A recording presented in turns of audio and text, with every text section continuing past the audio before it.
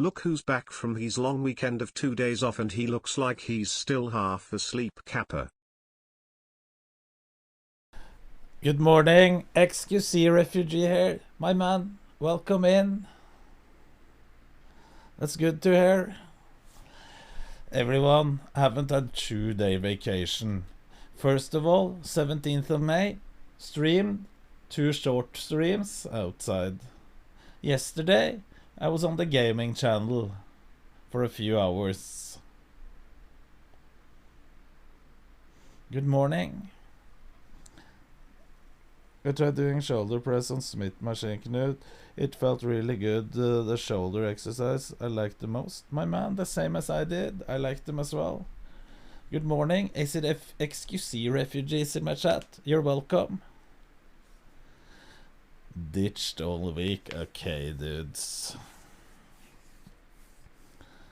Today, boys, we have to do a little unboxing stream of all my supplements, because it arrived.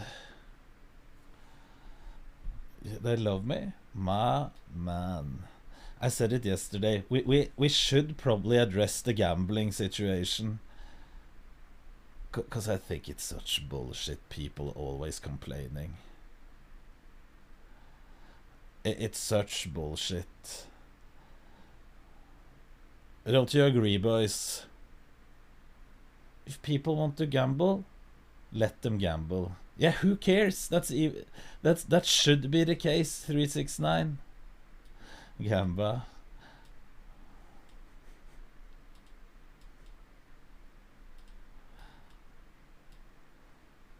$500 kilos of Knut Agra. No, but we should address. I have to say this. My take on gambling is,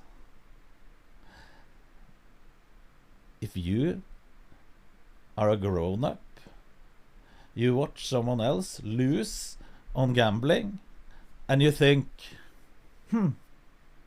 maybe if I fucking throw in my money into gambling, maybe I will win. Fucking even kids. It's a stupidity tax, but it's so addictive. True stupidity tax, correct? If you're dumb enough, you have to pay for it. Imagine watching someone lose thousands of dollars and think, maybe if I do the same, I will have a different outcome. He did this, lost a lot.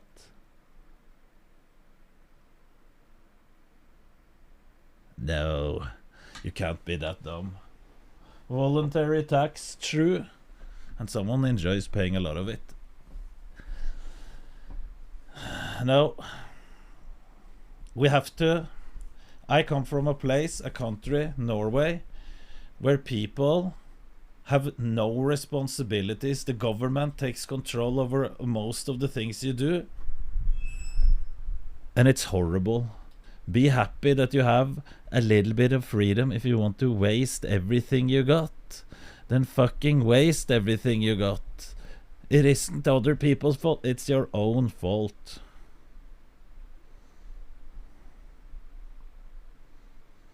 But the information should be there as well. I think he is responsible for showing one thing. This is the only responsibility I give him. Show them that you can't make money on gambling.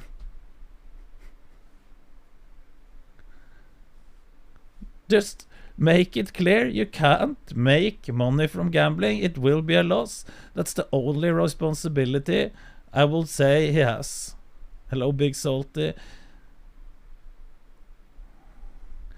But just jealousy is getting paid in gamble. They aren't. Everyone in their right mind would take the offer. True.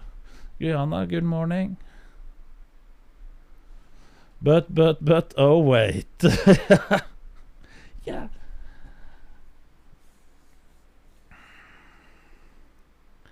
Oh, that's at least my take. I hate people just having no... Everyone will have no responsibility. well, gambling addicts get treated as any other addicts, alcohol, etc. Is anyone complaining about people drinking on stream?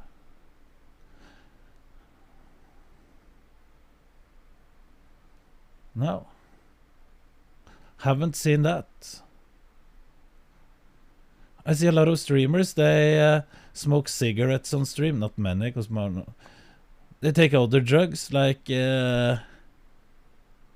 people are smoking weed on stream. I'm not sure how addictive that is, but still. Alcohol is at least no problem.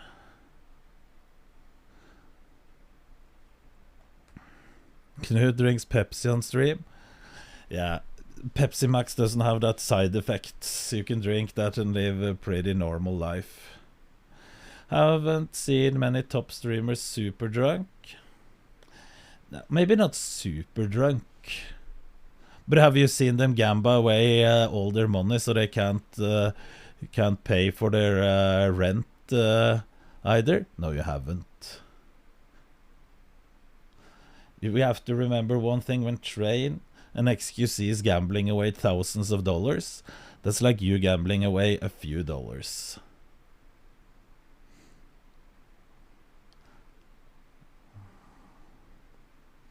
Flipping us. No. Oh fuck, it's left hand flip. I didn't notice.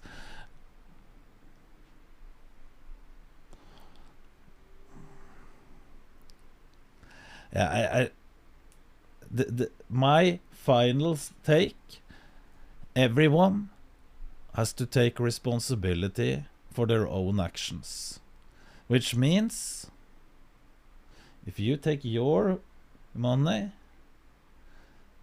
and put them into a slot machine, which means you will lose the money, you lost them. You can't blame anyone else.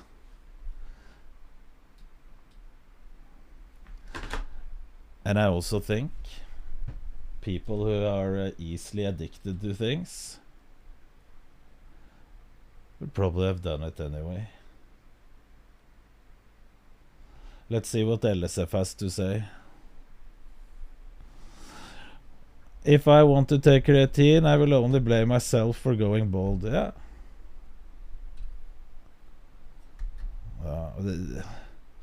They all make money off the hype. Yeah. True as well. Let's see what the livestream fails has to say today, because there are a lot of, like, how far should we go into people's life to protect them?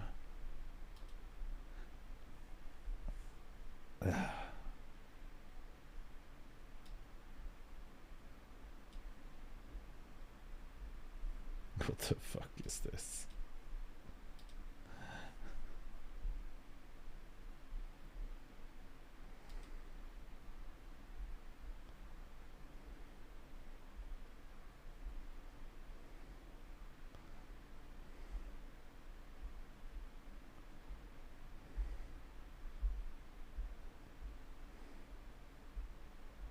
There's no safeguards. What is wrong with you? And then you get the money in how?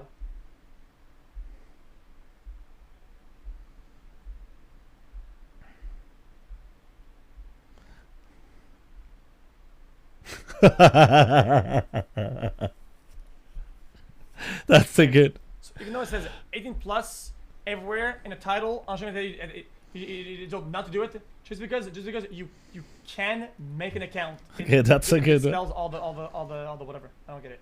I don't understand. What's the problem?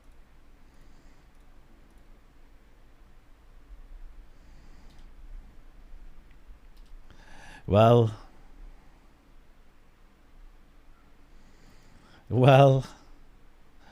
we have anyone claimed? First of all, to put in money, you need to buy cryptocurrency. And for most people, that applies that you need a bank card, which you can buy things on the internet.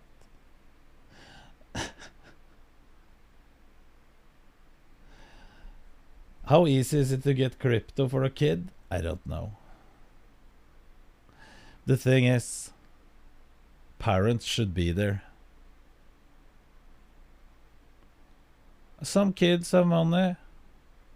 When they're going to Texas, I need to get the passport first.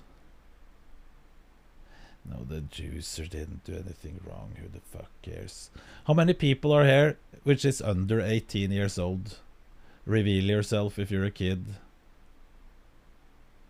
How much do kids have to gamble? $50? I don't know. Just steal daddy's credit card to buy thousands of pop coin. Almost 18. So you're 17. You're not 11. I'm mentally 18 or below. Mentally below. I'm turning 18. Fuck off, Drake. Mentally 10. 15. Okay, so there's one guy that revealed himself that I believe is below 16, 2, 15, 3, Nuttl. 19, and 69. So we have all age groups. DJK 367, thank you for 7 months. And Nixie, sorry that I didn't see it. Did I say thank you for the 100 earlier? Identify, I'm 18. So most people here are above 18. Listen to all of you. If you watch gambling on Twitch or anywhere else, just don't gamble yourself. You will just lose. If you want to try for once to put in $50, who cares? It isn't about that, but you will lose $50 if you play enough. You might get down to 40 and then up to 60, 70, maybe up to 100. But if you continue, they're gone. 30 can't stand on my toes. My juicer influenced me. Now I lost my house. You didn't even have a house, so don't complain. It isn't his fault that you don't have a house.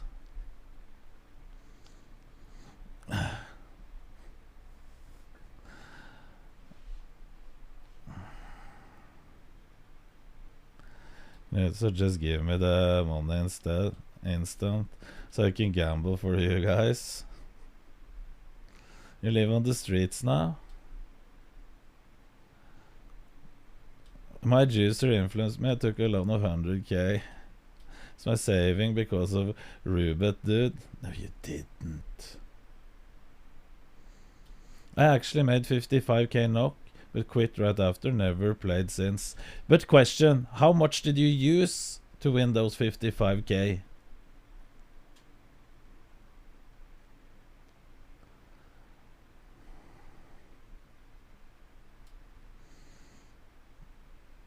I gambled $5, now I can't afford Chick-fil-A. Hubert, thank you for continuing. Gifted sub from Timber Dial. What about sports gambling? Well, this is the thing, this is the difference. Sports gambling isn't that random. Or Hero is always drinking cocaine buffet. Just go to casino with M5 money and double it and get M5C as easy win, dude. True.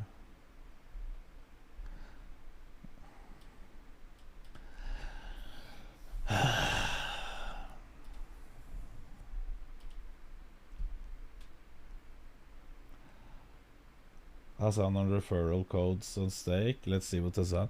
There is also by the time you just charge some money to only try it out, you end up being addicted to it and can't stop. Of course, it's not like this for everyone, but some. That's a very that's few people.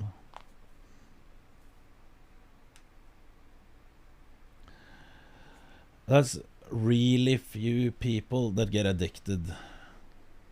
From thousands, let's see if there's some stats on this. How many people get addicted to gambling?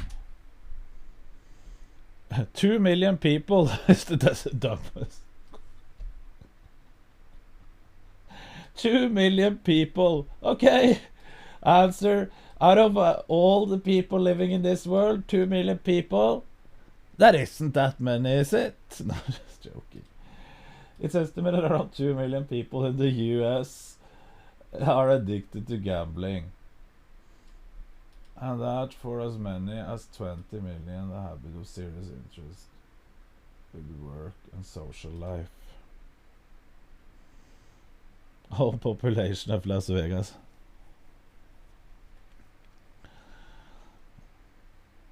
Reddit extension? I'm not sure if I have any Reddit extension.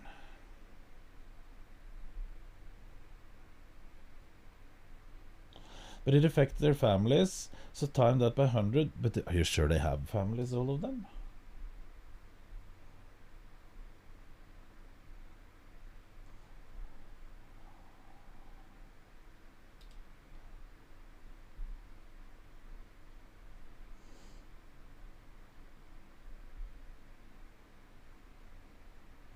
Probably not gambled. Sorry for laughing, because it is so that's so dark. Oh, you might get ready. It doesn't look like yours. I think I only have dark mode. New get.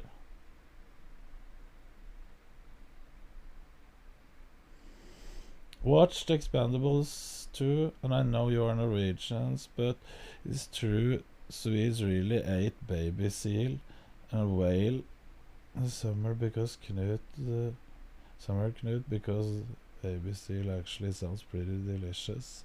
I don't know. I haven't had seal or whales at all.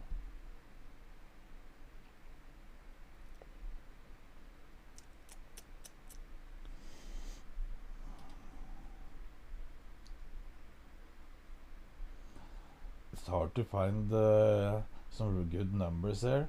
Families where up gambles are more likely to experience domestic violence, including child abuse. But who should we blame? What people should we blame? This is the question. How this is my question when it comes to gambling and everything. How much should we, because most of us, we can put, if we want to try gambling, we know this is most of us, almost everyone. We could look at a casino, we know we will lose money there, but for fun, we can do it. I went to Las Vegas with my girlfriend. We used $25 on the casino. Just for fun, since we were in Vegas, Las Vegas. Just for fun. Because we know, both of us, that we could lose all of it. But it was just because we were there, and it was for fun. And I think most of us, we have the brain to think, it isn't smart. Do I want to lose all my money? No. But maybe just for fun, we'll try. And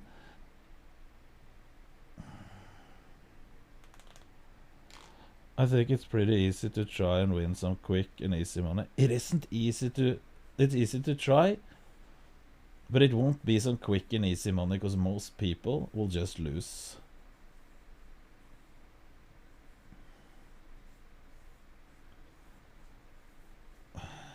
Yes, but some people doesn't have self-constraint. Yes, but how much should we control what is allowed or not? Because there's some people that will fuck up. How much should we, or should society, say this isn't allowed to do, or we don't like this because some people can't take responsibilities for themselves. How much should we protect few people? Because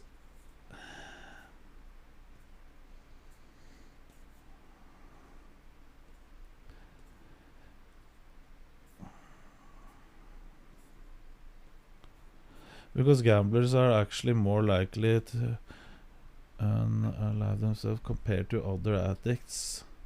I haven't seen any stats on that.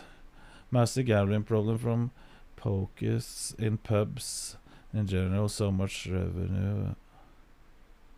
There's so much revenue, but the amount of time people just slap away 50s like 95% of the time.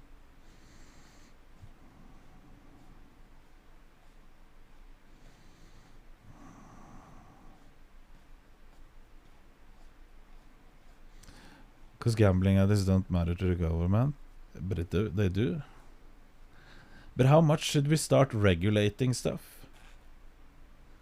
We can go into, you can take heroin, you can take alcohol, it ruins some people's life. And if you walk outside on a Saturday night, you will see advertisement for alcohol, even though it isn't on TV. You can just walk outside your house, you can go to a pub, and you can see a ton of people, thousands of people being free advertisement for alcohol.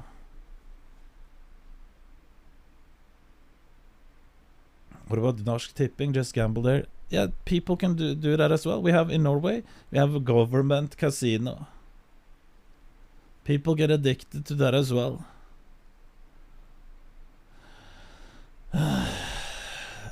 He took the sponsorship.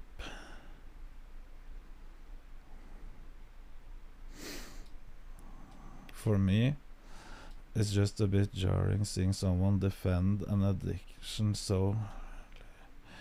know what they're doing. It's bad, but they're so intense about wanting to do it. For us, he's a big boy, so...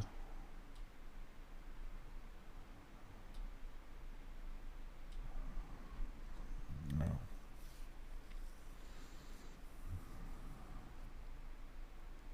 No real solution. Good morning. Yeah, it's only the government that is allowed to have casinos in Norway, and I'm not internet casinos there is, and some small machines to play on. But it is timeouts. It's just a bot timing out links.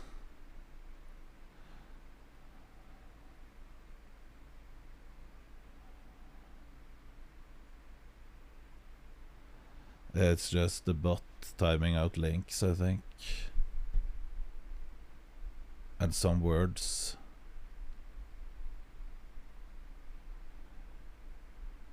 Yeah. So don't...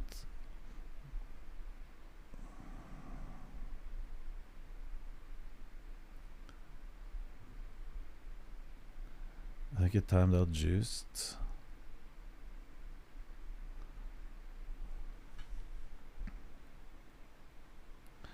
Eric is hammered, he needs help. We can't help him, it's beyond saved. Well, a lot of these websites, Stake and all of them, if they have a code, Laser Juiced, I agree.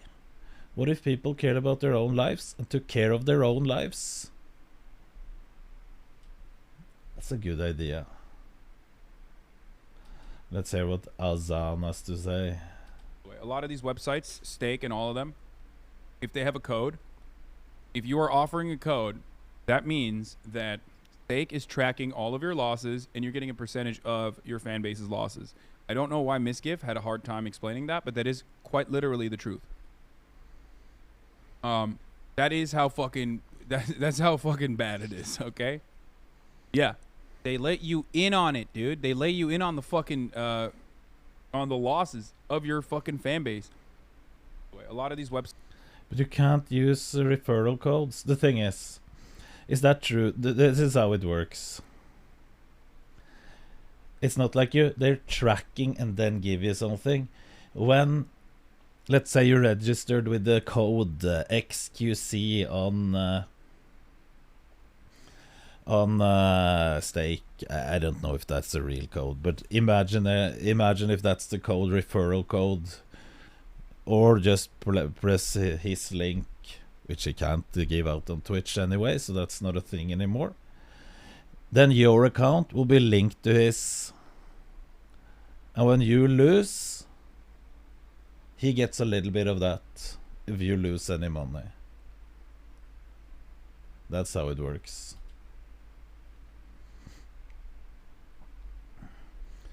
It was actually saying that gambling addicts are more likely to undeniable compared to other addicts. Just look up gambling suicide rates.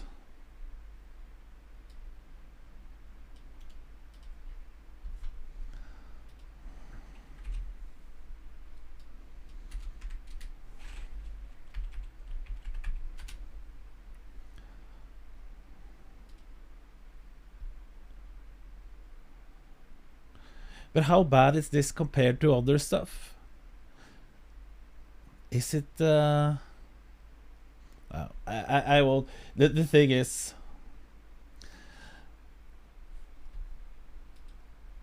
it's hard as a Twitch streamer to go into these topics, because in today's society, a human has a price. We might say there's no price on lives, but they actually do. We have a price on lives in our society today. For example, in Norway, there's some diseases that they don't give medication for, or they're not willing to pay for, because it's too expensive to pay that much for one person. Billy arrive morning boys. Night Owl, thank you so much for 11 months. And on this platform, I don't think we can talk about this. I'm afraid of getting banned. If we say, let's do an example here. Let's say we said, I don't think we should care about this because it's not enough people, and it would be too expensive to help them. Well, I wasn't talking specifically about gambling now. I was talking in general. You might sound a bit harsh. This is why politicians don't mention these topics. We can talk about a million other more important things. How about Finland and Sweden, NATO? True. Banning coming to 3. No, but this is true. You don't hear politicians talk about this, but it is reality.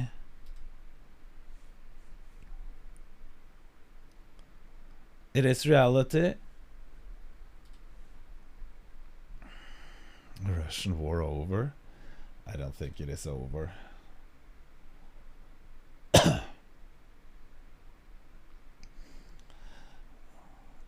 Ludwig is farming some. Is enough people at stake and pay Trainwrecks alone 10 million a month? Few people.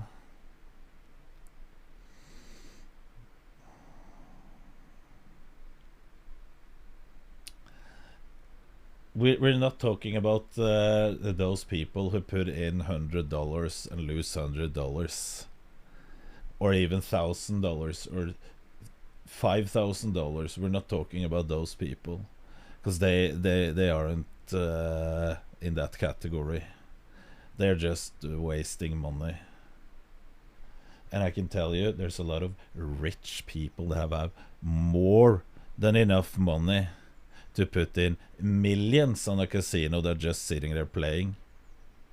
A lot of rich people in the Middle East, which is filthy rich from oil, they play a lot on gambling just for fun. Maybe they're addicted, but it doesn't affect them anyway. For me, gambling is uninteresting, but when I see XQC or Trainwreck is gambling thousands and they gain all this money even though they are losing, makes me want to because I'm poor as fuck and never have money. But it's like, it's so jarring to see that as one. That stuff just blows my tiny brain. The thing is, it's Connor 4. I have to tell you one thing. They don't win on the gambling itself. They get paid to gamble. They lose money on the gambling part.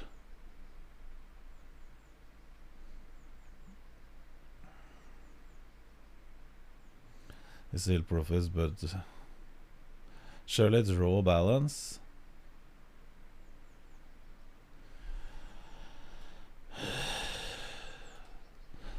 Yeah. They get paid as a sponsorship, and then they use their own money to gamble, and they have to gamble.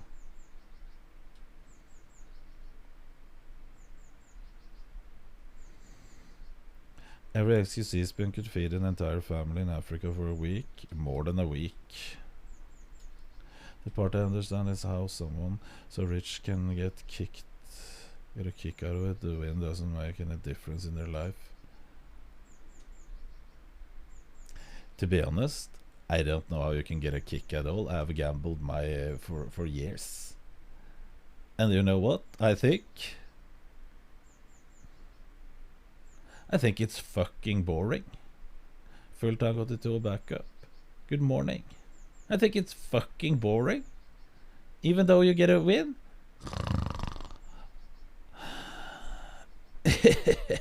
No thank you.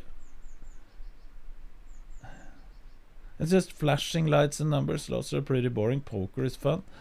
I understand people that think poker is fun.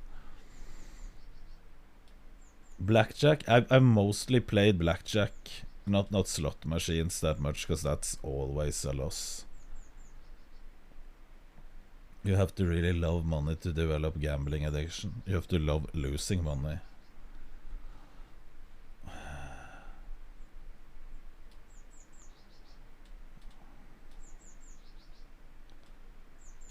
Listen, it's look at this. Do you want to see how you can lose $300 in a second or lose money? Now I'll give you an example. Do you want to see me lose? Do you want to see? Is this fun?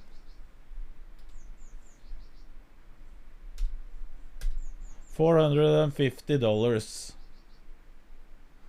$450.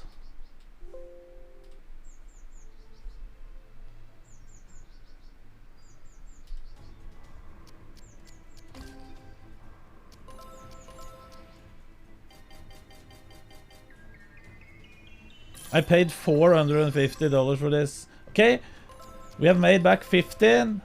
A little bit more. Jackpot. And now, imagine if we win. When I'm going to show you how much fast we can lose. Book. Now we're winning. No. Look, we have made 165. So we have lost. We're down $260. Oh, imagine if it filled up all of them. Just if this is okay. Bad example.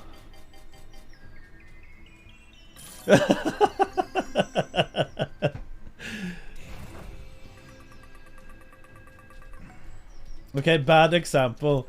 But then, should we double it? Should we double it? Or should we go out? Should we double? Double? No?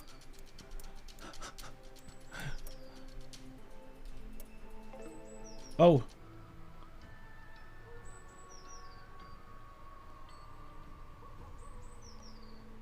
We lost all of it. Minus $450.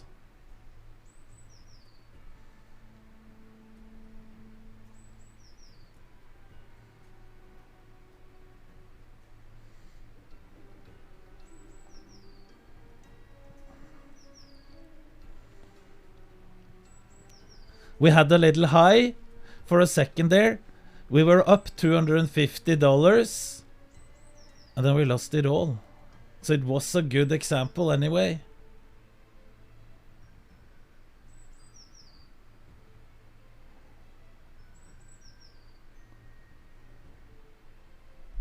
Did you see?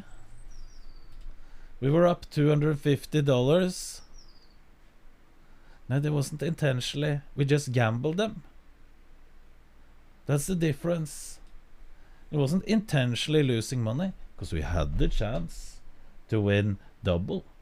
We could have been sitting here with $1,400, but what happened? Zero. Gambling is getting out of hand for no reason. Don't watch it if you don't like it. End of story. Agree. Everything is anyway. Can be distributed for viewers' perception of life decision or decisions like people are gaslighting and baiting streamers just to trigger and because of personal preferences. True. I agree with you.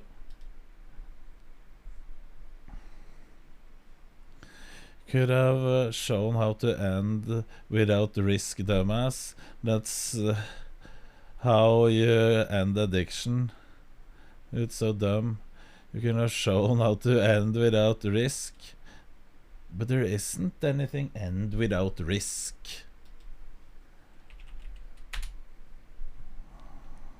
This is...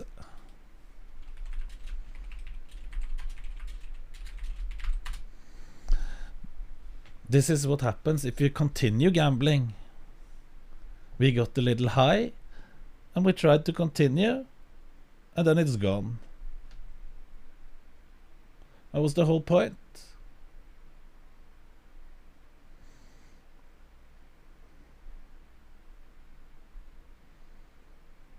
Is there drugs yet? Reading books is fun, no risk. Well, if you read the wrong book, you risk of getting misinformed.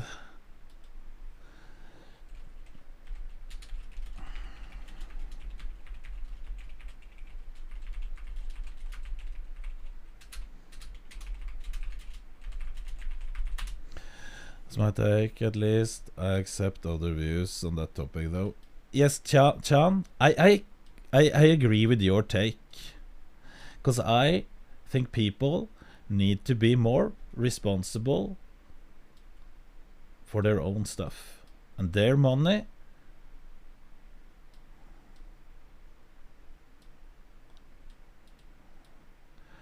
Warnings on Kinder eggs have been found to contain salmonella. Redel, lol. It's the best when you stop at its highest. Yeah, Chan, he was. It was because what I said about if you read the wrong book, you can get misinformed. So it was kinda a joke. He didn't mean that it would change his life. Just joined. Yeah, I said because a guy said I like reading books. No risk or something there, and I said, well, if you read the wrong book, you might be misinformed, and then that comment came up. So that's what it meant. I think it was a joke about what I was saying. But boys, now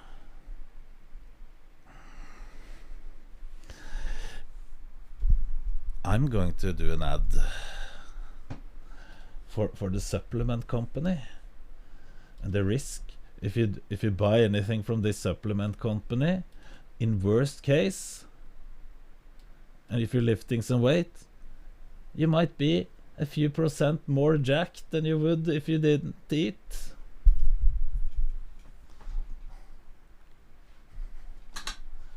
I'm not promise you anything,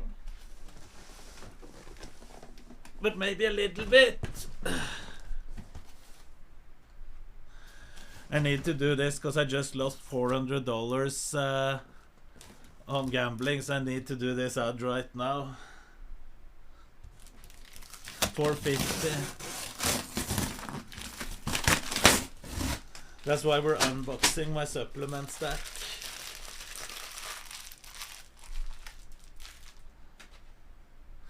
Sell us, Knut. Yes.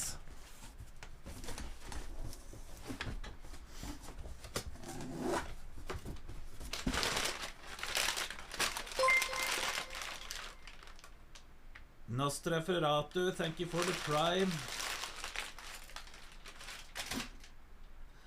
Okay, boys, where should we start? That's a lot of supplement, that is true.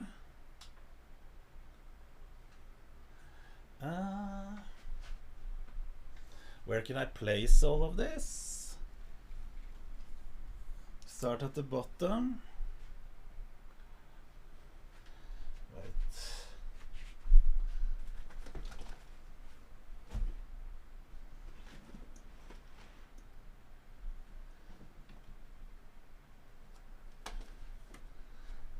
Maybe I should use a different lens on the camera so you can see more. But then you see how fucking messy my room is as well. That isn't good.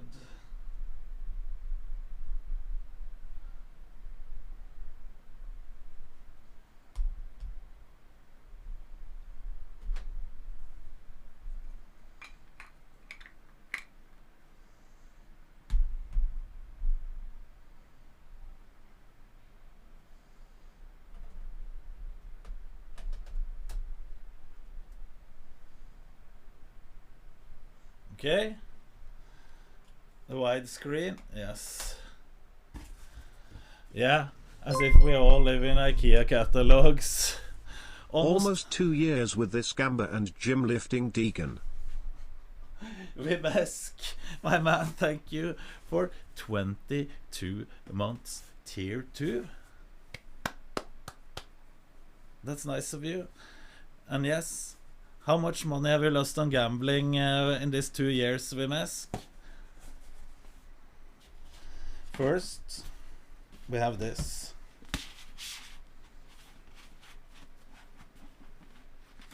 Hydro Rush.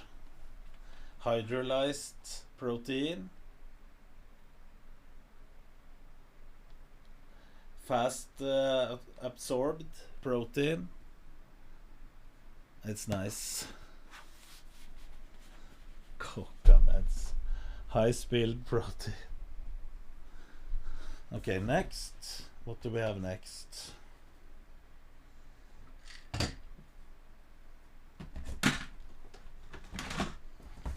We have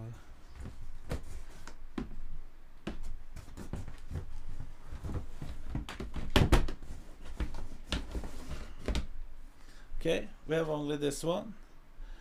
BCAA and glutamine.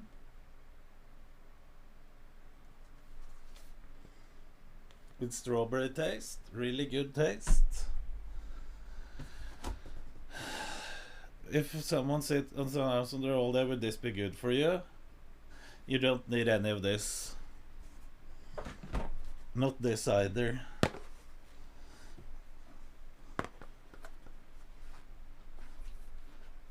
I use this as intra workout. It's a mix of BCAA, EAA, ultra hydrolyzed casein, dextrose, glucose, natrium, kalium, magnesium, and calcium.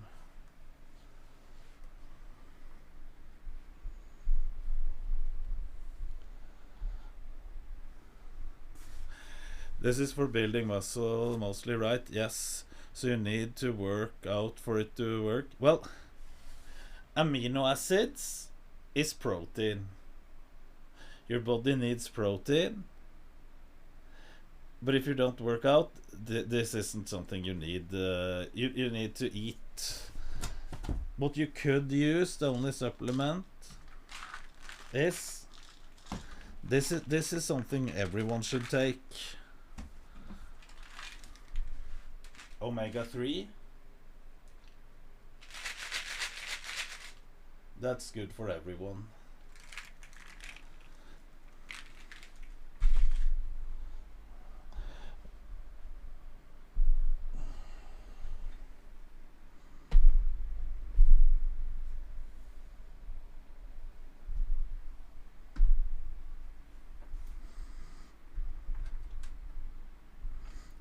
to do.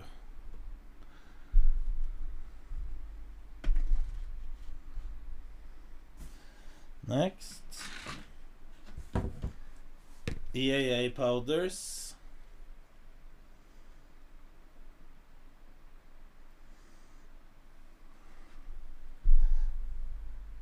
Looking at the beast as always. Thank you, Clicker. How are you doing?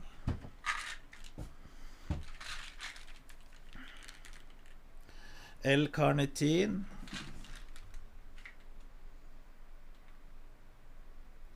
It says fat reducers, but I'm not sure.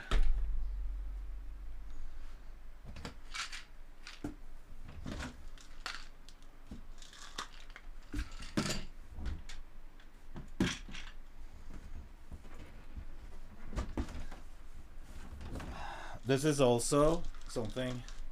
Turn lights on. The lights are on, but it's just the window that is that bright. That's the problem. ZMA, sleep quality. This is something everyone could take as well. It's magnesium, zinc, and vitamin B. But that's nothing for muscle building.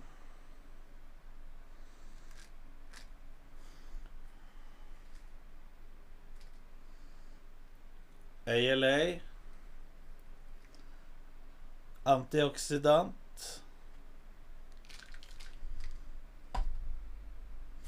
How long does this amount last you? A long time. Depends on what we're talking. Like melatonin. This is 120 tablets. I take 3 a day.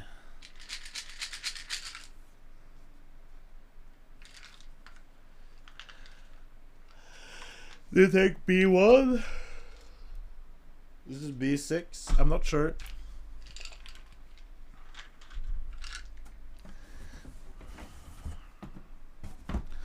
So we have another BCAA here. So you sleep well. Yes, melatonin.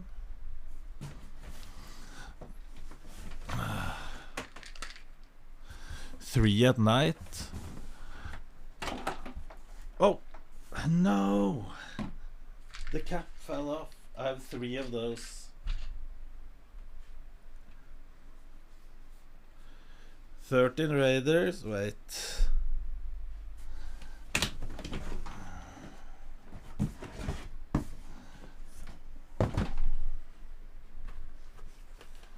This is normal whey isolate powder. This is a nice supplement. I take 3 melatonin a night, but mine are type that go under the tongue and let's dissolve. Okay. Just faster absorption.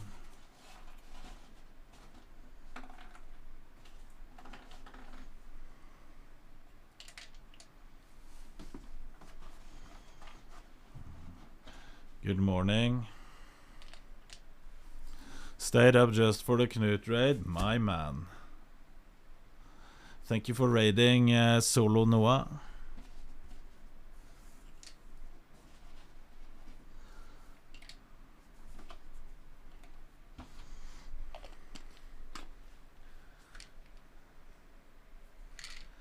I ate magnesium. Yes, I have magnesium. 300 grams.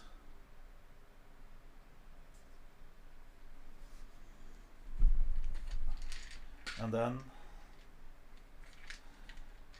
360 melatonin. Jeg drev å fortelle henne. And then GABA.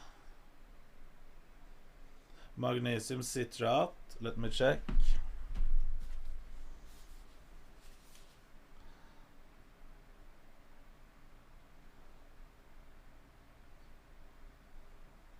I think it is.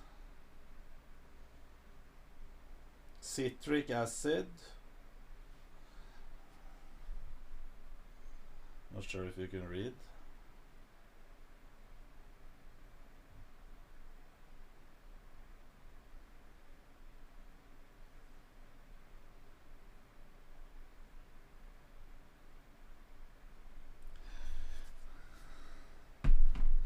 I know you need prescription in Sweden. They changed it there.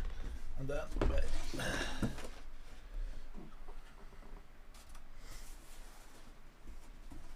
Fuck this house. This room is too small. I need to become a bigger streamer so I can get a bigger room. How much all of this costs? Should we try to add everything into the store and see how much it costs?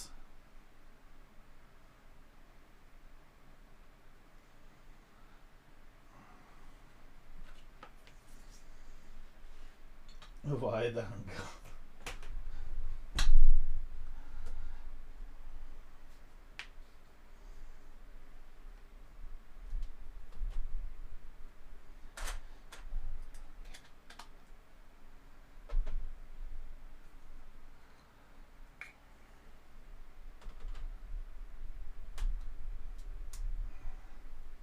We can try to add everything.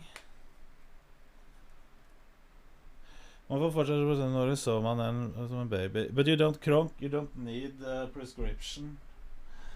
Okay. Should we add in and try to see how much all of this would cost?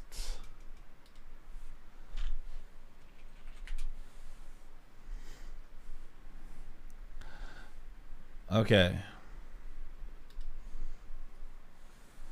Set them A, this one, buy. Then we have those three.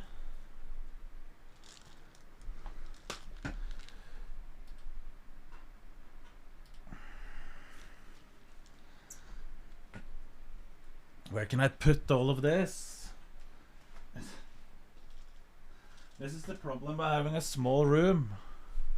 Melatonin, we need 3 of them, that's probably her.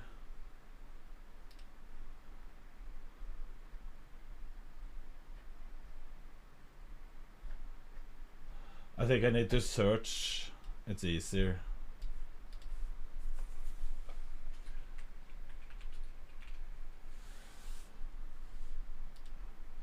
Three pack. Add. Continue shopping.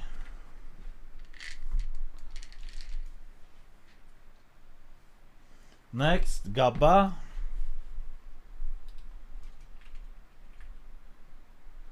I use this one. Add. Continue shopping. Magnesium.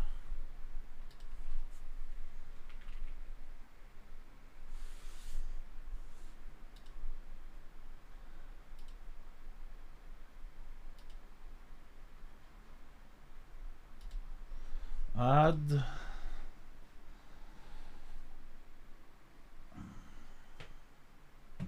We have the carbs. 100% carbs.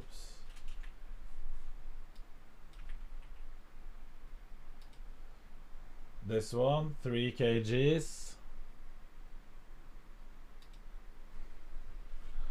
GABA is for sleep. That's why I take it, but you can. It's not gabapentin. I don't know what that is. Zinc. I forgot to tell you. We could have done this for more accurate colors, I think.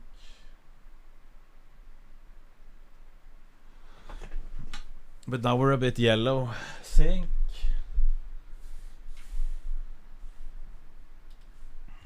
Mega zinc.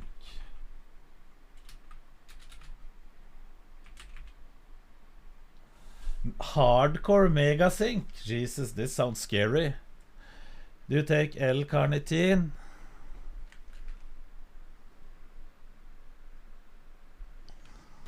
Yes.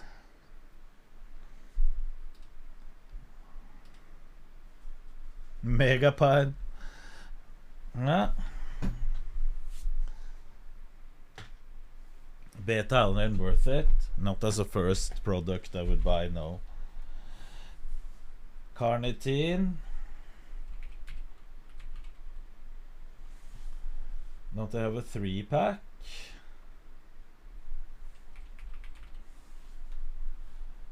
Don't they have a 3-pack of L-carnitine? I thought they did. Fuck, then it's expensive. Why can't we get... I got 3 of them. Keep debunking its usefulness of beta-alanine. Are you blind? Can you see it?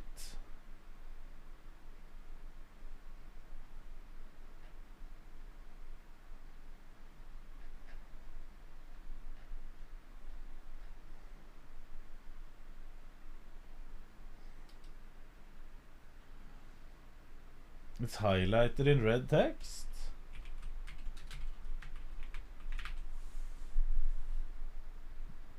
No.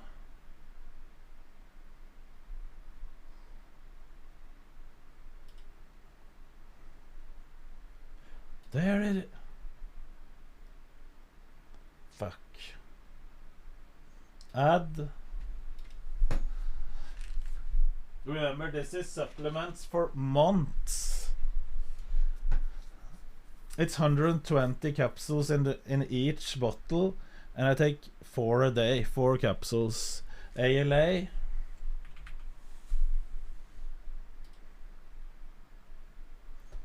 Add.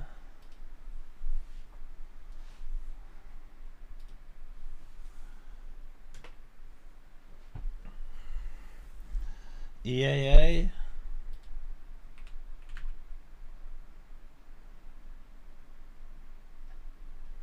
Is it? Wait.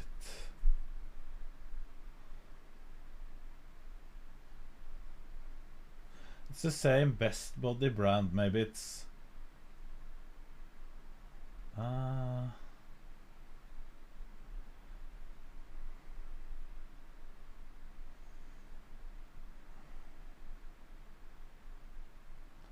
Where is amino there? Here.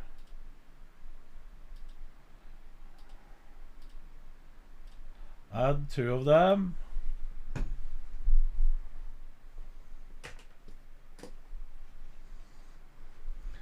BCAA powder.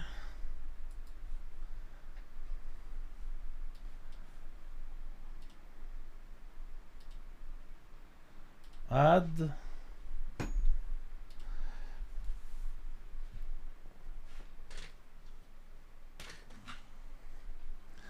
And then 3 of this one. Cell matrix.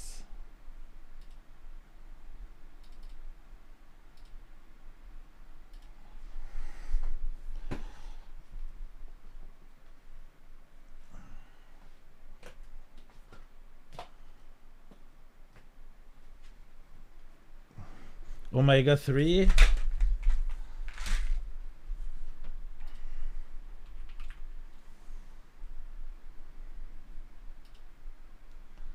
That's pretty cheap.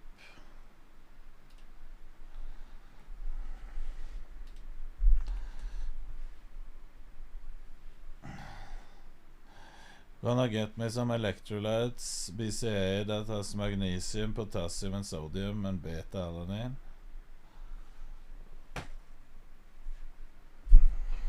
Hydro Rush.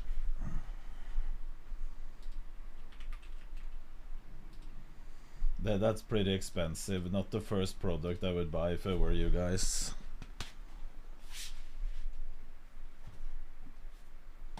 And then, since I'm a pussy, I buy Isolate.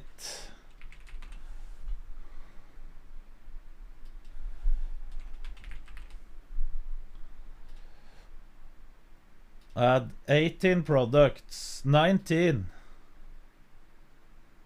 Oh, Monka.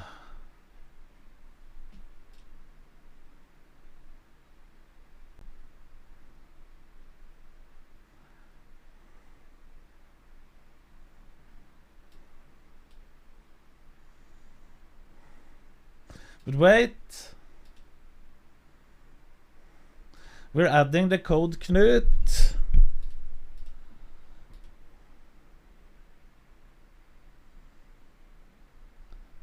We got some off.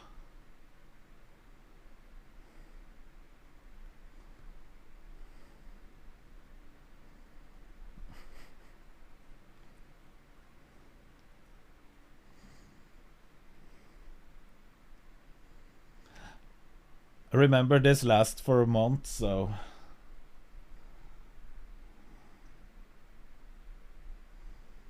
And this is a lot. Yeah, but it isn't that much cheaper other places, Kaisaro. And the ZMA. The ZMA, Calc. If you take it every day, 360. It's for 180 days.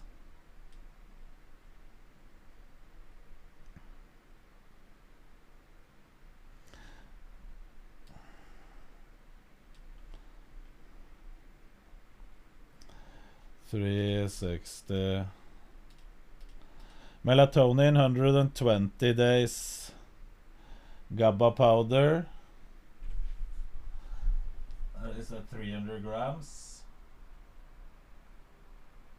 120 grams. That's 120 days. No, that it isn't. But if you buy all at the same time, it might seem a bit expensive. Pure carbs, it depends on what you take. Because the thing is, this lasts for like half a year almost, this pack. A lot of them.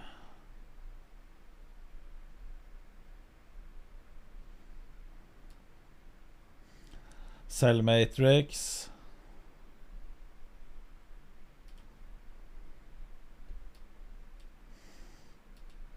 But if I were to buy, let's say you were a starter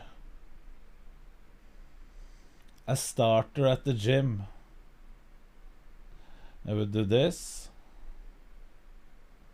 this, this,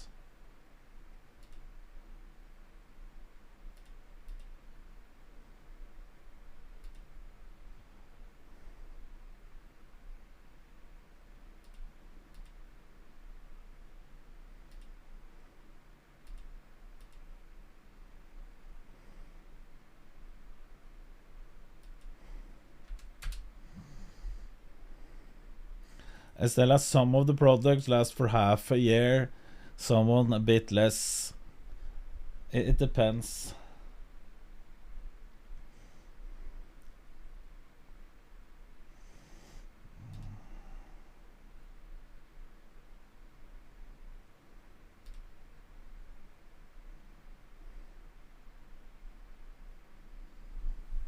And everything you need is a scoop of G Fuel.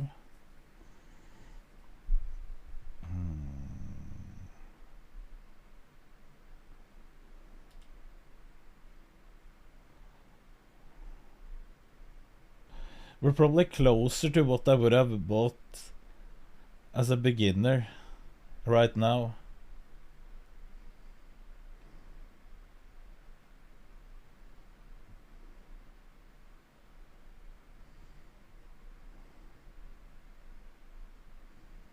But I would probably have added in some other stuff that I already have in my cabinet.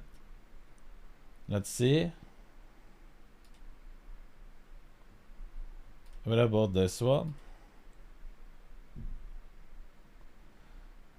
Creatine. Ashwagandha. I don't think you need that.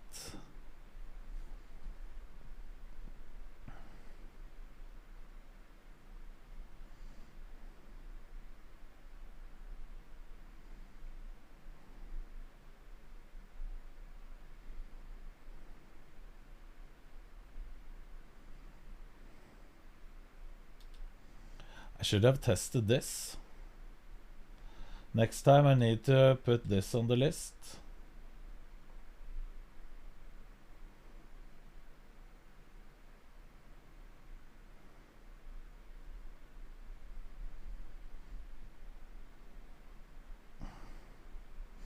I have a NAC already.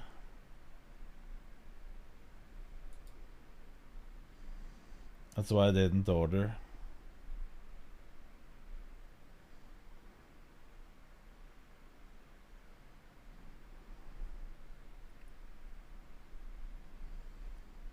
B12.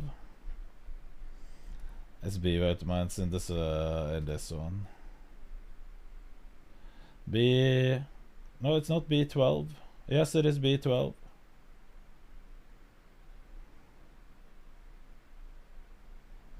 Less stress, slight test boost, more gains.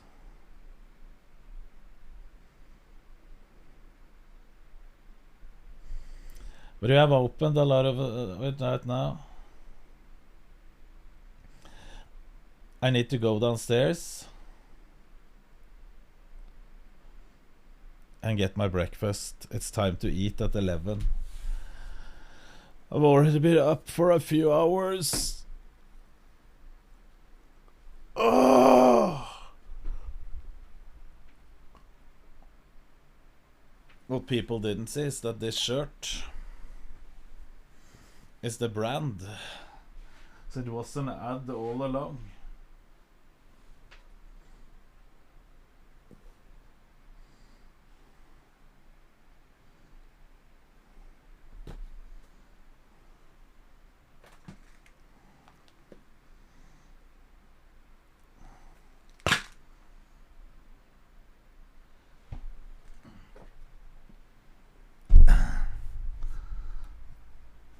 There as well. Thank you, Tiger. I haven't tried Turkesterone. I think it is a scam. What I think about Turkesterone is it might have some effects, but right now I think you're getting scammed because it's promising you more than you will get. That's what I think.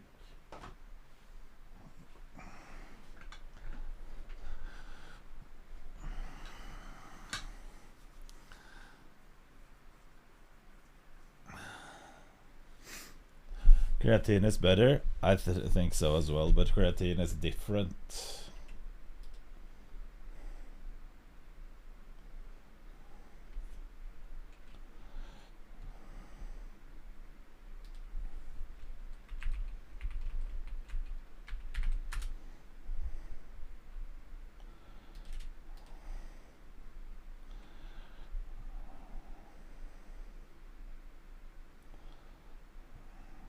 Okay, I'll go and make my food, then we can watch a video about Turkesterone. Just to see how much you will get scammed. So be right back.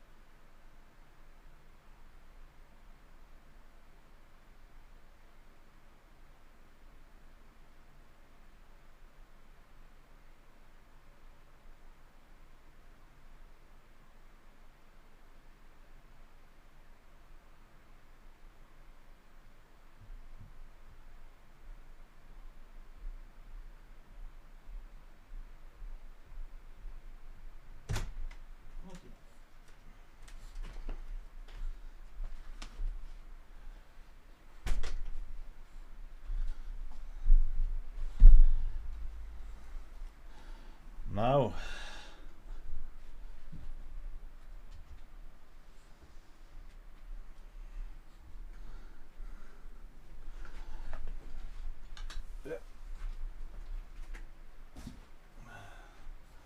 Kira is here as well. Okay, boys, today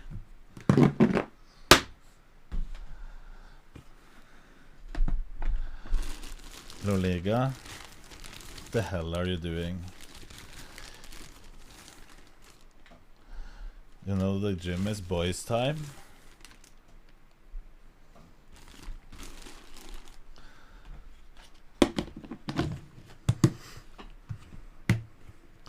What's in that bowl?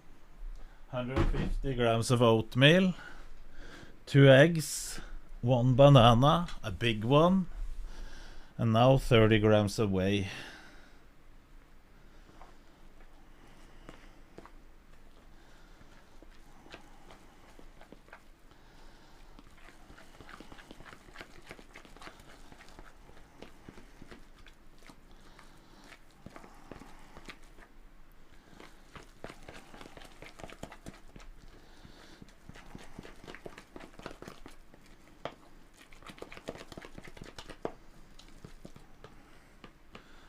Horse. That would give me tsunami diarrhea. No, it wouldn't. Good morning, Infinite.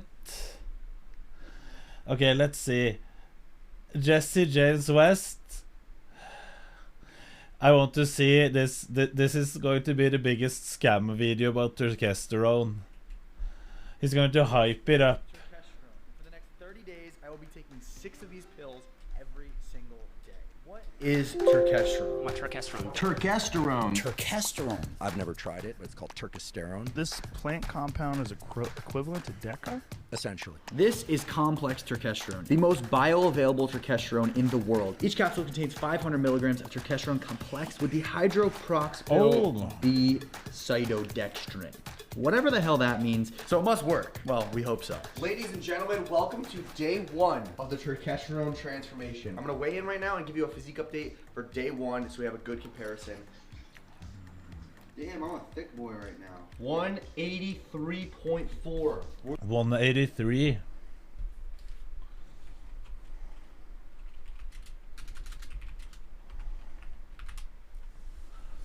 Thick boy. 1 year of molding at ShitKids and I can't wait for the upcoming Canute diet. Loliga, my man, thank you so much for staying here. We're Baby gonna see weights. if I either get leaner, get bigger, or both. People say that this stuff is like a magic pill. The only magic pill I know is for a Sunday night with a girl. As you see, it is 9:20 in the morning, December 23rd. 30 days begins now. Honest physique update.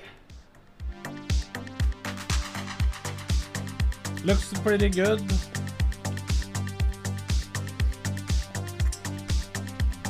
Check back in all the time with you guys and we'll see how much progress we make. I'll try to do the same spot, same lighting, same time, and we'll see what happens. I will be taking 6 of these pills every single day for the next 30 days straight. I'd recommend to start with 4.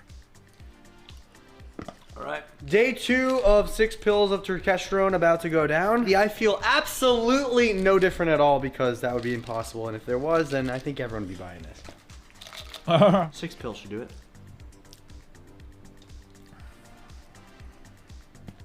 We're also weighing in literally the same today, about a 183. I'm not expecting many changes until about day 15, but maybe we'll see them sooner.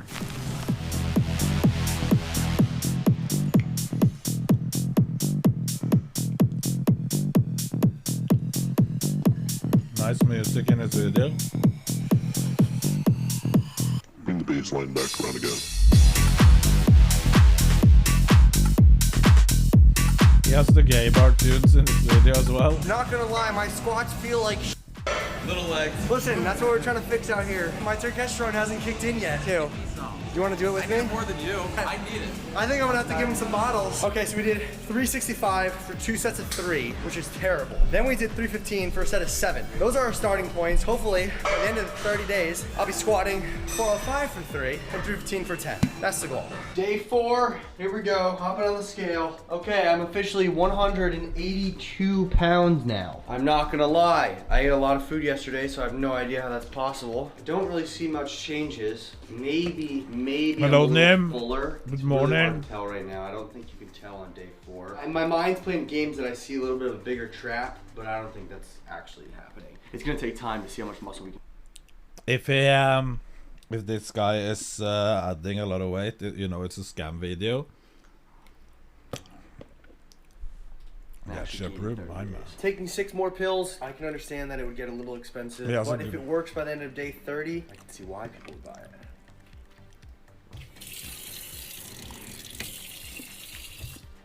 Oh my God, 6 is a lot. Day 5 of swallowing the pill, 6 don't get easier, I'll tell you that. Steroids.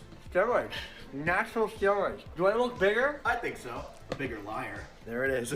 Bigger liar. True. Guys, I'm still natty on these. Until they're regulated as not natty.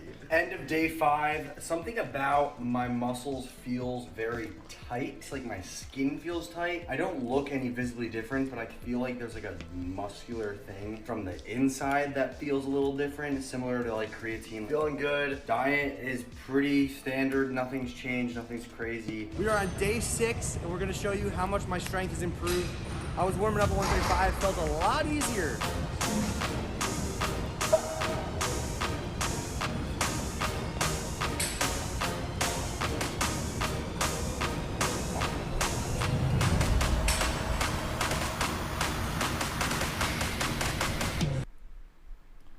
We can already see that this is a scam video. Buy Turkestron here and use code Jesse for a discount. GorillaMind.com/Jesse. The warm-up felt easy. 155 moved pretty well, but didn't feel any easier, so I don't know if I'm truly getting stronger just yet. We're only on day 6. All right, we got day 6 for 6 pills. Cheers, brother! It's getting easier to swallow the pill.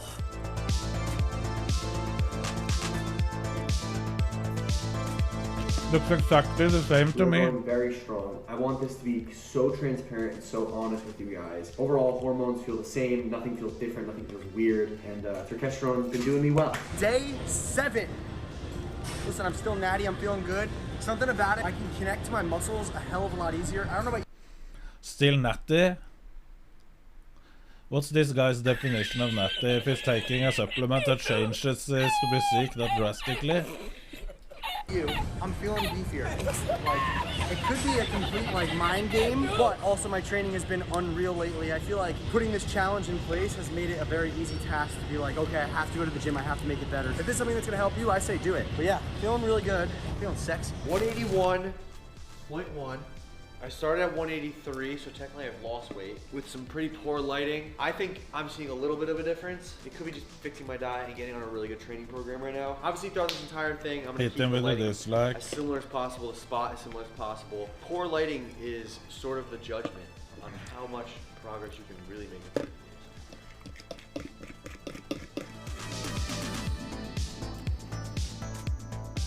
Taking supplements equals natty. Day 9 on the Magic Turkey. We're going for 365. I did this last week. Only got 3. Hopefully we can get 5 today. We'll see if we really are getting stronger. Of course, it will look exactly the same.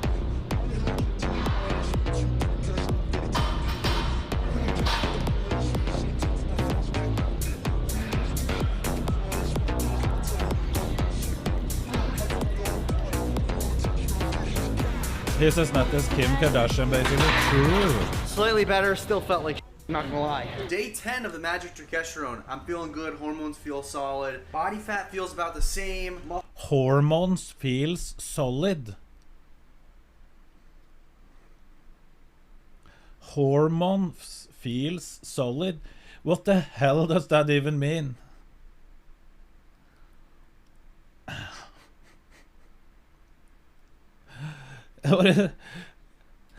Muscles feel a little bit more full overall. Training has been pretty good. Once again, 6 pill. I feel like we're at the turning point when we're gonna start seeing results. There's one thing that I got better at, is putting lots of things in my mouth and swallowing whole. My previous existing pubertal gyno feels the same, so no side effects whatsoever. My hair is still intact, even though it's 10 days. I haven't noticed anything weird. Show you guys a physique update. I have a little bit of a shoulder pump. I'm in Miami, got a little sun today, so it might be extra dry looking. I definitely No, you look the same. Thicker look to me.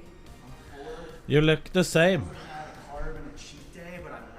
Until day 10, I did not see many results, but by day 11 to 14 is when things started getting crazy. After 2 weeks of taking 6 pills a day, I knew it was working. Not too shabby if you ask me. 10 days going super strong. Training has been amazing. My Gorilla products are definitely gonna help. The glycerol, the nitric, and the regular stim. Overall, I just feel like, even with typical pre-workouts and stuff, Level I rising pump, but I yeah. have had 10 days of amazing pumps. I definitely feel like rock solid. I'm starting to see a difference. They're Could it rock be solid. because I'm consistent on training and other things? Maybe, but I look better. That's all that matters. We are officially 2 weeks on Turkesterone. A little quick rundown of how I've been feeling. I've been feeling Take fuller. it for I've been having science, better Smith. workouts. The pumps have been insane. Can someone send it to me? Result yet, but obviously, as an experienced lifter, and it only I'll been take 14 it. days, for me to feel absolutely anything is a good sign. I'm not But willing for to right pay. now, this is how I'm looking.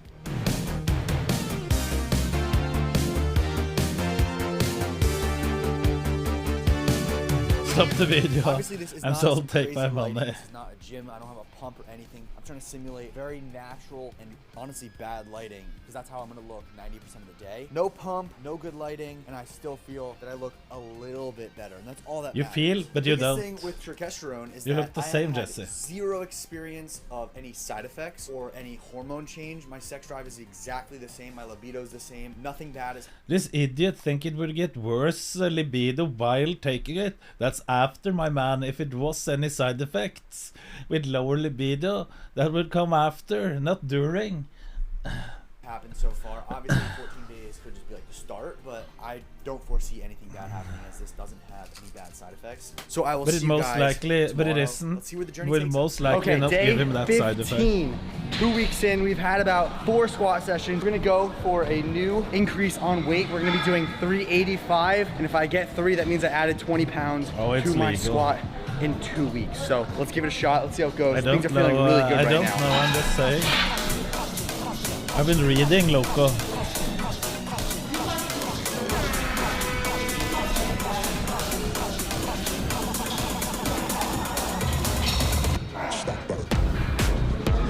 Oh, I've been reading on the internet. So it felt lighter than ever, and of course the guy grabbed the... Bro, if you're gonna spot someone, don't touch them. Do not touch them. I hit 4. Obviously I could have done 3 easily. I did 2 on my own. 3rd one would have been easy, but he touched me twice, so I'm gonna do it again. He touched him because the spotter was a bit horny and he wanted to touch.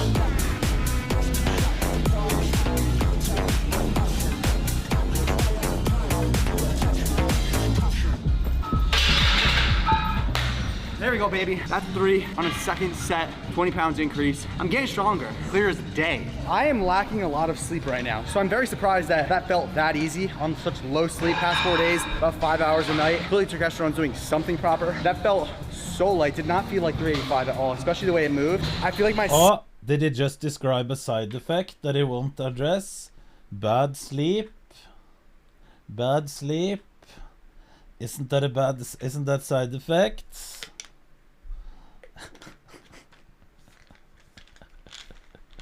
That's not a good side effect, my man. CNS is getting stronger. Like my muscles, like they fatigued, but like just my internal engine, CNS, it was like easy. I did 315 for 7 in the first week on Turkesterone, so now we're gonna be doing 315 and we're gonna try to go for 10.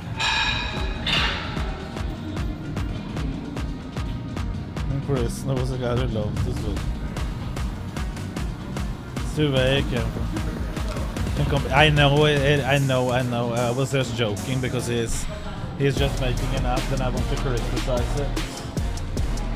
That's all.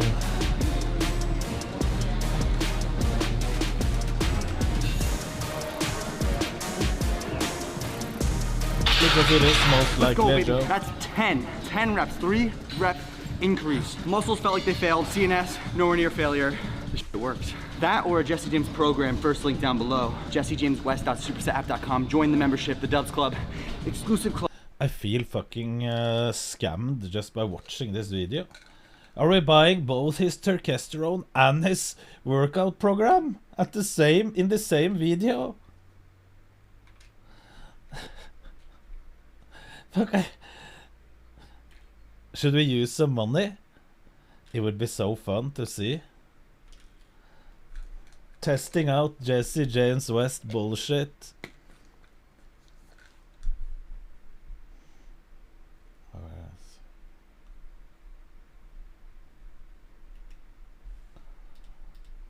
Do you know what? I'm going to do this. I have Dubs $15 a month. The Dubs Club.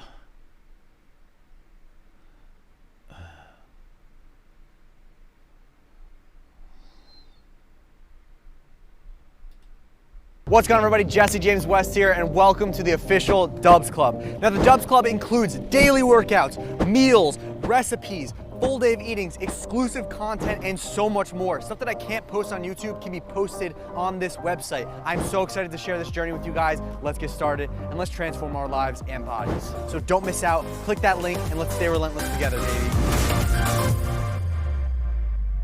I'm sold as well.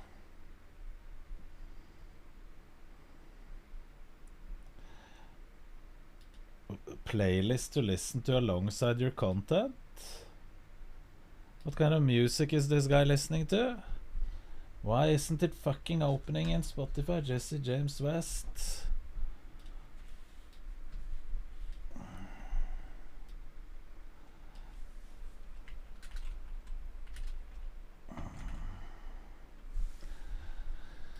Okay.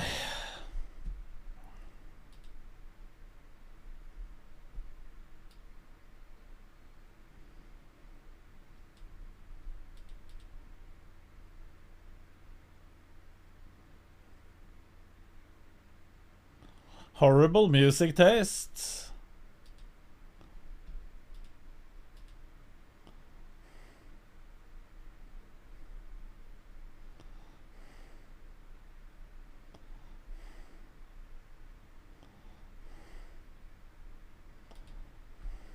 Self-destruct personality. If anyone has been wondering what emo music is, this is.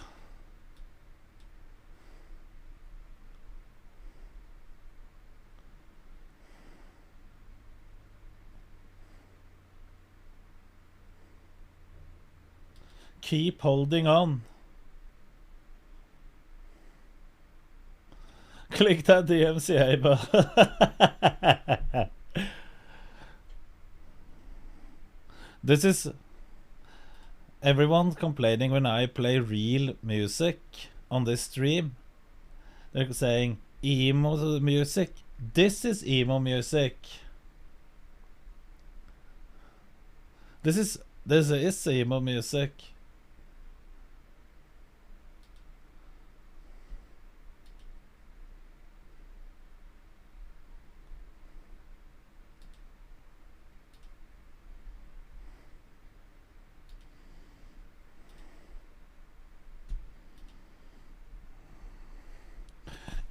I'm not a fan of this music in general. Mozart, we can listen to some real music later, but not now. Let's get back to the Dub Club and see his extreme results in 30 days. Club, extra content, workouts daily, nutrition tips, extra videos about nutrition and training that I wouldn't post here, private Discord, so much stuff. Check it out. So in conclusion, the results really kick in on week 2 into 3. So that's where you gotta be patient, and also you gotta use code Jesse to get this stuff. I mean, come on. All right, we are on day 16. I am feeling absolutely monstrous of a pump right now. So I had to document this because I feel really good. What's crazy is that I haven't been as consistent as I was the first about 1.5 weeks, just simply because of travel. But getting back into it, making sure I get a pump, making sure I get my workouts in is super important. Other than that, feeling good, feeling pumped. I don't know, man, I'm feeling bigger. Body fat is the same, arms feeling super pumped. I feel like I can see a big difference in my traps. The same. Like the ever so slightest. So I do feel like it is making a difference. Looks exactly the same to me. We're on day 16, I believe. I feel like I have really nice roundness to my muscles. I would say the only thing I'm lacking right now is gonna be my nutrition, which is gonna be more important than training. Tried for 2 months, Dino. Every single day does Thank not you. get easier. We needed that. We needed some insides. Hormonally? I don't know. My sex drive might have gone up. I'm an animal. I'm just gonna say that. Right, Claude? Right. In all seriousness, have you seen any difference for testosterone? I do think you looked a little bigger the other day, but then after I hadn't seen you for a while, you looked a little thin. I think it's from traveling. I don't know. You haven't been like lifting probably a lot. Yeah, I will say the other. I was stronger in the gym the other day, so it's confusing. It's hard for me to tell the difference when I see you often. I know. I will say the other day you looked like a lot like musclier than normal. This is after a full day of eating as well, so. This is after a full day of eating, and it looks the same.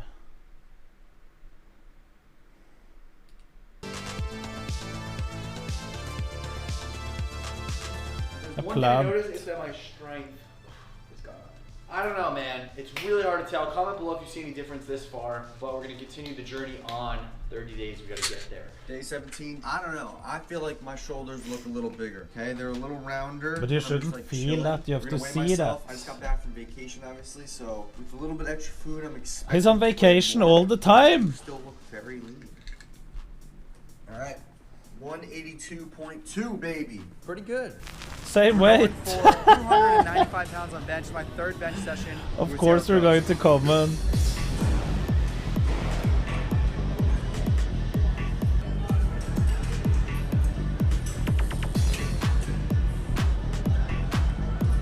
People buying this shit, Knut. Yeah, but I get why people are buying it, because there's so many ads. And they're getting influenced by the wrong people. These people watching this guy, they need a fucking huge dose of some Knut reality influence, okay? That's what they need. That's what I call a PR. Not this All-time fucking PR. bullshit, fucking dumbass, scamming liars over in Miami. Literally never done that much weight ever, literally ever. So that's insane. Clearly something's working on a good program. I'm Proper saying sleep it. the past few nights. Tell them, Tomorrow, yes. I feel good, I feel solid. Sex drive's normal, everything. So testosterone. We are feeling very strong today that we're so confident that we're going for the 110s. If I die, I die. At least subscribe.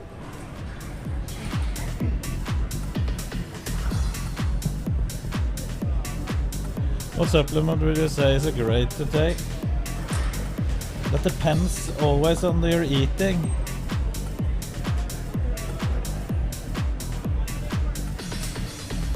I don't understand how they sleep at night. Maybe money over morals. 17 or 18, I don't remember to be honest. I 100% look a little bit bigger. Like No, you don't. You can't convince me. I've seen bodybuilding for 20 years. I see that you look exactly the same. How they sleep at night. Listen, I've told this to my community many times. I will take any fucking sponsorship that gives me money, okay? That's what I have said. But you, as a member of Knut's community, you need to know this. You need to know the difference between a bullshit sponsorship and a real sponsorship.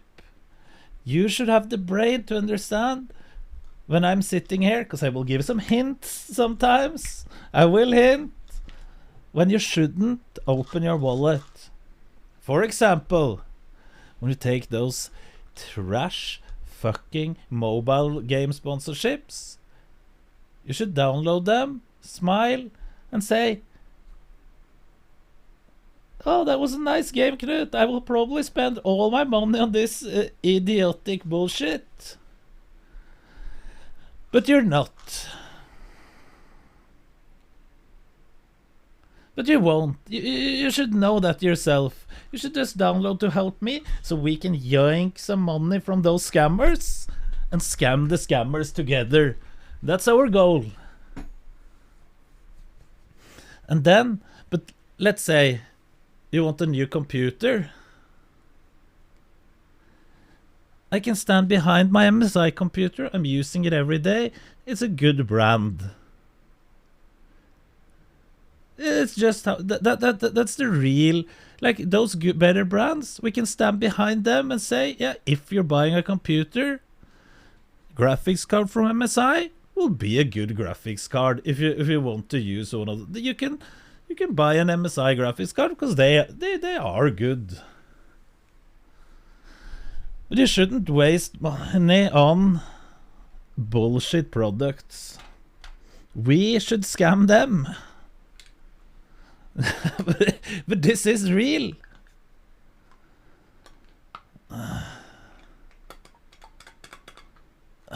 It is the truth. It isn't something to laugh of. Or if you want a keyboard or a mouse, if you see me use it every day, it's probably a good product. SteelSeries has good products. Not saying to waste all your money that you can't afford, but if you're buying a wireless mouse, I will give you the advice. You can use the same as I'm using every day. Because believe me, I could get many brands of mouses for free if I wanted to. Point being, exclusive scam. Can't argue with that, no.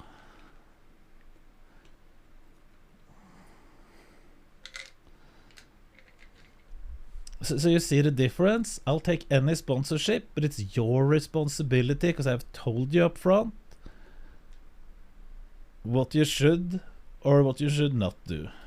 My shoulders are 100% more round. That's the number one thing I've noticed. And I haven't had a bad workout in literally a month. It's been amazing. Day 19, it's the morning. Time to weigh in, baby. We have a solid. He has lost 2 pounds. 181.1. I think I lost weight, which explains why I'm looking leaner, but I'm eating more, which is really weird. Noel, it's day 23 on Turkesterone. I've been taking 6 pills a day. Do you see a difference in my musculatureness? Be honest. I would say yes. Right? A little bit. I would say no. Okay, there it is. Turkesterone works, baby. Final squat session of the 30-day Turkesterone transfer. Trust this girl to see if Turkesterone works, boys. Do you trust her? Confirmed. Reliable source.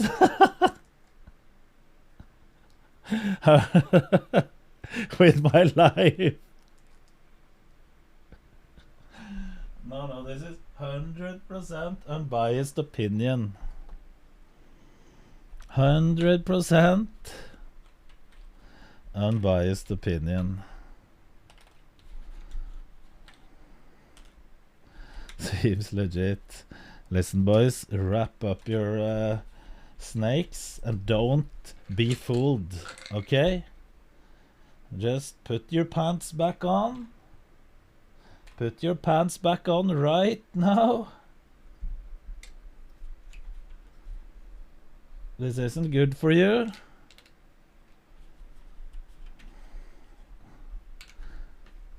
And don't trust. Okay, there it is. Turkesterone works, baby. Final squat session of the 30-day Turkesterone transformation. If I make some sort of transformation right now, I guarantee you will too if you get some. Code Jesse. Here you go. Took platt. Pants on, Knut, what now? I will continue the that video. Was easy. 440 pounds. This has been an all-time PR.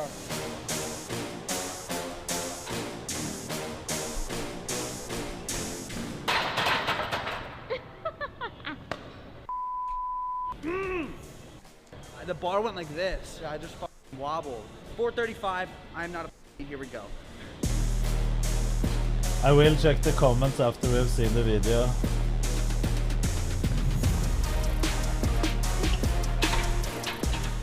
Did I even go low enough? You did, but you almost didn't make it up. I'm still so pissed from the last one, but all right. 435, new squat PR. That is insane. Turkesterone clearly works. And my programs. The final bench session of day 30 in the challenge, going for 335.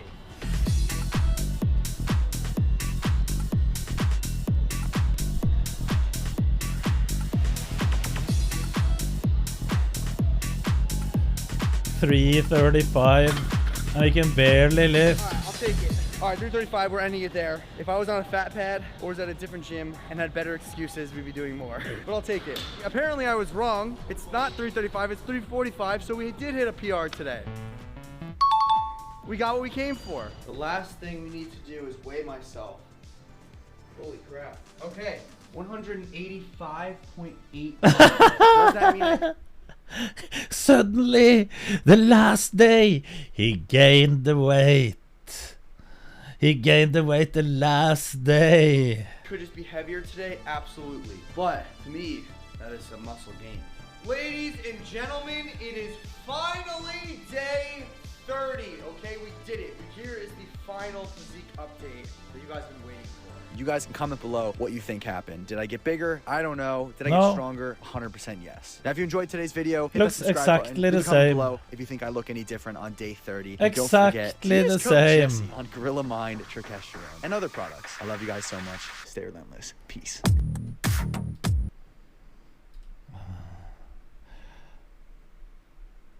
Ezra must be working if you update. Brandon Harding Trichesterone must be working if you upgrade to a hard body belt and knee sleeves. Good one. Good one. I'm only 89 years and managed to wipe my own ass. Hope this inspired you kids. You can accomplish great things in life. Remember to train hard, eat clean, Anwar, give up. Like Jesse and me. How many people will now want me lifting more?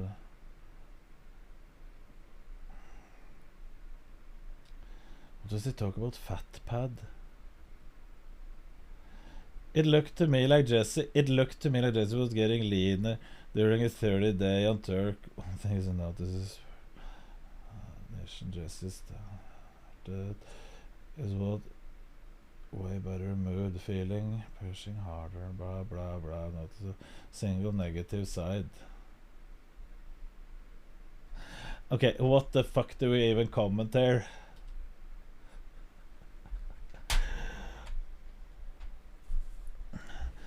Kim Jong-un. Ah, the t-shirt. I remember. We have this guy here. Henny, M. Henny. We have him in chat. Let's see if we can find him. Him in chat. Let's see if we can. Right. Videos. The video is already here. Recent broadcast 2 days ago. He has to be. I'm not sure where he is. There's no yoga type. Blue. Don't you remember? Where is the Batman? Har du sett The Dark Knight Rises? Nei. We have Batman. Where is the Batman guy? Batman. Det er Batman, og så er du Bane. Det som skjer er at Henny, do you know this guy? Batman, og vinner over Batman. Og så trener Batman seg opp. Jeg så en fyr som lignet på Bane i Oscar, så jeg skal se på. Knut er selvfølgelig Henny, do you know Batman? Alle Knut sine følgere. Kan jeg ta tysk også? Alles Knut er følgeren. Okay, all Knut's followers. My name is Espen, and my dream is to one day play Batman in a Batman movie that I direct. And Knut over here is gonna play Man-Bat or Bane, I'm not sure yet. And then I am gonna play Batman. And when that happens, I'm gonna win a fucking Oscar. And when that happens, I'm gonna thank all of you, my followers, or Knut's followers. So, people of the world, live every day and day every life. You understand? She is blonde and cool. Thank you for your attention. Have a good day. Let's go over to Bane. Batman out. I think we have It has to be here somewhere. So we met. There he is. He's coming in. Okay, skal vi... Streama da. Det var ingen som så, for det lagget ut akkurat når du viste frem genseren din. Er det noen som ser på nå da? Ja, litt på den. Ikke sant? Se på det her. Idiotisk. Ja, det. Arbeid. And Putin might not be the most popular guy these days. That's...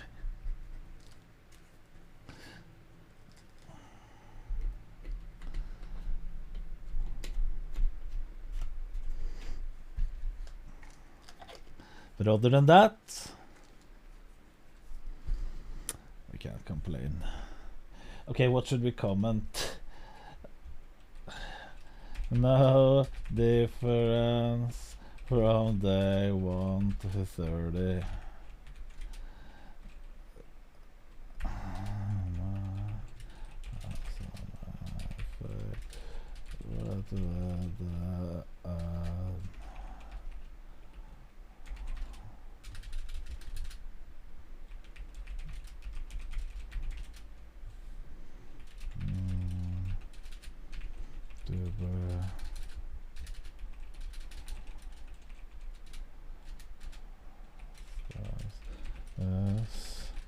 As becoming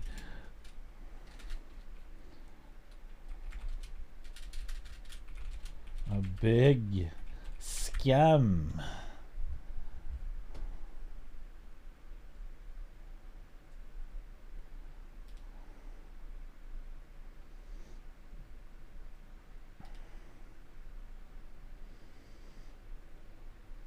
He didn't show any blood work in the video, of course not.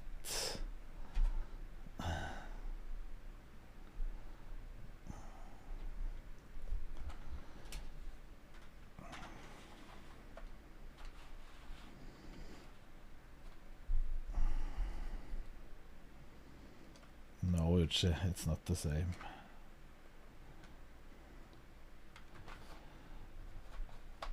It wouldn't be that bad, but it's so expensive. Yeah, it's a scam. That's what it is. Shredded Grandpa goes to the gym. Funny reactions. What is this Today I'm video? transforming myself into an old man to prank people at... Stop. How are you? Moaning. How are you? You just hit this? Yeah. Start? Yeah. Okay, hold on. What do I do? Oh, I'll get it up. No, no, no. No, no, no, no. Why won't it stop? Oh! No! God! This is the gymnasium? Yeah. Gold's Gym. What should I work out today? Chest. Chest, okay. 4 on 5. I used to do that back in my day. Help me back. Give me your hand. Oh, shaky. I'm shaky. Get it. Go get it. Oh my God. What's that? How old are you? What? How old are you? What? How old are you? I'm 84. Oh yeah. Oh yeah. Are you guys on this? Okay. Oh God. Ah! Ah! Ah! How you guys doing? Good, how are you? I'm doing amazing. Yeah. My wife just died, so I'm on the market. You're on the market? Yeah. My grandson tells me I got a great personality, I can see it. I can see that. but he says I got better looks. I don't know. What do you think? I want you to rate me. 10 out of 10. 10 out of 10? Set me up, homeboy. Oh! Did I just throw out your Oh head? my! Oh my God! My head! I need help. I'm a bit shaky. 1, 2, 3. No, I'm going for it. I feel bad for your wife. 7. My wife has a great time. Can you hold this for me? Absolutely, I got you. No, you're gonna drop my catheter. Pee's gonna go everywhere. Oh yeah. Oh, my man. You guys want to sit? Nope. This is Turkesterone, and for the next 30... I haven't gotten the passport yet. Should we see if Jeff Nippard has sold out as well? Should we look if Jeff Nippard has sold out? Because he usually tries to be real.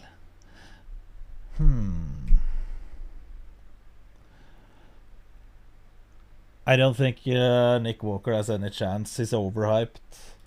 There's this thing that's now kind No, of, no, not going wild. overhyped because he's one of the best. He was top, wasn't he? 5th place or 6th place. He will for sure be top again. Can't beat Big Ramy.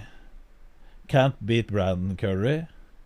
Can't beat Hadi Chopin. If he comes in better, he might beat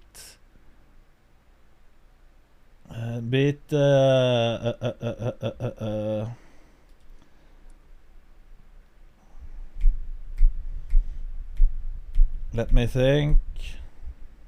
Hunter Labrada.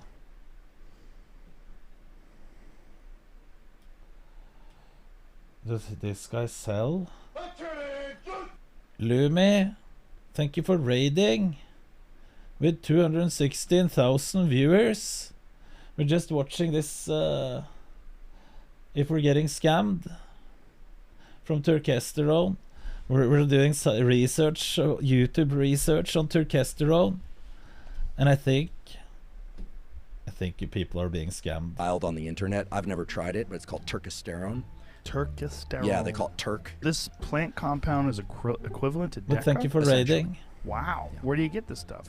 People buy it on the internet. How do you spell it? So, I don't think a day has gone by over the last Don't few months take that it, someone has Remy. asked me about my opinion on Turkesterone. Now, if you haven't heard of it yet, it's the spicy new supplement on the block, and there are a lot of people on the internet who are very excited about its potential as a muscle builder. So, in this video, I want to have a look at what the science actually has to say. Well, before we can understand what Turkesterone does or doesn't do, I think it's important that we first understand what it actually is. So, Turkesterone is one of many types of ecdysteroids, which are basically the plant and insect equivalent of hormones like testosterone.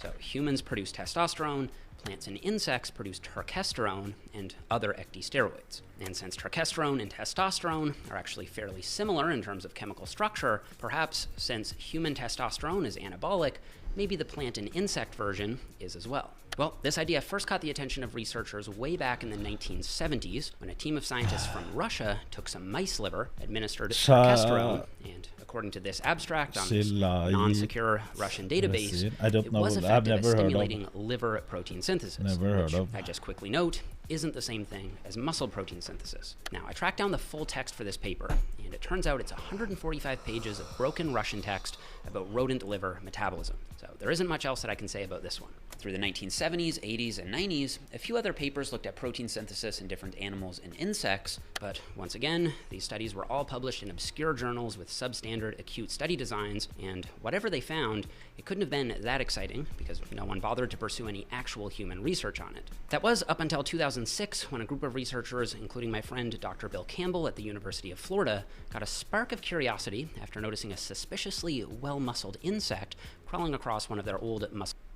Oh, this guy is so a muscle insect. A muscular insect.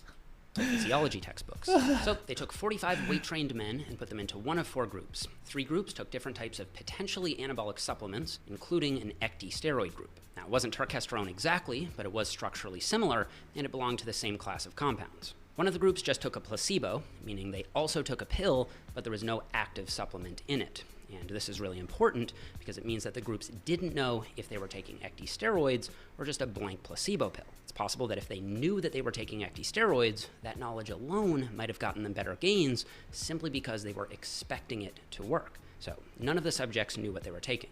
The researchers put them on a 4-day-per-week upper-lower split, and after 8 weeks of supplementation, found no difference in fat-free mass or 1-rep max strength for any of the groups. There were also no differences in free testosterone, total testosterone, or testosterone to cortisol ratio. The ecdysteroids No didn't difference. work any better than an empty sugar pill. So, understandably, not much happened or was heard about turkesterone after this, until just a few years ago, when in 2018, the International Society of Sports Nutrition published a joint review of supplement recommendations and made the firm conclusion that ecdysterones, including turkesterone, are not recommended to increase training adaptations or performance. But that isn't quite the end of it, because the very next year, in 2019, the latest study that I'm aware of came out, and this is the one that everyone is talking about, because unlike the others, this one actually did find an effect, and it was in thank you humans. so much for Let's have a look. They put 46 men with 1 year of training experience on a 10-week training program and gave them either a placebo pill or a peak ecdysone supplement, and this is the actual supplement that they gave the subjects, which the authors state was, quote, labeled to contain 100 milligrams of ecdysterone, and I think that's an interesting phrasing that we'll come back to here in a minute. First, as you can see from the graph here, this time the ecdysterone groups did experience significantly better muscle gains than the placebo group. For the record, the EC1 group took 2 peak ecdysone pills per day, and the EC2 group took 8 peak ecdysone pills per day. One other thing to notice here is that the placebo group actually lost muscle mass on average, which can happen, but is pretty odd to see for beginner lifters following a 10-week structured training program. Now, a possible explanation for this is that the study used single-frequency bioelectrical impedance to measure body composition, which is notoriously unreliable for getting accurate measurements, especially in comparison to the DEXA machine that was used in that 2006 study. But there's another stronger reason that I do think this study is bunk. That peak ecdysone supplement that was labeled to contain 100 milligrams of ecdysterone was run through a lab analysis, which found that it only contained 6 milligrams of ecdysterone, not 100 milligrams. Just 6% of what was advertised on the label was actually in the bottle. Now, when I found this out, I tried to think of what could have possibly happened here. This was the result, and I didn't take anything. First of all, product scam. Second of all, study scam. How did the peak ecdysone groups get better gains if there was only a dusting of active ingredient in the pills to begin with? Well, the first thing I thought of was maybe there was something smuggled into those peak ecdysone pills that was stronger than ecdysteroids. We know that it's common for supplement companies to lace their products with banned anabolic substances to boost their product's effectiveness. And this seems like a valid assumption here on the surface. However, if you dig into the study's supplemental materials, you see that they did in fact collect blood and urine samples from their subjects to test for co-administration of prohibited substances, and nothing showed up. So, as I see it, there are 2 most likely explanations for why this study found an effect. Either there was in fact something in those pills that simply wasn't tested for, or the results were a false positive. I actually wasn't sure how credible a false positive or type 1 error would be here, so I called up my friend and supplement expert, Dr. Eric Trexler, and he reminded me that false positives are not as weird as you might think. It's not that rare to get a false positive, right? So like, let's say the p-value is like, 0.049, right? A 5% chance or a 4.5% chance of something happening is not rare. Then you consider small sample sizes and the fact that there is sampling error. You get groups of, 12, 15, 20 people. They don't always have the same characteristics, even though you would hope that they would with random assignment to groups. What if there's 4 people with just insane genetics in one of those groups? That's why we like to see so many studies and so many replications from so many independent groups. Is only when you have all that data can you sort through it and figure out which findings were atypical and which findings were more typical. Now, neither of us are saying that the results of this study were a false positive. There's no way of knowing that. But rather just pointing out that their findings simply don't add up. You then stack that with the fact that they use bioelectrical impedance, and don't forget, ecdysterone isn't even the same thing as turkesterone. So if I was trying to sell turkesterone, I personally wouldn't use this study to do it. So as of now, I think it's safe to say that this supplement is not science-based. I need to fill up some water.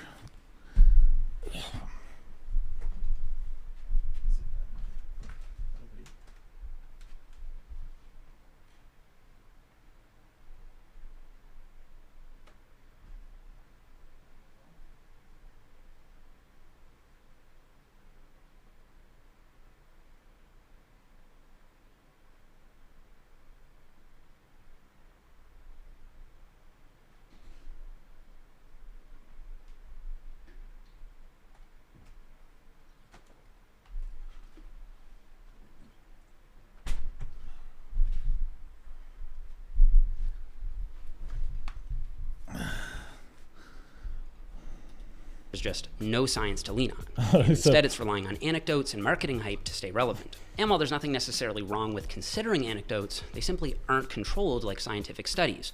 And this can be a problem, especially when it comes to supplements. And that's because anytime anyone starts taking a new supplement like turkesterone, it's nearly impossible to control for all the other variables in their regimen. Many times, at the same time someone starts taking a new supplement, they also crank up other aspects of their diet and training. So, unlike scientific trials that use multiple subjects and control for confounding variables as much as possible with single anecdotes, how are we supposed to know if that that person got the results from the supplement itself or from the fact that they're a newbie lifter who would have gotten gains anyway. Or maybe they just started training harder because they felt more motivated. Read comments on the Gorilla Mind page for Turkesterone. Okay, I will do that, sorry. Getting gains because they bought into the hype.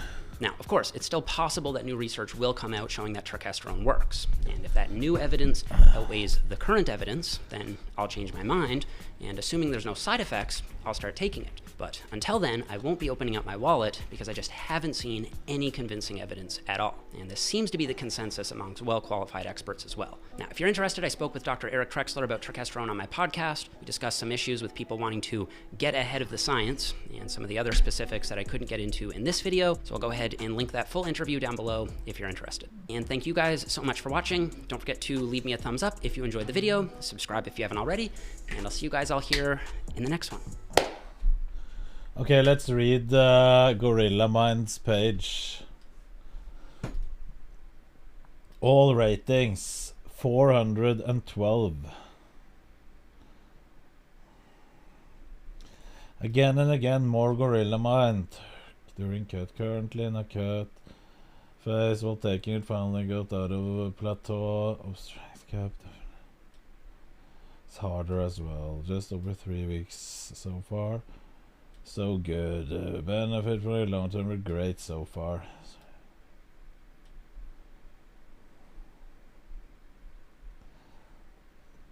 Let's go to the bottom.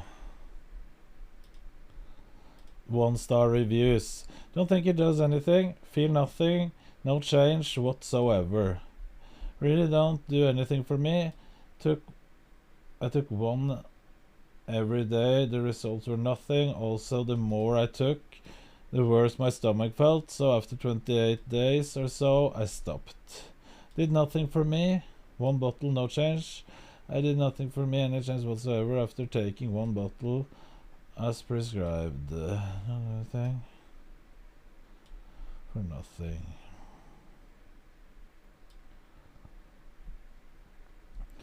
It will put a hole in your wallet unless you take 6 pills a day. Heard it took 3 and didn't notice anything. Can't afford $200 a month worth of supplements for minor gains of strength, but I'll stick to creatine and occasionally pre-workout for fun gorilla modes. Other products are amazing. Did nothing. No results from the product. Didn't feel a difference. Waste of mine. 0 results. Expensive. Notice no gains. I'll do that next, Finn. 2-star reviews, 14, disappointing. Didn't do much. It's okay. Felt nothing. Didn't help.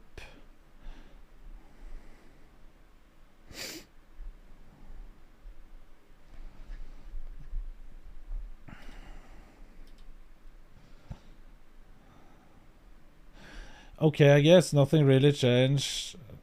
On 2 months, I'm not too sure if anything happens. Probably be the last month I'll take it.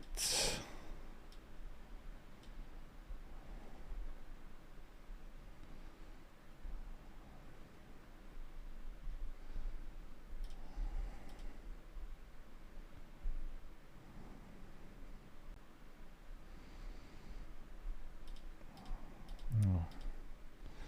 266 scam reviews. Okay, I guess, but nothing happened. How many? 60. So $1 per capsule. Jesus.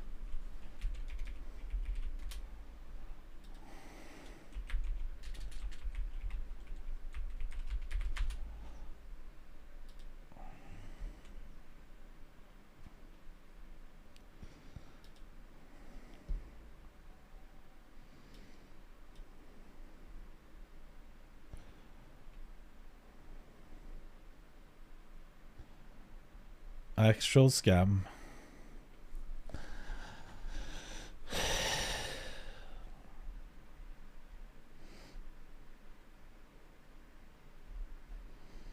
He's selling it for 500.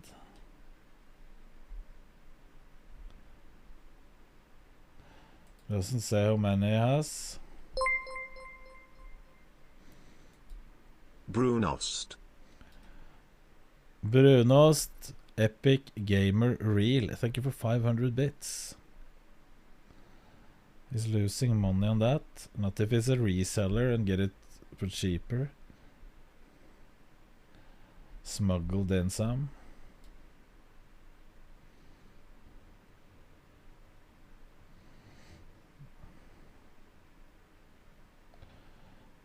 Grunnet stor etterspørsel så hender det vi er tomme på lager her i Norge. Da er det mulig å forhåndsbestille slik at du mottar produktet ved neste levering vi får fra USA. They are reselling it for double the price, or it's probably added in shipping and everything. This is a scam. My conclusion is, don't be scammed. Okay? 2 per day? No. You need 6 per day. You need 6 per day. Yes, it is a scam.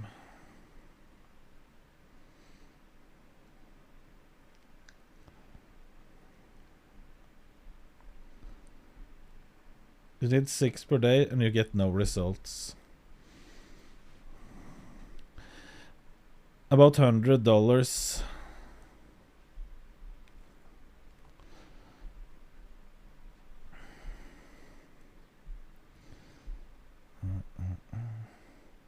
The fuck is this? And why was there a picture of XQC there?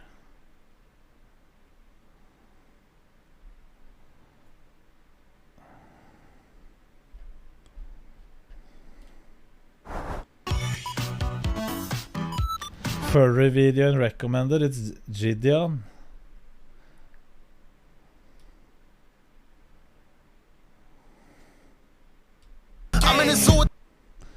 But he's banned from Twitch.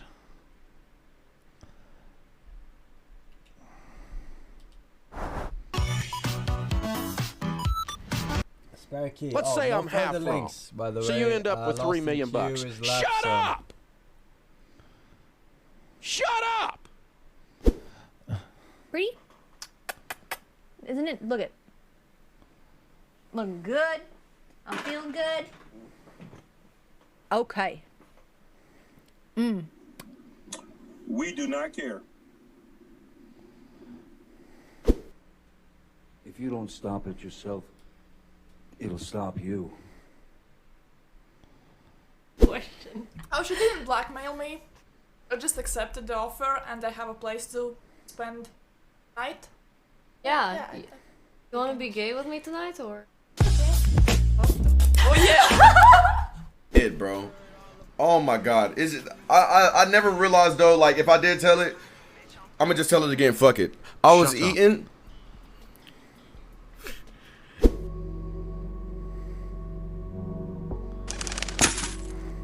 Okay.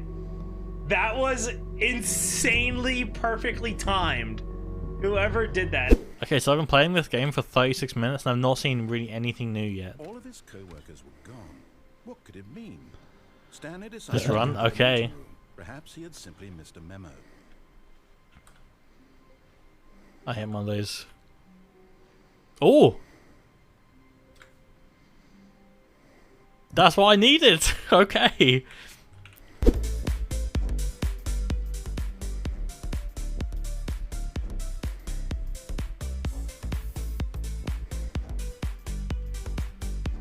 New content. I need that as well.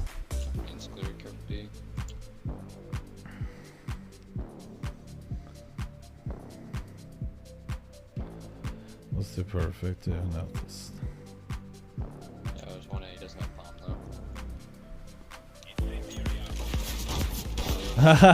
though. Okay, look at this. No Pez, stop it! Ban him!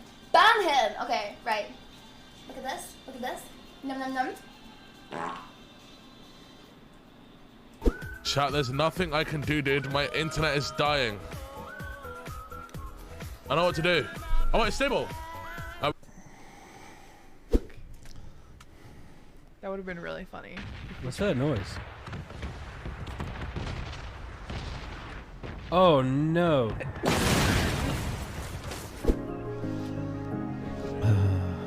Oh, it's a great edit.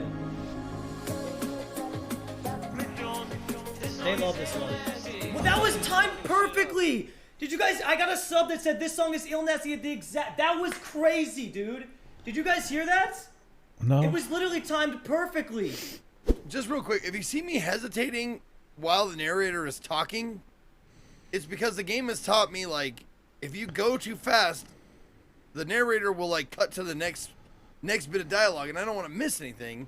So, like, if I hear him talking, I kind of, like, stop and look around and shit. Like, I want to move forward, but I don't want to cut off the narrator.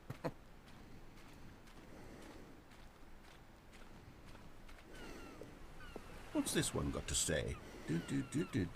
You constantly have to stop doing anything so the narrator can catch up with his long-winded explanations of what's happening. I will. Legit, that Yeah. looks fun. Yeah. What is it and where do I get one? I actually saw it. It's then like advertised, but it doesn't work the way I want it. Someone take that from her, she is gonna kill someone. Go to bed now, have a good night.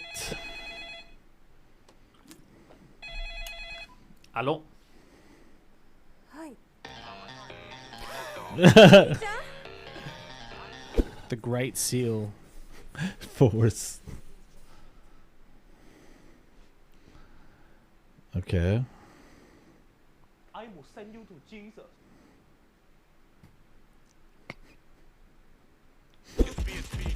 I don't know anymore.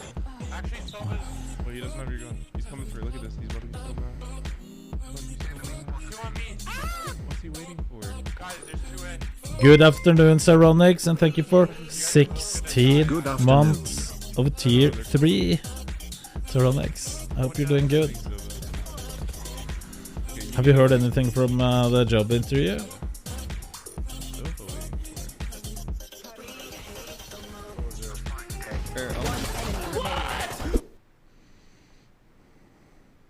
Okay, what if I press something else? That is not G. No, it doesn't work. I have to press Sitting there, pushing buttons, doing exactly what he's told to do. Bro, you got Little so crossing few fingers. bitches. Zeus, you got so few bitches. You gotta fuck your cousin. Listen, if you farm out a certain amount of, like, let's say, honor levels for me, or like archaeology achievements or something like that. So just child labor. I'll buy you a Happy Meal. You know what I mean? Like, that's Literal that's child basically labor. Child labor, exactly.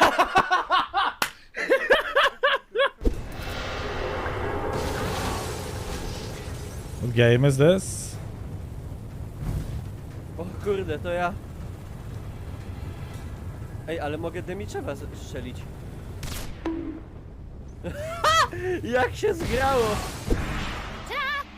We can suck on kombu hamakase. Best flavor in the world? The sweet, What? sweet taste of victory. And that's why I've never spent a single mora on any of my snacks. I've won them all, Bro! fair and square. The timing on that is crazy. What is I didn't get what I said because Horson. Okay, of course. Not step on it. Like just like you're outside. Okay, it's not a private thing. It's a public thing. You're standing outside, and he just wants you to kick them in the balls as hard as you can. Oh, in public. kick them in the balls? Yeah. I don't mind. Like for how much? 700 billion and $1,300,000,000,000 billion. That fucking timing, man. Is that your girlfriend or friend? Friend. Yeah, a sister. Sister.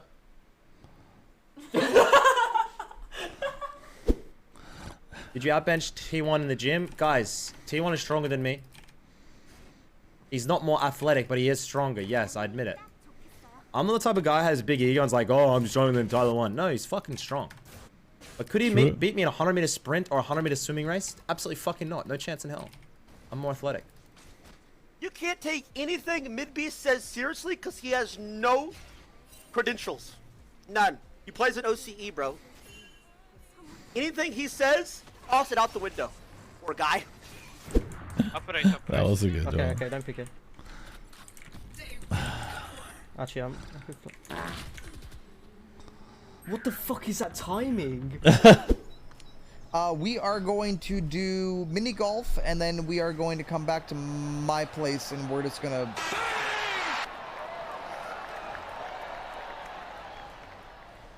Do you know my favourite thing about this chair is it goes the whole way down, so I can be like,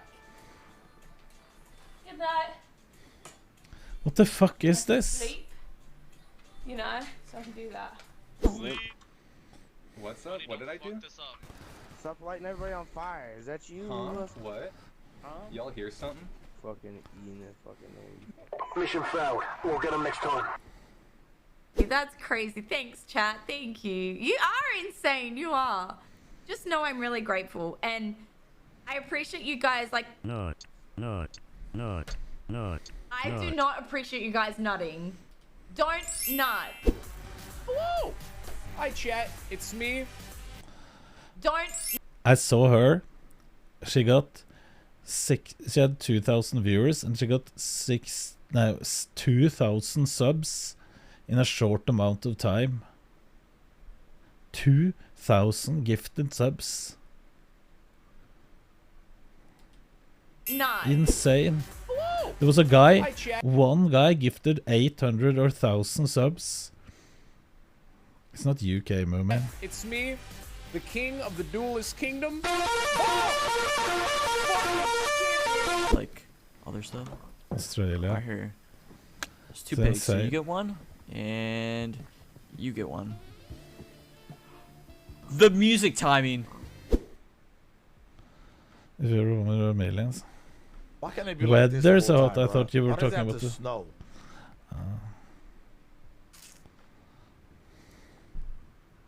Anything fucking disgusting. That turns me on. Yes. Can I look? Holy It's fuck. banana eat before the gym, Holy my shit. man. Banana. Banana, enjoy. Appreciate you. Bye.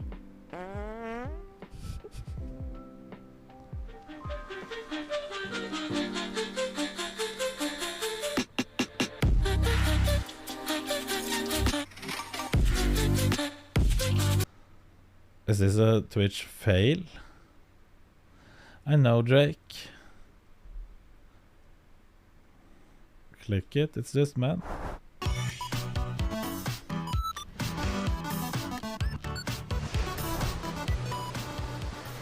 This is the most insane clip. Look, whoa. Kurva!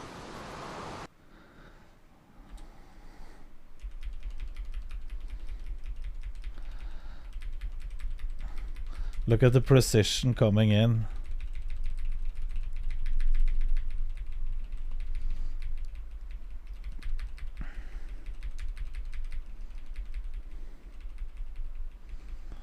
When is it coming?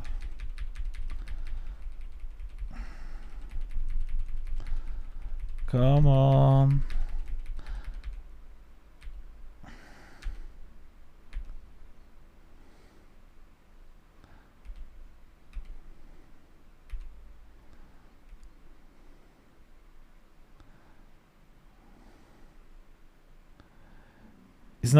He's barely touching his fingers. Imagine if those claws were hooking the fingers as well. That would probably hurt. Yike.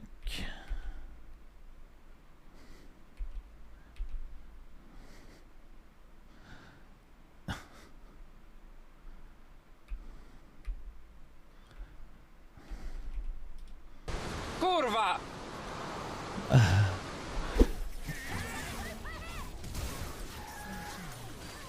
I'm gonna fucking suck the shit out of your cock, bro. Pull your fucking britches down, buddy. Say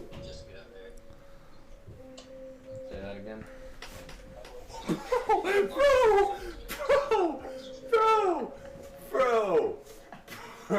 Of your entire server. Are you ready to get started? You better believe I am. Well, first we have to thank today's sponsor, so you're gonna wait. Okay. Okay. Today's video was sponsored by Latex Cosplay Bald Skull Caps. Are you somebody that just hates having hair or just wants to look like your favorite streamer over on Twitch? Well, then look no further than the link in the description. These latex bald caps are sure to give you the satisfaction that you are looking for at last. You're gonna give me that lunch money, baby. You're gonna give it to me. Swirly! Get in the fucking water, go. Flush. No! It's not a race. Doesn't need It's not a that. marathon. Well. Rome wasn't done in one marathon. It was built. Bro, what's this guy saying,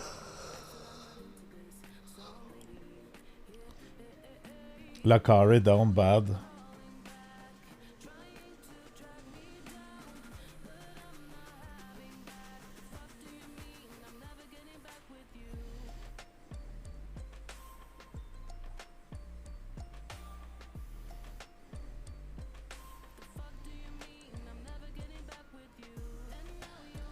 Lakari, what happened?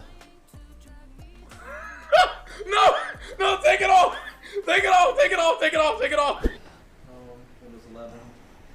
Oh, we do not want Windows 11. No, I mean you can choose it. You install Windows 10 and you just use this product key. How much is that? $1,600. And it's like what, $16 or $150? What is it? $150. What? Yes, That's Windows is crazy. crazy expensive. That's crazy when you can pretty much get it for free some ways. Yeah, I mean that's what you should do.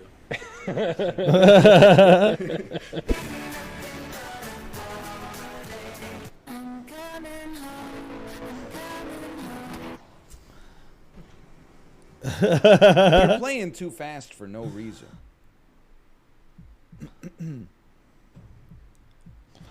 I got my police academy physical test in a week. They're easy, but Anybody I'm else stressing too being much. human for the trafficked right running now, or bit. just me? How much do you think adrenaline will help me? How far are you I'm gonna running? say we're in. Hello, Tisha. What are you doing? Germany.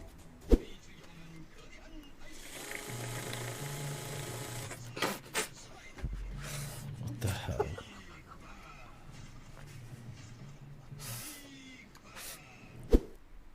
No, most of them. Oh, I like this one, guys. Isn't this one cute? Sex.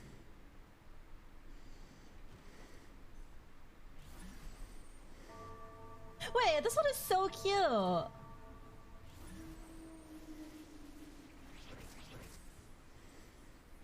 my god! I get it! It's sex! I'm gonna shove my fucking fist down.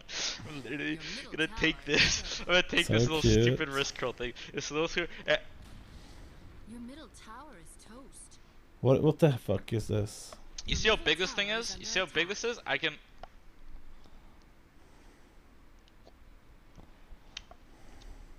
Are we losing? What the fuck are you dead, man? You're dead. I will deal the final blow, and I will become the overlord of all the ducks. You piece of shit. Here I come, asshole. Oh, you died. Yo, AI John Wick's insane. A circle 20 laps in 6 minutes. One side is have to do push-ups. 6 minutes? It's hard to tell exactly how adrenaline will help you. Look at that one.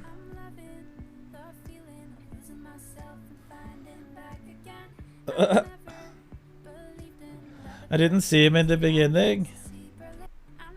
Raccoon? No, wait a minute.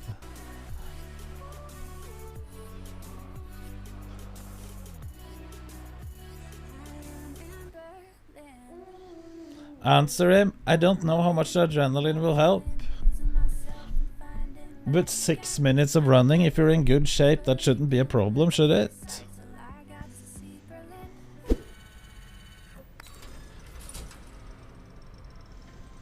Goodbye. Thank you. Been fun.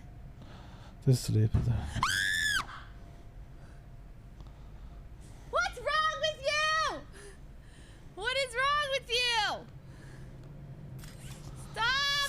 What wasn't the question? Yes, yes. Alright, I'm going Copenhagen this time. I'll push for run chicken. I'll cover Laredo. No, what the... So you're cover what? Was a different guy. That's not even a real I'll bet it's easy, but just stressed about it. Of course you are, but you will nail this.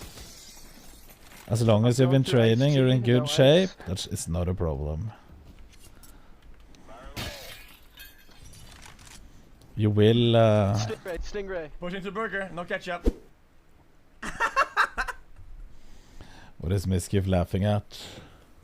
E-Rob signing.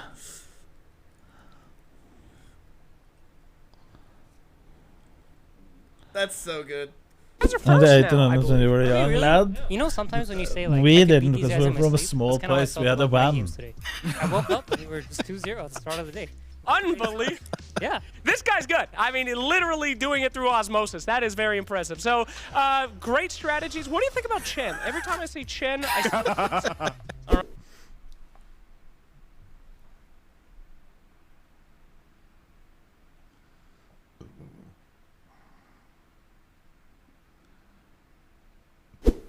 He's crying for his child's college fund.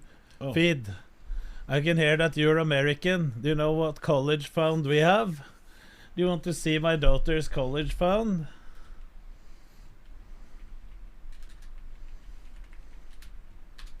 Do you want to see that?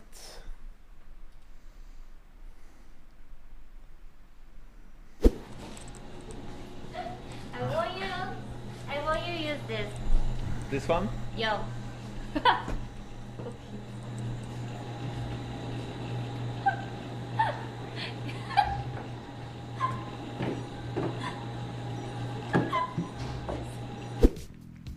Seer, let's hear from you. I would have to say. He looks like you. I would have to say. I would have to say. I would have to say. Seer, you're not I would have to say. Seer. Stop! He's trolling. Seer, you're doing I would have to say. Seer, you're not. I would have to say. I would have to say. I would have to say. Seer! I think he wants to be suffocated by your thighs. To be honest. Well, he's in disguise. Floor. Yes! Huh? The fuck is happening? What the fuck is this?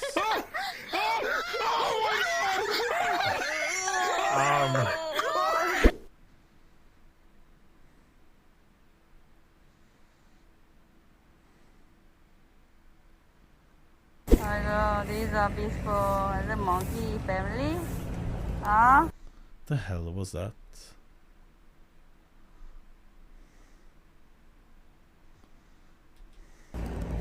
Oh, uh-huh.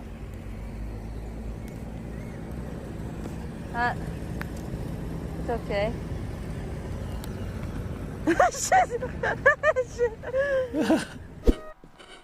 Took a little peek and then he left.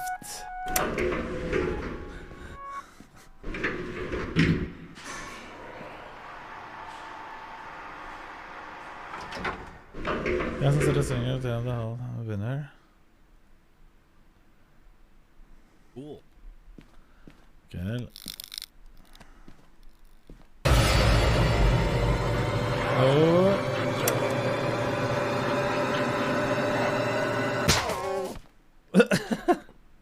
What the fuck? Needs to play Stanley's. What is that? Zero Storm? A giant horse conch weighs over 11 pounds. That's a lot of mollusk. Okay, that makes sense. And he wanted to do a Vor roleplay. What the fuck? And what? Yeah. So like, yeah. And so the roleplay ended where she was a pregnant night elf, and she ate him. Incredible, and but then you he can't fist watch bumped anything her about unborn advance, okay. baby. Oh no, I can't watch this. Have they credited me for the clip? Knut? Yes.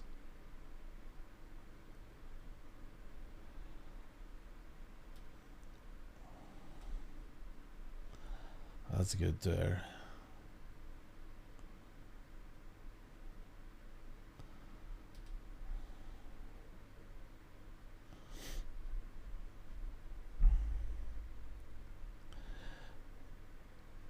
My favorite streamer thought your nickname is Knet. Almost everyone thinks that. This is Shameless XQC 1 month ago. Watching LSF.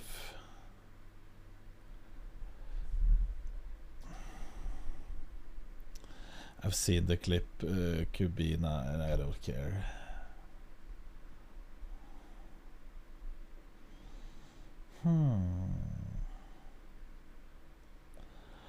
Watch new Bald.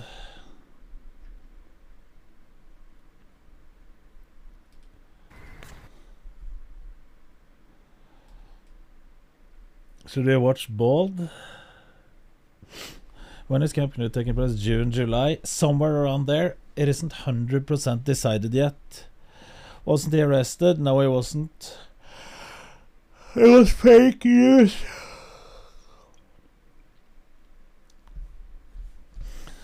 Let's see, we have to check one thing first.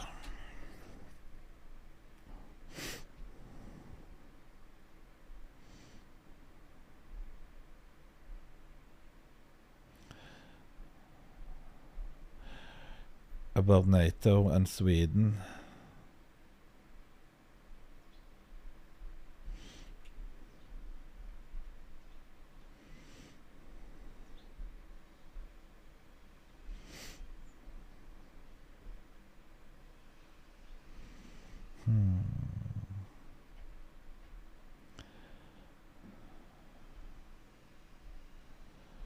Let's check.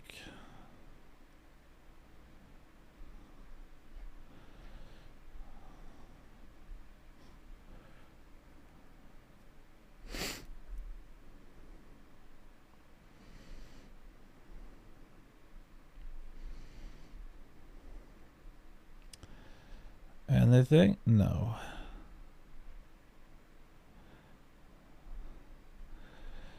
The Norwegian Communist Party doesn't want Sweden and Finland to join NATO. They want us to say no.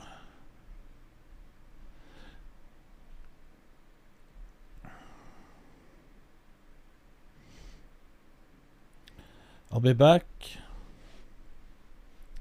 See you later.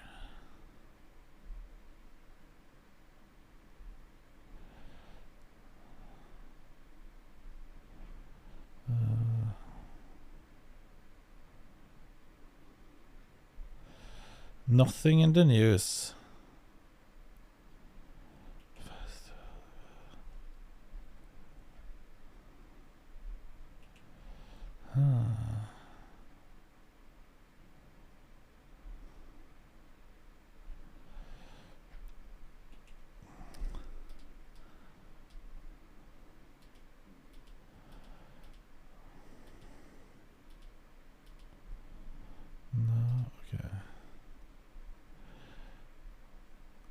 Look what they made between Mexico and United States.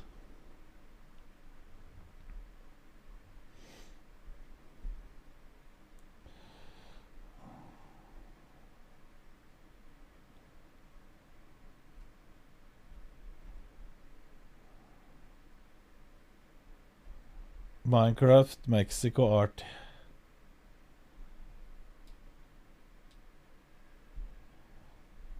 How the fuck did they even make this? Grünerløkka.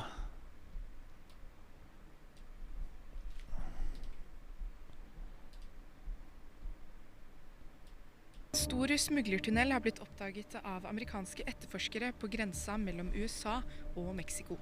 Politiet startet arbeidet på en eiendom som tidligere hadde vært et narkoreir. Der observerte de trafikken rundt og sirklet seg inn til et varehus i nærheten. And upon searching the warehouse, agents uncovered the sophisticated cross-border tunnel exit point carved out of a cement floor. Tunnelen som etterforskerne fant ligger omtrent 1 kilometer fra Otay-Mesa-grensa mellom Tijuana og San Diego, og den skal ha hatt vegger, elektrisitet, ventilasjon og et skinnesystem. Politiet gjorde flere beslag, bl.a. 799 kilo kokain. 6 personer har blitt arrestert.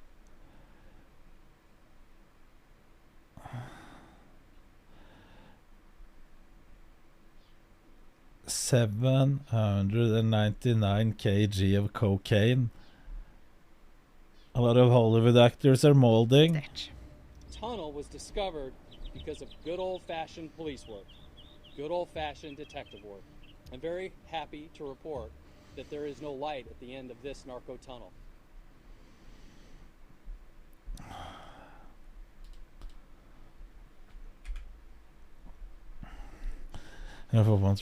Put a wall in the floor. Nothing for a cartel. True. They're digging a new tunnel as we speak. Charlie Sheen crying. Johnny Depp as well. And his ex. They're all crying. But the new tunnel is up and running in a few hours, boys. Take it easy. Before it's morning in the state, they will have a new tunnel. They've done many, yeah.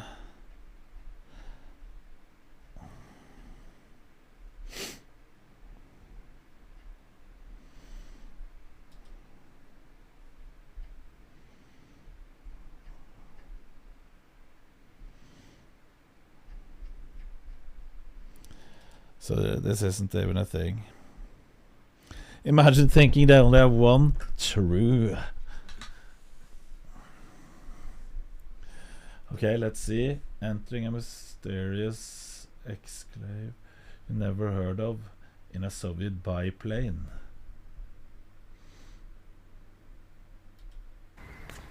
Good morning. Now, do you remember a few months ago we tried to get to the mysterious exclave of Show Him Your Hardin, and we failed miserably? But we don't give up that easily.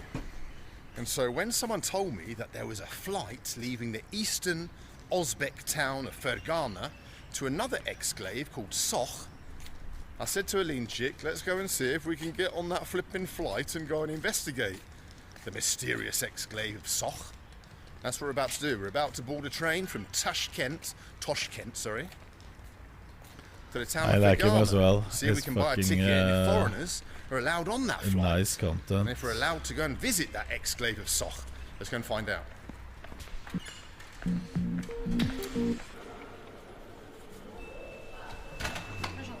Спасибо вам большое. You've got to bloody he has a lot of show nice we content, checked this every guy. 2 minutes in old Uzbekistan.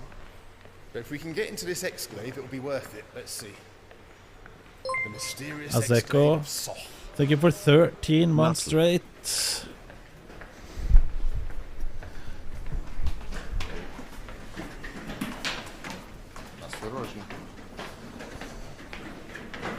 Have I accidentally enrolled in the Uzbek army? That wasn't my plan for the day. Whew.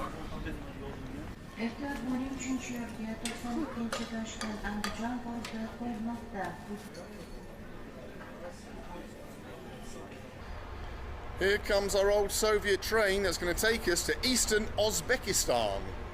From where we're going to try and catch a flight. What a way to begin a journey. Yes, good morning to you, sir.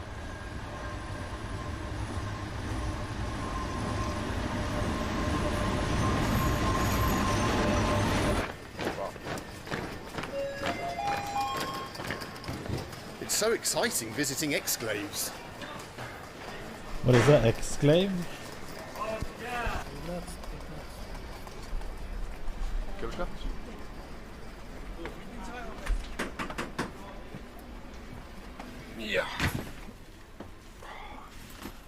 Exklav. Politisk grafi er en enklav, et landstykke som er fullstendig omringet av et og samme område, som tilhører et politisk område, men ikke henger sammen. Ok. Can we? Yes. Yeah. It's got a nice wood effect. Check it out. And a nice yellow bed cover. Wow. I'm going to enjoy this journey. How long's the journey to old Fergana? No idea. You get nothing but chat from a Lin chick. But check out this coupe compartment. It's a proper old school Soviet one.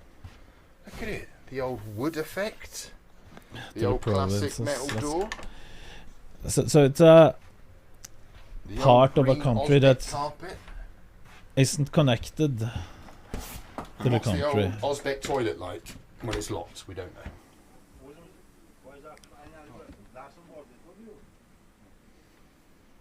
Didn't it say train? I thought it said plane. Coloured coupe. Nice. Hmm. What the plan is, we go into Fergana from where we saw online there's a flipping flight to Soch, but there's no information. We don't know if foreigners are allowed, and you can't buy the tickets online. It was just this crappy website of this airline company called Humo Air, and a picture of an old Soviet biplane that they say fly to Soch 3 times a week. So we're just going to see if we can buy a ticket and jump on it. We don't know if foreigners are allowed. We don't know anything about it, but we want to go and see a Osbeck exclave. So we're going to go and try and do it. Hopefully it works out. If not, it's another failed mission, but we've had those before, so that's okay. Anyway, how are you feeling at 5:30 in the morning? You're not a morning person. No, I'm not. Not so excited. I prefer to go to show him Hardon.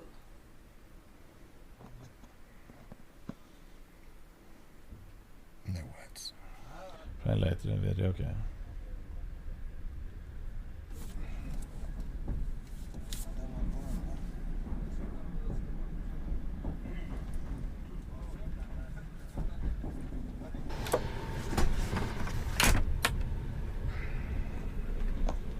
Then I would go to bed. Right time for a little bit of sleep. See you guys in a little bit, in a few hours. Spocky Nocky.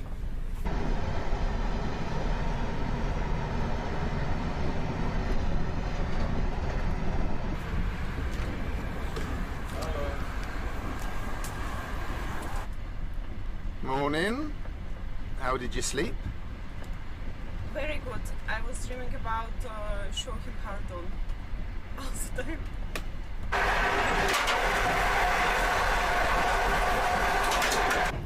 I never actually knew It was that just Uzbekistan dumped had out. snow-capped mountains, but check him out in the distance over there. Cloudy peaks. Maybe that's what the exclave of Soch looks like. Starting to get a little bit excited. Nice.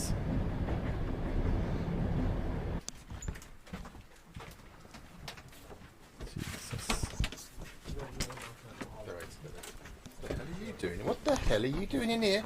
I've caught Alina in here with the bloody dude who looks after the train compartment, chilling out on his bench. You having fun? It's my side job. Yeah, what exactly are you doing? Are you going to show him Mardon after all? Exactly. You made some cash. Here, let's have a look at the buttons while we're here. What's this? By the way, boys, I need to show you something. We have made a Porsche video. The RWB, like the ad video for the car is ready. Okay, that was a bit loud. Look at this.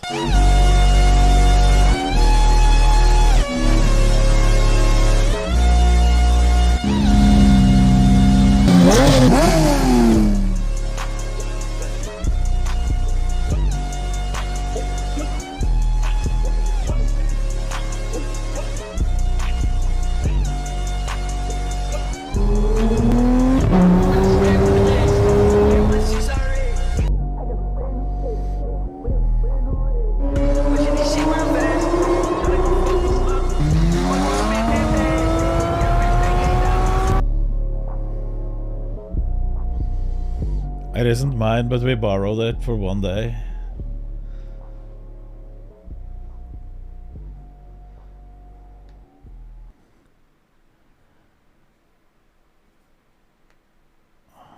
A nice video.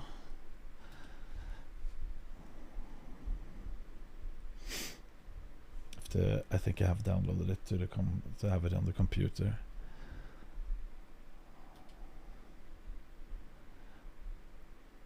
I don't care about cars. You should care about cars. it looks like professional production. Vegard is a good editor. This is lifting Vegard, not Vegaran. Soviet train. What's that big red button do? Stop the train. You having fun? Yes. I know when three's a crowd.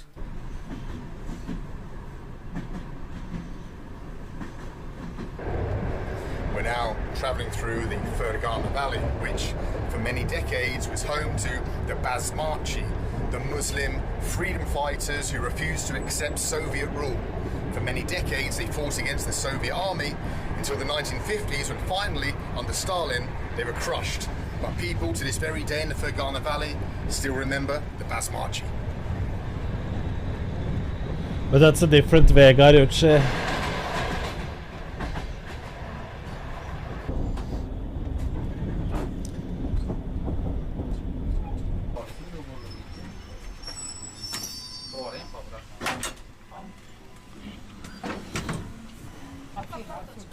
Rehmat, brat, Rehmat.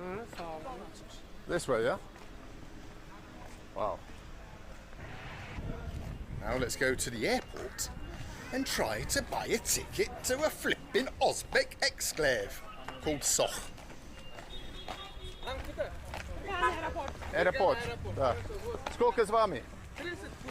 30. Давай, пустой, давайте. Давайте.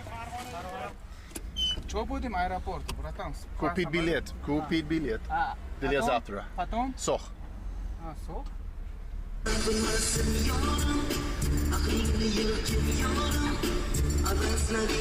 We're train back. Uzbek, I need to see where that is. Хорошо. Ладно, если я здесь буду, вы приезжайте сюда. Ладно, спасибо вам, уважаемый. We've been in Fergana 2 minutes, already ripped off by the taxi driver. He said he didn't have any change. Right, come on then. $1.50.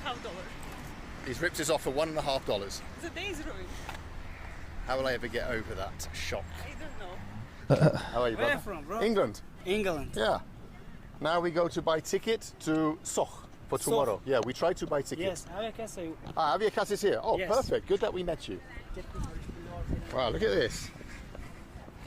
England, Great England, Britain, yeah? Great Britain. How does he know everything? England. How do you know? I am is Fergana. My name is David. David? David. New David from streaming Fergana. site. Your name's David? Yeah. Wow, David from Fergana. Nice to meet you, David.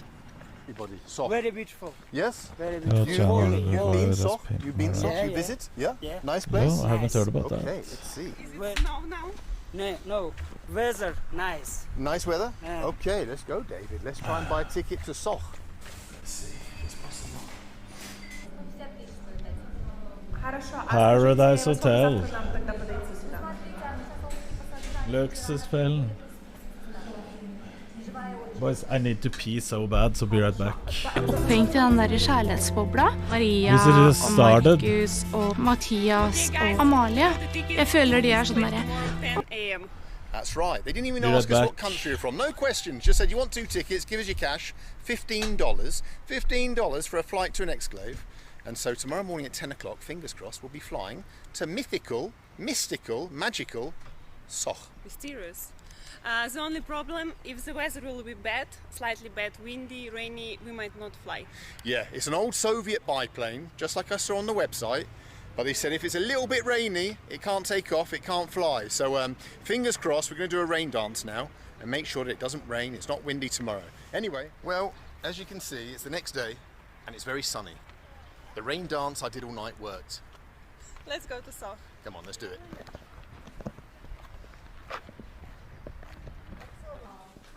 Well, we're in the departure lounge on our way to Soch. And over there, next to Alina, is our first ever Sochian babushka. Check her out. We can switch the seats if you want. Be closer to her. And out the window is our plane. And I've got to tell you, I'm not allowed to film here, so I'm a little bit circumspect. Out the window is our plane. Do you want to see it quickly? I'll try and show you without getting caught. Don't snitch on me. There's our plane.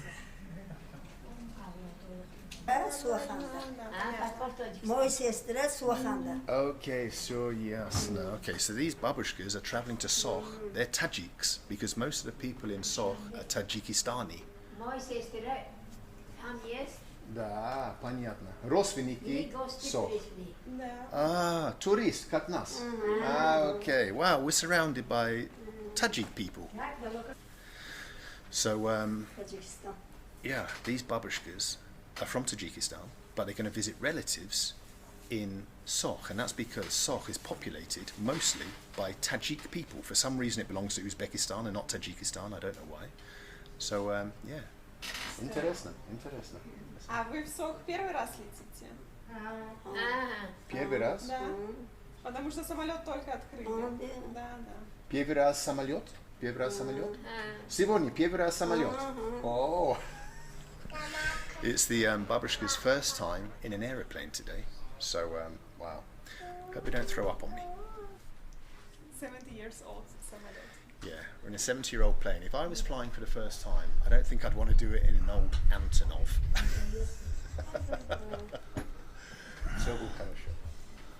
Inshallah, inshallah. Well, if you're going to fly to a mysterious exclave, you might as well do it in an old Antonov AN2. Check it out. We're flying a Soviet biplane, for God's sake. Scroll down to the...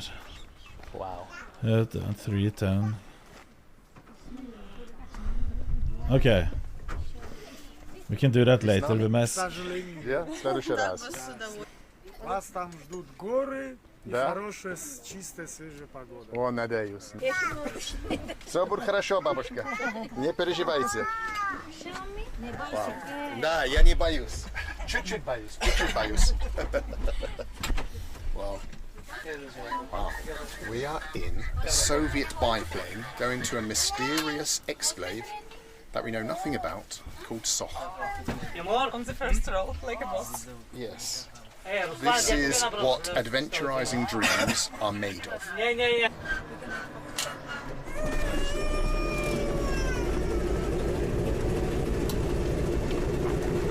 Would you go on this?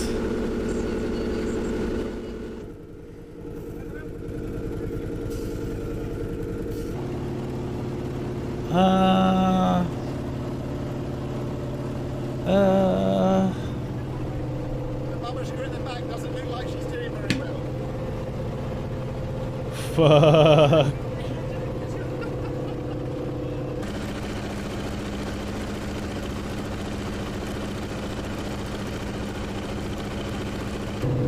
Right now we're flying over Kyrgyzstan. Obviously, Soch being an exclave is separated from the Uzbek mainland by Kyrgyzstan. That's why this flight exists, so people can go to the exclave. Soon we'll be entering Soch airspace and making what I hope will be a smooth landing.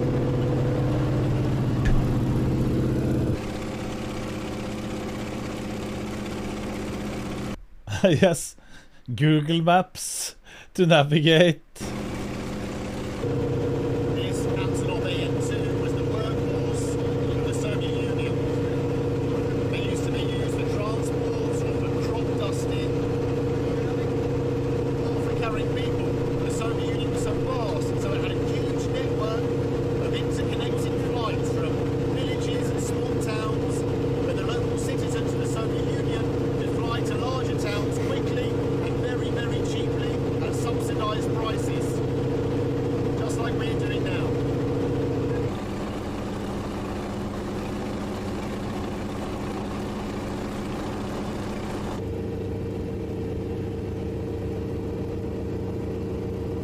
Bing Maps. That's a Lol. pretty amazing flight that was. Just 45 minutes, but nothing but music. Is that a My Protein shaker? No. It's a Gamer Subs.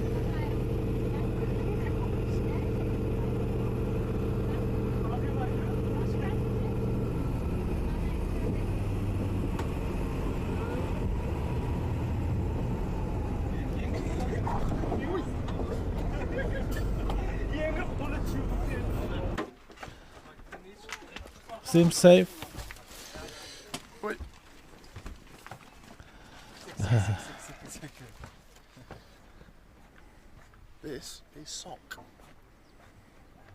Where's the airport? That's the airport. Nice.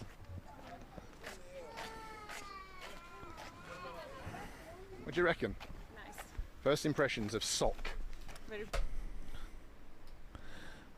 No Americans on the plane. No clapping or landing. No one clapped. Listen.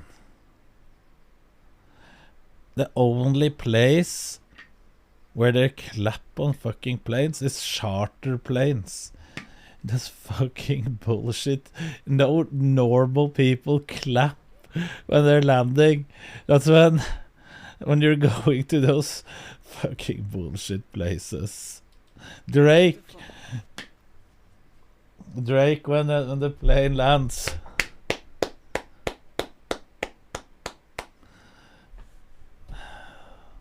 No. My ears are all swollen from the flight. That's My ears are fine. We're live. Wow. I mean, not much happening in old Sock. How many times have I said Sock today in this film? I think let's show him pardon. Let's find some transport. There's a bloody larder up there. I wonder if we could make it in time. Get some transport and let's head to the centre of Sock, wherever or whatever that is. No one claps. Да, хорошо. Пешком или That was ironic. No. Машина, да? I meant where I've always flown, people always clapped. Yeah, of course they do that. There's a Romanian flights. It's normal. Whoa! So хорошо. Wow. Welcome to Sock. Yes, Romanians do.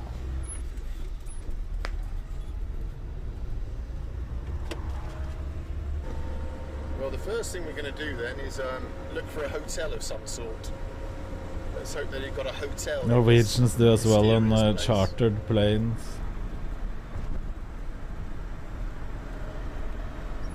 Это столица? Это же столица, да, или что? Столица, конечно, the ducks on the road. wow. Ducks on the road. Nice cars they got there. Damas van. There is a hotel, it seems, in old Sock. Look at it. Because they think a cheap charter won't land, probably. They're prepared to die for a little son. Нормально. Сколько вам? Одну койку 100 тысяч стоит. Еще кто-то будет или нет? Только нас? Или как? Как хотите. Как хотите. $10 per bed. 20 quid for a flipping room in Sock? They think I'm some kind of celebrity millionaire YouTuber or something. Flipping heck. Check it out. And we're going to have one more guest here. Let him sleep between us. Yeah, it might even be some Sockian sleeping here. Flipping heck, 20 quid. Alright, what can you do? No other choices.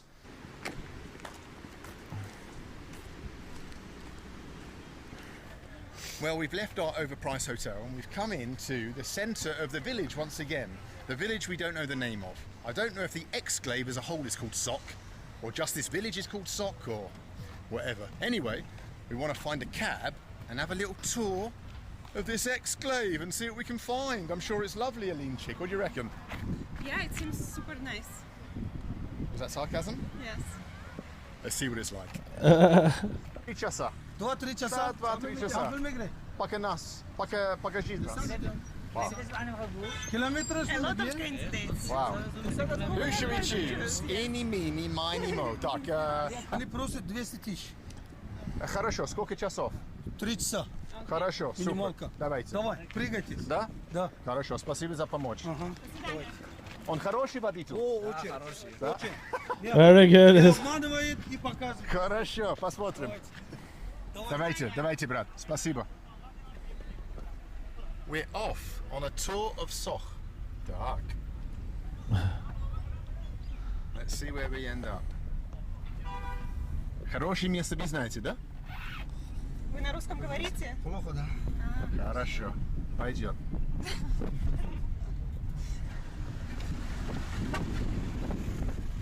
That that's the car I wanted to be in for this flipping tour. Not a Chevrolet. Anyway. Right then, up into the mountains of Soch. Wow, красивый здесь. Я вижу уже. Гора. Donald. Just driving the bullshit places, yeah. Worst tour ever. I don't know where he's brought us, but he just brought us up a gravel road. He's got. What are we doing here? He's just showing us some old rocks. This is Bold and Bankrupt.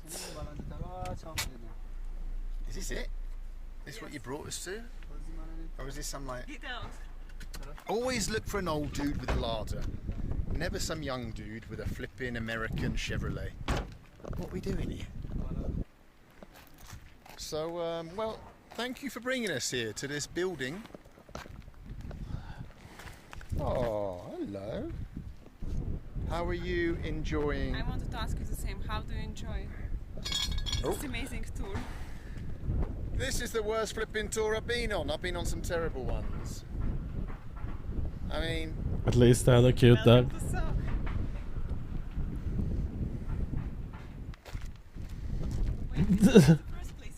Oh yeah. I'm very curious what he's going to show us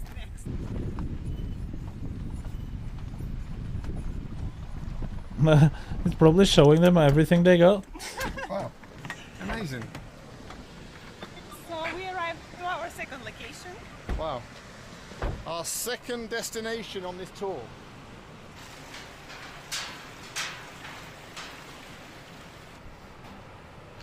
Of all the beautiful things in Soch, the beautiful mountain streams, the mountains themselves, the little quaint villages, he's brought us to a bit of muddy water, an electricity substation. They're making hydroelectricity like we do in Norway. Pog. Let's get rid of him. Let's do this perfect. Let's get rid of him. Give him a chance. He's trolling us. Give him a chance. He's had to. He's screwed it up both times. Look where he's brought us. Hello, Emil. Bye-bye, muddy river of Soch.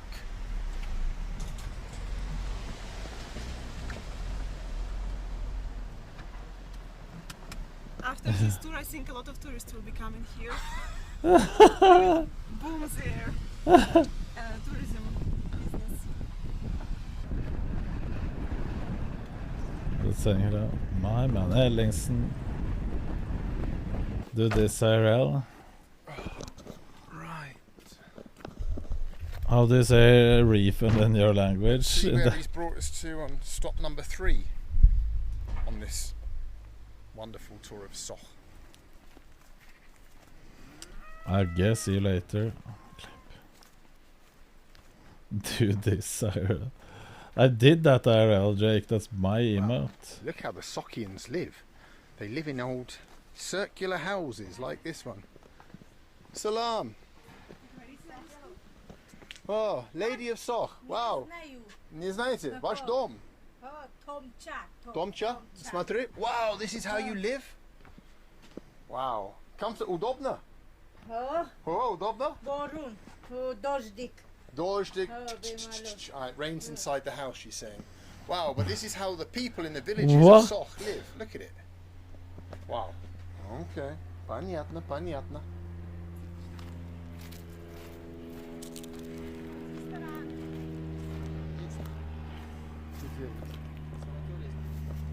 А что здесь тогда? Почему не здесь?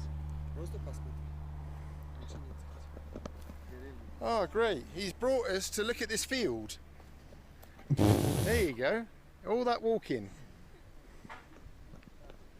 And a telegraph pole. Well, what? That's it? Back to the car we go. I wonder what wonderful place he's going to take us to for number 4. Can't be worse than number 1, number 2 or number 3. Cow in the... Красивый дом. И большой. Tinjamat? Okay, let's Tinjamat together. Okay, wow. I feel bad now because we said all those terrible things about our driver. We said, you said. And at the end of the day, he's brought us to his house for a cup of tea and to meet his family. What a nice guy. You acted like total asshole. It was always taxi driver team. Здесь в Сох все говорит таджик. Все. Обучение все. А в школе? Таджикский. Таджикский, да? Понятно. Так а почему это Узбекистан? Территория Узбекистана. Да. Анклав. Анклав. Biz Tojik. Tojik. Sizlarnikichi? Salakadikiji? Sizdiki. Систики. Окей, я систики. Не понимаю. Не понимаю. Один большой? Да? Okay. It's giving them food as well. Oh, okay. Super. Now. 1 lampo 33. Ну, вы живете вы спокойный, красивый час мир. Мирный. Мирный, да? Мирный, Да, самое да, да. главное. Самый главный, конечно, что война. Это не Украина или Россия сейчас, это... Ну вот. Да. Самый главный мир. Да, конечно. Okay, Ben, I think we have to fire this guy and go with this one to our hotel. Whoa! Perfect timing. Можно с вами? Давайте. Спасибо за все. До свидания. Как я? Okay, we're out of here. До свидания. Wow, this is more like it. We got rid of him. Woohoo! Now we're off. Through ancient Oh my god.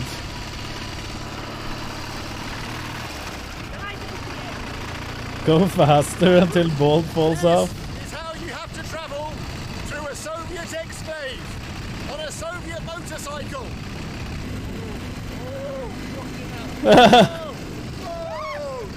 This is way scarier than the plane. Граница с что? Кыргызстан. Где Кыргызстан?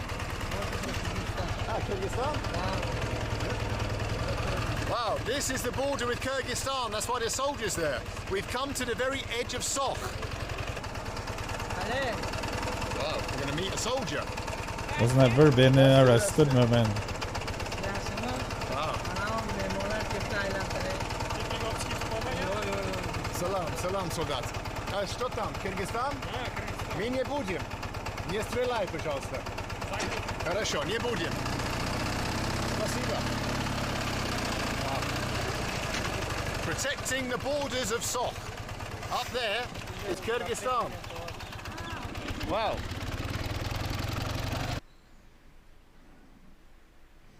Cozy soldiers, yeah. We've been brought to this beautiful spring here in Soch. And we've met some lovely Soch people. Like this young man who speaks English. Called Dylan. What's your favourite English phrase? Let's make a move. There you go. Let's make a move. That fence is Kyrgyzstan. Okay, question. When you're in this place, everyone just walks around being poor, in dirty clothes, and you're walking among them. You're walking around in this place, in fields, grass, in nature, and you choose to wear a fucking suit. Yeah, why would you dress like that?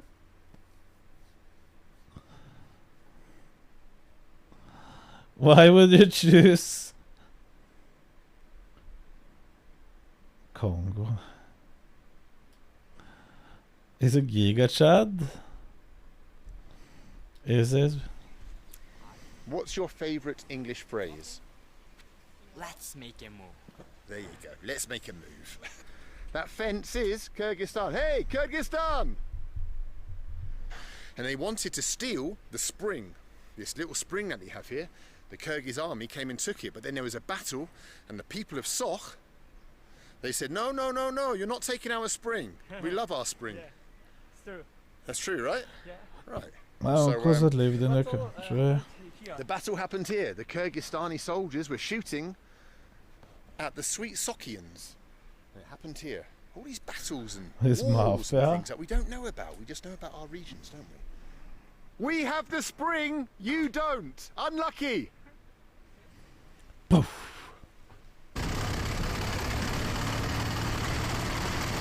check out a little Sockian shop. See what they sell in Sock. Oh, my backside. Salam, salam. Красивый магазин. Все продаются здесь. Шоколад, печеньки. Indexert och dokumentärer about ice Вау, now. здесь что-то. Абибас. Вау. Abibas. Как говорит... I want an Abibas. Tukshiraki. Tukshiraki. I want Abibas too. Doshiraki. Good one, Amici. So, Drake, you can get me an Abibas tracksuit. Hi. Can't you? Hi. Here, I know you can. You say hi to say bye. Hi, hi. And you say bye to say hi. Of course you can, yes. You say hi to say bye, and bye to say hi. Спасибо за тур. Было круто. Было очень круто с вами. Спасибо, что показали ваш деревня. Вы настоящий гид. Проехали с ветерком. Да. Спасибо вам большое. Right then, let's get out of here. Oh, my backside. Well, that's the end of our little adventure here in mysterious Soch. Did you enjoy yourself? What was your favourite moment? Better than Walmart. My favorite moment was probably the Ready to exclusive Twitch. Soch expert design tour from our taxi driver. The locations he showed to us were special, unique, and mysterious, just as Exclave itself.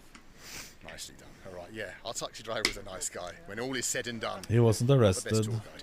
Anyway, we're out of here. Until next time, hi from Soch. We came to Soch because we saw on a map. Here is Kyrgyzstan, for example. Kyrgyzstan, yes? KG. And here is Uzbekistan.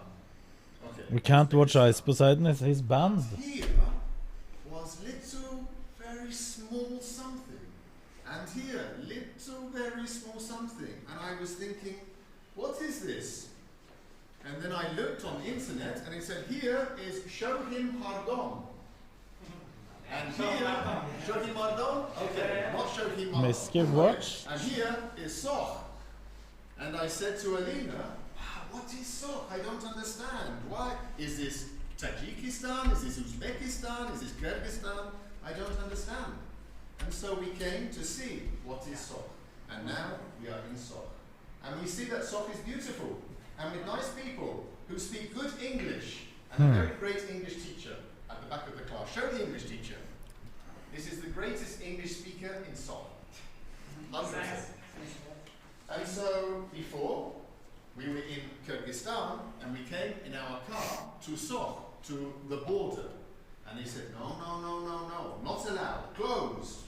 But I wanted to come to Soch. And then I learned there is one flight from Uzbekistan, Fergana, one aeroplane. Okay, something like this.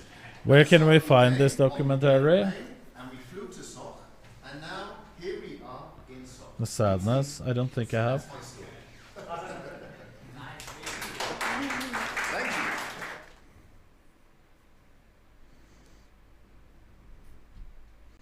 you. Dexert. I can't find it.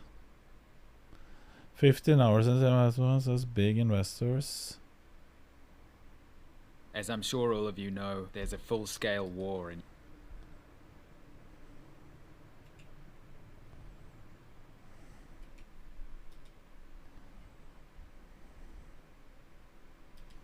Do you enjoy talking about yourself?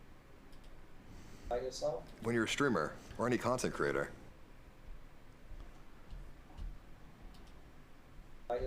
when you're a streamer or any content creator, Okay, it was the same. I just want this check.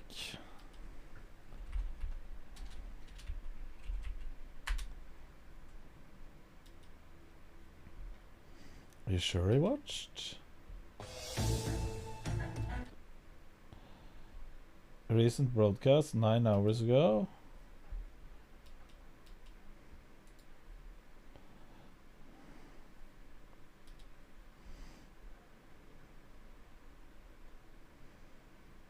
But it's deleted the VOD.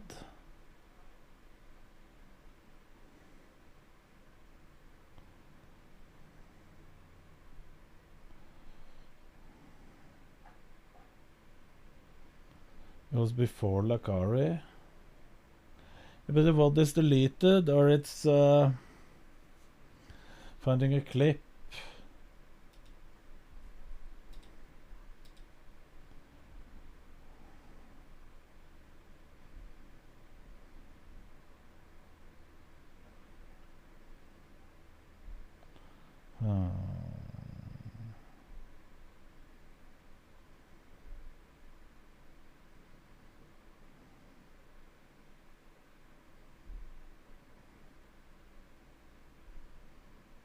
Can't see any clip of ice.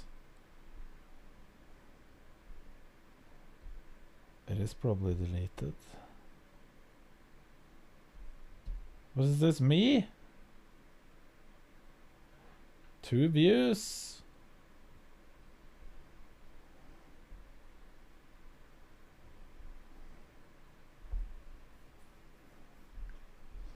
Wait. We can install some new TTS. Wait. I have access to at least these voices. Plus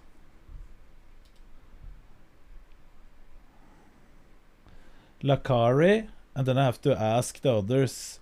We can probably get E-Rob, Darion, Quinn. I will ask him. I'm not sure about him. Lakari is... We have him. Female. Poke. Right. Here's an install. Literally installs in less than a minute. Setting up. Please let me know. Once you set it up, your viewers can go to this link to see that voice you have enabled and how many. Okay. Should we install the TTS voices?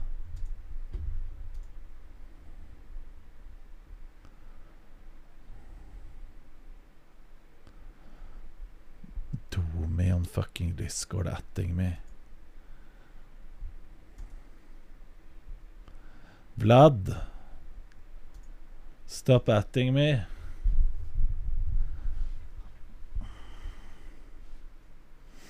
Try my own first. I just need to download. Download anyway.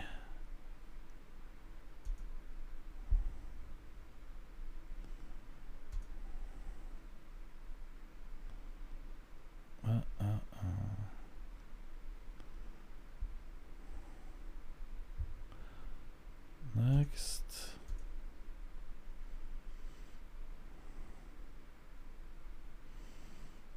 Finish. TTS Labs.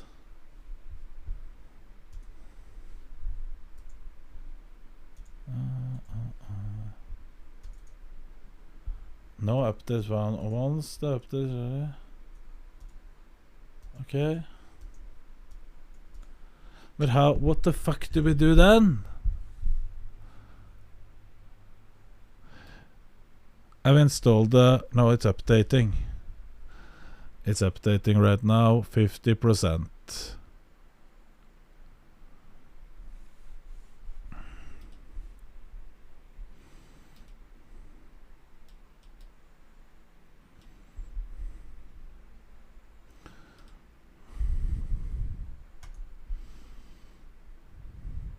Log in with Twitch.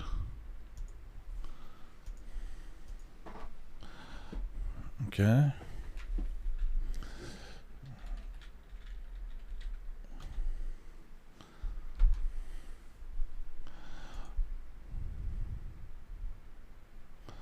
Close.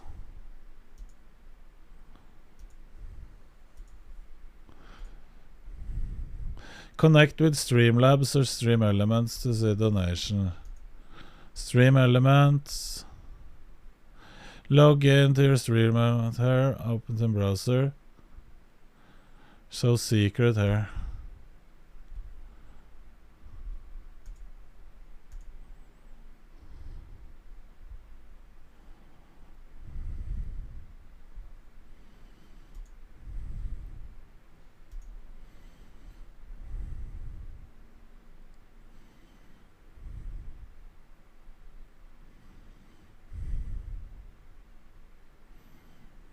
Toggle show secrets. Where the fuck do we do that?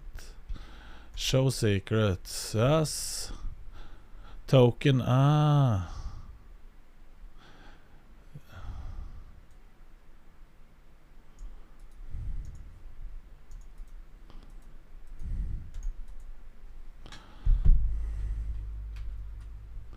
Submit.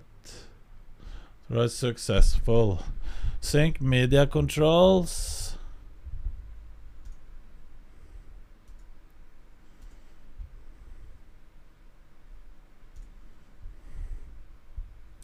This will sync the media controls with media controls in your dashboard. Voice update available. Download now. Downloading Alinity.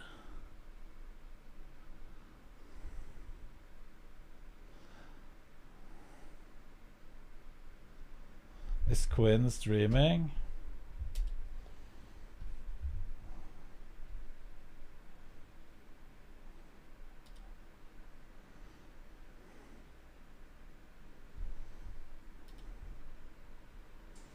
Was Greco Dex there?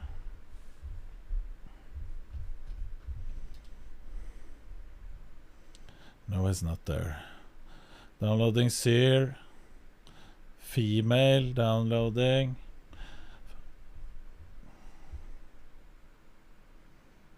We need Quinn.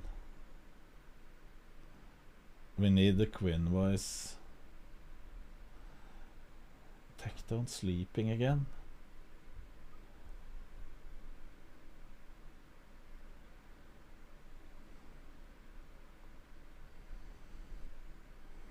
Fuck us on. Lemmy. Amber Turd. Stormen.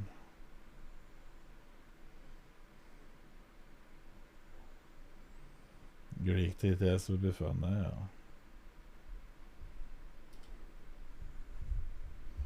Oh, this is so bad, this music.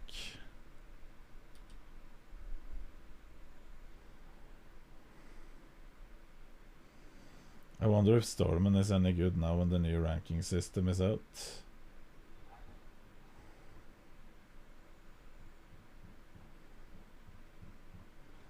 It looks kinda dead.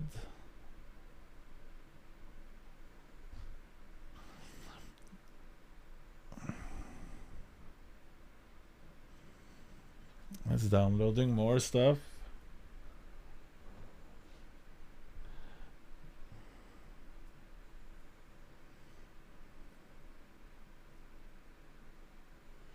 New ranking system so hard. True. But it's better.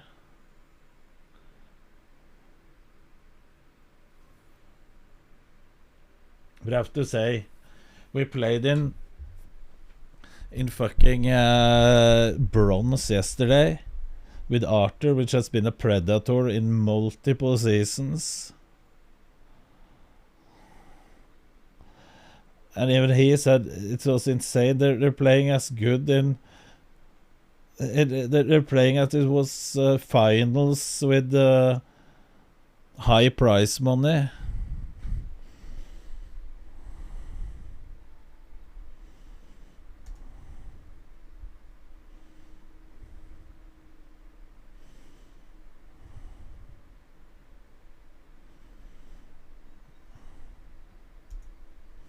Import settings.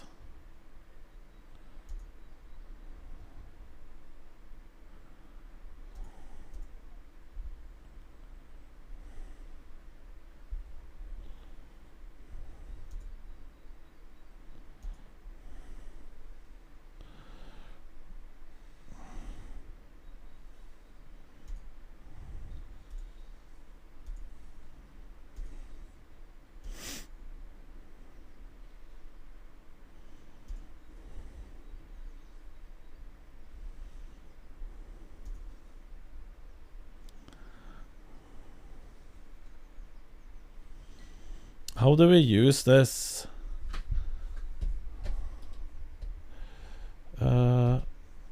Yep. Loading.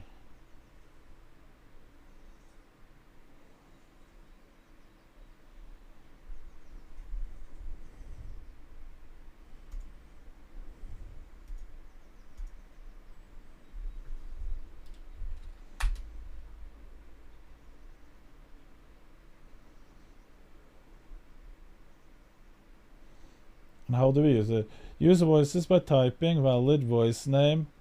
I call him Brian.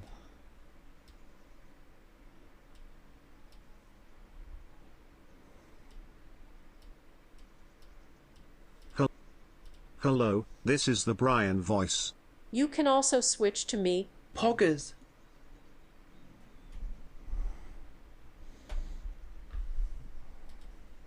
Hello, I'm Knut, and this is my voice. Hello, I'm Knut, and this is my voice. Hello, I'm Hassan, and this is my voice. Hello, I am Seer, and this is my voice. Hello, I'm Elinity, and this is my voice. Hello, I'm Soda, and this is my voice. Hello, I'm Lokari, and this is my voice. Could you test?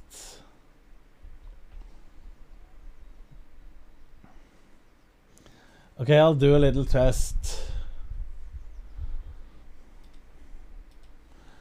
I'll do a little test.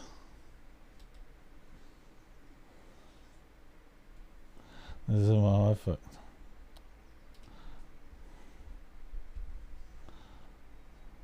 Let's test.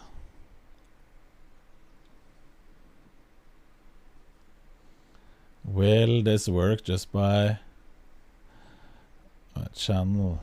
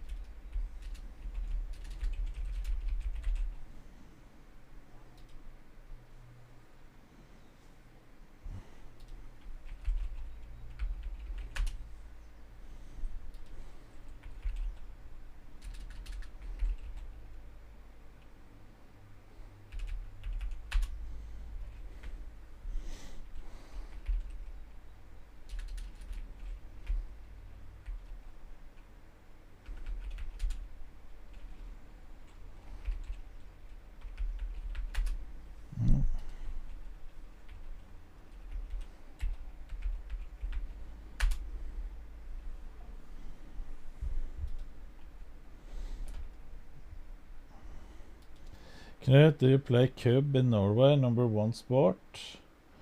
No.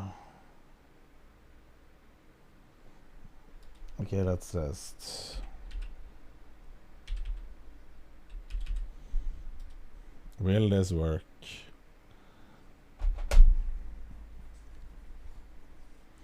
Please log in.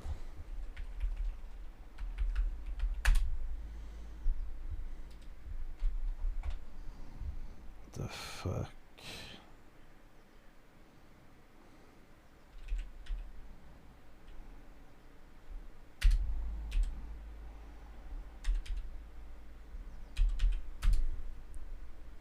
Good morning.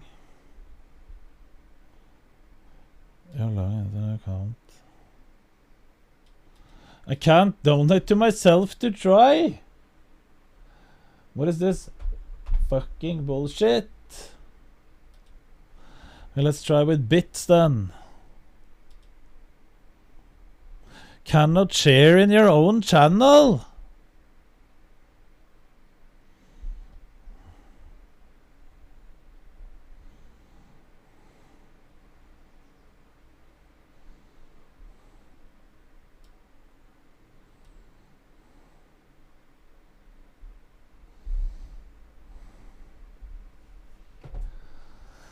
Fucking trash.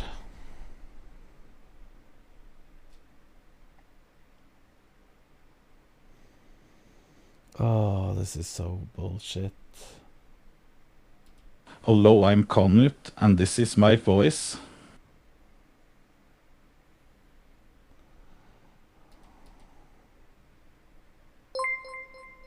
La make prover. Full tank, La make prover. you forgot full tank.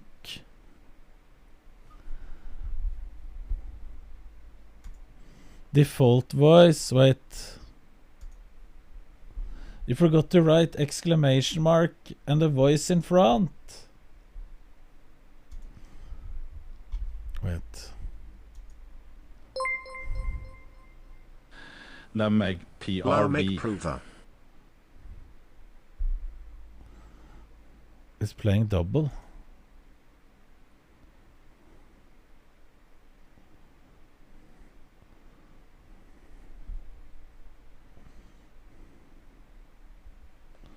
Wait again.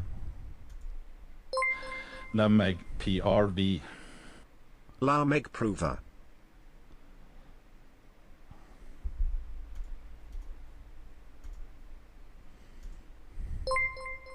Lamek PRV.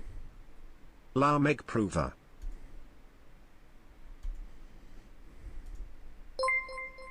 La make PRV. La make prover.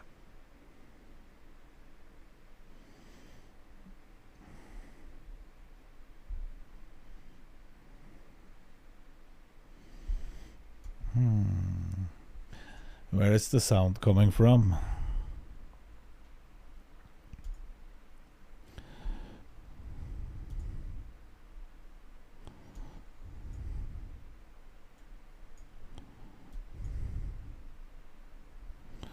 Have to try one more time. La make PRV. La make prover. No.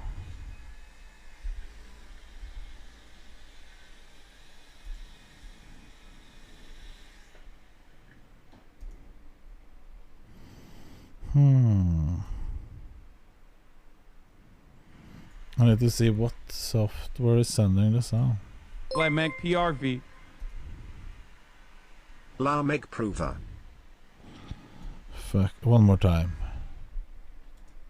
La make PRV. La make prover. Okay, so it's sending.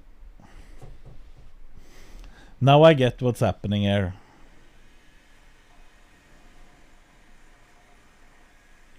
It's sending one of the sounds through this TTS Labs desktop lab app.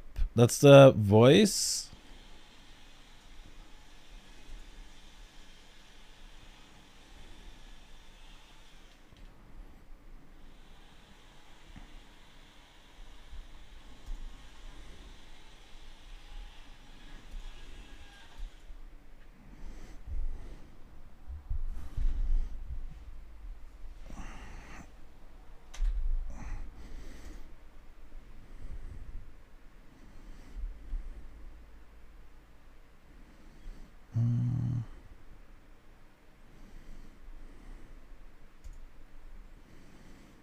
Subscriber, bulky, subscriber 6.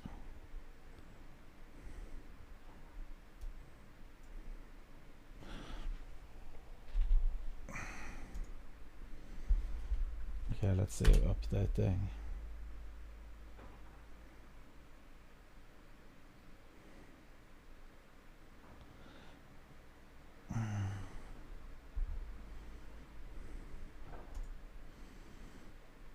So let's try to have it open. We can't have Hassan voice as default. Default voice. Knut. We have at least tried. We can fix this later.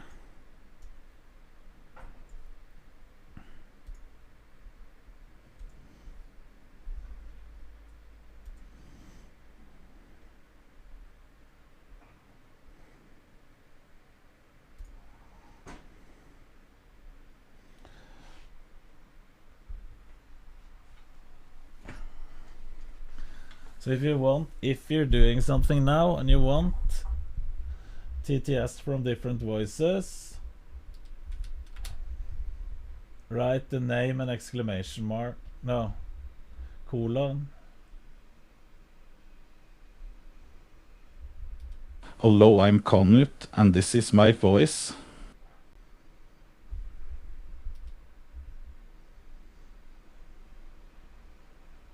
And then it will probably play the TTS. We can try.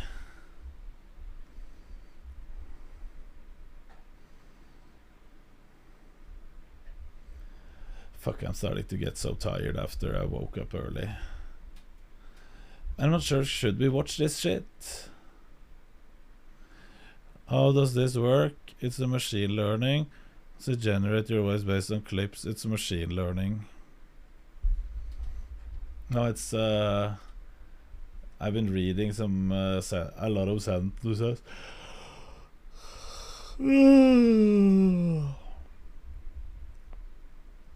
But I used the old microphone. Should have used the new one.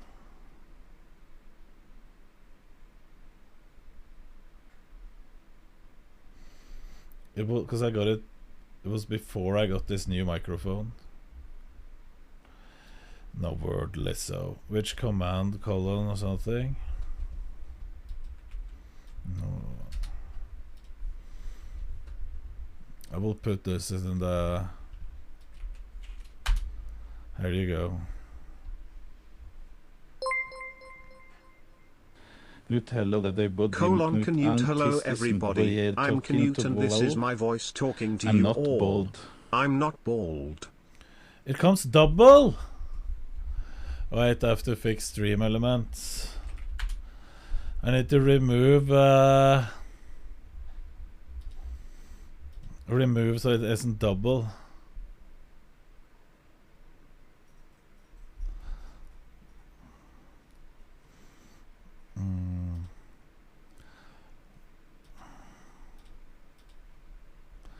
PC overlay edit.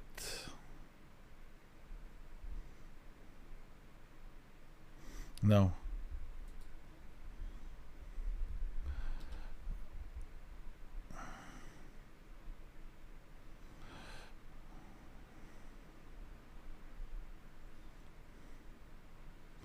There, edit. I can just turn off.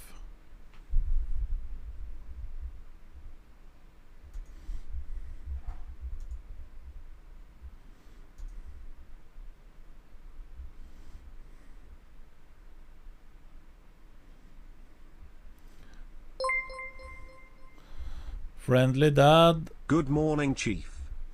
Thank you for 10 months. Okay, wait now. Subscriber alert. Tip alert.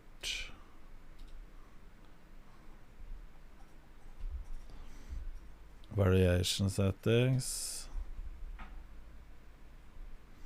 No.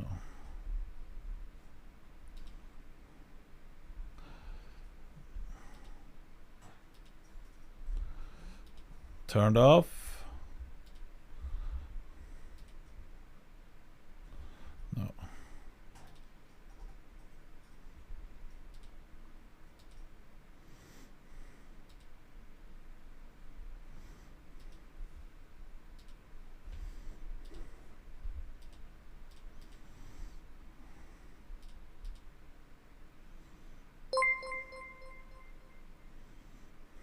"13 years. Hope you're well." Solvent, I am doing well, and thank you. Thank you for 13 months. Friendly Dad for 10 months. Okay, let's try this one now. Knut hello everybody, Knut and this Colon is Canute, Boje hello talking to everybody. Below. I'm Canute and this I'm is my not voice bald. talking to you all. What? I'm not bald. What?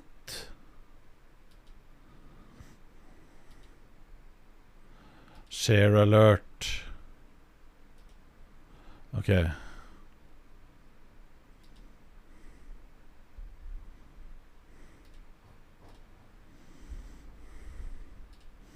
One more time. Knut hello everybody, Knut and this is Boje talking to Below. I'm not bald. What the fuck was that scuffed? And this is my voice talking to you all. I need to turn off this one.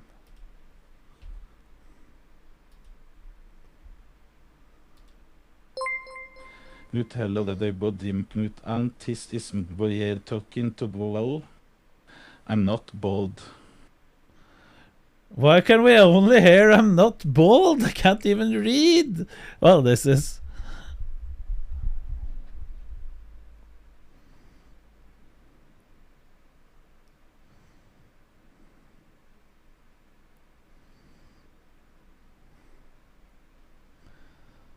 That's just you. Maybe that's why. Accurate bald? Yeah, why the fuck was it? Hvis du skal fikse noe teknisk. But it is fixed.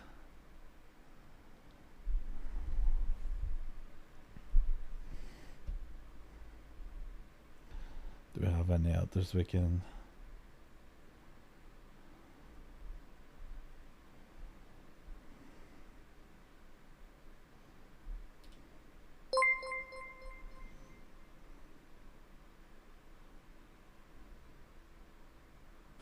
Feels bad, man. I was having a rough time. I lost my job. My wife left me. My dog died. Pepe hands. But then I got a subscription to AtNut, and my life turned around. I won the lottery, bought a yacht, and live on the ocean with my 7 model girlfriends. Thanks Nut for turning my life around. Yeah, this could be of trouble.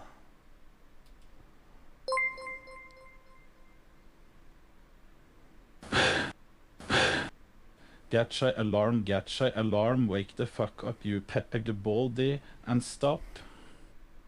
Snoring like a pig. Gacha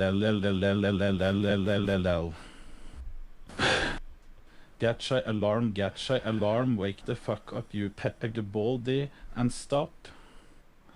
Snoring like a pig.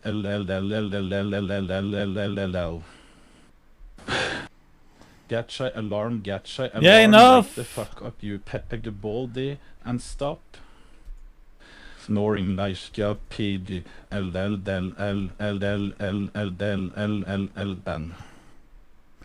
Okay, let's try a different one. If that is just a scuffed.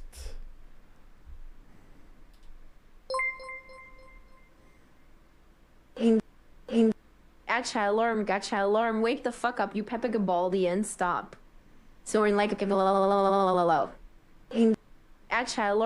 alarm, wake the fuck up, you Pepe Gabaldi, and stop.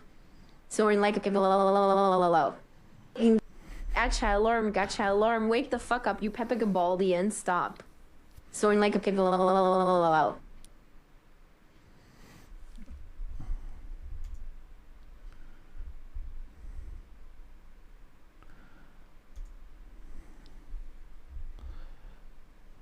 You sound so serious. Another twalk, my man. Ragdo take a nap while watching Depp and heard cackle. Cackle. Drake, you can't post, you have to be mod.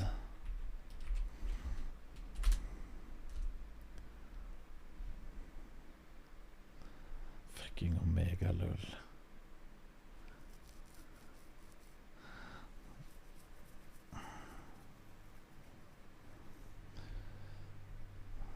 You're modding the Pepega channel, Drake.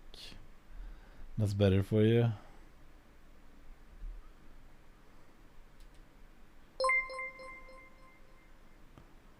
I'm proud now. In 20 weeks of training, I'm gone from 70 in squats to 135 at Fortsit. What a nice Sunday. People are going to hate this voice.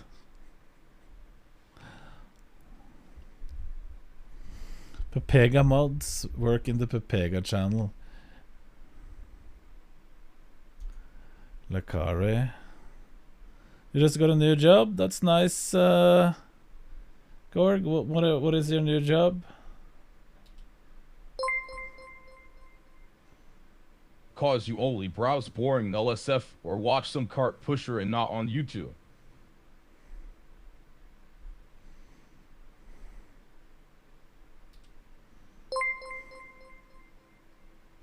Nope, I went to the casino last night for the first time in like 7 months and lost $700. And then I got kicked out because I was drunk and yelling at the slot machine, calling it a fucking bitch, and kept telling it to get me the fuck in. I'm sorry, they'll try and do better, chat. And they'll... Jesus.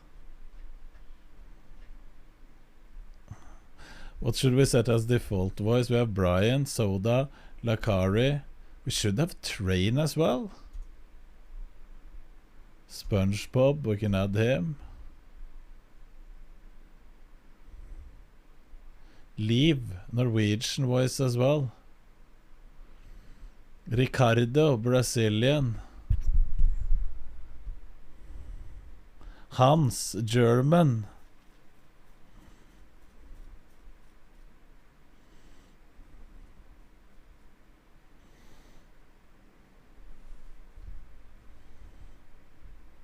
Set Knut as default.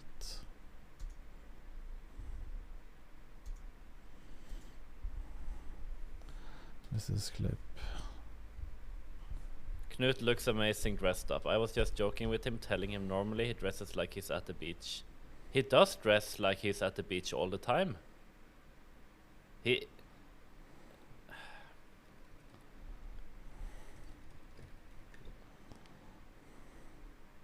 Okay, he's not here. No, but actually he should wear normal Last scene to see if I'm here. Because he dresses like a what word can you say? He dresses like a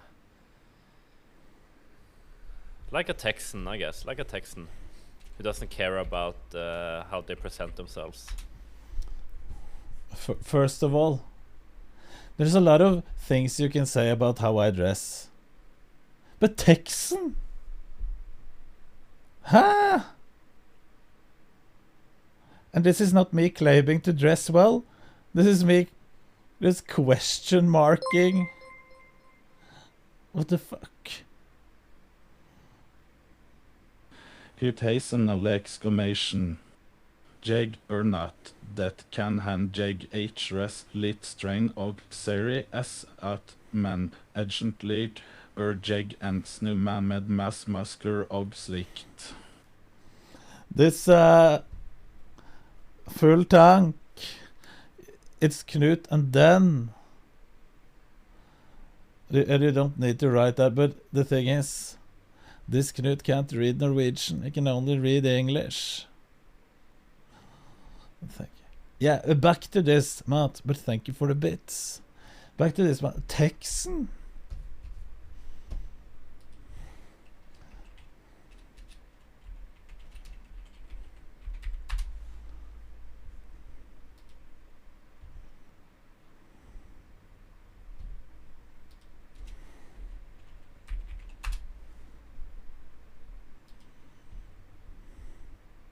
Texas male fashion. Do I dress like this? Absolutely not.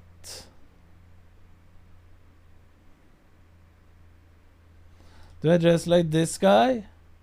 Absolutely not.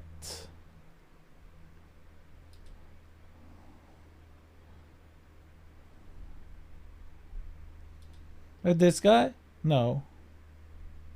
This is closer to Mats' style and clothing. If they just switch the colors to black, It would be Mats.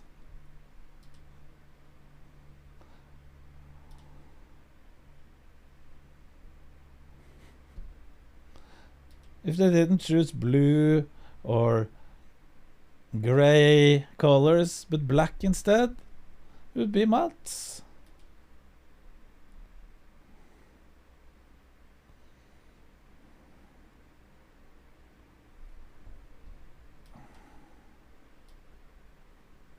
Showing the hipster Texas.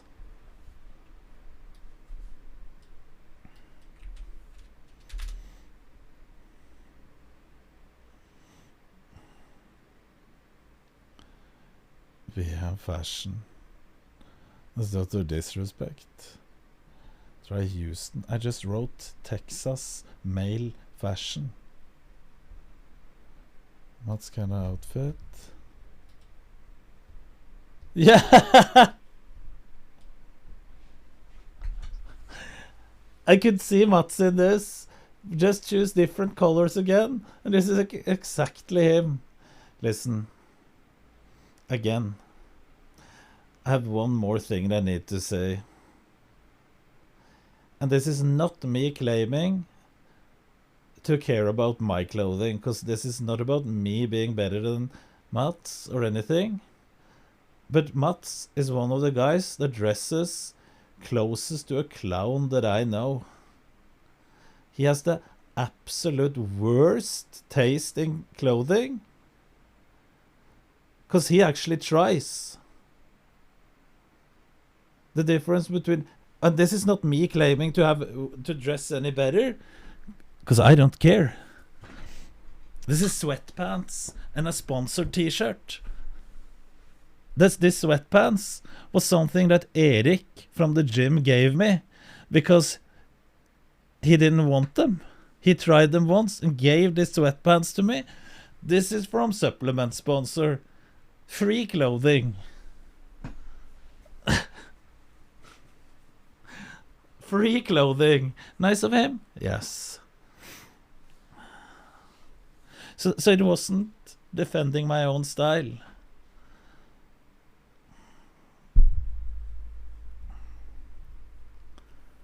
Free, yeah. Bald and poor? Yeah.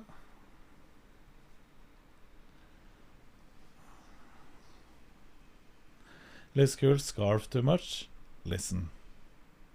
You can see that this guy, this is a fucking clown. Ugly. I don't even know what this is. Wool something. Ugly ass shit. Scarf.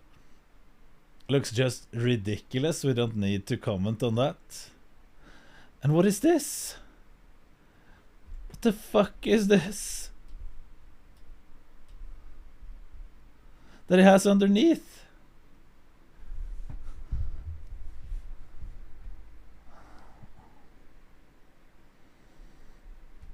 True Mats.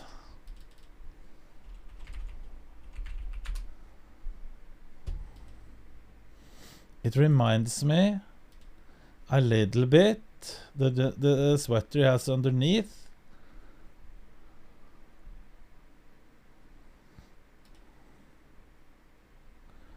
Right, what does it remind me of? It reminds me a little bit of this, just in different colors. Oh, that isn't big enough.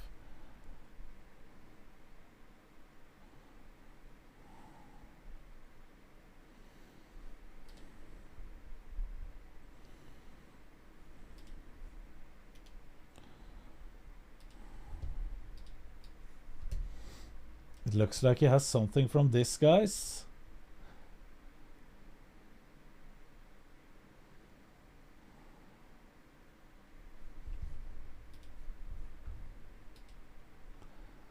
Phantom Dante, thank you for the prime.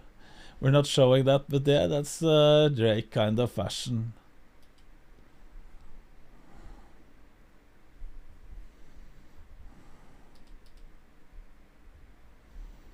I refuse to pull that up on screen, Mats, because not even you. This is just you acting.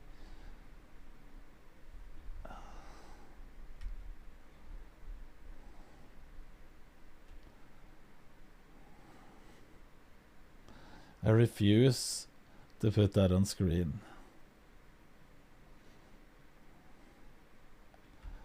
Oh, clown suit. And do you know what? You need to fucking... You can't skip legs.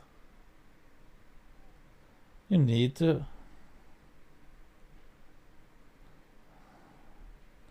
You can't have this stick legs coming out of this... He got the Matrix jacket.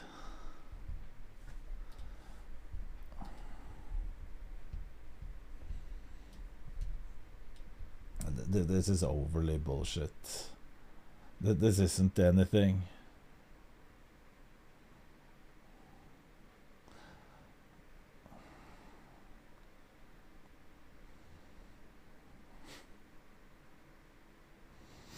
No one in the world who dresses like this. There's no one.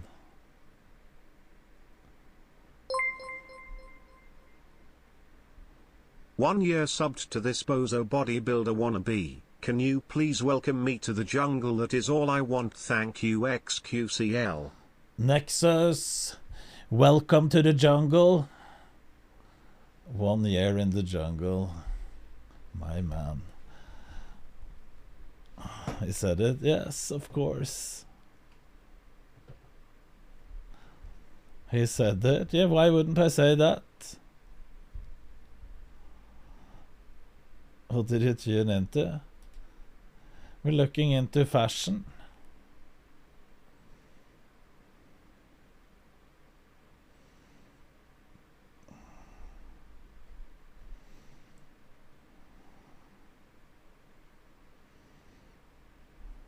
Okay, let's skip the... The fuck is this? Like, what the fuck?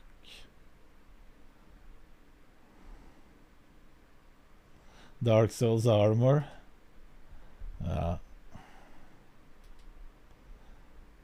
These guys are better dressed.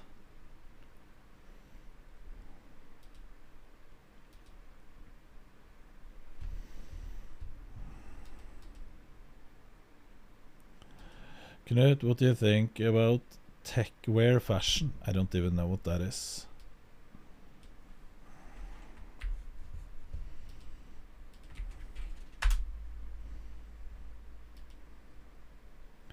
What I think about tech wear fashion.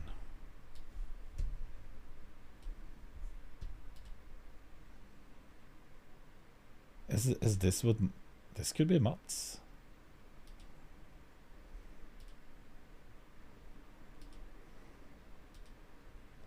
This is actually him. It's ugly AF.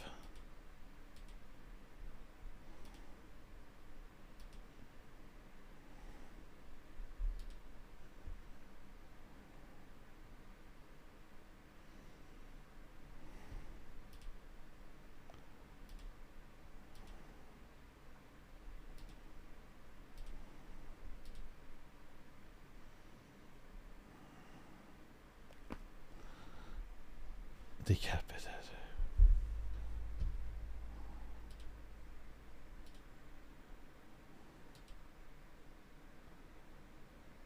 If you're a carpenter, this pants is probably nice, because you can put different stuff in the pockets, and you can crawl on your knees if you need to do that as well, because you have that knee protection.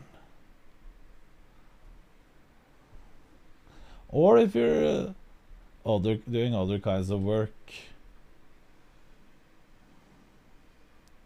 Antifa drip. Are they wearing this? He doesn't dress to look nice.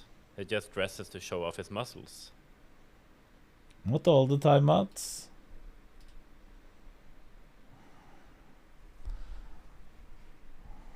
But sometimes. But I don't dress to look nice now. Because why the fuck would you care about dressing up nice for other people all the time when you can wear comfortable clothing? The fuck cares about other things? I'm not looking at myself.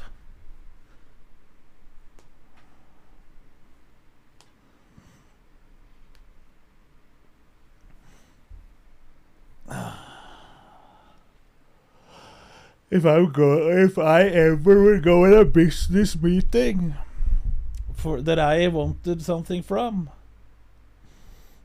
then I would probably care what other people were thinking about me and dress up differently.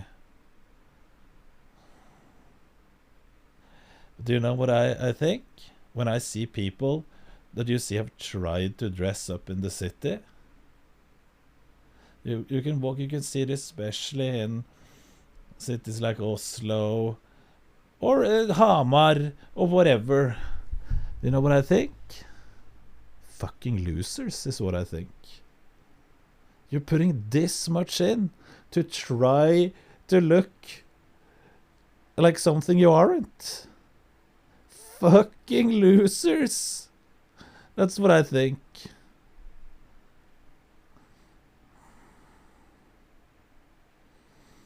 Yeah, exactly. Yeah, idiots. You work at I was going to say street corner, but that's probably not where. But you work at a random, normal job. Nothing special at all. No, and it doesn't matter how you dress. No, not the street corner. They have to dress nice. But point being, there is no one that cares about how they look. But they're struggling so hard to look like they are something they're not. Just fucking relax. Big black rat.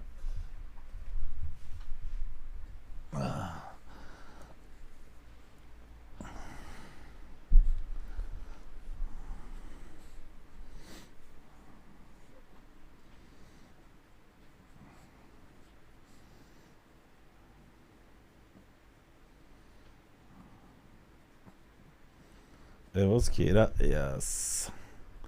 Hei, Kira. Er du trøtt?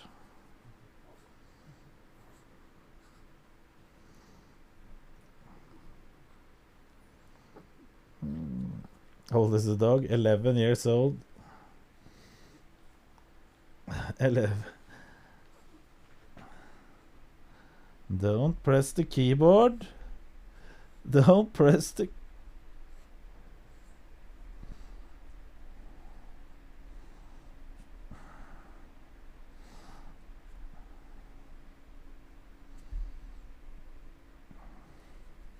After the leftovers, yes.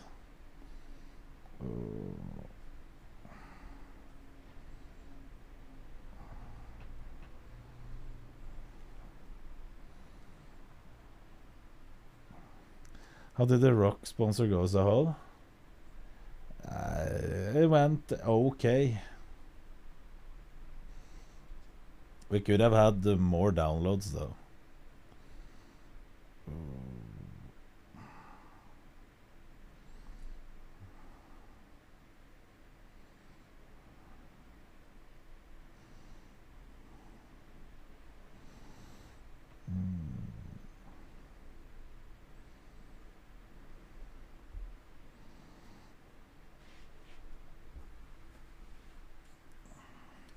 Kira's trying to get up on the table.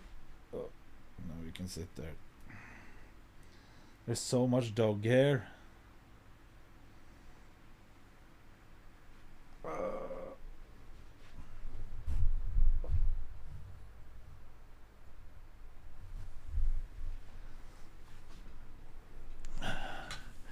So,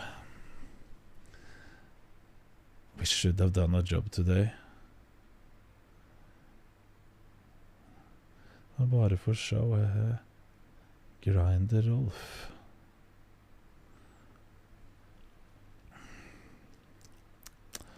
There is something we should do. Have a dashes dachshund. It's like being on the desk too. Yeah, they like being on the desk. But I'm not sure if we do that today. Or if we do it another day.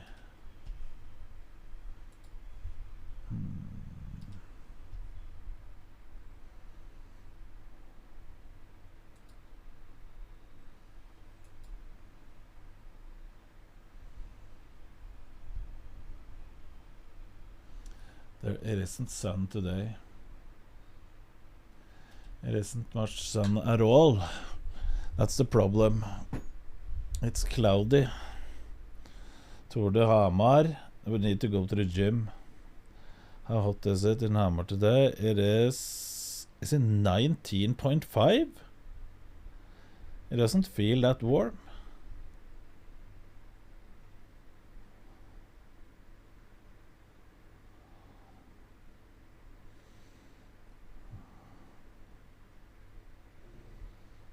No haircut.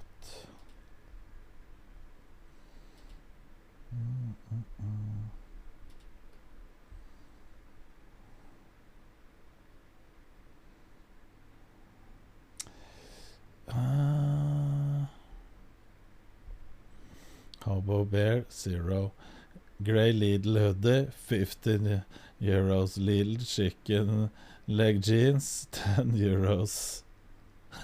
That would be nice. No, there's no.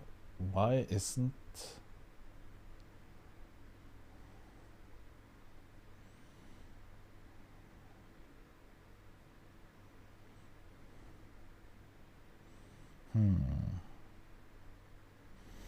Force and drip.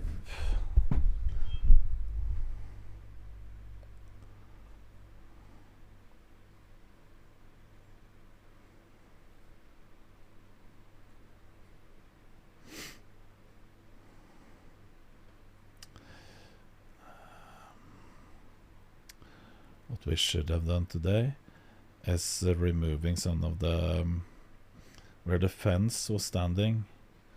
I'm not sure what it's called in English.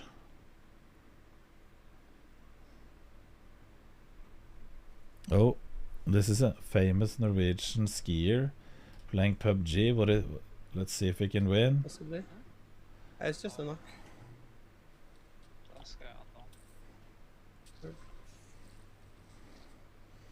Festene til gjerdet som bare i oppkjørselen. Vi skal kutte av deg. Hello, Lasse. All the rats. Hey, where's your cheek pad, bro?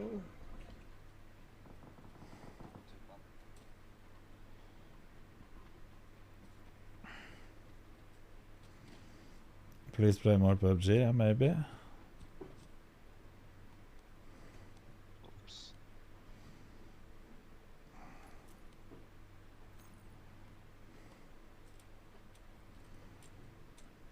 Kjetil Jansrud, one of the better skiers, downhill skiers there is, or has been. I knew it. Yes, people shooting us. Maybe he should run in when he's healing. Back on in. Do you have like an OnlyFans where I can ask you for fitness advice? I don't have that right now.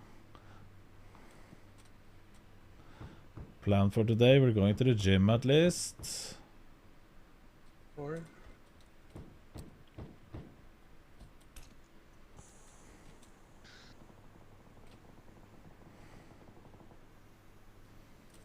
maybe we should do some gaming later as well.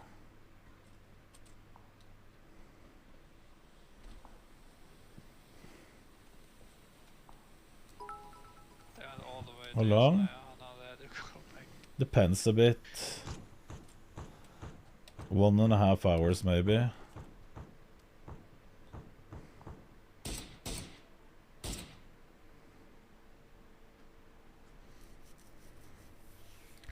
What are we going to do at the gym today? Back and rear delts.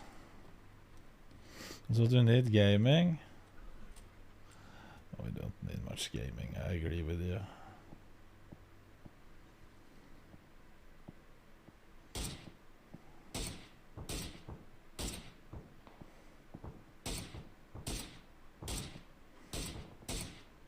See that guy?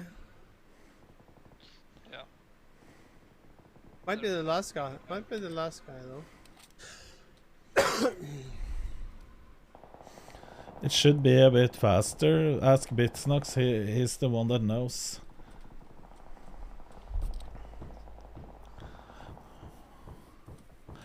Let's see if this guy can win.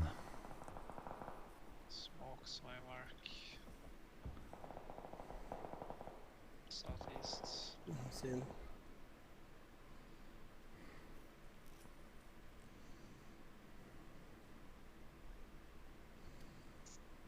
We have a team all the way on this side, yes, or west side, I mean.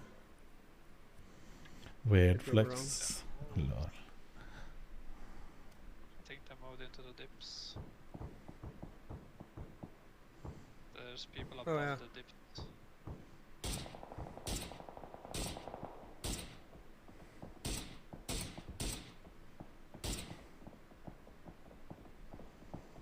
He got downed.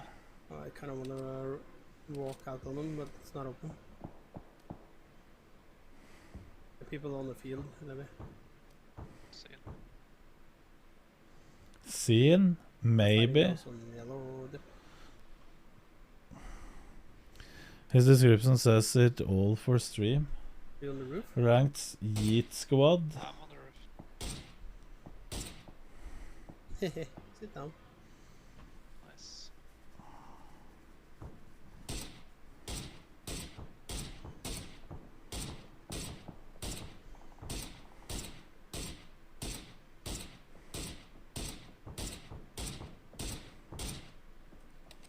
He's not hitting the shots. There's people on orange, on across the road for us. Mm-hmm.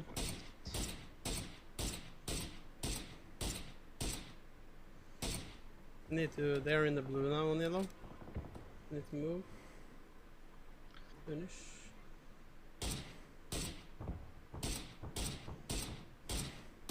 So you're gonna get pushed from the east. Heard. Have you seen this guy? Is it Voad? If it is, then I might have seen. There's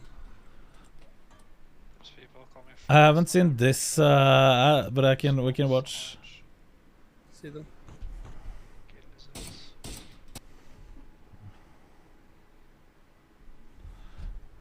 Richest streamer.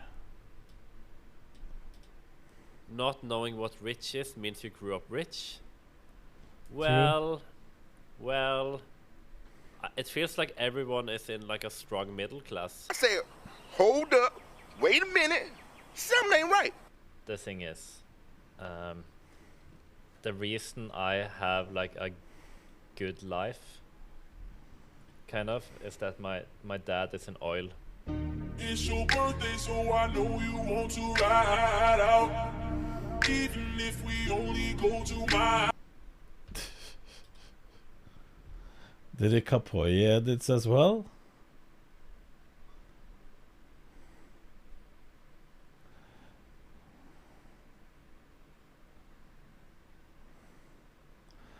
There it is. Ready, I guess? Oh no. Does Strum work? Oh no! Wait! Oh no! Oh no! Oh no! Oh no! Okay, hold up. Restart. Okay, fuck no! Wait. Oh, these are non-strum. Yeah, hell no. Hell no! Wait. This is fucking... Dude, I cannot. I cannot. I wasn't even Get him ready outta for it. here! I Get was, out! I was tapping at the bottom when I was tapping at red and green. Holy shit. This is gonna take me a fucking while to get back. Lol.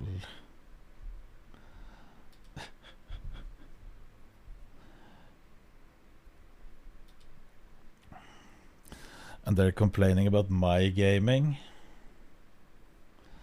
They are complaining about my gaming.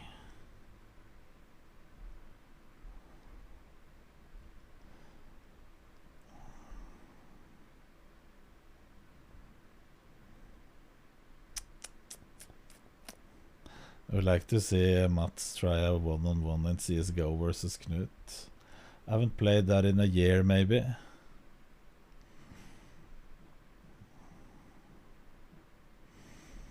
I'd love to see. Nah.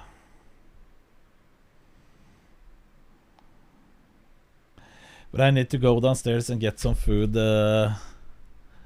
Watch this. I played 1.6, yeah.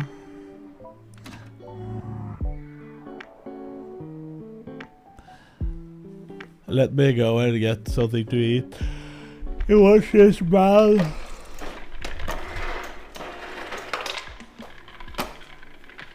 What is up, YouTube? Welcome to the first full day of eating in a long time. It's been a minute. You guys always ask for these, so here we are doing a full day of eating. First thing I woke up and my lovely girlfriend, Courtney King, always hiding over there, put together a coffee. What is in this coffee, babe? Some kind of mushrooms? Or He's getting hot today. No, I just woke she's up. already on her mushrooms right now. It's like a mushroom aptogen blend for his immune system, some chocolate sea salt electrolytes. Sounds gross, but it's really good. Calvin, please don't tell me I feel like I look atrocious. Electrolytes and mushroom blend. Yeah, pretty much. With coffee. Yeah, sure. I mean, there was more, but like, we don't need to get into the details because you guys don't care. So, I care. Well, they care. It's good for my immune system because gotta live forever. But this breakfast is going to be a good old boring breakfast. It's going to be a shake, 2 scoops of isolate, yes I said that correctly, and 2 bagels. I feel like this is exactly what I was eating last time I did this. I still go in between pancakes and bagels in a shake every now and then, but eggs started not sitting well in my stomach and I was putting eggs in my pancakes, so I'm kind of experimenting, seeing if I feel a little better. Digestion wise, stomach wise, everything, just from not eating eggs, and it's been like 2 days now. And I actually forgot to tell you, babe, I actually feel better already. Really? By eating eggs. Unless something else changed. No, I mean, I'm sure that has something to do with it. Like, eggs are super high allergen for some people. Especially if you eat a lot. But as a bodybuilder, when you're eating a lot of food, sometimes if you're eating the same thing too much, your body can start to be like, oh, this is too much, I'm not getting enough like variability in your diet, and you want like a lot of like very good, switching through good nutrients to your body so your gut is getting everything it needs. But if you're eating the same thing too often, sometimes you can build like an intolerance to it. Like eggs is one of the most common ones for that, especially egg whites when people are dieting. So make sure you're paying attention to your body. Try and figure out if you feel bloated or shitty after eating something. And if you do, try cutting that out and see if you feel better, because digestion is the key to everything, especially a good prep and a good bulk. So we cut that shit out, but right now, this is the easiest thing to eat in the morning, a toaster. You guys should also be proud, I finally got a toaster. My last like 5 full days of eating, I was putting my bagels in the oven, and y'all were roasting me for burning the shit out of it. So I'm gonna toast these. Sadly it's only a 2 per bagel, so I have to toast it twice, but that's another story. So yeah, I'm gonna make this up, blend it up, and eat.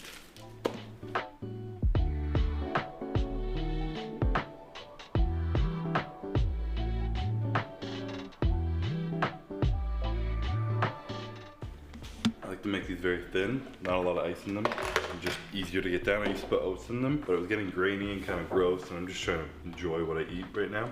But I've also been putting glutamine and fiber. I'm not using the Revive GI right now, but I put glutamine and fiber in every morning. Sadly, I just ran out of fiber, and I have a little bit of the chocolate one left, but I just wanted a vanilla shake this morning, so just glutamine this morning. I have to pick up some fiber, but locked in glutamine every shake at night and fiber every shake in the morning, so just good for your digestion, you know? Especially if I'm eating a bagel. There's not really as much fiber as oats as I usually would have in the morning, so I supplement it with a supplement. We still have our ghetto paper plates. Don't you worry, we're not bougie yet. Smell good. They do smell delicious.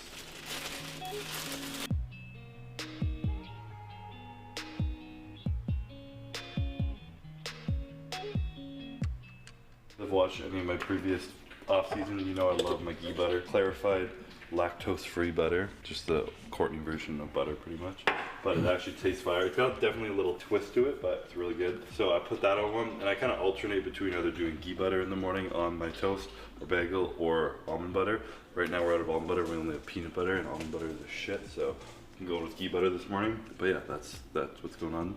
Gonna cook up this other bagel, throw some more butter on it. Wait, how many bagels? Oh, sorry, I thought you cooked 7. 6 bagels. Just keep going. No, 2 is my max right now. But yeah, we'll see as I get going. I'm not eating as much food as I always do in my off season because I'm testing kind of like almost like a long-term carb cycling thing where I ate a lot, got up to a weight I wanted, and then brought it down slightly, and my body maintained at that same weight, but I felt a lot better. And obviously because of my weight cap, I can't just like throw on a shit ton of weight all year. So now that I'm like 6 months or so at the Olympia, I'm focusing on my training, form, getting my body relaxed, and eating the amount to not become a fat lazy piece of shit, while also just like maintaining and building my strength. It's hot as shit. The other day I sat here and I put a bagel down. And I don't know if I'm the only one, but if I have to put a bagel down for the second time in the toaster, it's coming up burnt because I'm gonna forget about it. And I did that, burnt to shit, threw it out, put another bagel in, it came up, it wasn't fully cooked, and I was like, fuck, so I put it down again and it burnt it again, and I had to throw out 2 burnt ass bagels, so it was a rough morning. Alright, so sitting down to eat. Believe it or not, we actually have kitchen chairs. The roast of my life is that we have absolutely 0 furniture in our house, but we finally got kitchen chairs. I picked it up. This is the only one without the plastic on it still. But they're very bougie. Courtney had to find very fancy, very pretty chairs, of course. To Where are these from, spend babe? 777,777 and www. Saleswoman over here. But yeah, so we got some dope new chairs finally. Courtney had to match her light, I guess, with like the wicker and the bougie wood I am bored and bankrupt. Pretty Please contrast to black sponsor me. cable and everything. Now you just have the rest of that one. I need a new The rest family of our car. house, yeah, it's pretty. Some We're shit. getting there. It's been 6 or 7 months, but we'll have furniture by the end of a year and 4 months, is my guess. So 16 months we'll be stocked up with furniture. Anyways, back to the food. I'm just excited because I just went on MyFitnessPal and scanned the code here, and this was in it. And I know it's probably a small thing, but it's cool. This is my protein and it's in MyFitnessPal, so I thought it was cool. But without further ado, this breakfast of 2 bagels and a shake comes out to 985 calories. I know you guys always like seeing how much protein in something, but there's 70 grams of protein in this bad boy. So we're getting jacked up after a fast, breaking the fast with breakfast, and I'm gonna put this down, enjoy, and I will see you guys for meal number 2.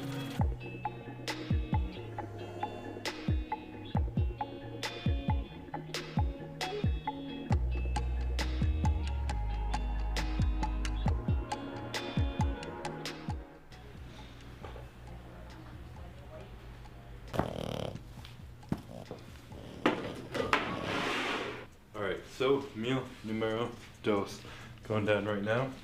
My trend as of late is I bring a meal in Tupperware and a Mega Fit because Courtney's been cooking for me. This is frozen, so it's gonna be a pre-workout meal. But meal number 2 is some good old rice and ground turkey. And I'm true bulk season right now because I have a bottle of olive oil on my desk at work. I don't really measure it, but I know it's a good enough amount. It makes it taste really good too, and it just makes your rice taste absolutely delicious. I kind of was eating like 350 plus grams of rice, and it was like a lot to eat, so I started to put olive oil in and a little bit of less rice in with my meals, and it honestly helped me a lot, helped my digestion, and it also helped my kind of energy, because if I ate 400 grams of rice, I'd be like falling asleep, dying. So this meal is 185 grams of ground turkey, 300 grams of white rice, and I guess 15 grams of olive oil, 796 calories in here. This is, typically I would like to eat this at like noon, but I always end up eating it at like 1 and then eat another meal right before going to the gym. In my off season, if I don't eat 3 times before I train, I'm definitely not eating 3 times after. So I gotta make sure I get in enough food before, and that's something I feel like you need to actually schedule and plan and be in routine with yourself. if it's hard for you to bulk and eat a lot of food, like myself sometimes, you have to make sure that like you understand what works best within your days. If you're someone who after the gym you eat one meal, you loaf, and you're not going to get any more meals in, you need to make sure that no matter what, you eat enough food before the gym because you know you're not going to after. Or if you can't eat before you train, then you got to make sure you eat enough after. Vice versa, whatever it is personally for you, you got to figure out what works best for you. So I'm going to put this down, and that's going to be it. Enjoy this. Catch you guys for meal number 3.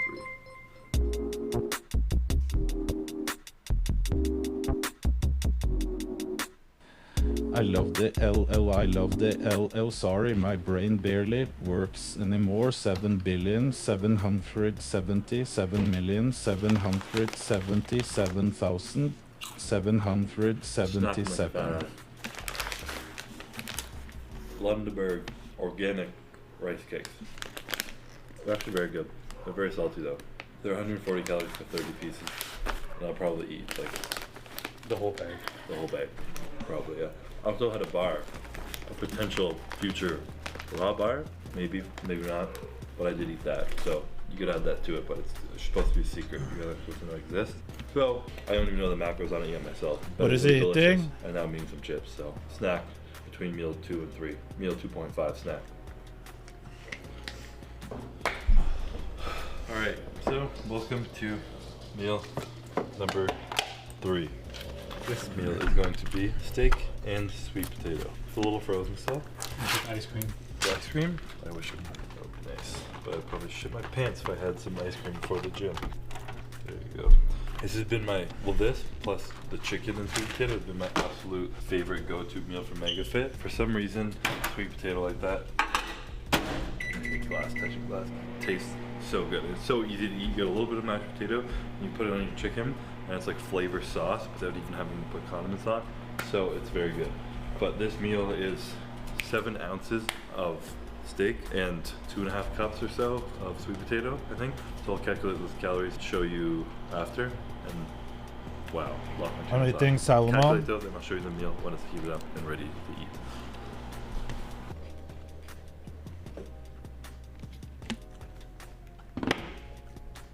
Alright, so here's the final product. Very appetizing, well plated by myself because I am an absolute chef. Normally I wouldn't eat red meat before the gym, but this meal was still frozen in the morning and I didn't want to cook it from frozen, so I let it sit on my desk to de-thaw a little bit. But yeah, this is the meal right here. Approximately 700 calories. I'm going to guess around them. That's being conservative on the low end. So that's going to be my pre-workout meal. I'm going to mix some of this up. I feel like it's something, I just got handed some cool stuff. So I'll show you one thing because this is, the YouTube is going to be the sneak peek of what's coming. This shirt, except this is the wrong color. This is just a sample, but dope shirt, one of our guys here made for the Green Crush. Good old whole can, holding the bottle. Would you record yourself on this? Yeah. I don't know. I thought it was a super cool shirt, so I might wear that to the gym today. So you that's your little actually had a sneak peek of bad the day. personality. I'm gonna eat this meal right I didn't here, get that put it down, question. go to the gym, try and get huge, and I will see you guys for my post. Did you record yourself? Number.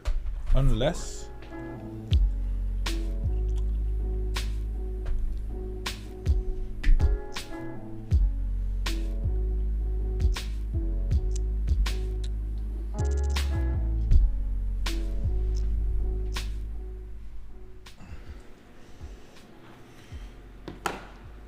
Alright, so post-workout meal. I've literally been doing this for years. I don't know why you guys watch these videos, but I think Chris has a perfect personality for YouTube. Tikiata brown rice pasta has been a go-to for my off-season for 3 years straight now, and it gets me through the bulk because it's easy to do a lot. So I have 180 grams of that. I'll calculate the calories after because I don't know what they are right now. And then I have 100 grams of beef in here and 100 grams of turkey combined for 200 grams of meat total. Boiling the water right now. I also have to get pasta sauce. Always marinara. I'm really sad.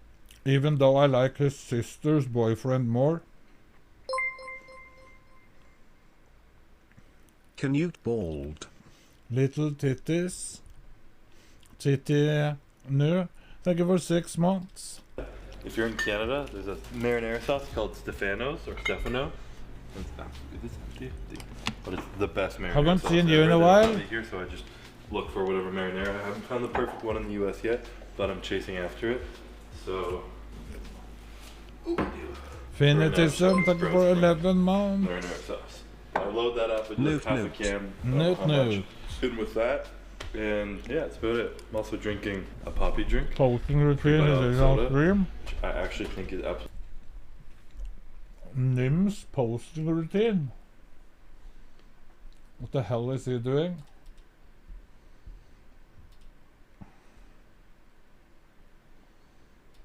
Ah, dude, imagine a hammer right here. Little titties. Were they amputated? Nah, I don't know. Fucking I'm idiot. just saying it's a miracle that it's so fucked up, but it still works. Sorry. Hey, Grunt, thanks for the 3 years. Billy Approvey says. Imagine you're the expert that got put on the bench behind a better expert. True. Is your other arm normal? I guess. Yeah.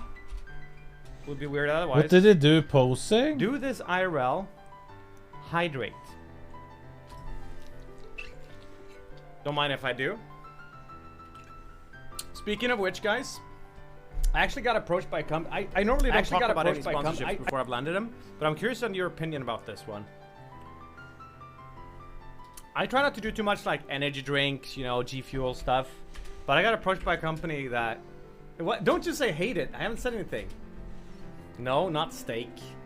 Speaking of staying hydrated, you take a cube and you put it in the water, and it gives you water flavor, vitamins, and I think Knut is in chat and says, "Nim gamble, my man." I gamble. Well, I don't gamble, but I do betting, Knut. But I don't do it sponsored on stream. Well, sort of actually. Sometimes I show my bets, but. Is it electrolytes? It's called waterdrop.com. Go check it out if you want to, or don't, I don't care. Just curious to see your opinion on it. But I'm gonna try it before I try to, when it's actual physical products, I try trying them before I commit to anything, but so I'm gonna check it out. Water ice salt. What is this I would rather posing? watch the juicer do some crazy bets, and then he can do like a react part. Imagine the juicer betting on Champions League, and then he can do a react party to that. Now that's the kind of content I would watch. At the end? Come on, go corner, corner, corner, goal, goal, goal. Liverpool, Liverpool, Liverpool.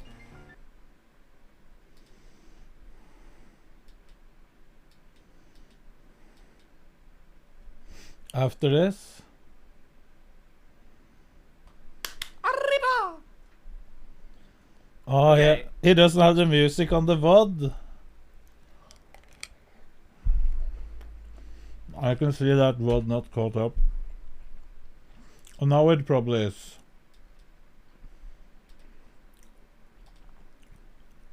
Huh? Osman for the 8 months. Doc arrived in the chat. Thanks, Camp Control, for the 20. Talking about you, I just hang up the kitchen. Oh, scuffed.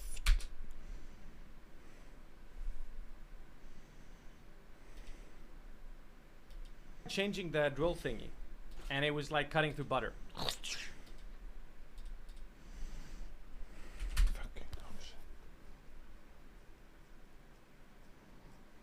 Now it even says 18 minutes. Okay. Billy's approval. Doing the weekly flex, I could be nice and pumped, but I haven't. But since I installed the lamp, I got a bit of a workout from that. Don't forget to do a back double bicep. What the fuck is that?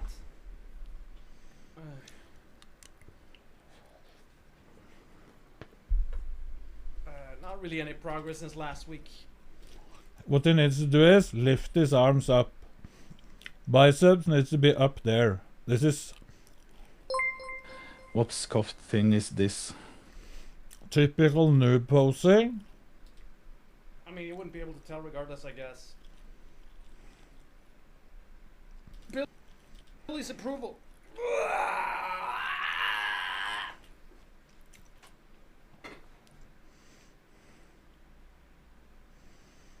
What the fuck? What pose is this? What the hell pose is this? Nim! Can't pose like this!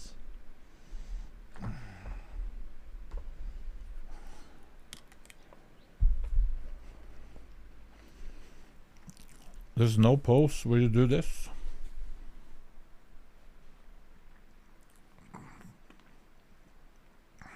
This isn't the triceps pose. Soy side triceps, yeah, maybe. This isn't a pose. I'm just saying it.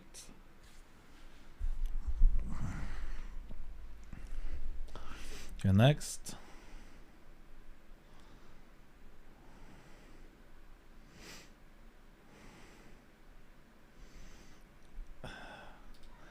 And when you Can't do see that, if I'm doing it right when I do that. he's not doing it right. Yeah, where it looks perfectly normal like that, right? And then oh, I fucked up. You guys know when they when I broke my arm, and we got to the hospital, they said that we were in such luck, relatively speaking, because they had an expert in. And then they x-rayed my arm, and we heard nothing from the expert. And then it turned out they had to call in a better expert. That's how fucked up it was. Yes, of course I've told this story before, but not how did he everyone knows break it. his arm? Shut the fuck up. So it's honestly a miracle they even got this thing to function. Imagine you just took like a hammer and you just whacked it a few times. That was essentially the state my arm was in. Oh, that sounded painful. Ah, dude, imagine a hammer right here. Would they amputate it? Nah, I don't know. I'm just saying it's a miracle that it's so fucked up, but it still works. Sorry. Hey, Crunt, thanks for the 3 years. Billy Approvey says. Imagine you're the expert that got put on the bench behind a better expert. True. Is your other arm normal? I guess. Yeah. Would be weird otherwise. Do this IRL. Absolutely full of shit. I think it has about a drop of apple cider vinegar in there just so they can label it as prebiotic. But you know, branding is branding and they taste good. Clearly not an ad. This, more of an ad. I take this after my post-workout meal or any meal where I'm having like copious amounts of carbs, which this is my only like huge carb meal right now. So I take 2 pills of glucose with this meal. The only time I take that right now in the off season. And it just helps you kind of shovel the carbs where you want, your insulin spiking and staying healthy. So I'm gonna let this cook, prepare it, calculate the calories, and I think they will win again, most likely. Competitors are closing up though.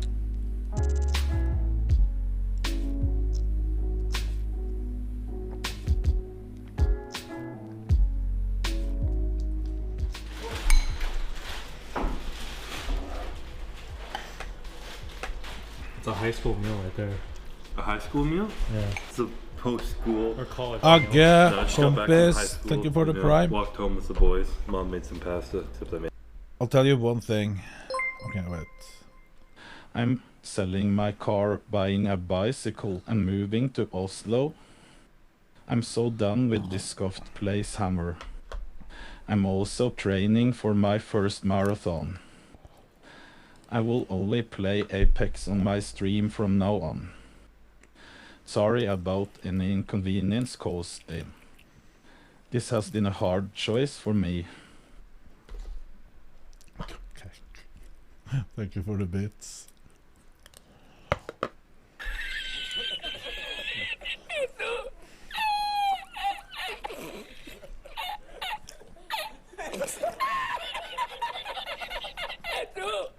I was about to say, if Chris came in like the first time he won in 2019, cursed, it was horrible. I should probably reread everything. If he looked like he was in 2019 when he won his first title in 2021, he wouldn't have won. Made it myself. Babe, what are some Would be no tips for the victory. Children, eat things that are high in fat. Like these bars are 340 calories. Christopher, you could eat like 2 of these. You're prepared for that, eh? Bora bars? What? Those perfect bars. They're called perfect bars. These are pretty dense. They're 27 grams of carbs, 17 protein, 340 calories. Like this would add up. If you eat 2 of these, you're at like, what is that? What's 340 plus 340? Was it for 340 each? 340 each for Oh, one wow. bar. What is 340 plus 340? What? What? How dumb is this girl? They're little too. That's 680. That's almost that's a hefty amount of Oh, calories. really? Yeah, eat one of those a day, one at least a day, and then literally just pure peanut butter bar. I feel like if someone has a hard time eating a lot, eat bigger meals further apart. Take some good digestive enzymes. Code REVIVE. Code sebum and REVIVE. I'm just kidding. Not 780, 680. Don't you feel like eating bigger meals is good, like in your off season, like this? Like this is over 1,000 calories. This one is, yeah. Depends. Sometimes you eat a giant meal, then you're so full you can't eat even later. Just finding the perfect balance. It's a good balance, but keeping your like digestion going. You know, also don't drink fluids with your meal. It actually impairs your digestion. You want to be able to like eat and absorb your food. You don't need a bunch of water slushing around in your stomach. This is actually a good tip, and it would Good make tip. you more full. Your belly. Tip of the day from Courtney King. All right, perfect bars. Don't drink water. Digestion. That actually is the ultimate I'm not secret to hate bulking, watching digestion. Uche. If you can't eat, if you're not hungry, your appetite's gone, it's usually from digestion. After just filling yourself up, obviously. Anyways, thank you for attending Courtney King's TED Talk. Returning to the full day of eating, this is my fat bowl of pasta. Comes to 1,154 calories in this bowl right here. What she said about drinking too much during the meals is exactly the same like Haftor said to eat big meals. He didn't drink much. He has less water during when he's eating and more in between. That's why it's so easy to eat. And that's why I took the fucking... That is a known thing. Carbs. The 145 grams of carbs in the pasta. That's not including the pasta sauce. So that's why I take the Revive Glucose, code sebum, with this meal. Of course I Such an drank a aggressive little amount bit, of but not carbs. too And much. this is when I have my largest appetite. After the gym, it's already been like 30-40 minutes since I trained. So I'm like actually really hungry. So I eat a lot of food right now. I'll digest it just fine. And I'll have room for another meal later tonight. So I'm gonna enjoy this. And I'll catch you guys Drinking for again. meal number 5. Damn it. Alright, so in between meals right now, because I'm only eating 5 meals, not 6, because it's just a lot easier for me to have 5. Like I said earlier, you gotta find your perfect time to eat, you gotta find the perfect amount of meals to eat. But I've been eating one of these a day, as we were talking about earlier, so I'm gonna put this down right now. We already mentioned it, but 300. Do you know the best trick to digest properly, to feel good and when it comes to eat and have the most gains? Do you know what the best thing is to do? Sleep enough to be relaxed. Yeah, that's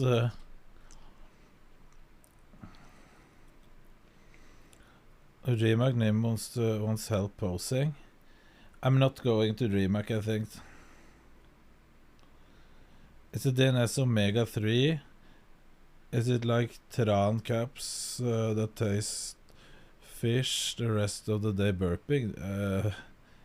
I have I'm not burping any fish taste from that one, no.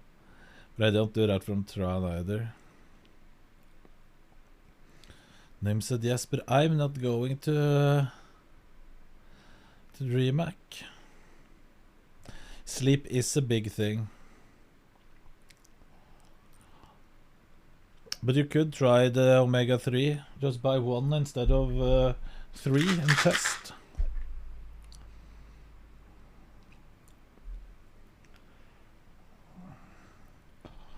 Sleep is for losers? Absolutely not. 40 calories, pure peanut butter goodness.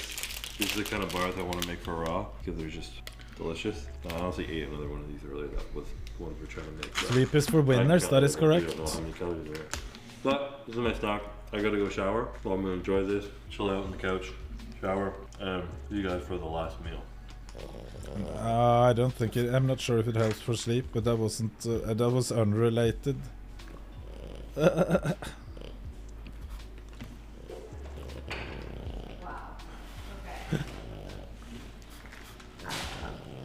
I feel like I have lots of sleep. Apparently, people said Yeah, but that they could hear my fast breathing. Omega-3 Times are doing is good. nice for everyone, even if you're not lifting or anything. It doesn't. Me and Calvin are gonna It's do just sprints for every health. morning. People said that they could hear my fast breathing in the last video. Yeah, you should just come over at like 7 in the morning and I'll bike and you two can run. I can't run, dude. You- I mean, I could, but I don't want to. I can go on the bike though. That's what I'm good at. Should we start a biker gang? You wanna make Courtney a can bike- get an electric bike. Seabum's Angels, like Hell's Angels. They have such a nice big house, and I like that they have big rooms with almost nothing in. Bums Angels. That seems so nice to me. I like not having the stuff just filled up. Keep it up with the Kardashians. Not even called that anymore, actually.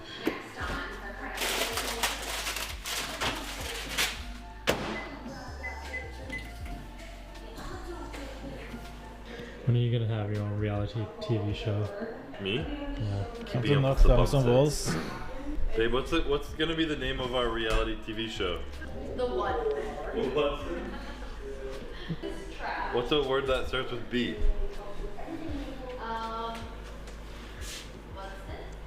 Budson. Working with the Wudson. Wild Wudson. G-O-A-T rice. If you don't know, now you know. This rice from Sprouts. You can also get it at Whole Foods and some other places. Or Trader Joe's, honestly, started it all. But this is what it looks like from Sprouts. It doesn't even tell you how much is in here on it. I think each pack is about 270 grams of rice. But it's like, it tastes like popcorn for some reason. Or it smells like popcorn, it just tastes really good. But it's actually just rice in it, and water, no other added shit, so it's really good. And if you're really lazy and you want to just have rice made and it tastes delicious, never dry in the fridge, that's the easiest way to do it. So meal number 5 is going to be, I'm actually gonna weigh it out to be sure it's actually, I think it is, probably less. But I have 120 grams of ground turkey in here because it's bedtime, I'm not eating a lot of meat. I don't need more protein. 290 grams, I undershot it, I was behind. Alright, so I'm gonna put some olive oil in this too because it tastes way better like that. Not a whole lot. Should we do 10 grams. Hello, ice cream pose? Here's the gourmet turkey. Should we design a house on stream? That would be nice. Alright, so What would be the total best for software to today, design and a I'm letting house? this cool down a little bit because it's really hot. It's higher than Does I thought. anyone know? That's why it's probably good to track. But I thought I was eating less, and this is maybe like 300 calories more Revit. than normal combined with like little things. Not the because Sims. With chest day and my I want chest a is black. real house But designer. besides the point, total calorie intake today is 5,203 calories. Macros are broken up as 600. Oh, that's scary. 666 grams of carbs. That's a bad number. So pretend I didn't say that. We have 156 grams of fat and 290 grams of protein. So it's kind of perfect where I'd want to be. 150 grams of fat is a good amount. 30% of my total calories, and makes me not have to eat quite as much carbs because it's still a shit ton of carbs, 600 grams. But someone told me they had 1,000 grams of carbs a day. That's a lot of fucking food. It's like How? That's a lot. I can't. I would probably eat in like a fucking high day or something. But this is what I'm eating right now. Obviously, I don't do these full day of eating for you guys to like sit there and copy this and eat it to a T. You're meant to find out what your body needs and kind of go from there. But I'm kind of giving tips on like foods you can eat to get more calories in and whatnot. But all you gotta do is both figure out what the hell you're eating currently, track it, food diary, whatever you need to do, and then if you want to put on weight, add like 300 calories, 200 calories a day, see your body responds, and just slowly go from there. Obviously, jumping into 5,000 calories immediately when you're not 260 pounds is going to be a little bit rough on your body. You probably put on a little too much body fat. You don't have to get fat in the off season to grow, but you need to be a little bit of a. It's really complicated, so probably I'm not still in that decent one. shape right now, eating this much We need even. we need a And little bit decent easier. activity level now. I'm walking around at work all day, train every day. I'm starting to do cardio, but I'm pretty shitty at it, so I gotta get better at that. Especially me and Courtney are gonna be having a challenger games, the couples games. We may challenge each other in some track events and sports and stuff. So if there's anything of that you guys want to see, we're thinking like shot put, run, and like long jump and stuff that she'd probably beat me in because I'm not very athletic anymore. Comment below what you want to see us challenge each other in. But back to the food. That's it. That's today's full day of eating. So thank you guys for watching. For whatever reason that you guys love Big watching anlegg on me eat, VGS, you're welcome for this AutoCAD. video. Thank you for watching. It's Catch good you on the next one. enough. So this is good enough. Let's see. We need something that is a bit simple. Because there's one here, Planner 5D. That's probably a really easy one. But this is just for a web browser. SketchUp is the easiest. Because we need something simple. This isn't, we're not...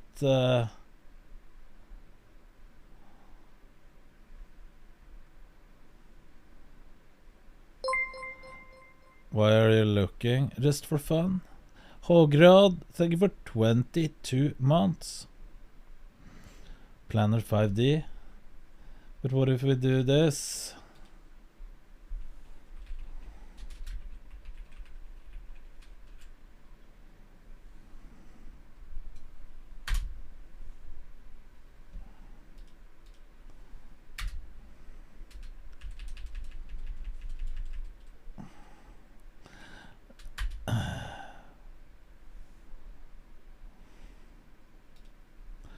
SketchUp engineers should know all of these programs, but haven't designed houses yet.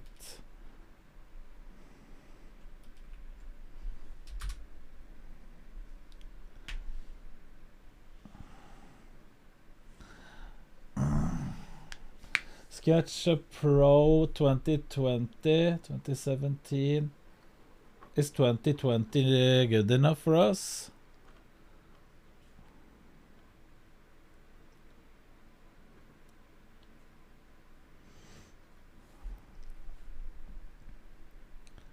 Only 18 megabyte? No, it's...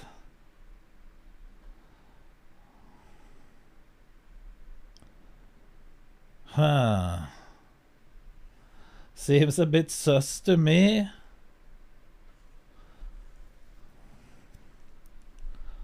And this is the same person has uploaded 2020 version, 2017, SketchUp V-Ray, Pro 2015, Pro 2020, another one, 2017, and all of them are 18.37 megabyte.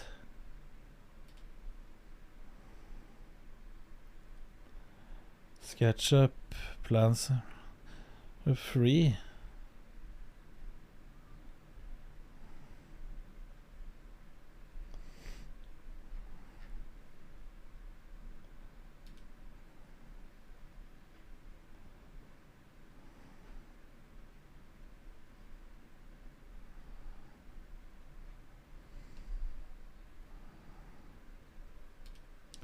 Let's not touch that one. Is it $5?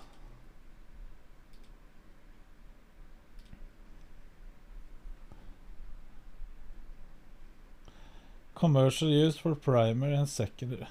What about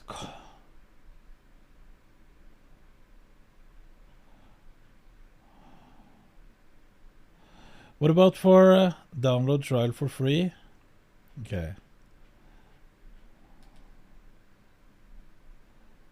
Such a free.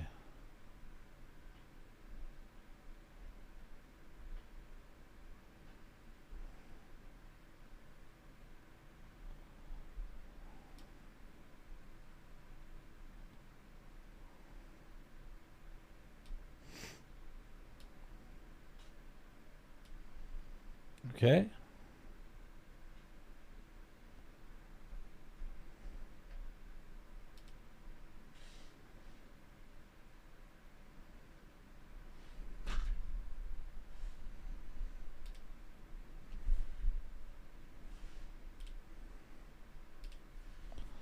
Give me a sec.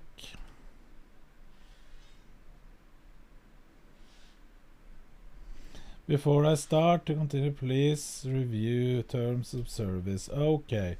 Start modeling.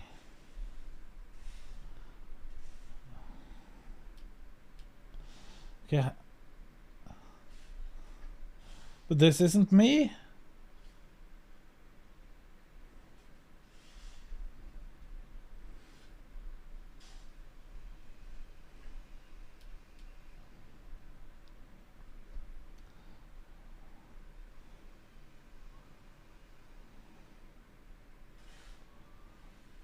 Okay. I've never seen. He has hair on his fat. That is not me. Swoosh. Or swoosh. Thank you for 3 months. Okay, what is those different things?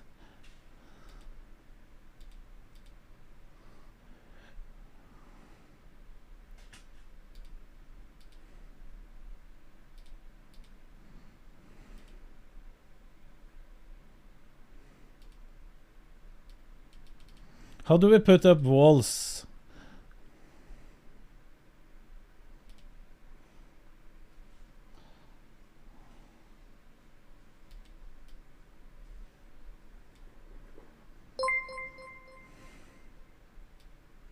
Yo. And then if I want to move this.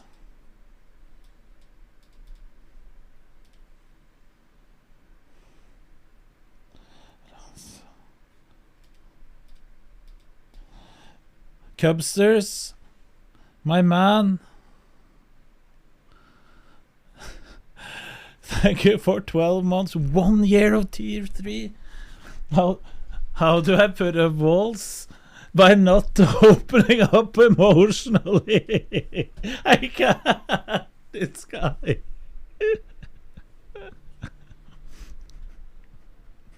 Oh my god.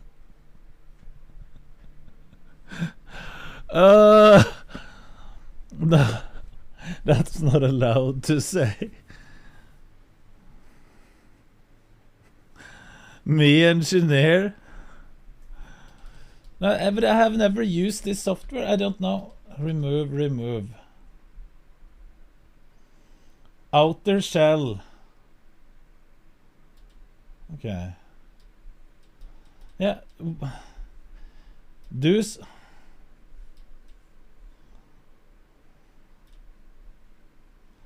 Trim.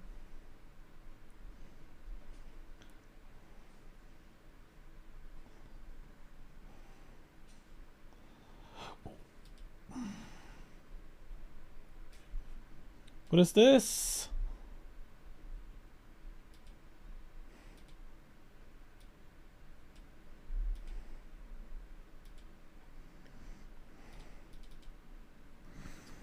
Angle. Yeah, but okay. I can see this is up.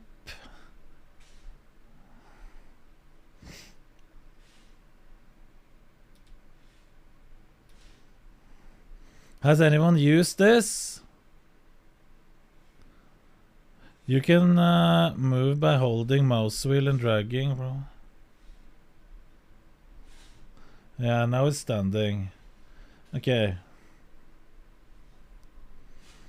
But we need to start setting up some walls. I'm already using SketchUp now for a school project. Okay. How do we start using this? First of all, I want to put up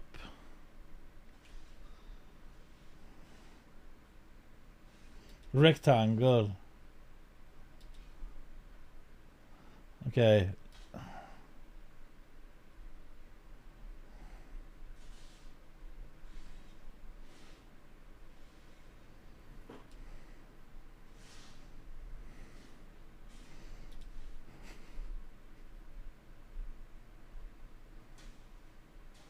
How big should this house be? Does it say any measurements?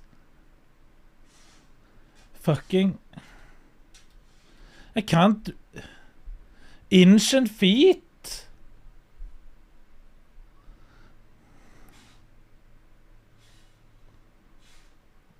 Draw a square. Make it a group. How do you make it a group?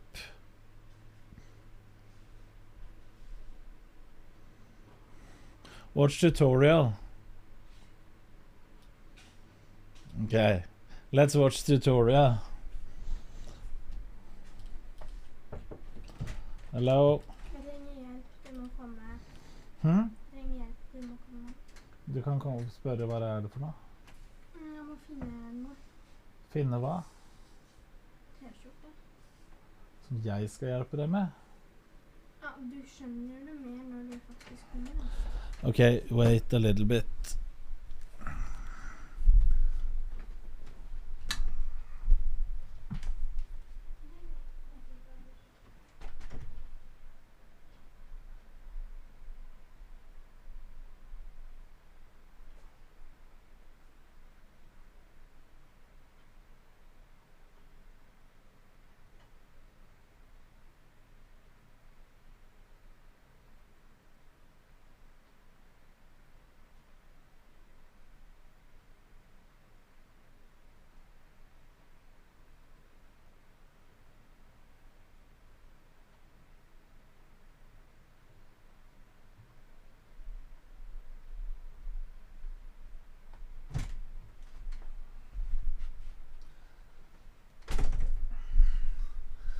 Is it this one you linked me, Peter, the top one?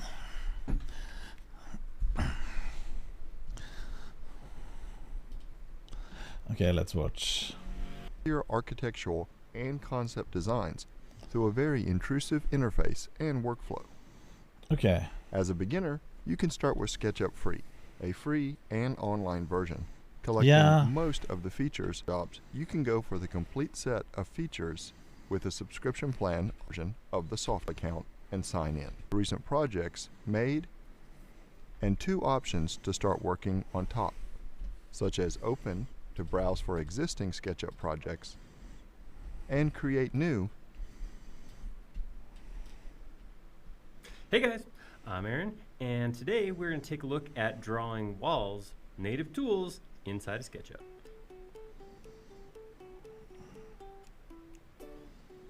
To X, please. So I know lots of you guys already have your own method for drawing walls, and that's cool. I'm not here to tell you that you're doing anything wrong. But anytime we get into any architectural modeling skill builders, like importing plans for reference or pulling in DWGs or something like that, somebody always says, well, now how do I go about drawing the walls? It happens every time. So I figured we'll do a quick video here and just talk about a couple things you want to keep in mind when you're creating walls and a couple options of ways you could create your walls. This is not meant to be exhaustive. This is not every single way you could possibly create a wall in SketchUp, because there's probably as many of those as there are users out there. Oh, can't he just fucking get to the point? Like he has to... I'm not going to show you how to draw walls. There might be different kinds of ways to draw walls. Just as many as blah blah blah blah blah blah blah. Yes, show me how to draw a wall. But this is a handful of ways that I've used in the past and are worth exploring. Yes. SketchUp and drawing walls. So let's hop in. Okay, first thing I want to talk about is drawing exterior walls around a footprint. So I have just this just a simple shape, right? So this is just, it's a group right now. It's the outside, this potentially, I don't know, patio home or something, this little building. And this is the shape Don't go of the emotional. So first thing I want to talk about is creating exterior walls around a separate, a group of a floor. So first thing, before we even dive into that, I want to point your attention over here to tags. So in tags, I've already created a handful of tags. So I have a floor, I have a walls. But I need to have a beginner's tutorial from the beginning. To start with a new one, choosing the correct measurement unit to use. As you start with any SketchUp project. Wait. Create new. To start with a new one, choosing the correct measurement unit to use. Okay. File, new. Don't save. Where do I choose?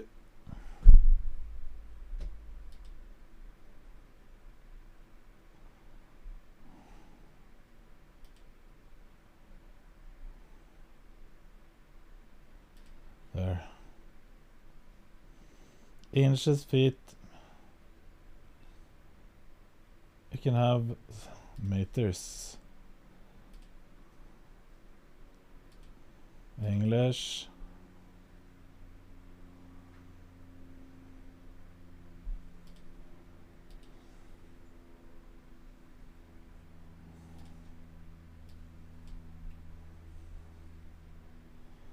Okay. Millimeters, but it will say meter is the SI unit. We always use meters. It will, if it is to millimeters, it would just be behind the comma. Engineers use meters in most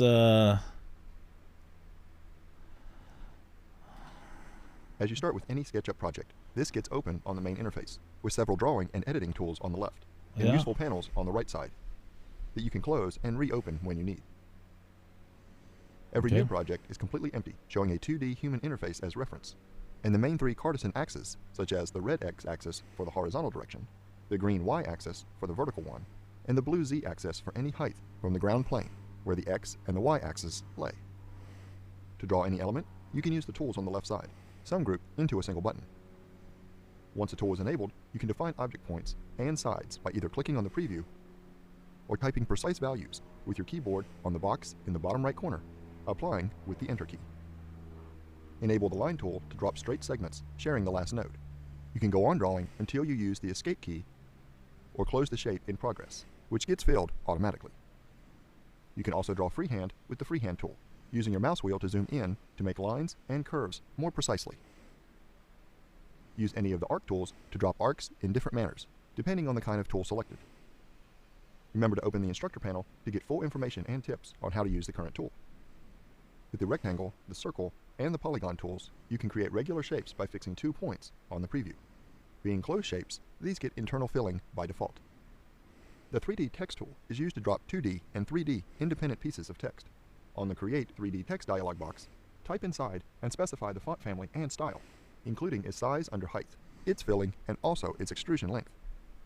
The extrusion can be enabled or disabled to drop 3D or simple 2D text. To undo any drawing in progress, use the Escape key, whereas to undo an action or modification, use Ctrl and Z. Can't you just show me how to put up, for example, a floor? The SketchUp ground provides several floor visual of the aids to make building? your drawings easier. For example, when drawing any segment, this assumes that the same axis color that comes from parallel to it. And when dropping any 2D shape, this gets the same axis color that is perpendicular to its base. Besides these colors, you also get snappings to the most important object key points, such as colored circles for vertices and nodes, squares for points on sides, and rhombuses for points on faces and filled areas. Also, dotted guidelines may appear, indicating perpendicular directions, intersections, and extensions over objects, sides, or axes.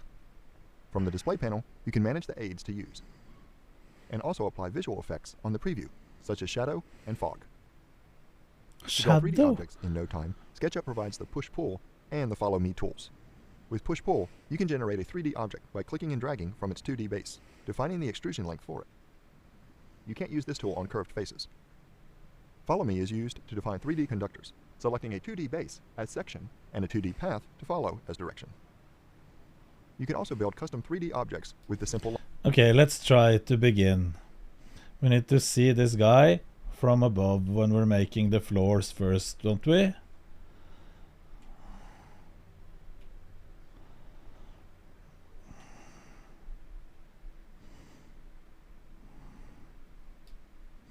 If we want to drag sideways, that doesn't probably matter. Okay, first the base of the house.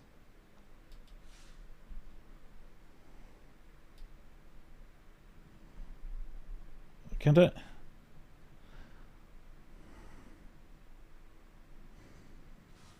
Molding soon. Can we make it bigger by dragging it? No, we can't. Can we... What if I want to... Why doesn't it say any measurements anymore? Go to the cam and draw.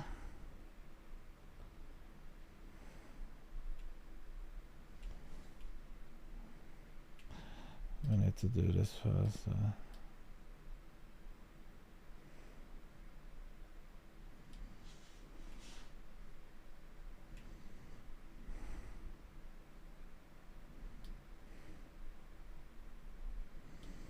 What if I want a basement?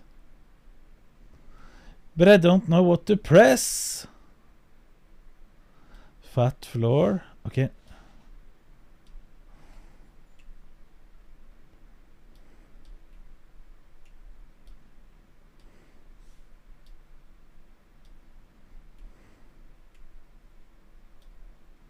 And if I want to make it thinner again, there.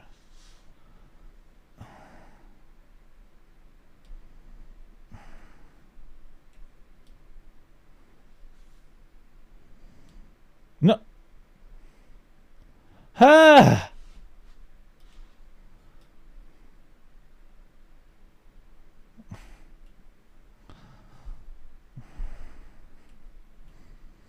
Use the offset tool on a surface type 30 meters. Offset tool. Offset tool. But I don't know the name of the different tools. Okay.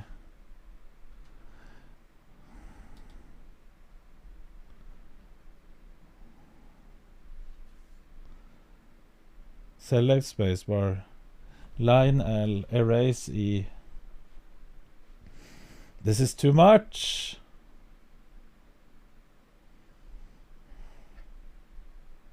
Bottom tool on the end. Knee of the push pull tool. Okay.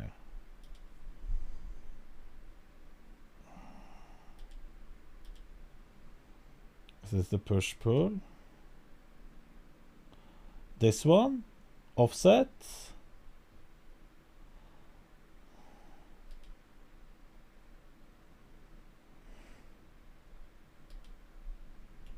The fuck.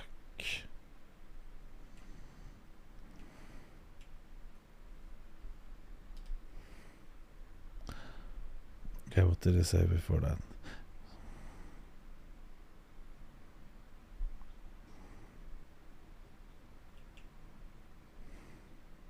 But where can I... 0.3... I can't type anything! This is scuffed AF. I'm not sure what I'm doing here. Engineer! I'm saying I don't... Click the first.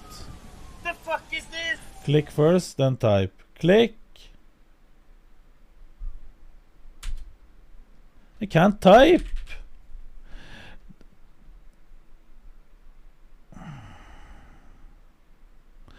Do it on the floor.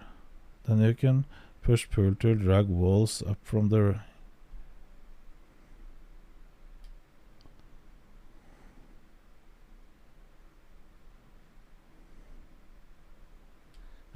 You can't use it while fucking charging. Do you know what? I'm not sure how this shit works. But how can I find out how many square meter this one is? How do we find that? I marked, but it doesn't say. Click on it. Yes, I did. And then right click surface. And then it says feet.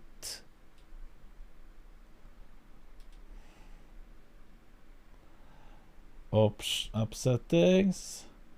Decimal meters.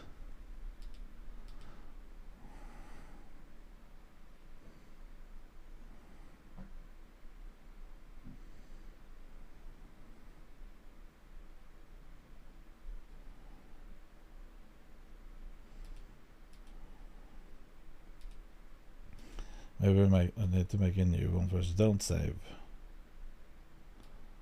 Okay, let's try one more time. Move a controller to view. We're into the...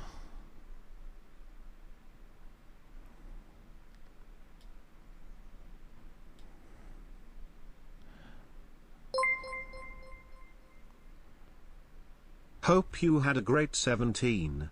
Mike and Newt, much love and support less than 3. Ding Dong Lover 69, thank you so much. I need someone on voice that knows this program if I'm going to do this. Because this is straight up horrible. When you don't know shit on what to do. Set it on millimeters. But it doesn't fucking work. Okay, let's just try again. One more time. There we have a circle. Okay, that might be a bit big.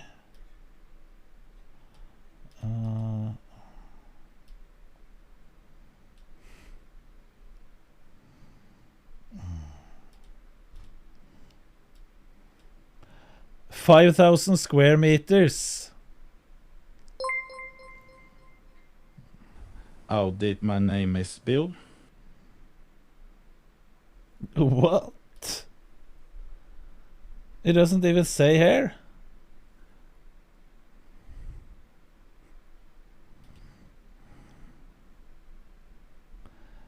Right, we can't have it that big. And why can't I just move? Move your controller into view and direct your cursor over the model. You see the toolbar icon. Click the model. But what is the view? The model What viewer model? toolbar appears. Click the tape measure icon. At the prompt, move your cursor over the beginning point for your measurement and click. Move your cursor over the second point of your measurement and click. A measurement appears on your model as shown in yellow in the following figure. But I don't know what all of these fucking words are. Okay, let's say.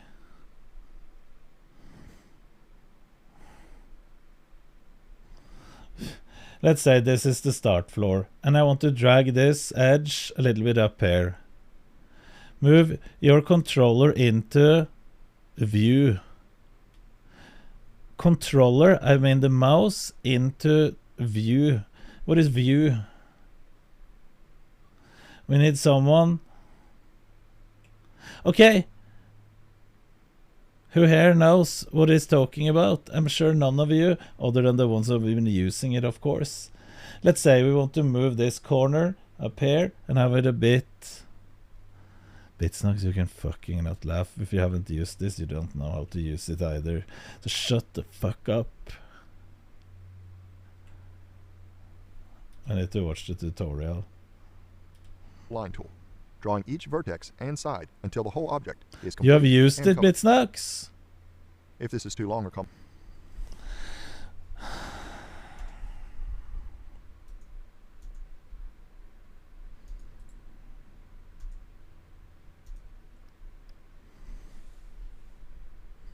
Hello? Yo. Okay.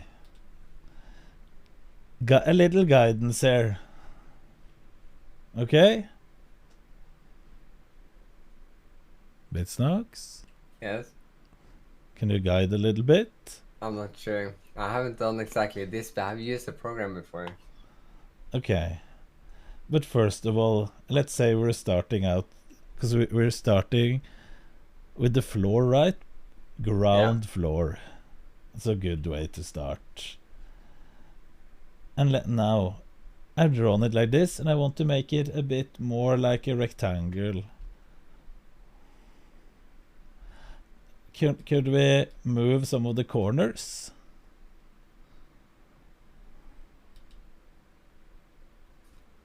Hello? Yes. Can we move the corners? I have to load it up myself though. Okay. In a while. Press S. Yes. No, wait. Perfect. Press S, he said, and it works. But why can't it be measurement? Is there... Okay, next question for you guys who said S.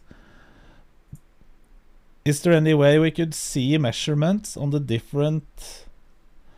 Like directly, so we can see how big it is?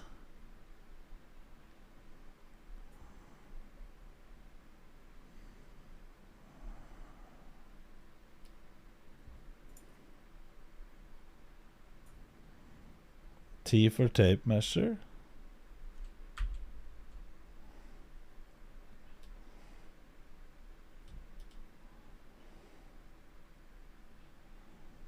Minus 10 meters. Ah.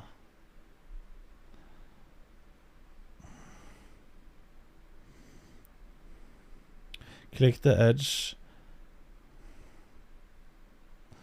Click an edge, then hover your mouse to the other edge.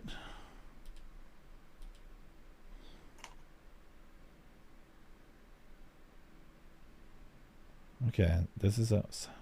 But I want it to be exactly 8 meters. I can see it. I want it to be exactly 8 meters over here. How the fuck do we get it?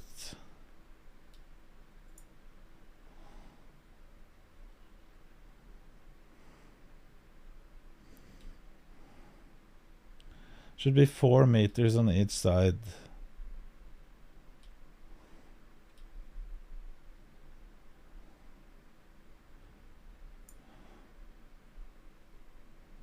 Bottom right, yeah, but what the hell?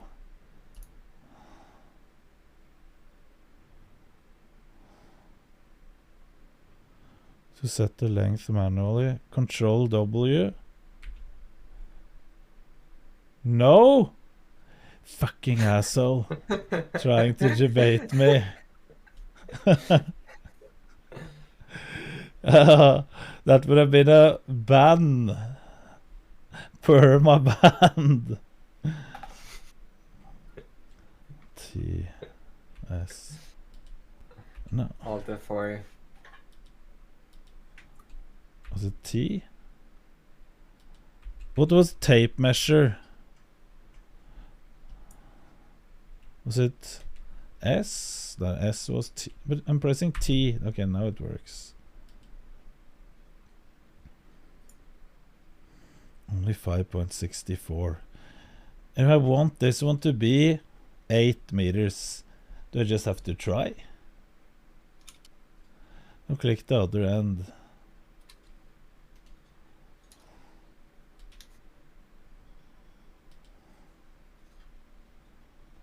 Type 8.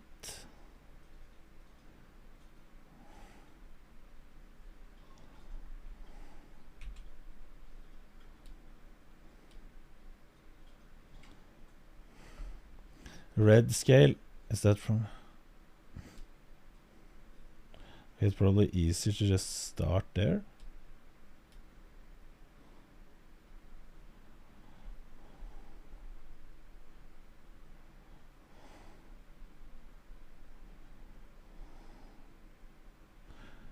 The line doesn't work. You can use the tape measure tool T and hover over your cursor. Type the measure and set the image line.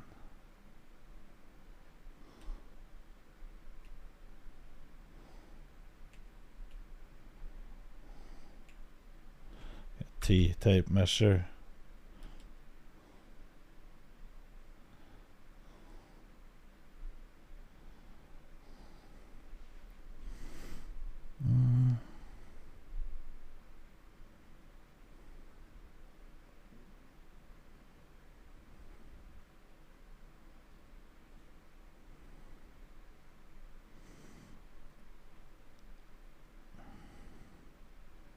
Dimension tool.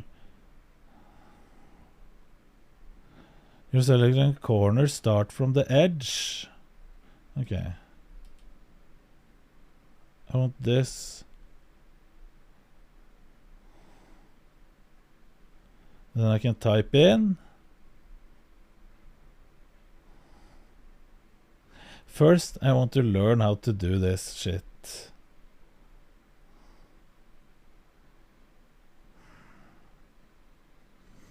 To make a square. Shut the fuck up, it's Nux. You didn't know either. Then type the distance 8. Enter. Yes. Now it's 8.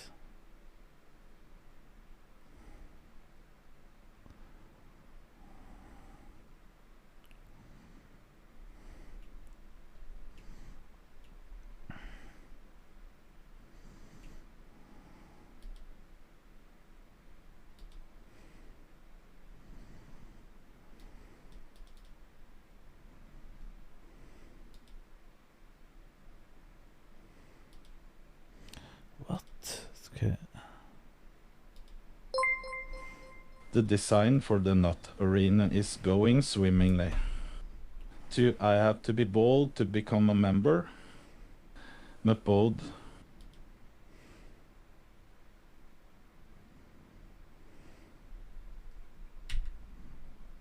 No.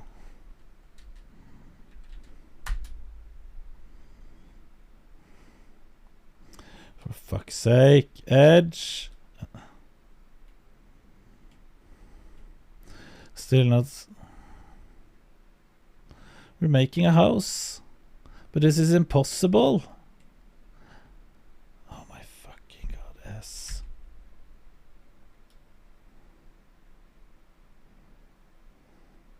We can set the line there. Now it should be the correct size. For who? For myself. But I have problems making the floor. Tape measure, let's see. 16 meters.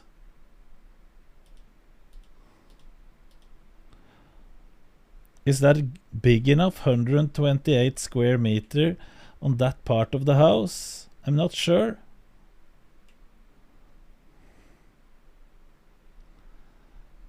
And then kinda.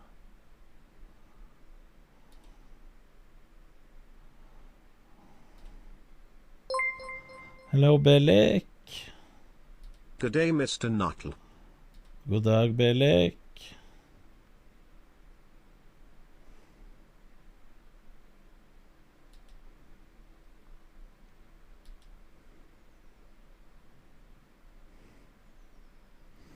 We don't want this.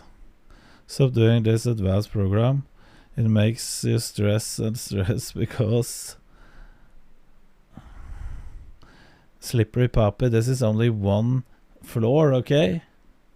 When we add up basement, floor above, and the sides of the house, it will probably be 400 or 500 square meters.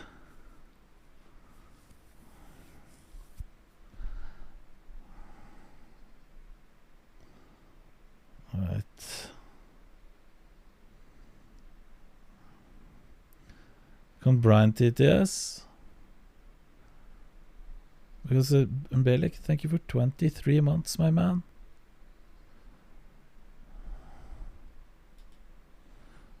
Upgrade from the...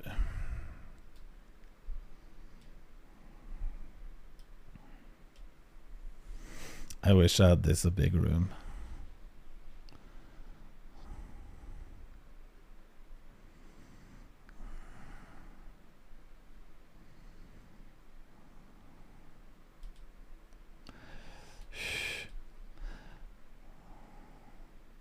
No, wait.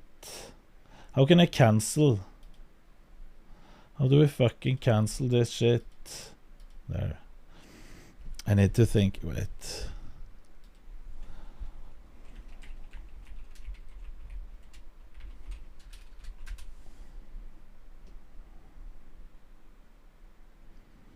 Right.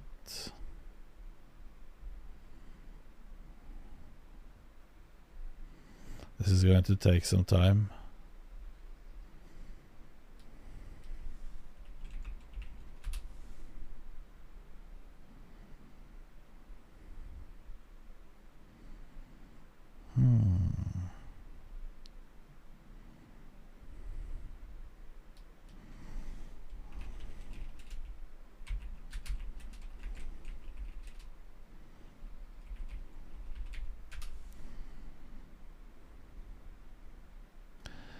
Right.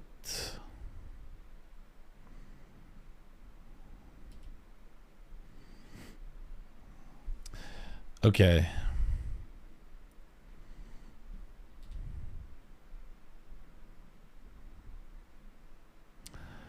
Let me think. How can we do this shit?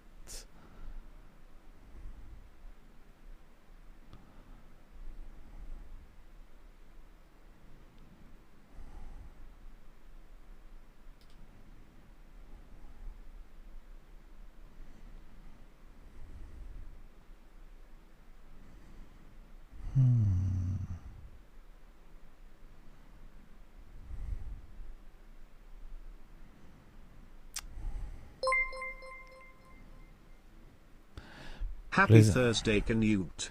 In Inksu. Thank you for 4 months. The thing is, I'll draw this in paint and it will be a bit easier.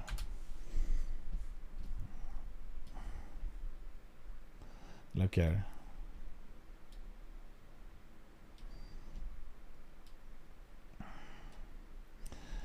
If we can do this really scuffed. This is from above. We need the house itself. This is scuffed measurements with a tower here and a tower here. Swimming pool. Like this is the entrance up here. Road goes in to this place with a roundabout here. Then out. And then we have a swimming pool down here. Or maybe we could move that up to this place. Streaming room. We're doing it just a bit fast in the beginning now. This is how it should be. This is from above.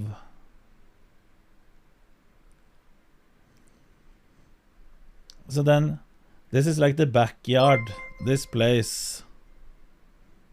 Rome wasn't built in a day, but they didn't have Microsoft Paint new though. Do you see my point?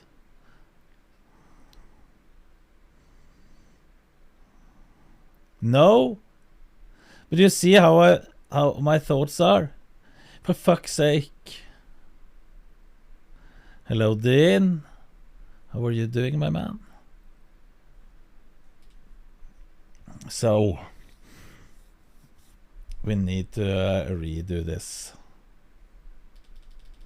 We need to redo this shit. Let's start over. Let's start over. We're trying to make a house. Yes, Dean, I'm going to Amsterdam. Are you as well? Outer shell? What the fuck is all...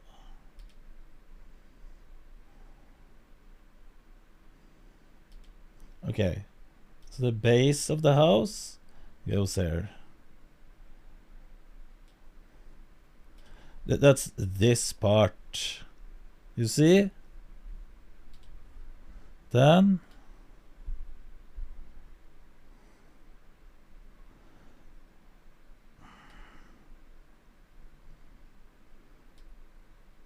no.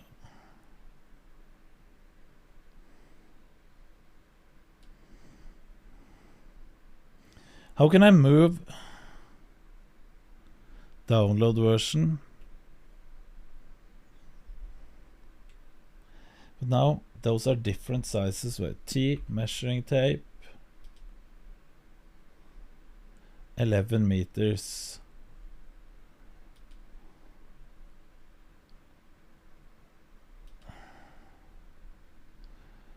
$52 meters, that might be a bit big, but let's think big for this time.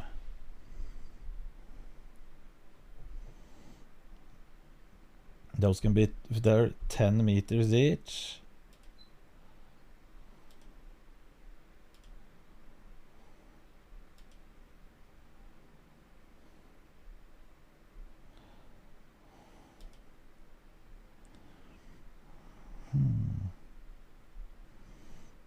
How long is that one?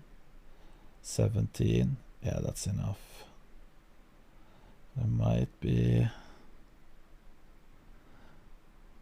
Control Alt and Shift.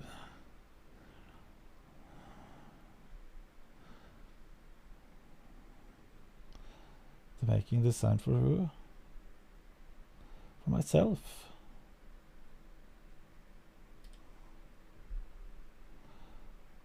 And then in this end, creating a tower there and a tower in this end. It's going to be a bit scuffed this time.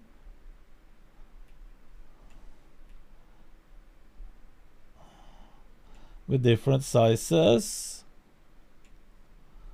But that's fine.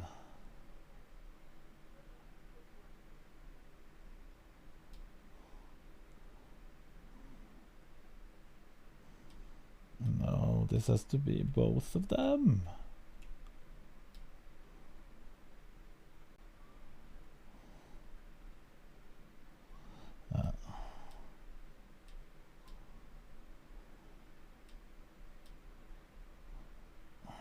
I'm not sure if it is the same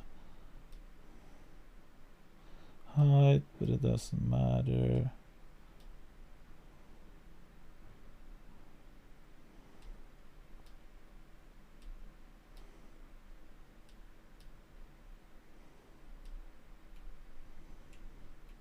But this has to be a bit taller. And we need something on top of them as well.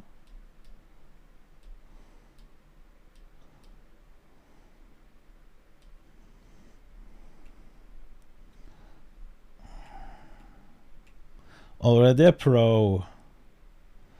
Yes. And down here will be the parking garage. No, that's the wrong.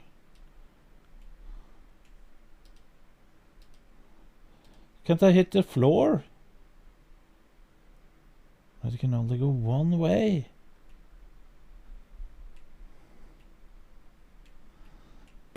Bike garage, my ass.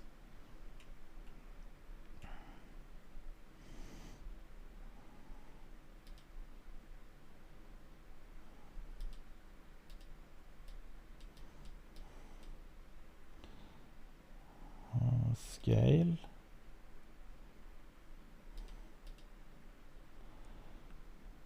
$600 square. Okay, this might be a bit big.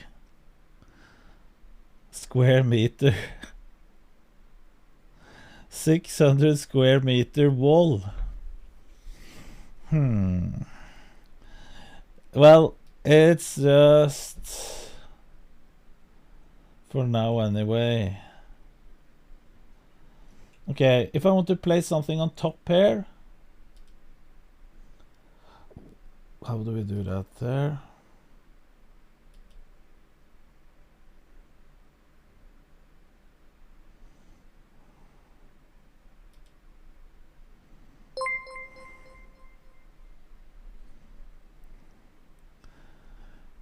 Morty, thank you for 2 months.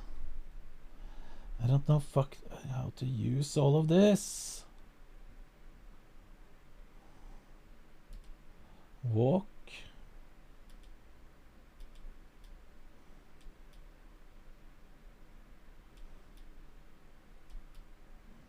What does even this mean?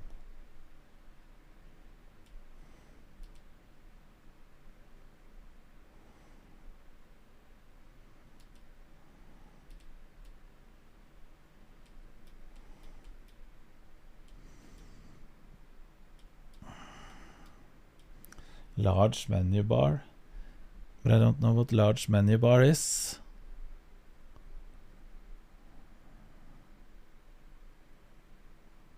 Thought about getting a degree in architecture. It's just 5 years. No.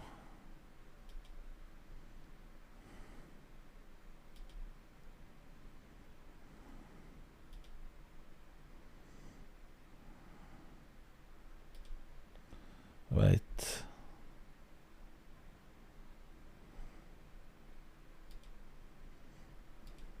What is this?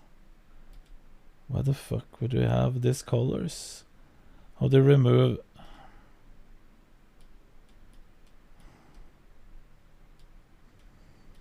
think you need help. Clear architectural and concept designs through a very intrusive interface and workflow. As a beginner, you can start with SketchUp Free, a free and online version. Yeah, but I have this one. Oh, this was really scuffed. Oh, there.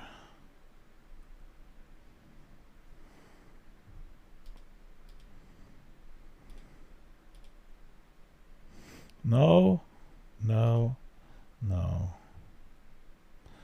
Brick. This is going to be a brick wall. The towers are going to be bricks.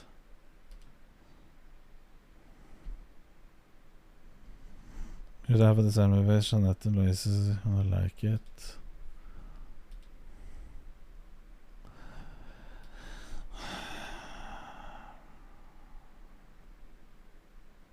I need tutorials.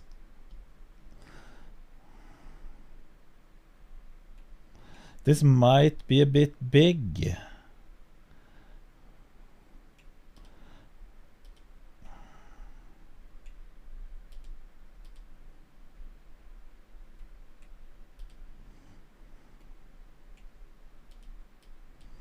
We can't have the whole thing in bricks. This is just a test anyway. You will need Greek columns. Can I make a road there? And how can I even... This thing is annoying AF. Okay, walk. There.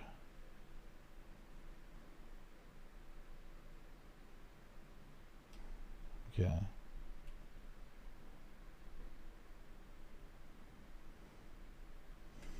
We are going to make a roundabout. Right here? No. I give up. We have to do this another time. Leave.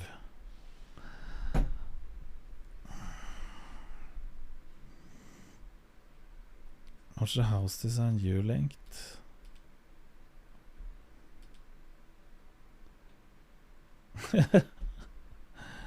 Is this Romanian castle?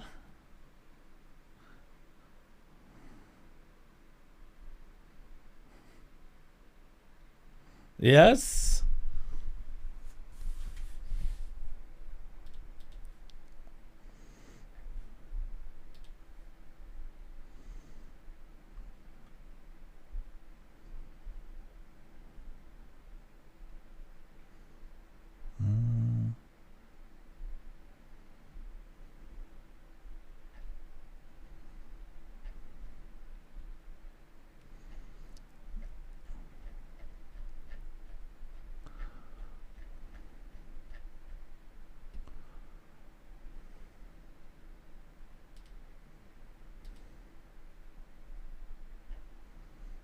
It's impossible to find like.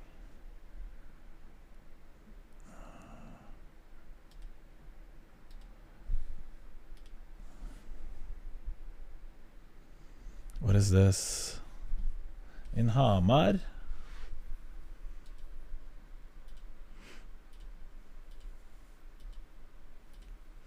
But where in Hamar?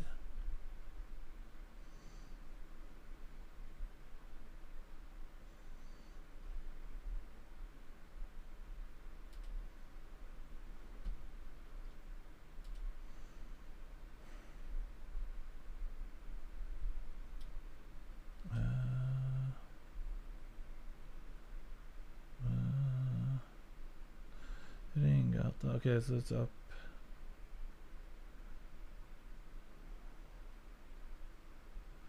Okay, I know where it is.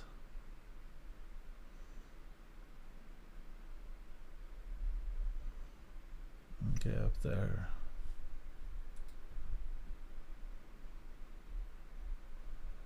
Not bad.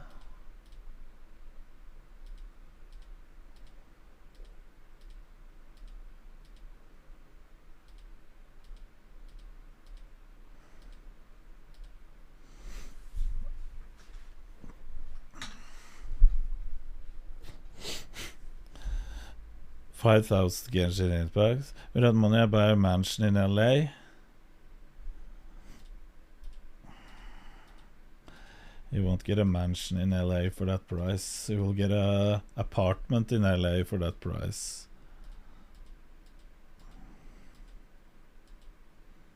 What do you think? You will get a little Matt's apartment for that price in LA, yeah. It is real. No, not 11 million bucks. 11 million NOK. $1 million.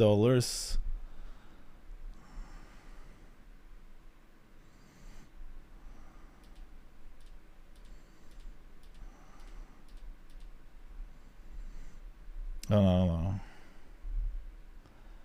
But this is a nice house.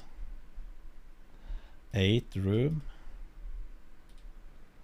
And the thing is, they make these big houses and they forget to build a fucking basement.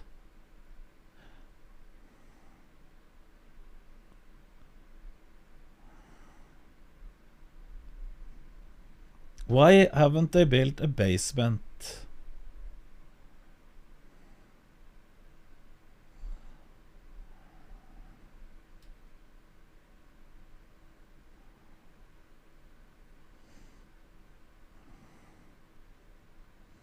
Yeah, because you have limited space.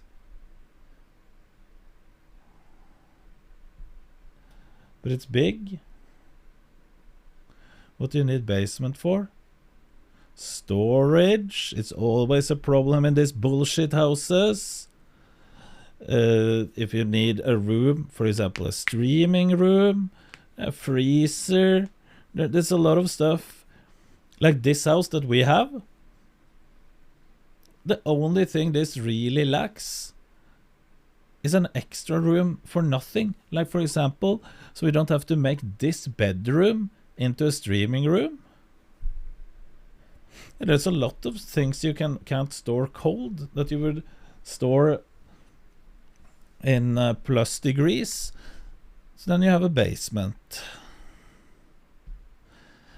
I don't know what MK677 is.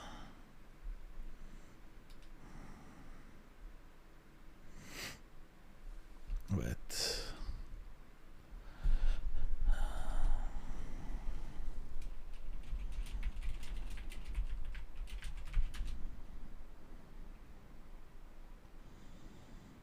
Where's the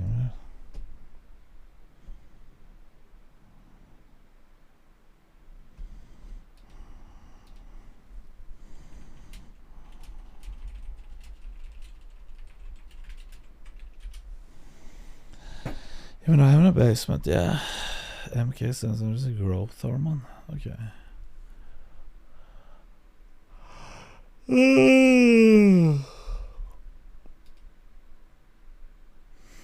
But yeah, we need to find out how this works.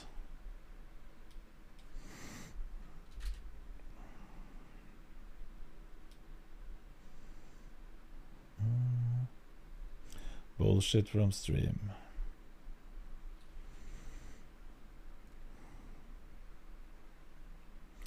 Sketch is very easy to learn. Get Vegard to build you a house unit. Yes, he's going to be one of them.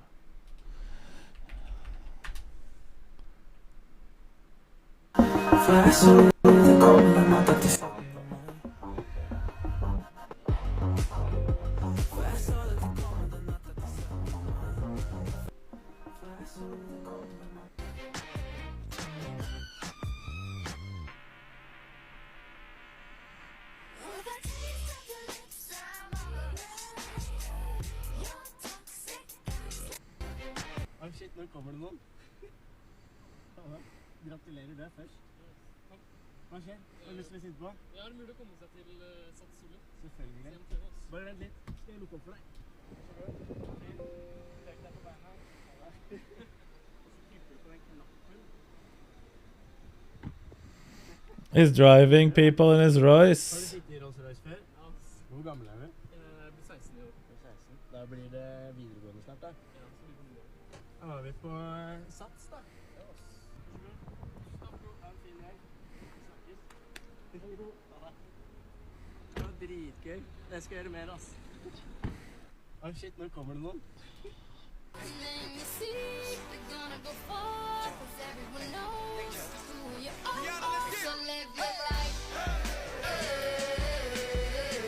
What the fuck? This is the guys from Exhale.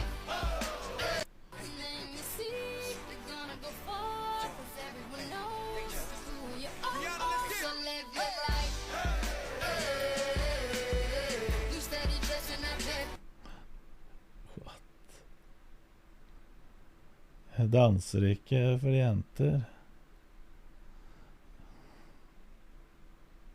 Me link up my dog, them bunny bad drunk. Me silk up a strap, I'm a fire song. Boy, I feel watch the style, big split, fully chip. You know we rich, pass the brick. Let me fling it on the pretty little bitch. Me link up my dog, them strap, I'm a fire song. Boy, I feel me link up my dog, them bunny bad.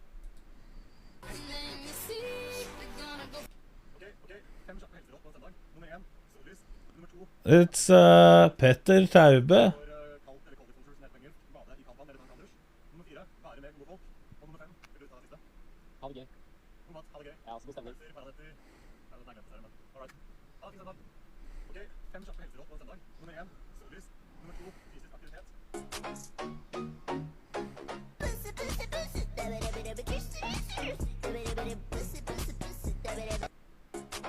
The fuck is this?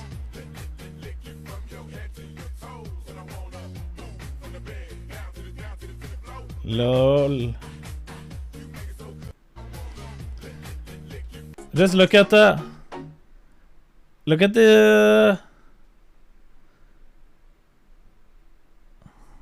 profile picture.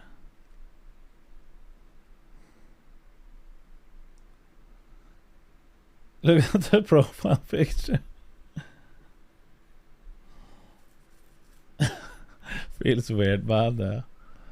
Why is it that profile picture?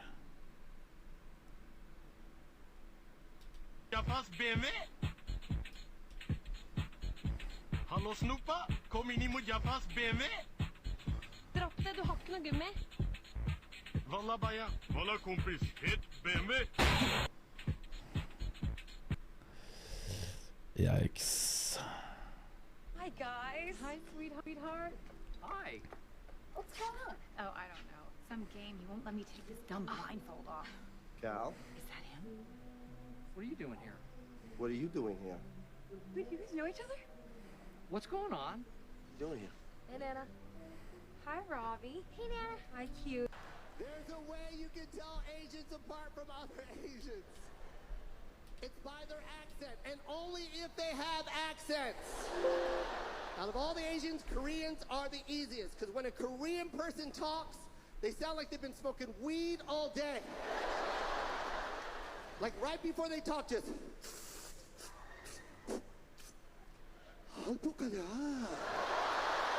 You can get this coin inside that glass jar without taking the cork off, right? I will give you £100. But if you can't get the coin inside this glass jar without taking the cork off, you got to give me a free pint.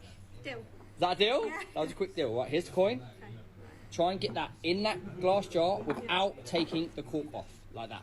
That's the deal. Think about it. There's a way to do it. And it is a solid glass, right? It's solid. Yes. There's nothing on the bottom. Check the bottom out. I'm trying to work out if I can Go do on, it. try. Think. There's £100 at stake. Do you think you got it? Inside I there. don't know where I'm going with this. Without taking the cork off. Think about it. There's a way to do it, I promise you. I'm thinking, I can hear it. 3 less.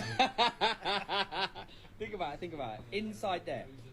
So, without taking the cork off and putting it in, you can't I do watched that, this right? clip. so am I allowed to touch the cork? You're allowed to touch the cork, but you can't take the cork out.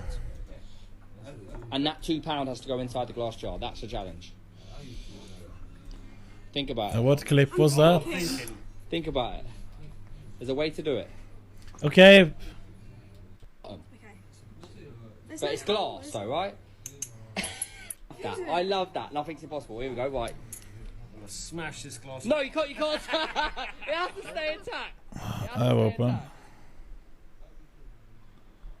Think about it. It's hard, isn't it? Oh, and film me. Film me. Have you got me in shot? Give me the coin. So the coin, glass jar. Yeah. Okay, let's let this clown do it. Hold out your hand. Inside, right? Look, the cork, I'm not going to take it out. If I can do this, what do I get? 3 pints. 3 pints. Watch this. Watch. We take it here. Watch. 1, 2, 3. Inside there.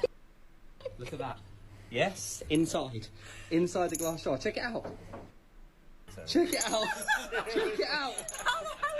Check it out. Look, is it in there? Look. What the hell?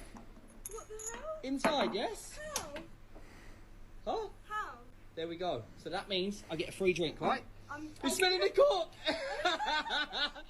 There we go. Inside. Magic. Do it. Look at it. Every single time. Thank you. Well done, You can't You can get downvote. this coin in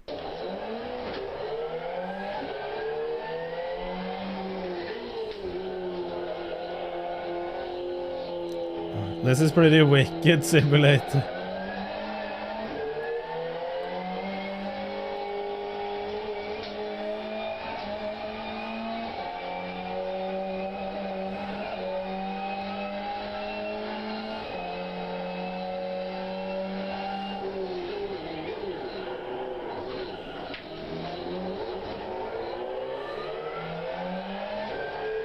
House with a basement, yes.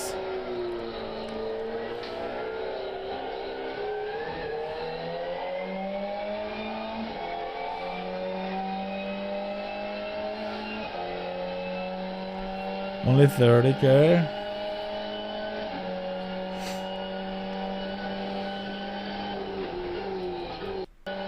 Is it crashing?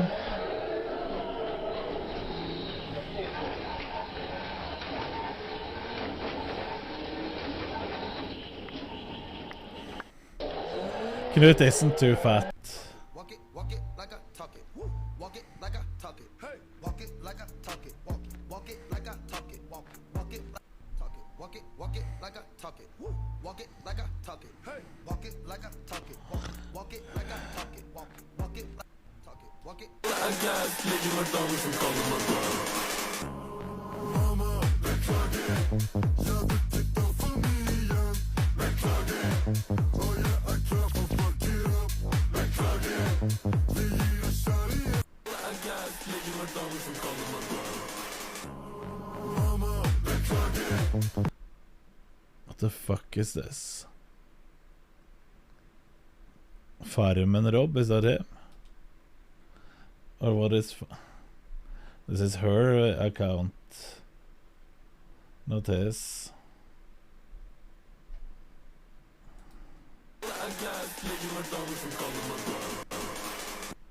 For a while now, I've been wanting to make an explosive liquid metal, and the first thing that I'll need is some potassium. At this point, and started cleaning. Okay.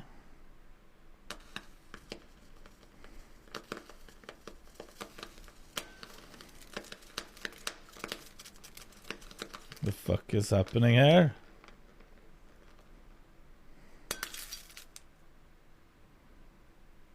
For a while now, I've... Oh, there's... Is it just me? Or is this fucking cringe?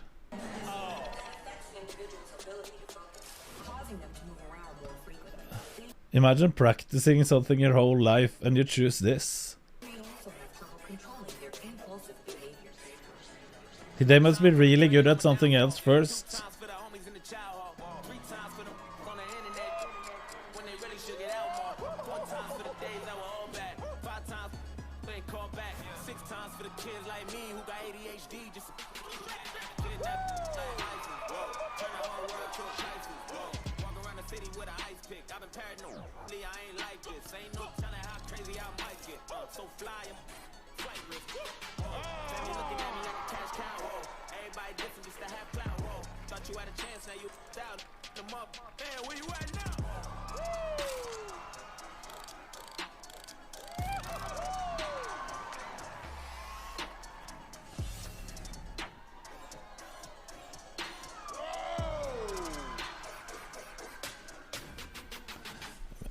But I don't see the point.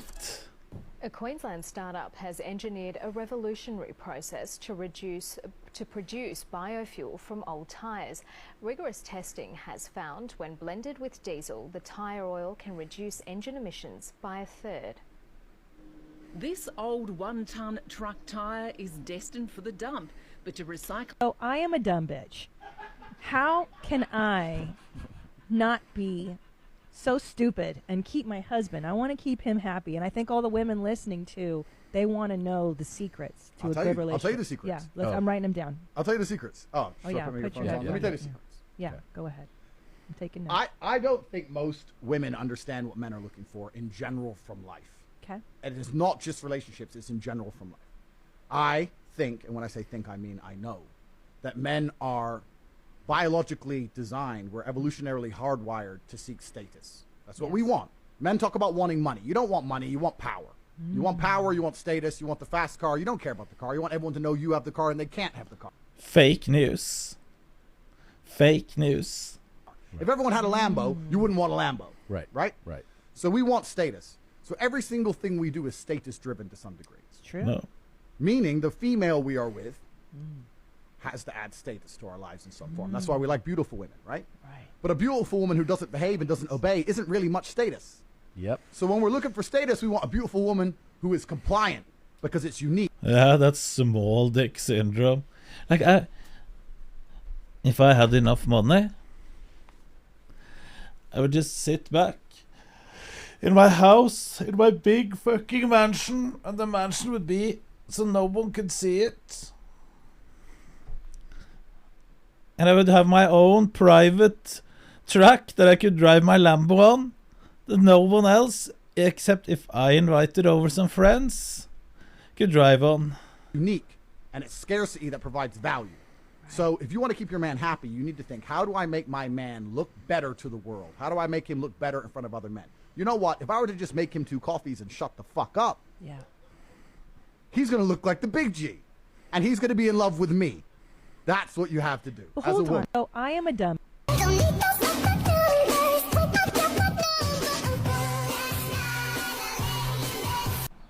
Excuse me, could you just film this video for me real quick? No, sorry, I'm gay. Okay. What the fuck? Sorry, just film it because it's for my mom. Okay. And yeah. Oh, what the fuck? Stop. Stop. Get your phone back, please. No. Don't be scared. Don't be scared. Okay. Here, give me your hat. Okay. Now it's your turn. Do something funny. Why are you running? Welcome, I just said that. Hello, Cliff, and welcome. Next Bitcoin halving is 2024. You will only be able to mine 3.125 Bitcoin per block. Now let's go back over here. If this is if we're flipping this over for the next cycle here, and this is 2022 year 1 bearish, I want to make sure that you understand that. If you go here and you look at the TA, remember we're looking at TA for Bitcoin. Look at it. Bearish, right? We're having this little pump right here. We'll talk about that, and I'll do TA here for a second. You think you should be dollar cost averaging in right now. Bearish. Accumulation, that'll be 2023. Accumulation.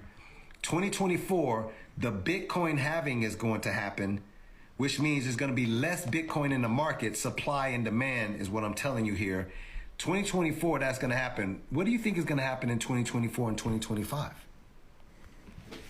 People who buy Bitcoin, we don't sell it, we do not trade it. It is a store of value.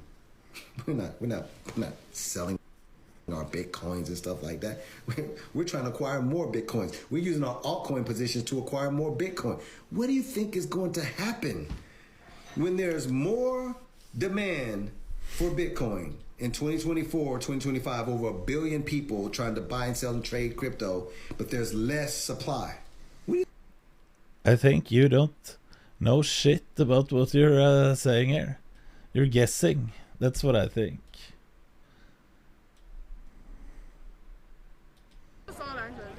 Yeah, I'm doing Hassan doing Knut.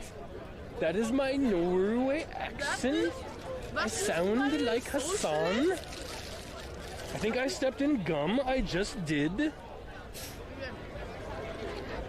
Who puts gum on the floor? Hassan is better. Fuck, I'm so embarrassed. Yeah, you snotted everywhere. That was hilarious. Hassan is better.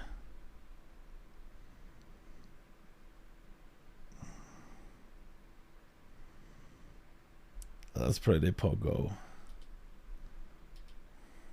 Right, my name is Patrick Watts, and this is one of my cars. It's one of my favourite cars because it's a car they'll never make again. Basically because the CO2 readings are off the roof. It does about 15 miles to the gallon. But underneath this bonnet here is a V10 with 500 horsepower. This is the fastest estate car ever made, 204 miles an hour. And the other good thing about it, it was handmade at M Sport. This is when proper M5s and M3s were made, and they were handmade at M Sport, rolled wheel arches, etc., etc. The other good thing about it, it's right-hand drive. It's an estate car. Can you go around and have a little look? It's an estate car, and they only made 142 of these. In the world, they made 142. It's one of the rarest BMWs that you can get. They made a few more right-hand, left-hand drive ones for the German market, but it's a real cute car. You can carry Here at Parliament House to meet the head of the gays, independent Sydney. Guys, what is it? What is all of Så this? I kveld så tenkte jeg å dele mine beste tips for 3D delts. Ah, shit. What the hell is this? Ah, shit. Okay, boys, we need to go to and lift some weights.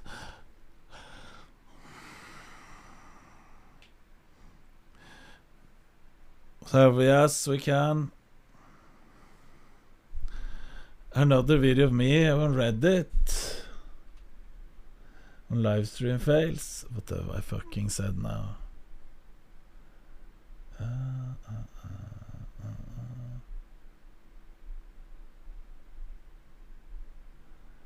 can't find it. Or is it a different Reddit?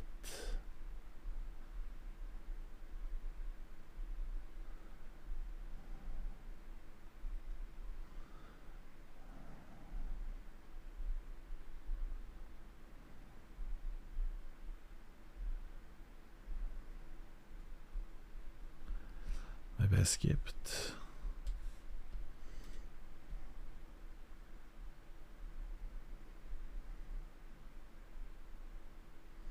Can't see any here on this Reddit. Warning like Knut will take any something using money, but you need to know this. Ah.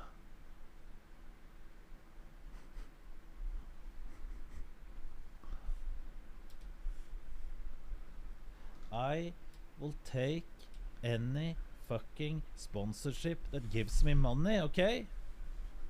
That's what I have said. But you, as a member of Knut's community, you need to know this.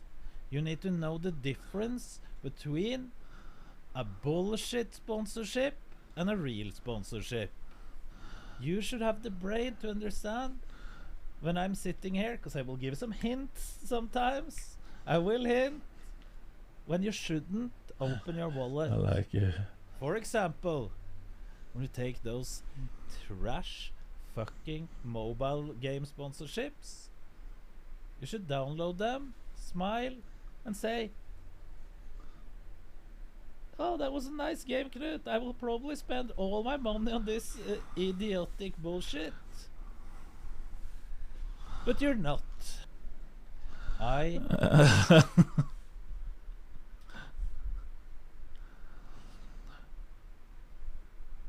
For fair, if I were a streamer, I would do the same. Take some sponsorship for yourselves. you can make the stream better and so on, but have a long time sponsor that are actually great and offers bonus codes. Real sponsorship and shit sponsorship, any guess? How much for me to sponsor a stream?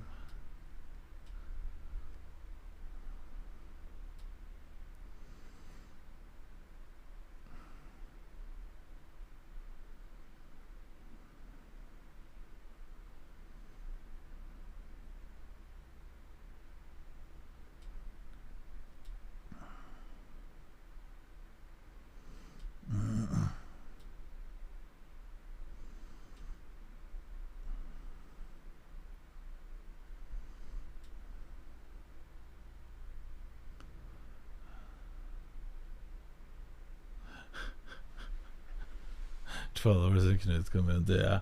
Don't expect the LSF community to be smart enough.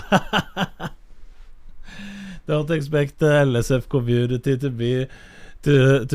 be smart enough to understand.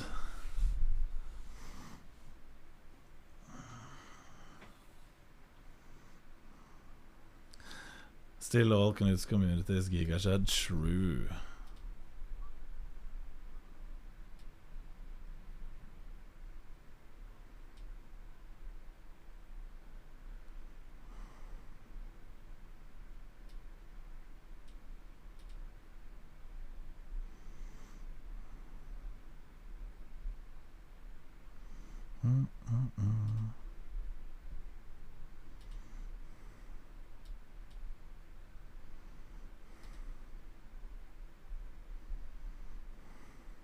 Yes.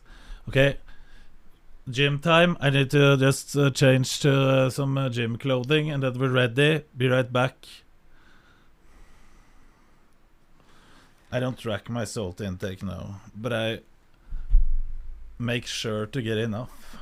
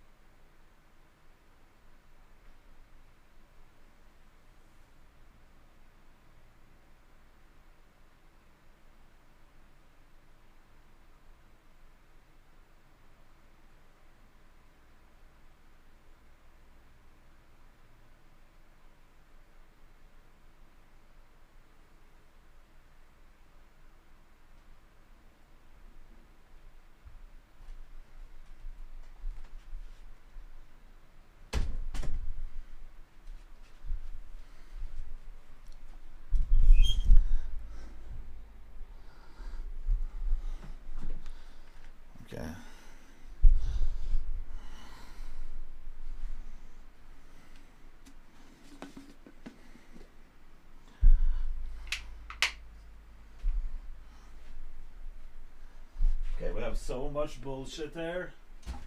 And it's a mess, the whole room. It's a fucking mess.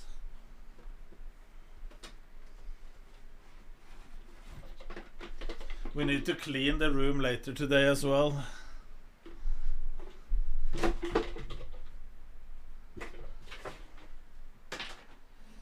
Maybe that should be a goal. Pills overall in the bed. It's look.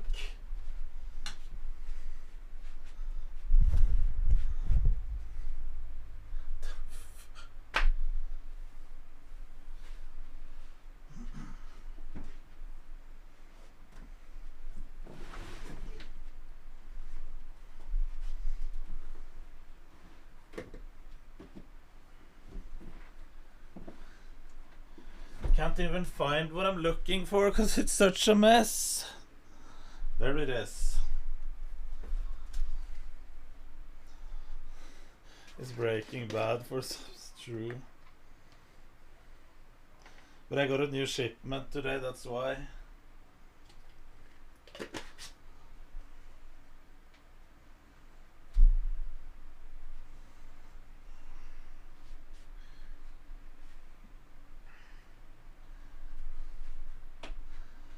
Where?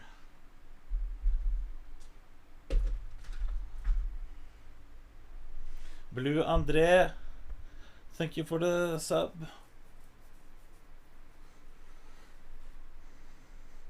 It is about 1K, you are correct.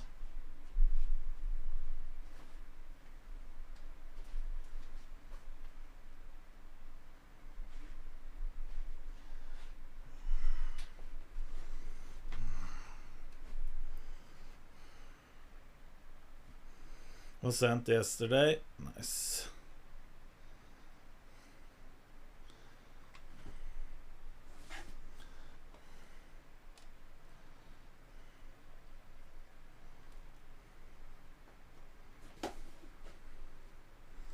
Okay, pre. We need post. This is for post workout.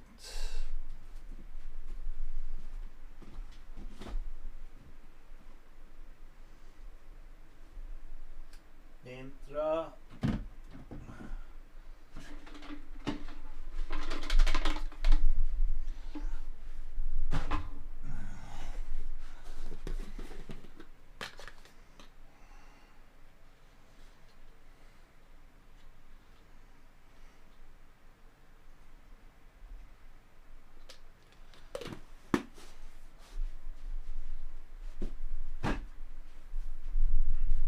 And we need this for the intro workout.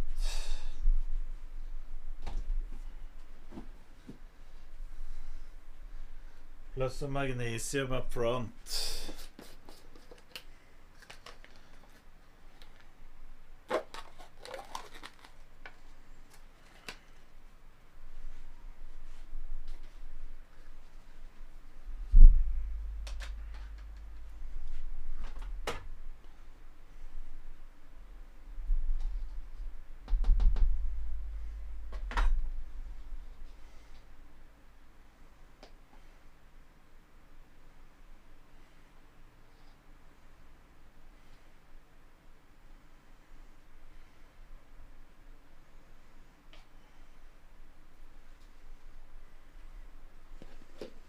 Wait a sec, my boy.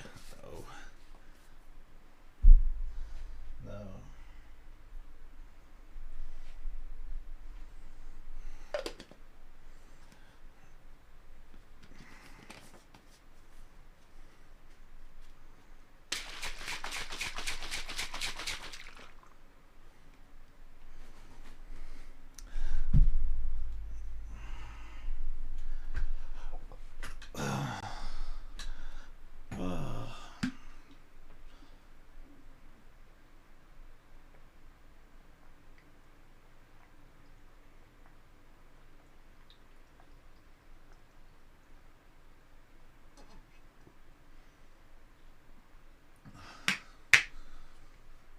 Taste strawberry.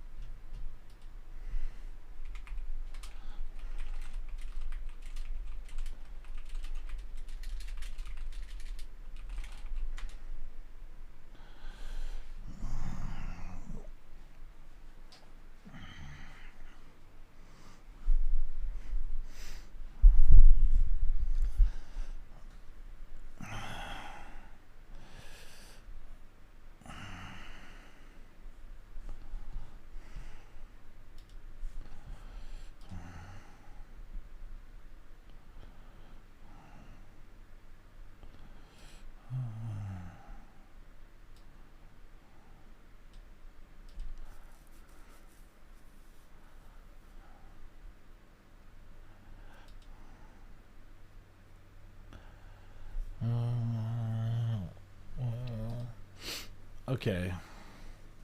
We're just waiting for Jeanette to be ready. We can go through live stream fails while waiting.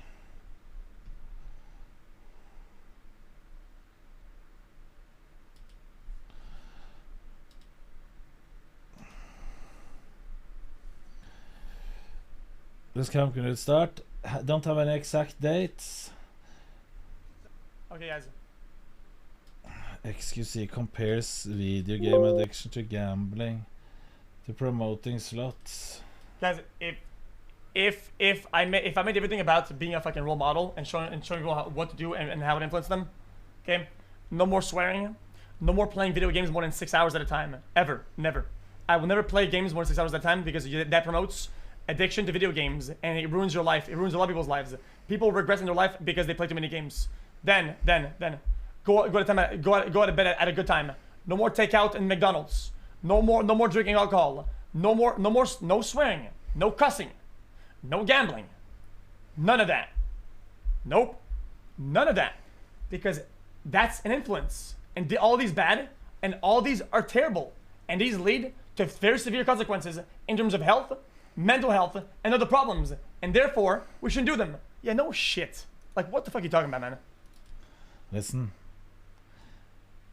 He's getting gaslighted as fuck and he's responding in a bad way.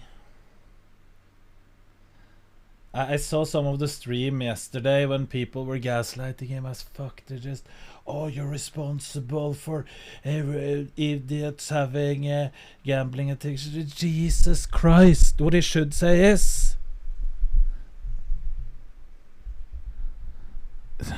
if you're stupid enough, after watching me for 10 hours straight lose $1 million and you're putting in your money to do the same, do you expect a different outcome? No. And if you do,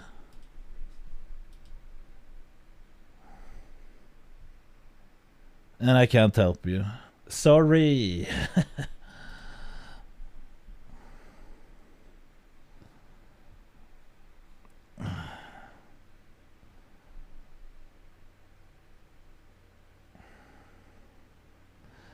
That's not how addiction works. Are they addicted before they started gambling? Isn't that how it works? Goodbye. Goodbye. You are going to work. Oh. No, not work. I'm at gym. Yes.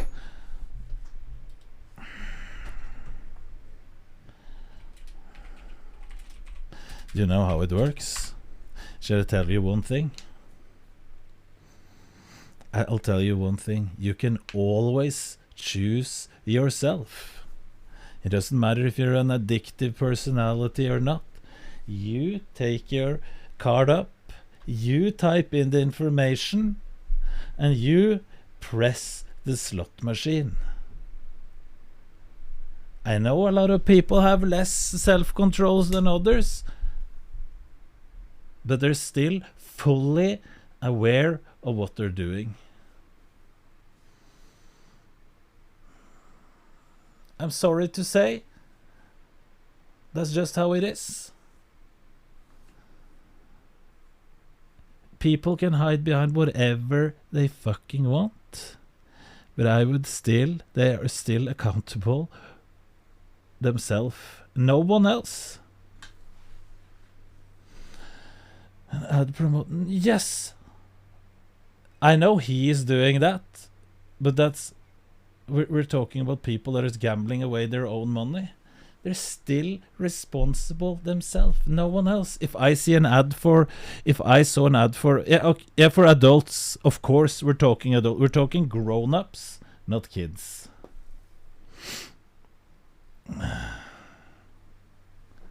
We're talking about grown-ups. Bad take. What is bad? If you want to be protected, let's make everything that isn't that some people do wrong illegal. No.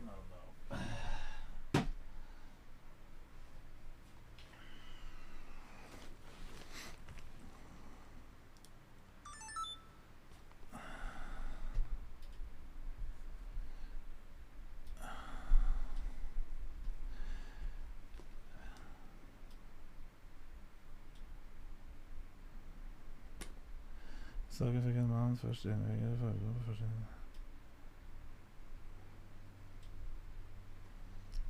Yeah.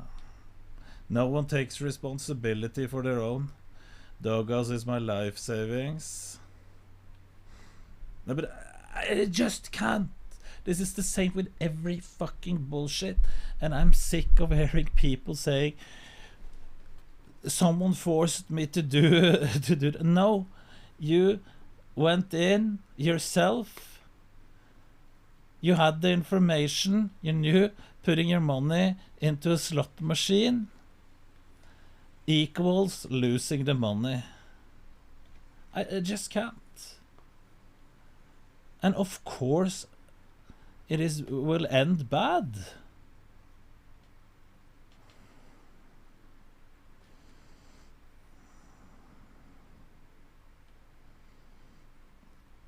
Hugo, I completely agree.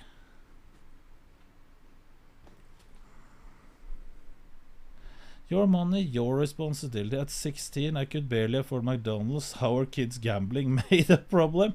That is true as well. How the fuck? Camelot, at 16, I didn't have money. My father had to drive me when I was going to the gym. My father had to drive me daily. I didn't have any money. I couldn't go and buy stuff when I was 16. I didn't have shit. And for sure I couldn't buy anything, any credit on a gambling machine.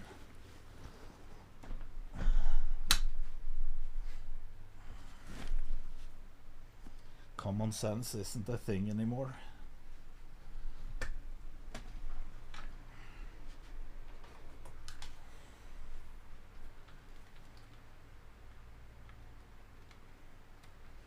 But of course, what we could say is it's not morally correct.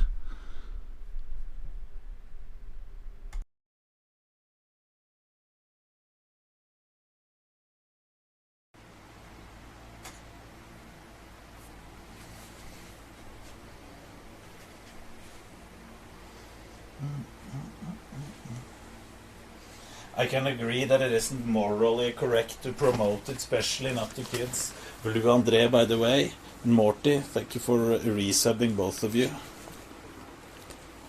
If I didn't say it.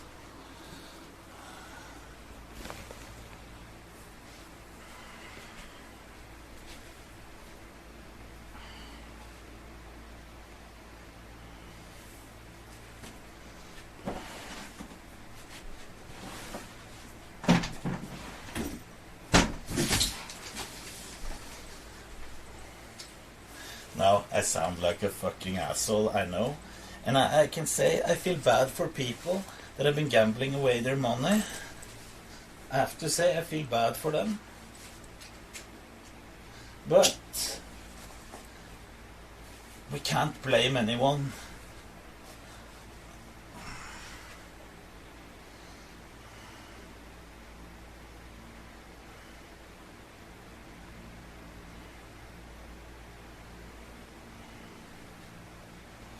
Alexto, thank you for 3 months.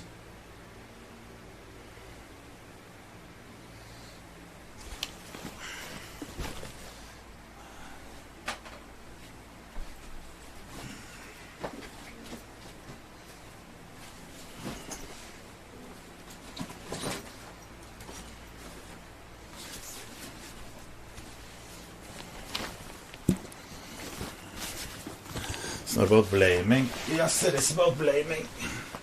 So when you see that he can't take a sponsorship and yank money from a gambling company, you say that it is his fault that others are gambling.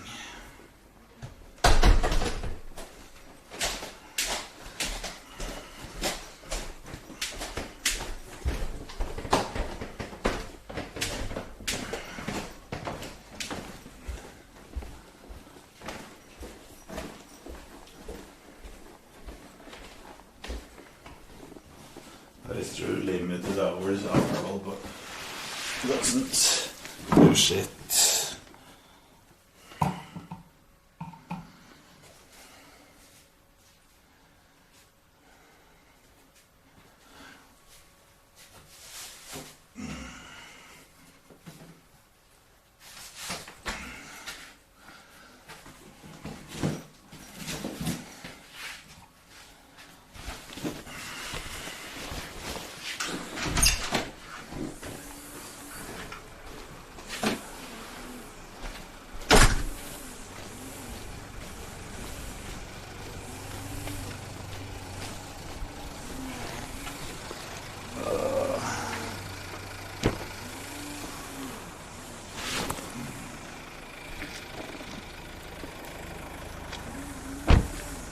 Harry.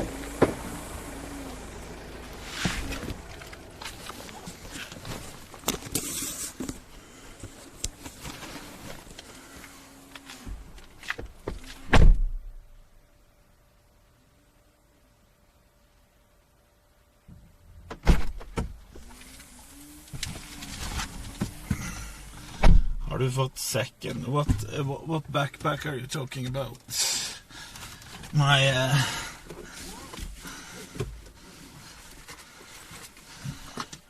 Are you not closing the house? It's locked. It's always locked. Wait for me to keep though. Have a selling ass on Bronson Avenue. Knut is a baller? What do you mean?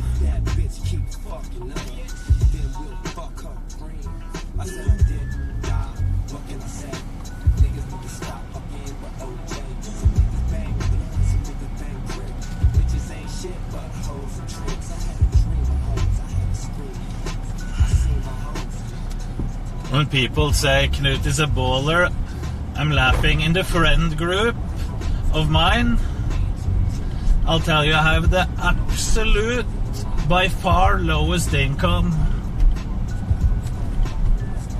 from when I was a kid.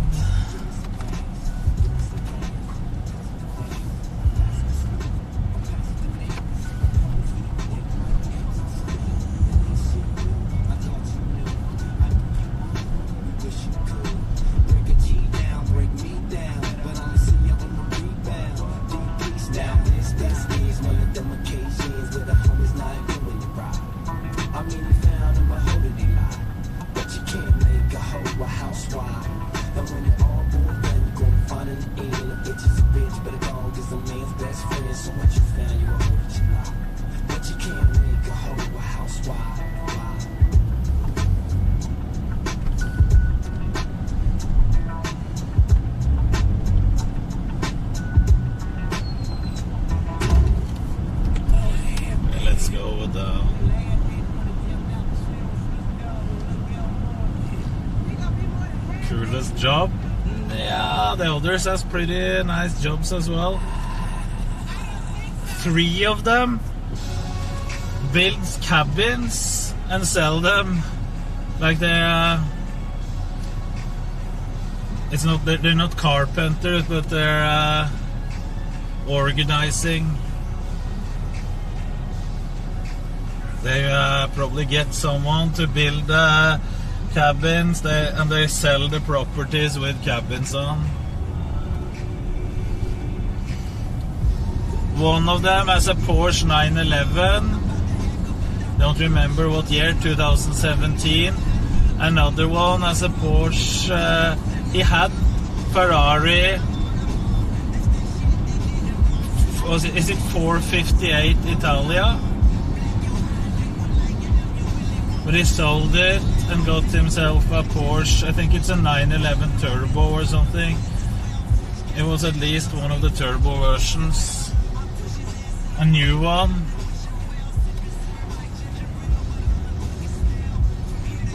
And the other one, I don't remember what car he has, but it's a big SUV.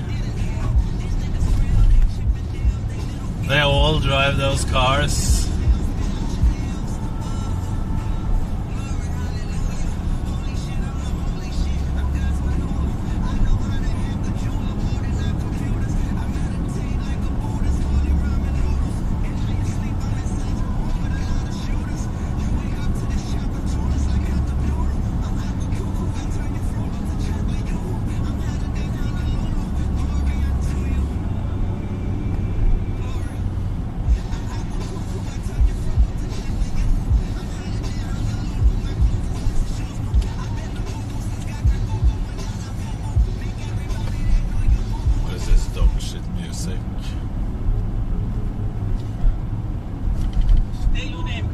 It says 16 on my car. What are we doing today? Yeah? Yeah? 5 in the park. Let's go. Man, try to say he's better than me. Tell my man, shut up. Mention my name in your tweets. I Rupa, shut up. Better than me? Shut up. Best in the scene. Tell my man, yo, couple man call me a backup dancer. On stage at the Brits, I'm a backup dancer. If that makes me a backup dancer, the man your bits, the man your pics. Man wanna chat about backup dancer. The guy was walking around with a headset with a microphone on. Walk in the club with all of my tucks. Party's done, everybody go home. Apart from the girl, them you lot stay. Walk in the club with a girl, say hey. Tell a man like I'm K to the A. There's no champagne, we don't rave. Yeah, I'm the best, I'm so cocky. I got a mob like ASAP Rocky. I set trends, dumb man copy. They catch feelings, I catch bodies. They roll deep, I roll squaddy. Got about 25 youths my posse. They drink Baileys, I drink Bossy. I get murky, they get worried. If you got a G80, bring it out. Most of the real bad boys in the south. If you wanna do me, something on my belt. I'm not a gangster, I'm just about. But you see my man up there with a pouch. They wanna you man try get loud. All of my man, they move so foul. I might sing by And another friend of mine in the same group, he's working as an engineer, but he only has a new BMW M4.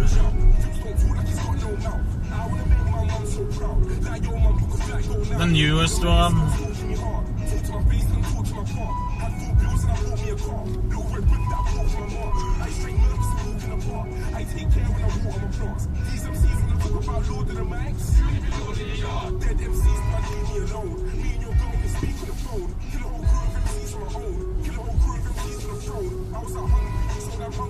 Try eat them, leave me the bones. Now these niggas, they need me to grow.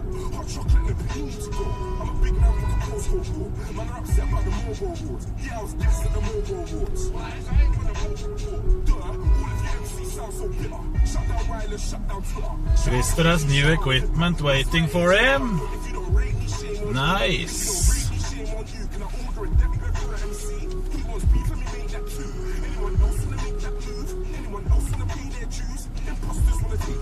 Jeanette, check out there. Yes.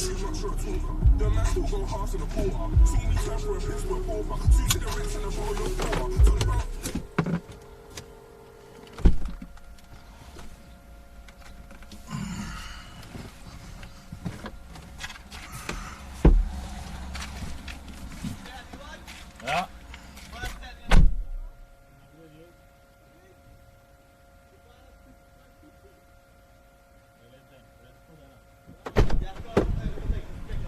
Ja.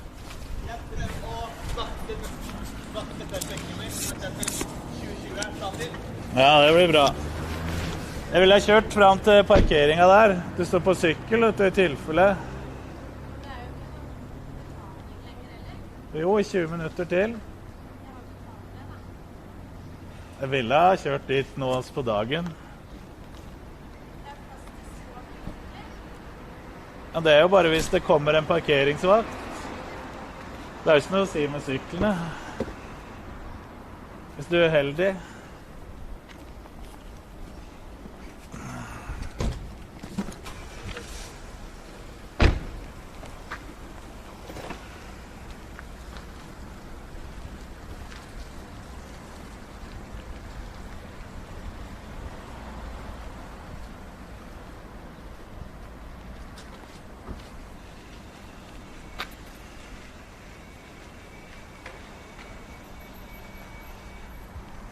For Jeanette.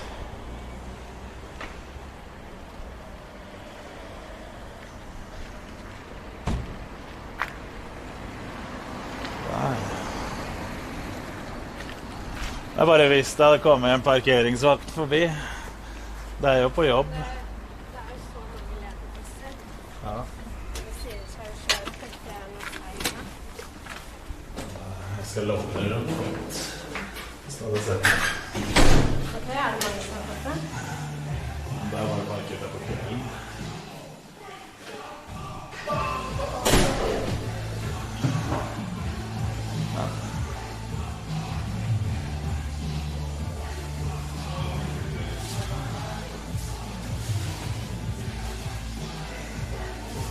Er det røyk?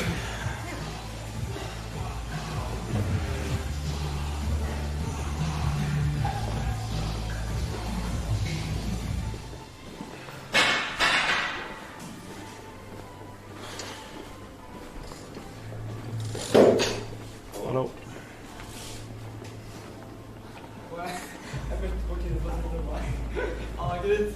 dag.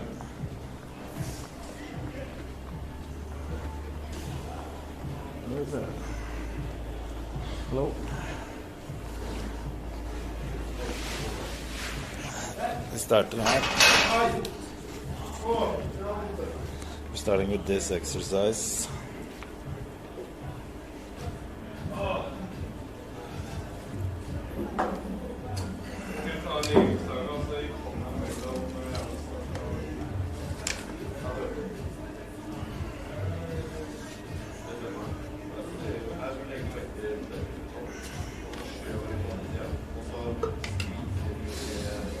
Vil du, hvilken stang vil du ha? Er det noen du foretrekker?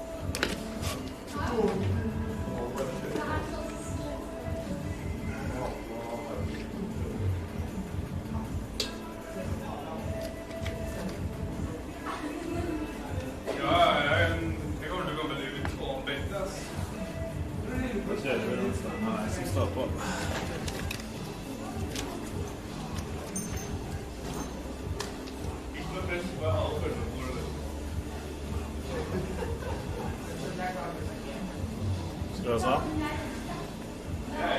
Hæ? Nei. Det er bare å kjøre. Hæ? Jeg hører ikke hva du sier.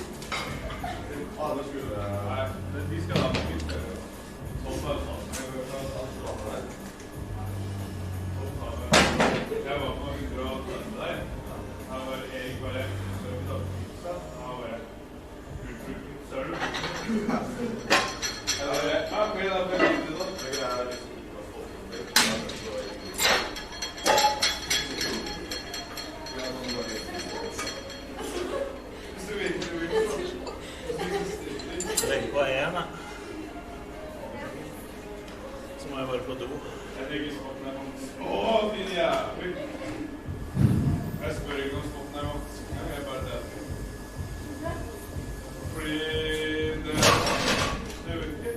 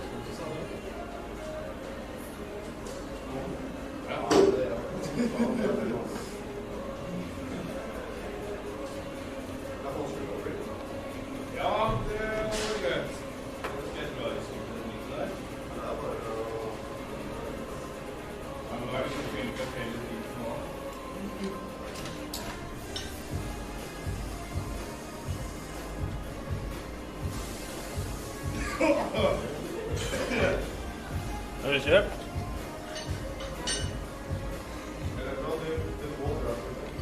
Fuck deg. Jeg har tyggis. Mange tok det.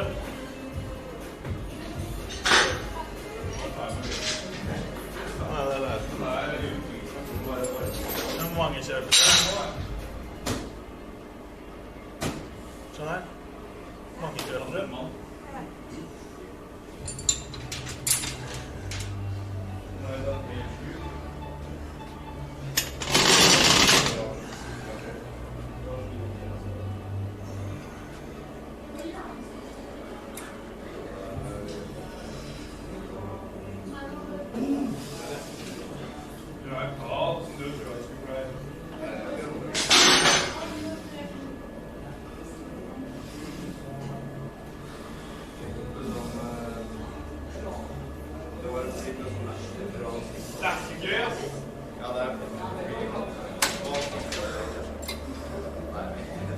Mange tror du vil ha?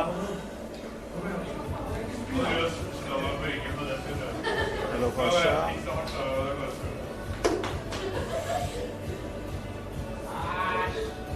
Hva tror du det er hvis du skal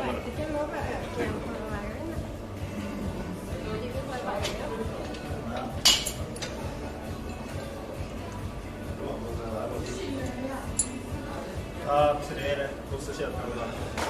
Hva faen er det? Det er 3 på første. Ja, men det fungerer ikke. Det er rart, men det er ikke så... Det er litt av formålet til det her.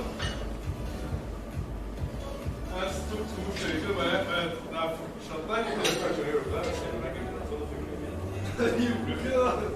Jeg har sagt at det er for fint.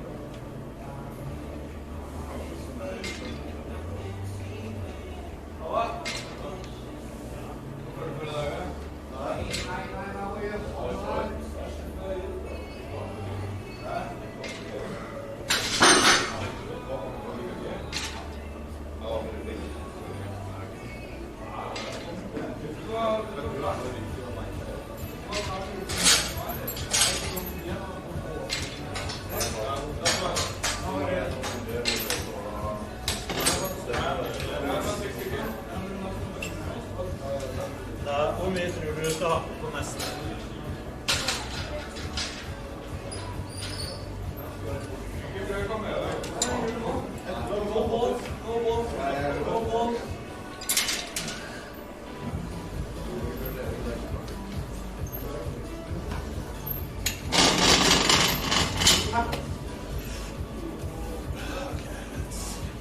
Let's do first set.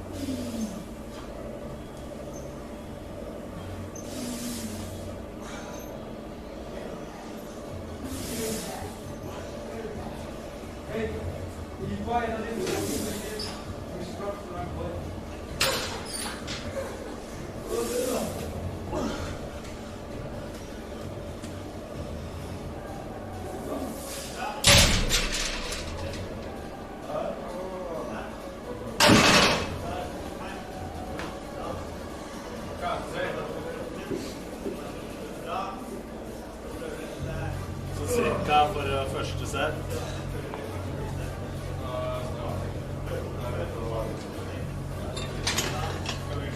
Det var 6 av det.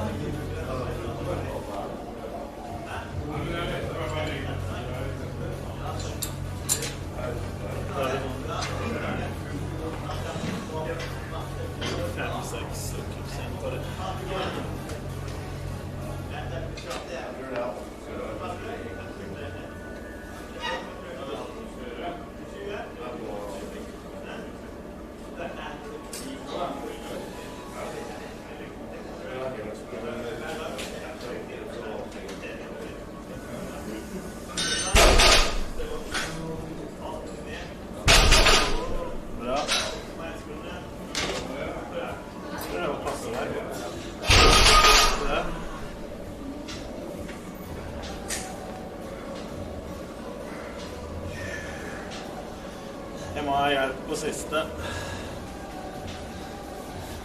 Kan ta seg bytte, kjøre dropp for å fylle i vann i det.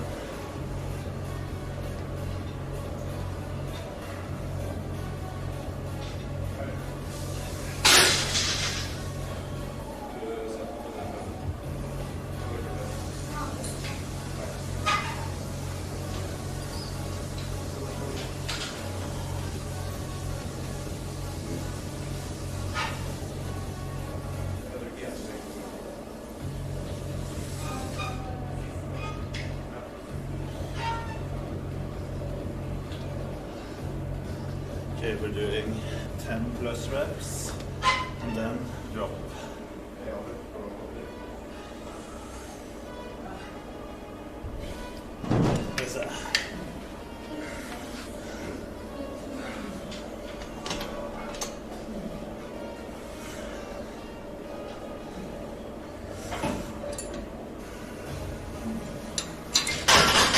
Du kan ta kanskje til 18.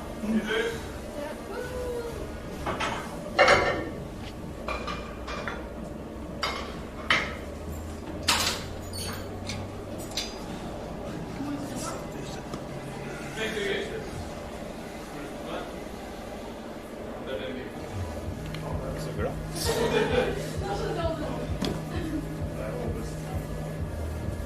Yes, sir.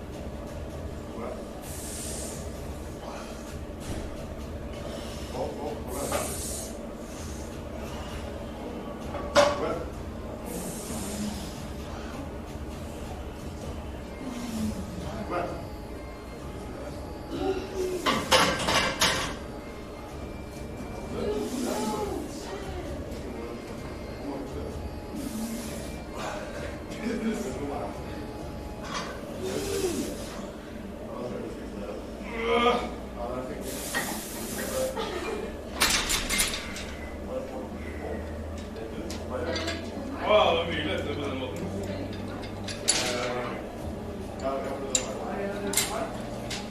Ja. Så behagen er skadelig i appen.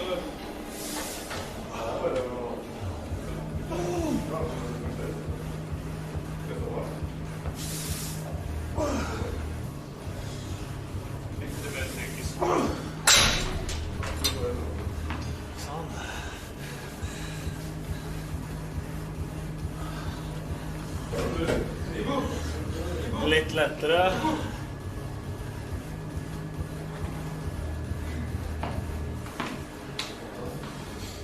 Og så kjører vi noen flere.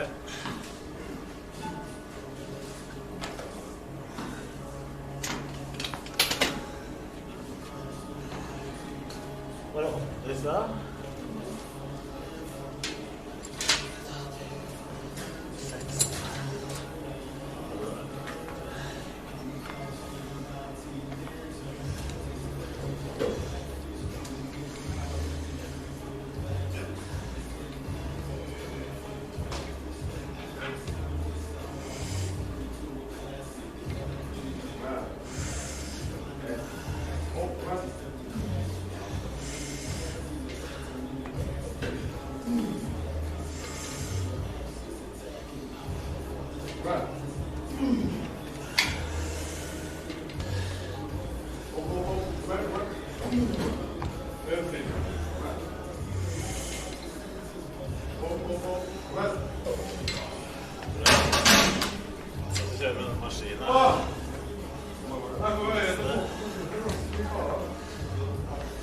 The new machine. A second exercise. Så vil kan du legge den posen din i bagen.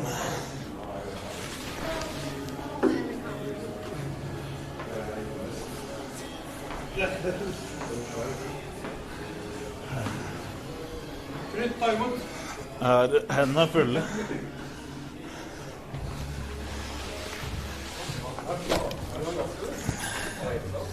Skal vi se.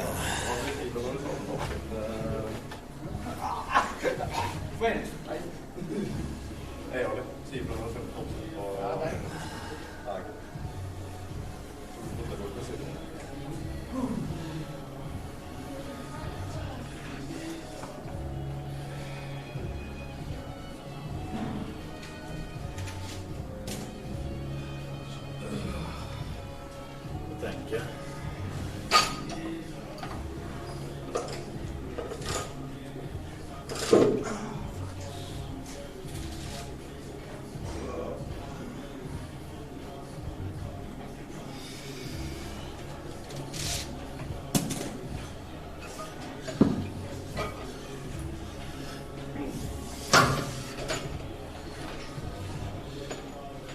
I don't remember how much.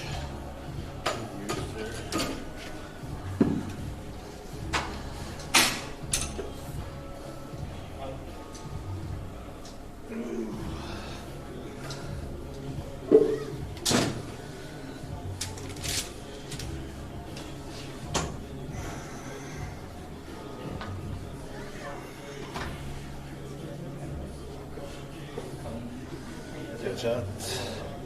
Let's see if we can do again. Says Knut Evert Turkesterol. Whether has used it. We watched videos about Turkesterol today. It's probably a scam. And the viewers that had tried it said it was a scam.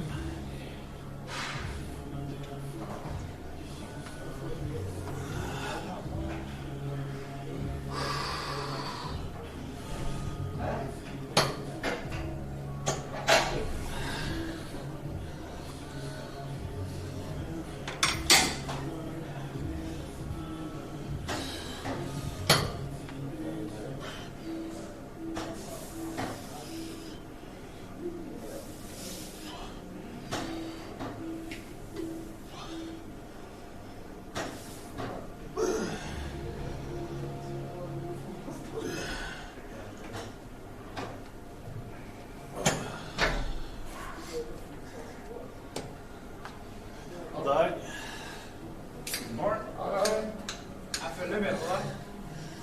Jeg følger med på deg. Følger med på deg. Good evening. Jeg husker ikke hvor mye du hadde på den her når du kjøpte den sist, da.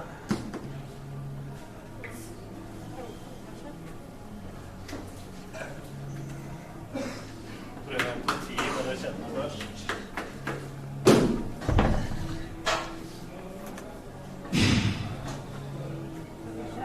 Ja. Jeg kjøper noe på arbeid. Var du flink? Aron? Var du flink? Skal jeg ta den ned den nærmest litt?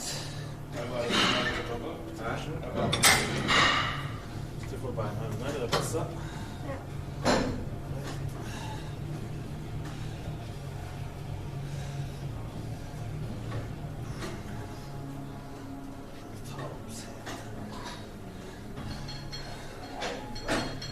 Jeg tror ideelt sett du skulle sitte litt høyere.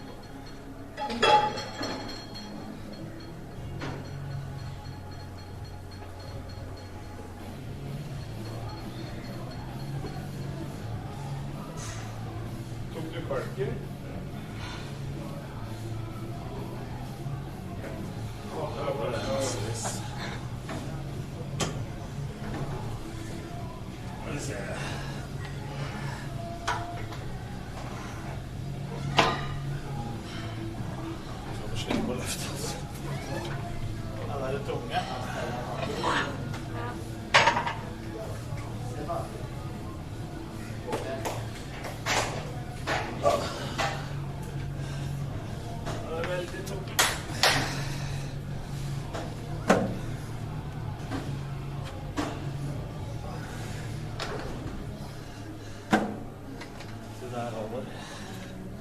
Lurer på hvilken maskin han har fått, den nye.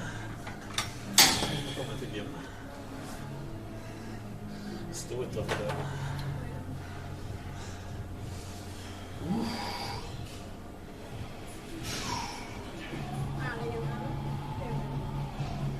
Hvis folk kommer frem, så kommer det på basen.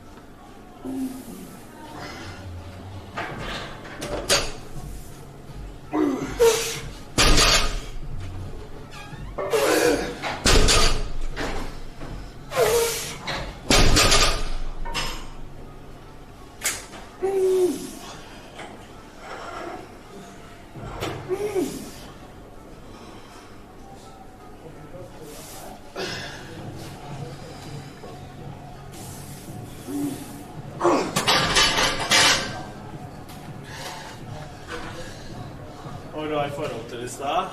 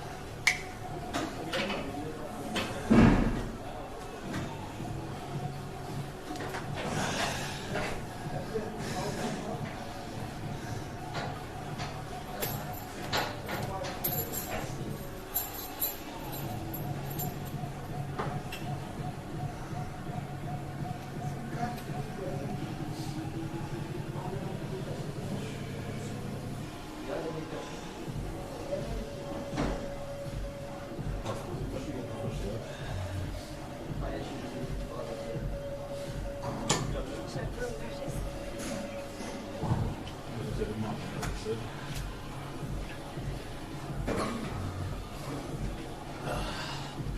Who's that?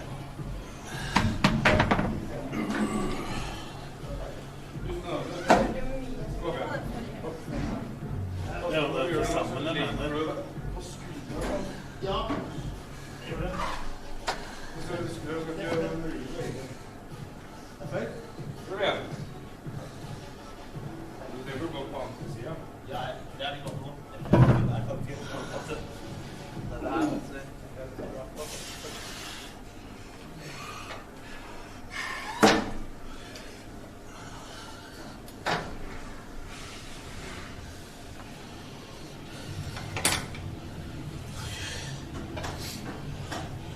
Rest pause.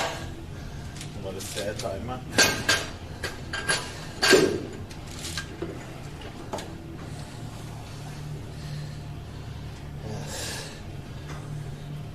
Sånn at det er gym. Kan du legge merke til kule klærne dine?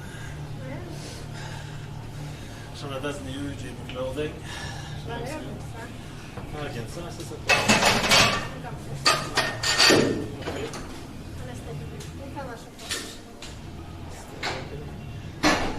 Så bra. Hva sa du? Her går det.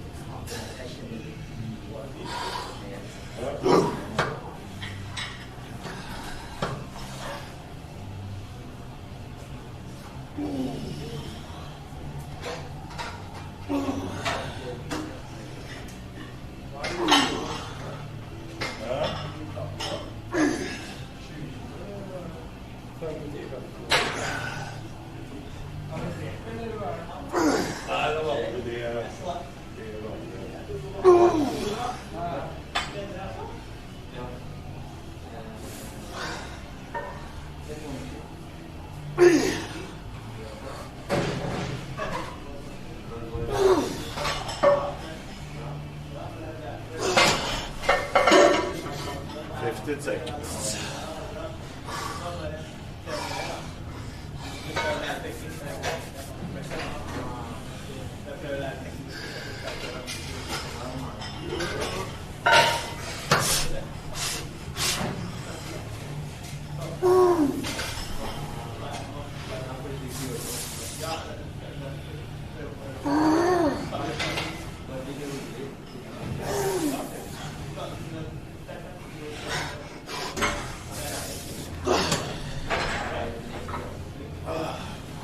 I'm going to be sore after this.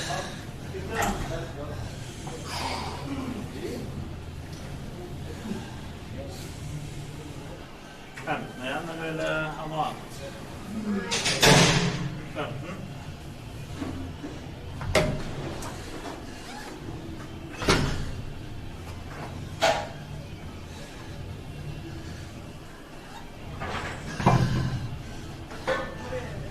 Jeg må ta opp den fremste.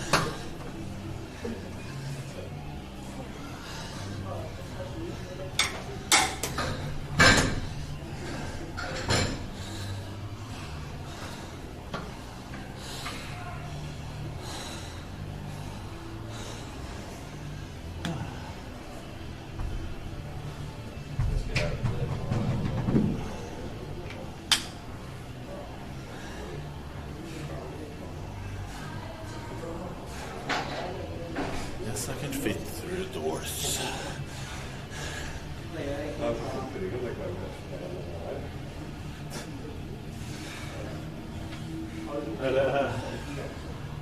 Er det lidelser fra gå til vekt?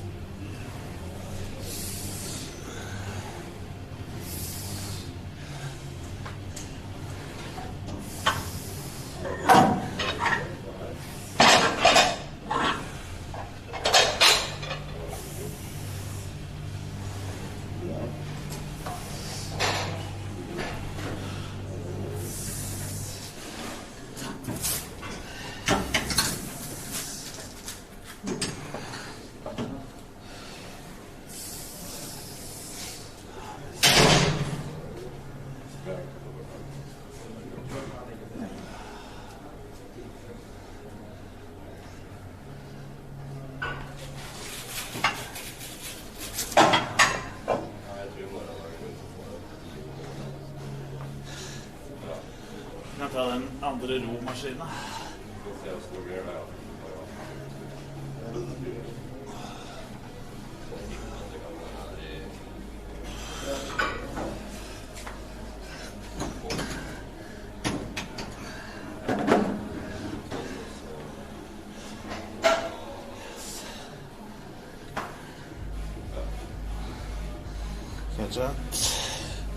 Next.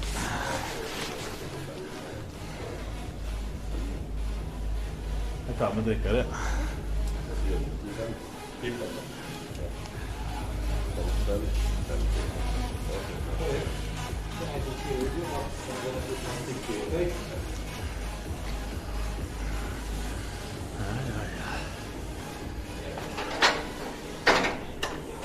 Next is the row machine.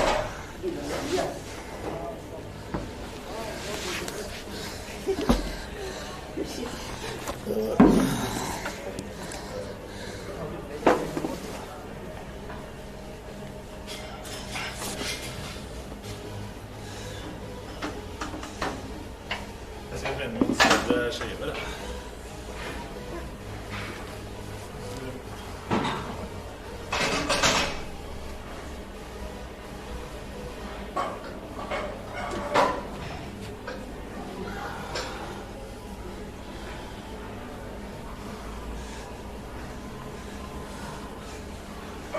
Se på min du skal ha, skal jeg ha dette. Og hva var det du kjørte sånn her da? Du burde 5 minus på det.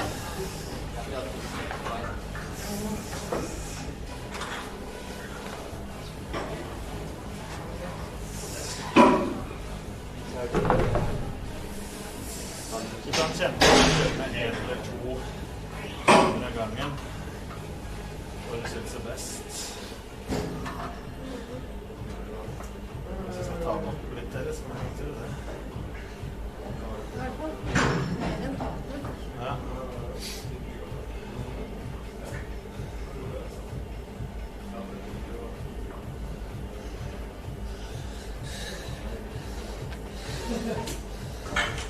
Eight balls.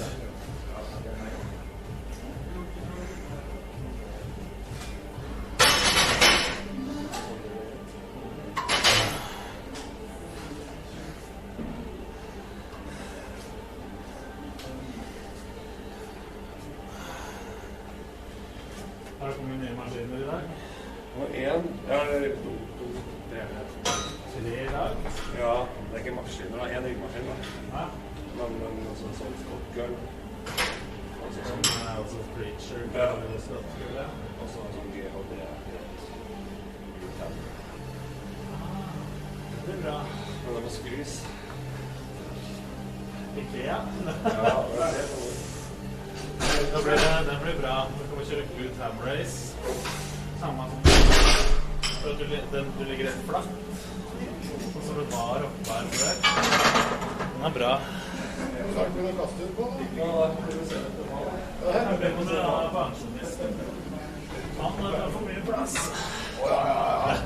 Det sa ikke du. Det er jo faen. Så med et halvt film til meg, da skal jeg kjøre en kø eller noe. Det er litt ryggsekk. Det sitter en fyr oppi der. Det sitter en og passer på, ja. Dette er praten min, altså.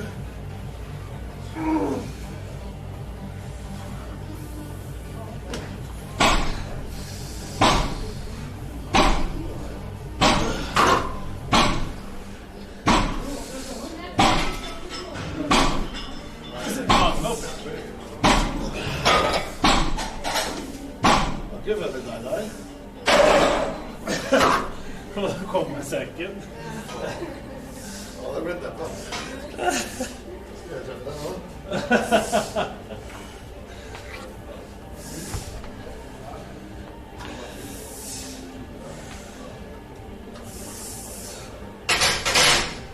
Fy faen, for en bare kommer så skal jeg begynne med maraton.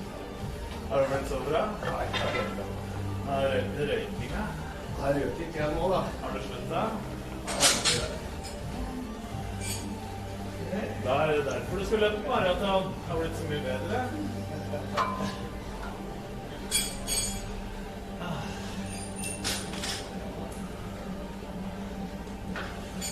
dårlig. Jeg hadde ikke kommet langt. Jeg hadde ikke kommet langt. Jeg skulle prøve å løpe. Det hadde ikke kult. Hadde ikke greit sjarmeretappen på Bislett. Det er ikke mange meter. Jeg prøvde for noen år siden å løpe det. Det gikk lenger og lenger for hver gang. Så du fikk ganske raskt bra. Det var den første gangen så klarte jeg å holde løpet og løpe en gang hele tiden. Så det var ekstremt vondt under beina. Var det ikke svær da, eller? Ja, et par kilo lettere kanskje, men det var over 110 kanskje. Det gjorde det vondt under beina. Det var jeg som stoppet først. Jeg prøver noen ganger, men knea... Ja. Men altså, det var jo ikke sånn at jeg prøvde på noe hardt tempo. Det skal jo sies, det var jo bare for å prøve å holde det i gang. Jeg merket at sist jeg ble meg litt sånn organisert, da ble det 20 minutter. 20. Og vi kom til der, da begynte det å gå ned. Da hadde jeg holdt på så lenge, så da gatt jeg. Det er godt. Ja, dere sto på en gadnes, ja. Se på å bli jogger, ja. Det er sant. Helt sikkert. Ja, jeg tror ikke heller.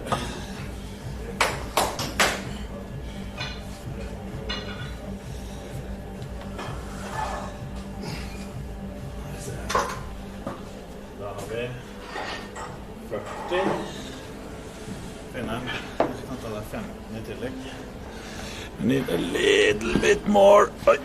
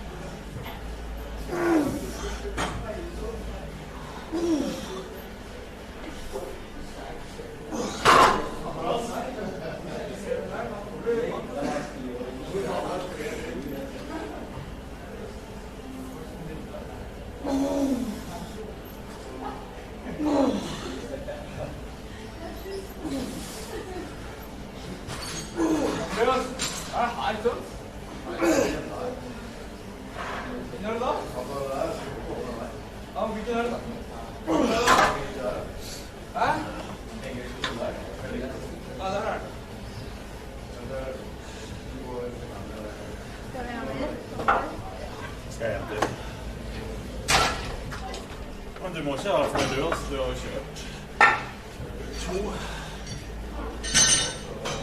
Så hvis du ikke vil ha flere ruller, jeg har bare ikke det. Må du se. 2 øvelser til på dyp. Hva er det på den her? Jeg tar litt på de 2 der, ja. Det er litt 15.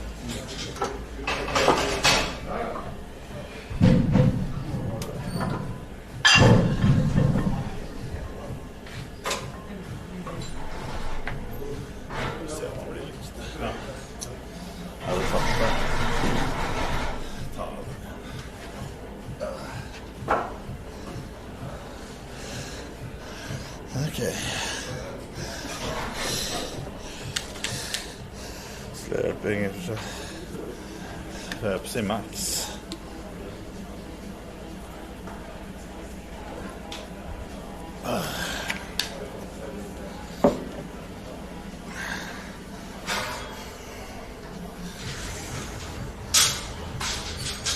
Okay, boys.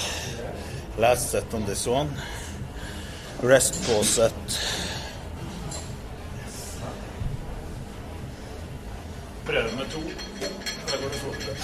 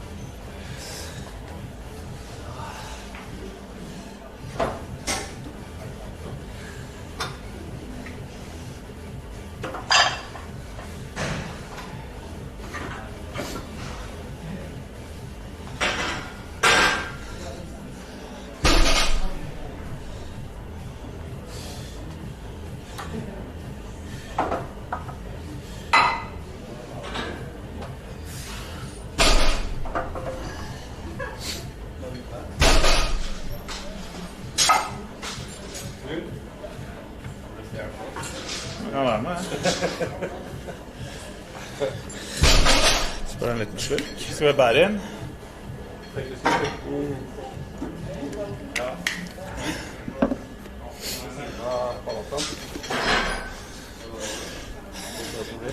Vi gjør det.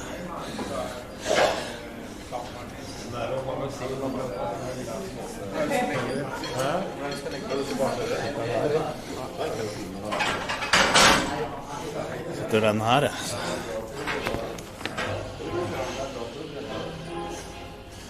We're carrying a machine for Christer. Have to help him.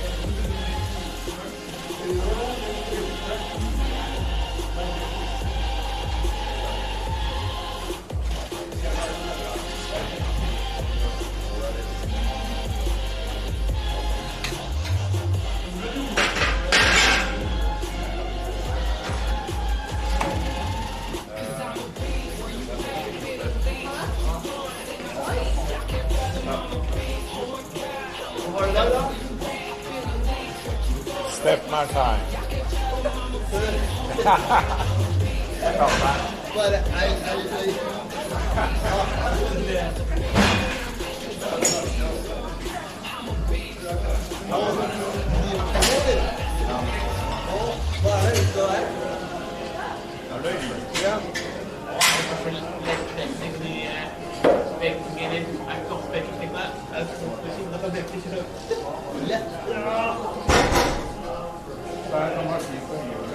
Ja, jeg vil ha det. Jeg vil ikke sette på.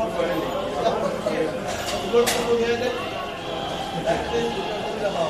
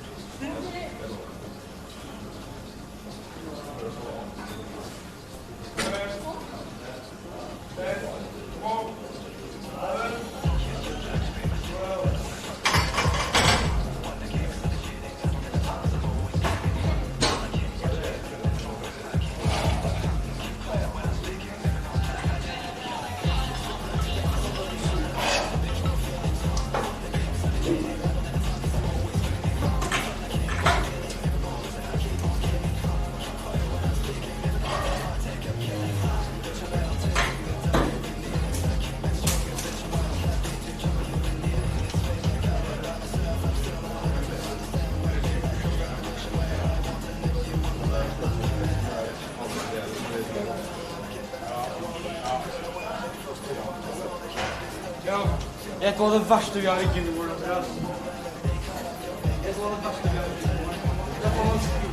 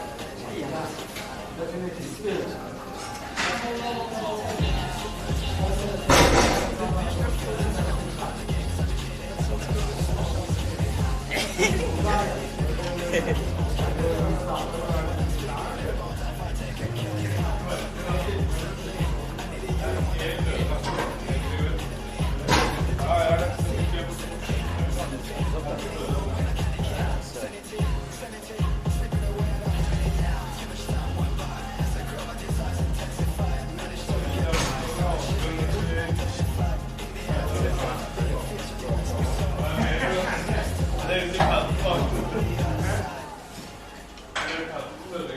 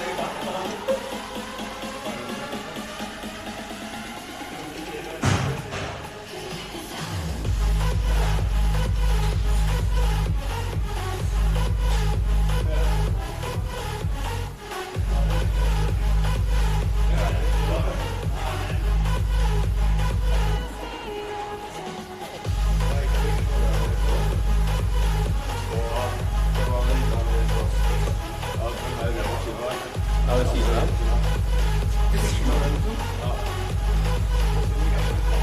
Jeg kan da flytte bagen.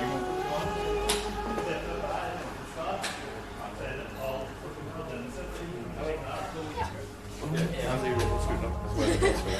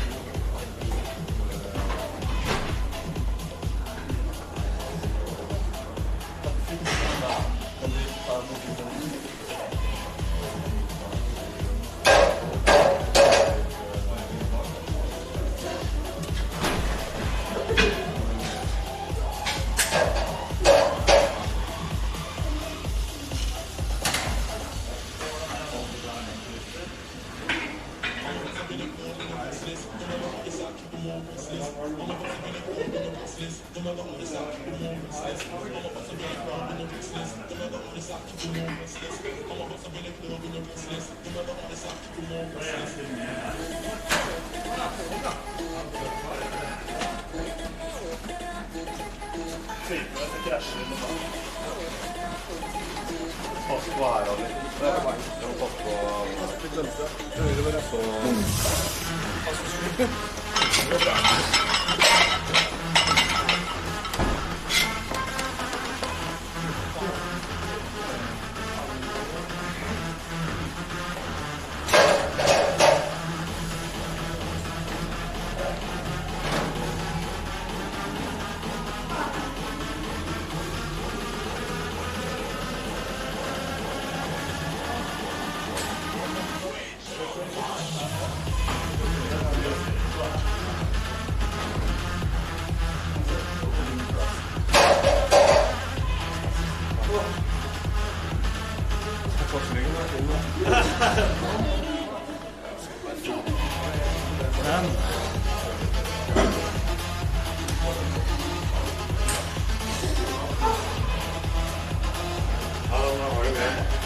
Det gikk der. Det var litt smart. Ja.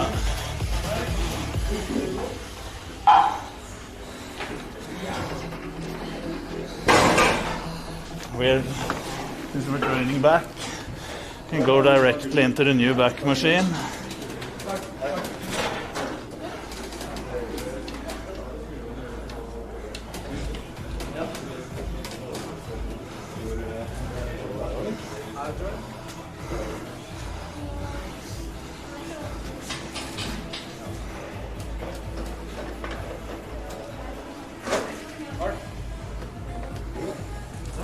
Hvordan står den nå? Der står den.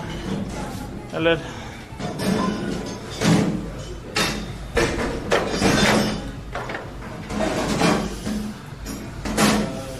kan prøve når jeg kjører rigg, så jeg skal ha en romaskin. Nå må vi teste. you snitch? No.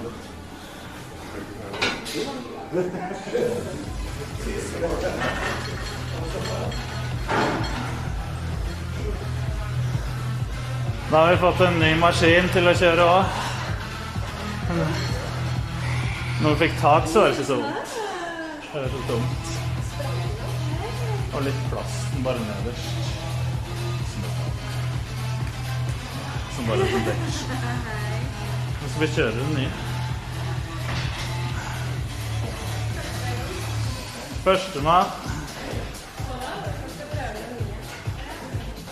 New plates as well, yes.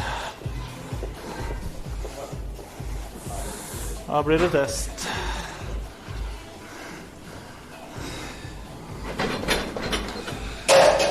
Veggen og tynt marmer.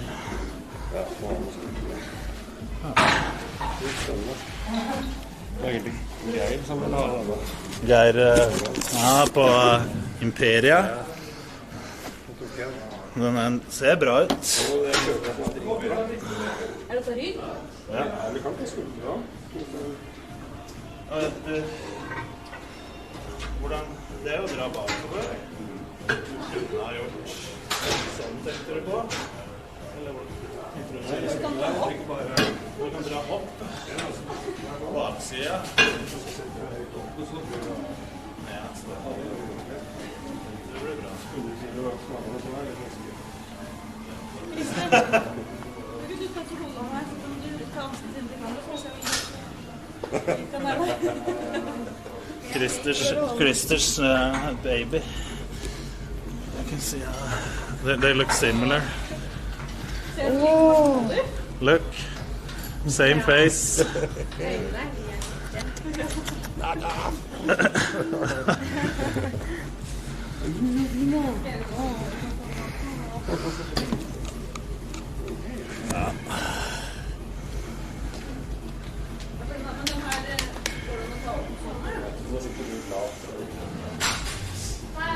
For rygg blir litt lavt, det. Den fikser.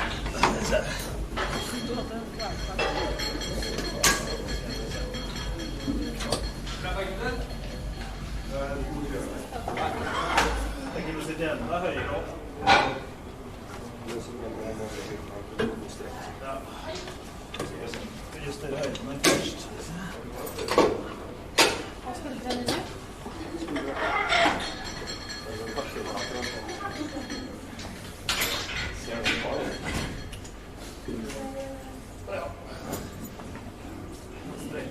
Jeg kunne også sikkert dratt den enda lenger ut om. Jeg treffer ikke på den.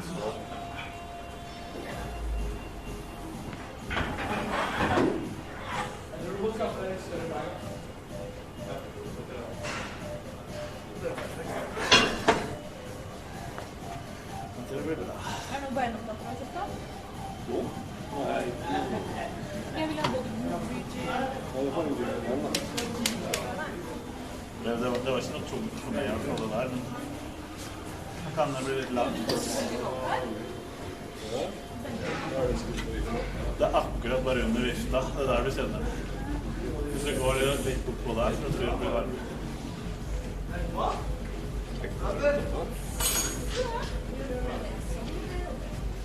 Ned for å rygge. Det var hvis du skulle kjøre baksyskulpet, så kunne du ikke kjøre sånn. Ja.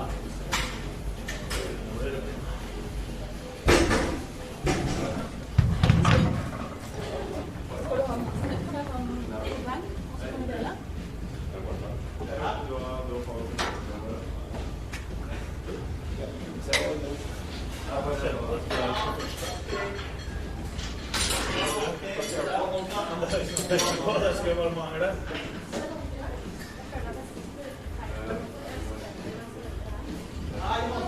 Du kan justere opp og ned og inn og ut.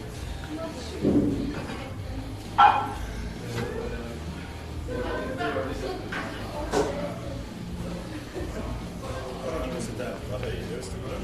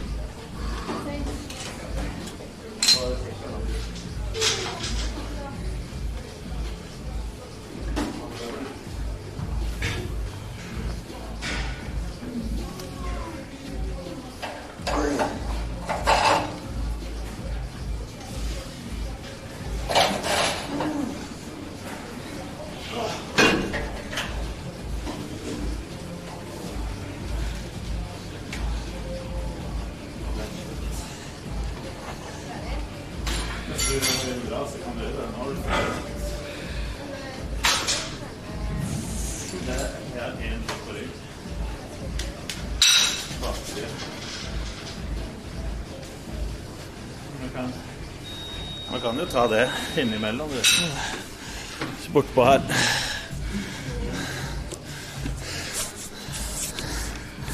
Jeg burde ta en. Ja, da kjører vi inn dit.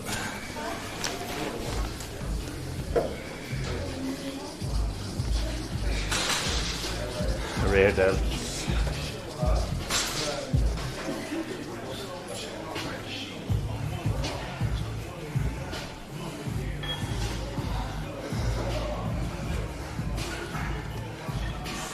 Hello Everett. New shoes now. It's the old because they're so much easier to put on. Bruker du den her? Ta det. Ta det. Du satt på det der? Der er det.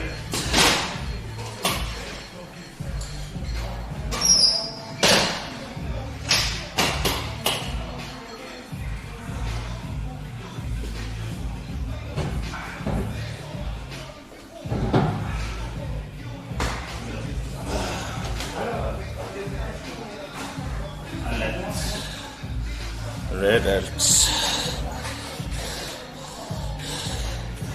We're doing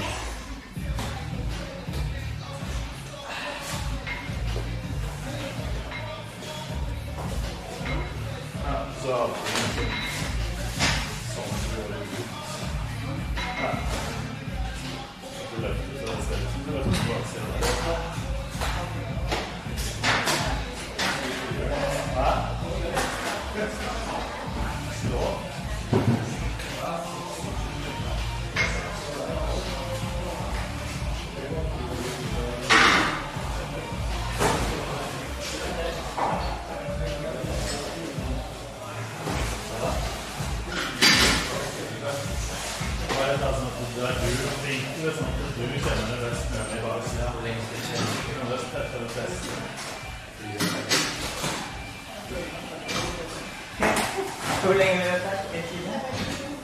Ja, den kjører lenger.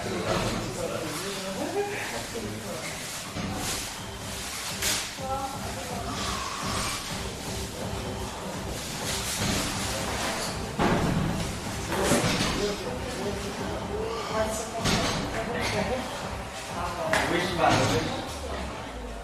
Yes, I'm not tired. You are brother.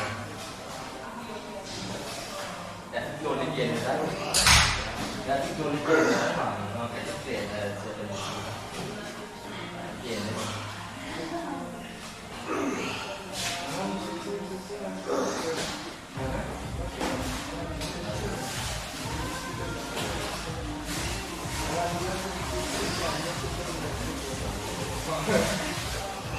Det er så veldig lett I vann, så det er så veldig tomt, man får litt vinkel.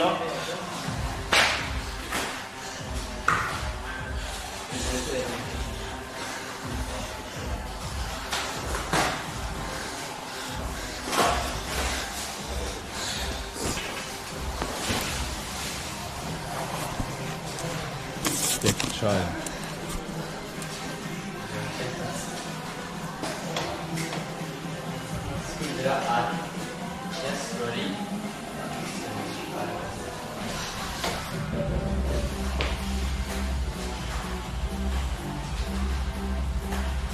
The F-way lifts the weight at the bottom left.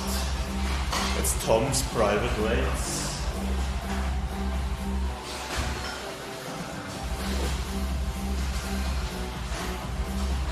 Okay, I'll think for 100 bits.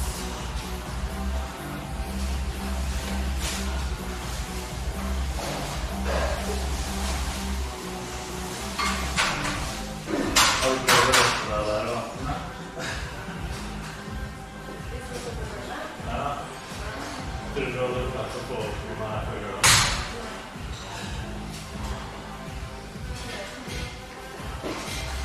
Jeg klarte ikke den sist gang heller. Ikke det stingste da. Ja, 110 kilo altså.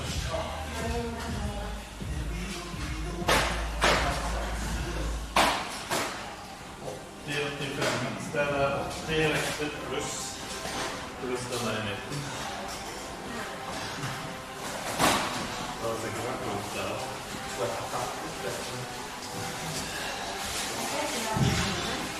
Nei. Ja.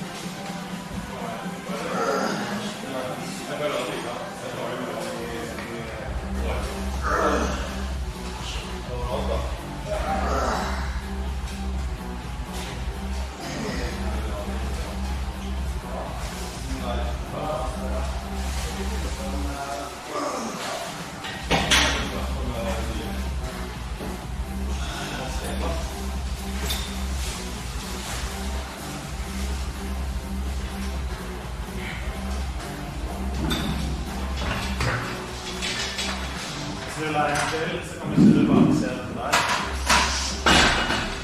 Bare spekt det.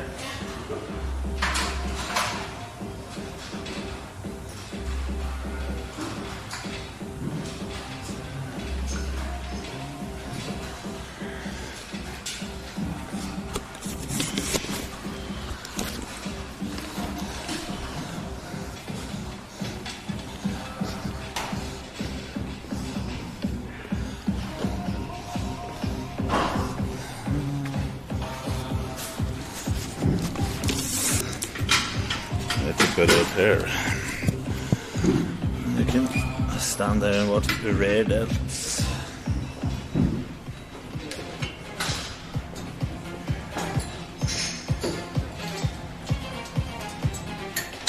Where is it?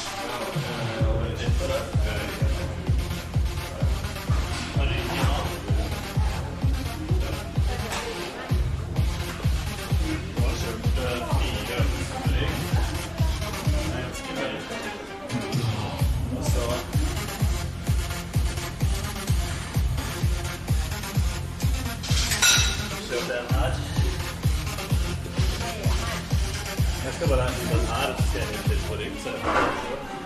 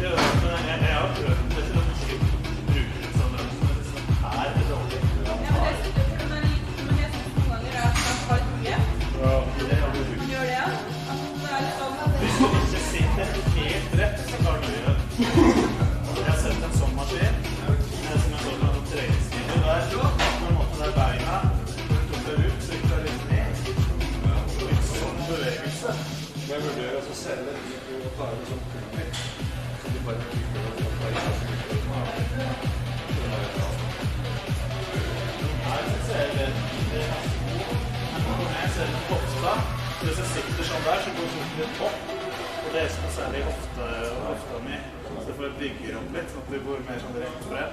Sikkerhet, ja. Ja. Jeg må ha den på.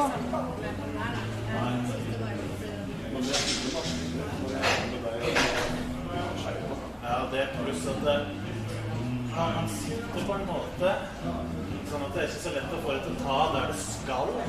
Så du får det sånn at du reiser på det. Ja. Litt av det vi går i. Ja. Det han kan jobbe med den der også. Jeg satte det som han er så sandsekken oppå. Ja. Så han skulle kunne kopere det der skuldra. Da får du nesten sånn du står. Ja.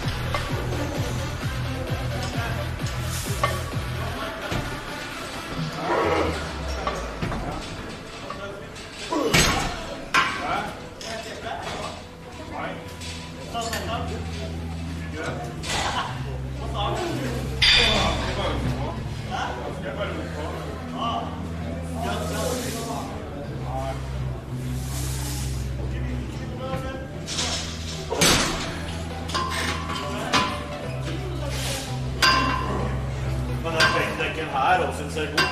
Jeg liker det. Du får virkelig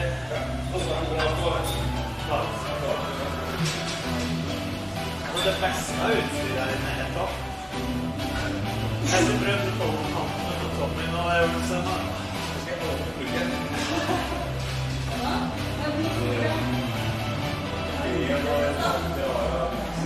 Jeg prøvde å løfte. Bare det var litt tungt å få prøve. Ja,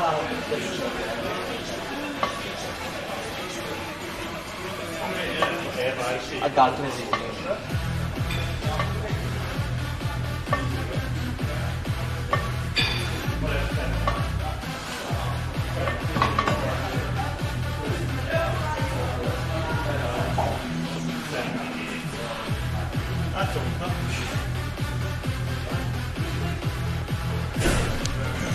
Okay, boys. Next, we do one more back exercise to do before it's over. Bruker dere den der? Nei.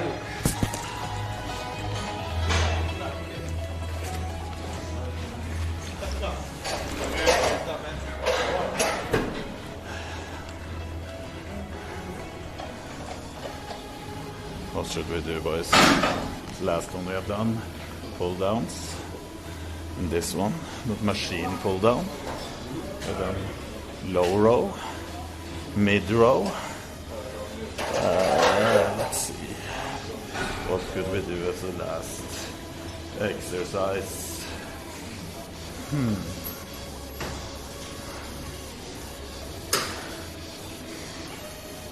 Two pull-ups. As the last exercise, Eddie. I will be happy. I can try, but my legs are fucking fried already.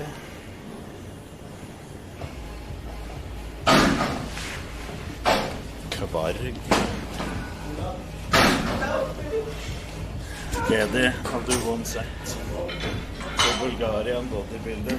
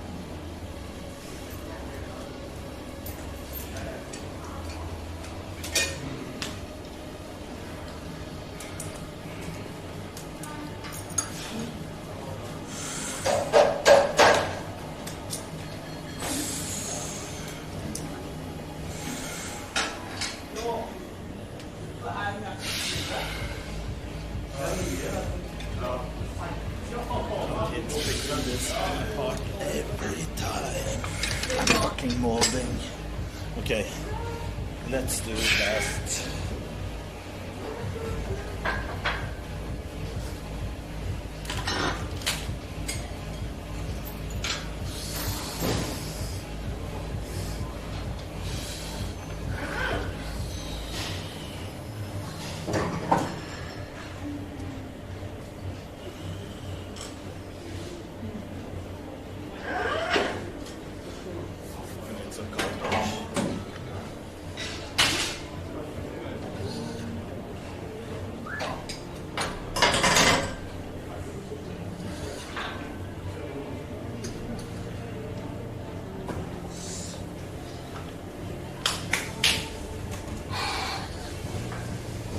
If I can do more than 5, I'm surprised.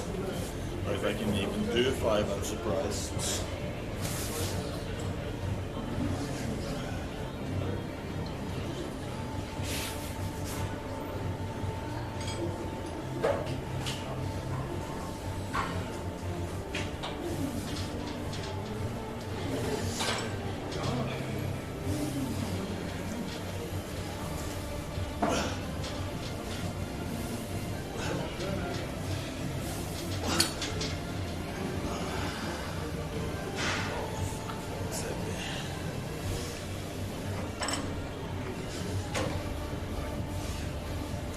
Ali, hvor mange pullups har du?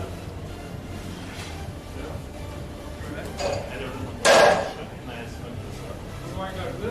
6 på slutten av økta. Litt bredere. Nei, en utenfor kan du ta. Her?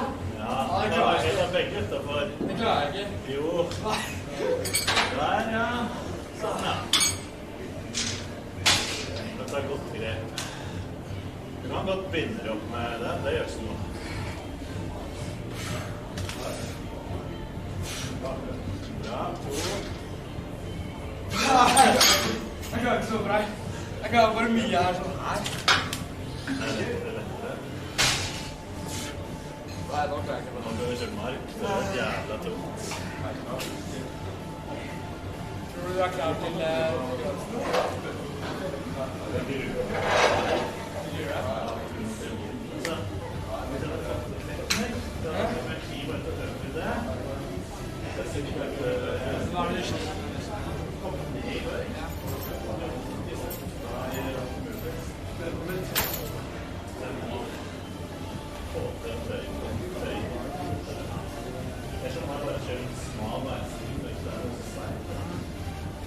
Men hvor brei er du? Er det her, eller?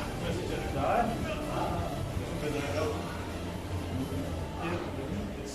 Ja, for du må komme ned i hytta og sånt.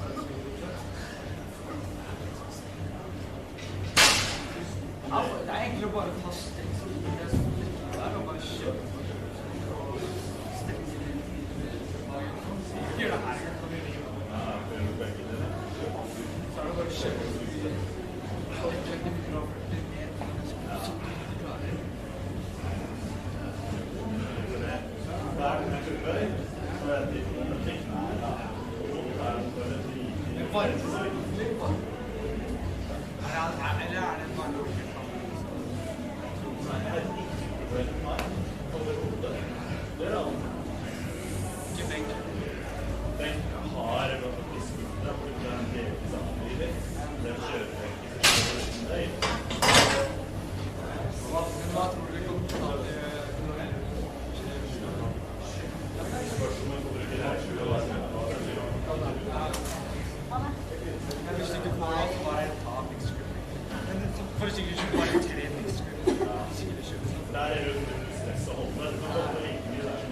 Det bryr seg ikke om hva det har den eller den. Det bare bryr seg om kjøpstegnet. Det er en av de letteste.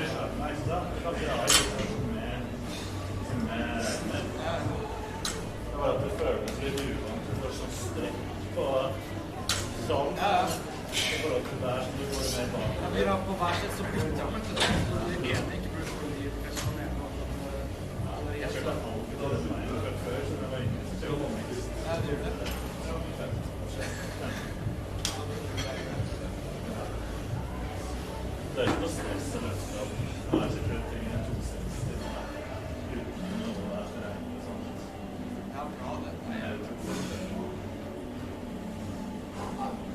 Hvis du skal ha lov til å bli gravid, så er det Det som er dritt, at jeg tror ikke det er jeg føler meg happy i grepet. At jeg skal bare mobilisere krefter til å dra oss av. Jeg er klar for grepet. Jeg var ikke klar for et draft og rolig av. For en sånn som var. Da tror jeg det var. Men tror du det er sånn FBI-kjenning at det er ikke lov til å holde det sånn? Som for eksempel Skåpen. Er det sånn? Nei, det må bare ta på spark hvis du får første runde da. Gjør sånn her, hvis det ikke går ikke så etter da. Nei, det er alltid. Ikke sant? Det er klart. Jeg tror vi skal bytte med det. Jeg gjorde det da jeg trente på spark. Da var det noe skikkelig. Ja, da gjorde jeg sånn her. Herifra sånn. Ikke opp til sånn. Og så sånn. Det var ikke noe. Hvor dårlig? Det er kanskje litt leit å starte. Bare så tenker. Det blir verst.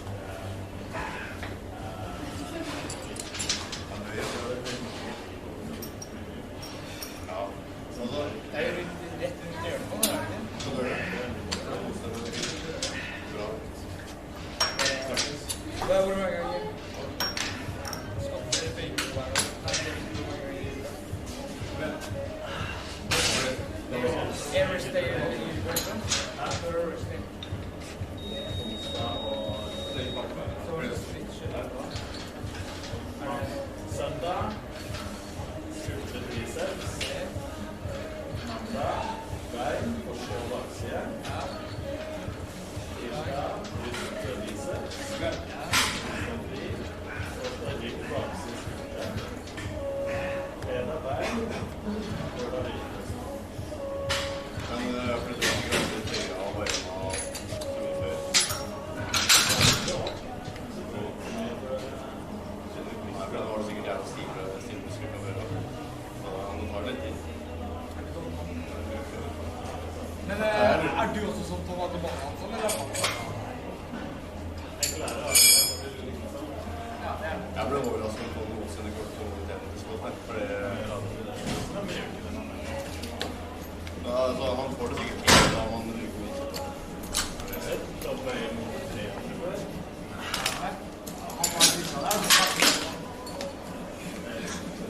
Men Bjørn er sjuk. Ja, han er jo... Jeg har mobiliteten også, han er så trøylig. Jeg ser det på skåten, så han bare... Ja. Var det kona han som tok det?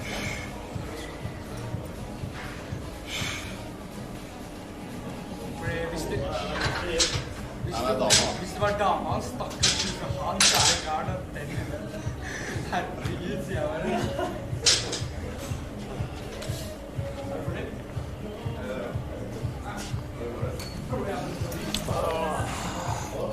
We're finished working out. We should stretch. Shreds glutes, quads, and hip flexor. I need to wash my hands first. Okay?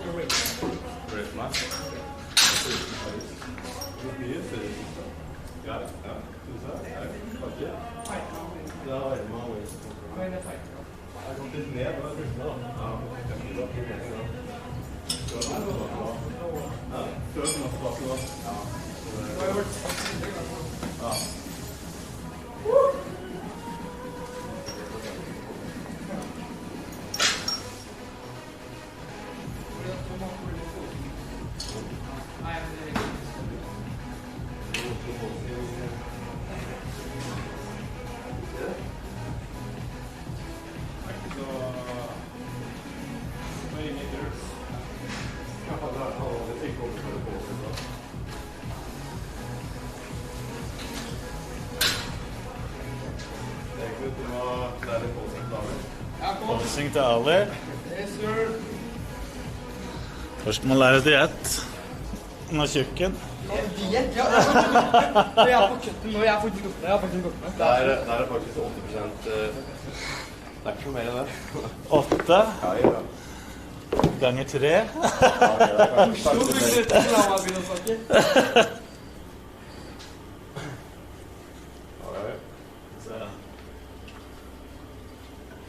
Nei, men du bør prøve å gå an med litt fettprosent, for det hadde vært kult å se. Stramme magen da.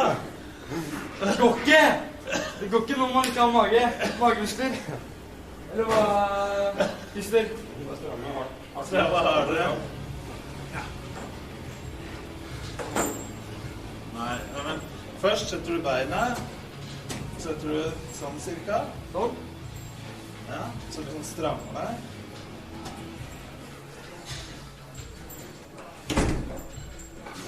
Ja, ganske bra faktisk. Jeg tror det var jævlig bra lett. Bra posering. Så, kvartvending. Ja, det kan du ta. Samme pris med du? Eller hva mener du?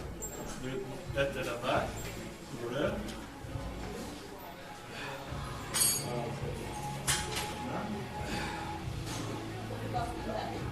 Sånn? Nei, det gjør ikke så mye.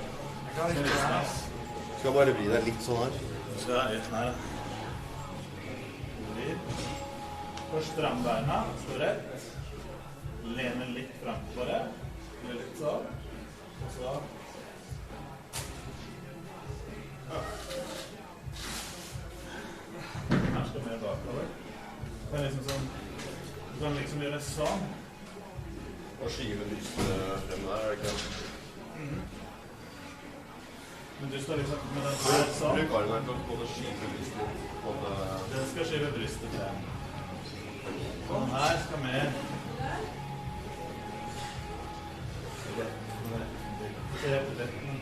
Litt over der. Og så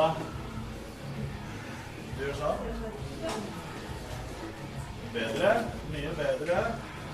Litt jobbing med den. Ryggen samlet foran. Stramme beina først. Beina ræva. Så hamstring bein. Og så den sånn som du gjorde foran. Ikke lat spread. Den, ja. Så til siden igjen, halvveis rundt, så gjør du samme til den siden. Ikke tenk at du skal ta sånn. Den armen skal være sånn. Så må du lage en sirkel. Så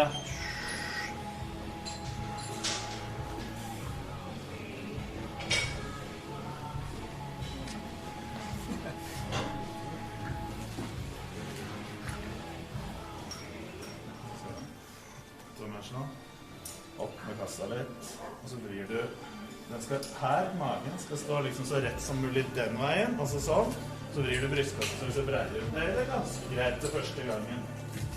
Men det er jo sånn side-chest-garden også, at du skal egentlig stå veldig rett når du gjør det. Litt sånn, ja. Og så double biceps. Da er det samme beinstilling som den du hadde der. Eventuelt, hvis du står sånn.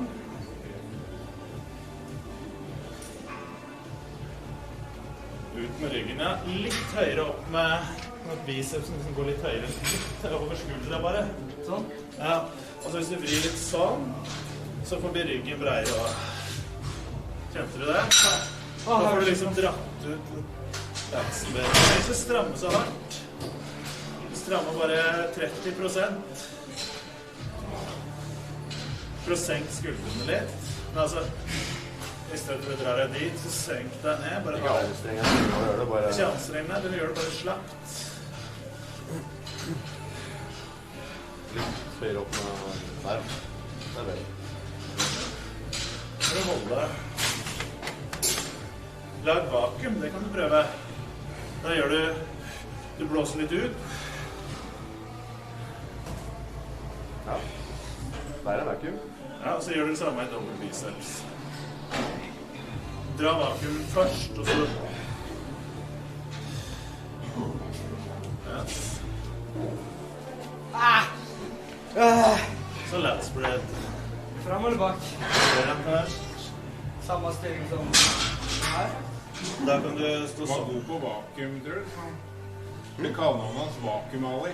Vakuum-Ali. Jævlig god på vakuum.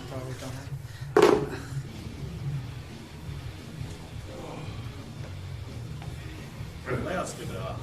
Men ikke stå sånn. Der, ja. Men nå ser du hendene dine sklei litt frem på. Bare har deg pass på at jeg står på siden. Men ellers så var det bra. Der, ja. Nå er det breiere, ser du. Ikke dra deg frem. Pass på at jeg står rett ut på siden, sånn at du blir breist mulig. Den er bra. Og så er det side chest. Der drar du først. Sett den foten. Tar du den her inntil, sånn at du dytter låret. Setter du foten andre der, cirka. Strammer leggen. Hamstringen så slapp som mulig. Og strammer ræva. Og se for deg Arnold. Jeg tenker at du dytter den foten der over kneet liksom på den andre. Så at du får dyttet frem hamstringen med den andre låret. Jeg tenker at du skal skyve inn til andre benet på det. Ja. Andreas, du kan jo mye. Det er ikke mye. Det er ganske bra. Litt justering på det, så blir det bra. Så er det dobbelt biceps bakfra. Da kan du sette en fot ut, sånn her. Sånn. Nå er bak, ser du. Du står der først. Setter du den der, liksom. Så stram. Ja. Da kan du lene deg litt bakover i overkroppen, sånn, ja, for da strammer du litt til. Nei, ikke der. Litt sånn. Så drar du deg ut. Litt der, ja. Det er bra. Så er det lat spread, samme beinstilling. Lat spread bakfra. Sånn. Da var det du strammer opp leggen, ja.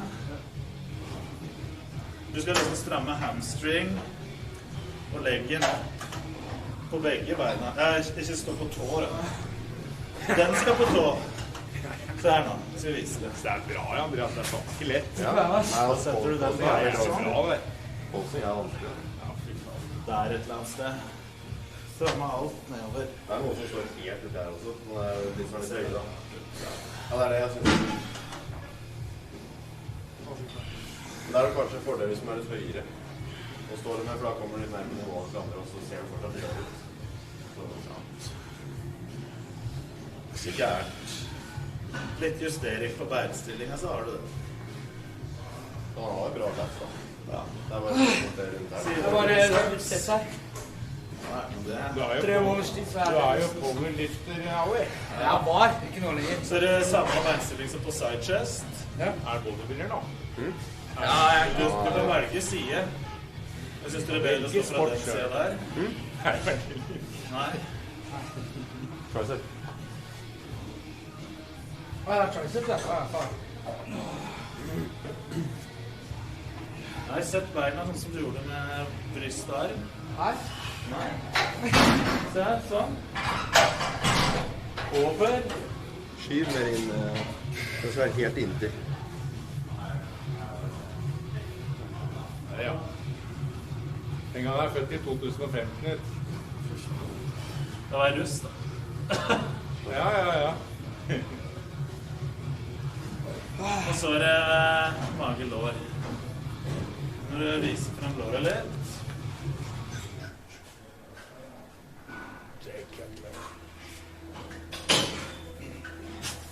Har ikke det Jake Cutler spesial, da? Den er stor Sånn da. Så det skal bli tommelstryker som du har med.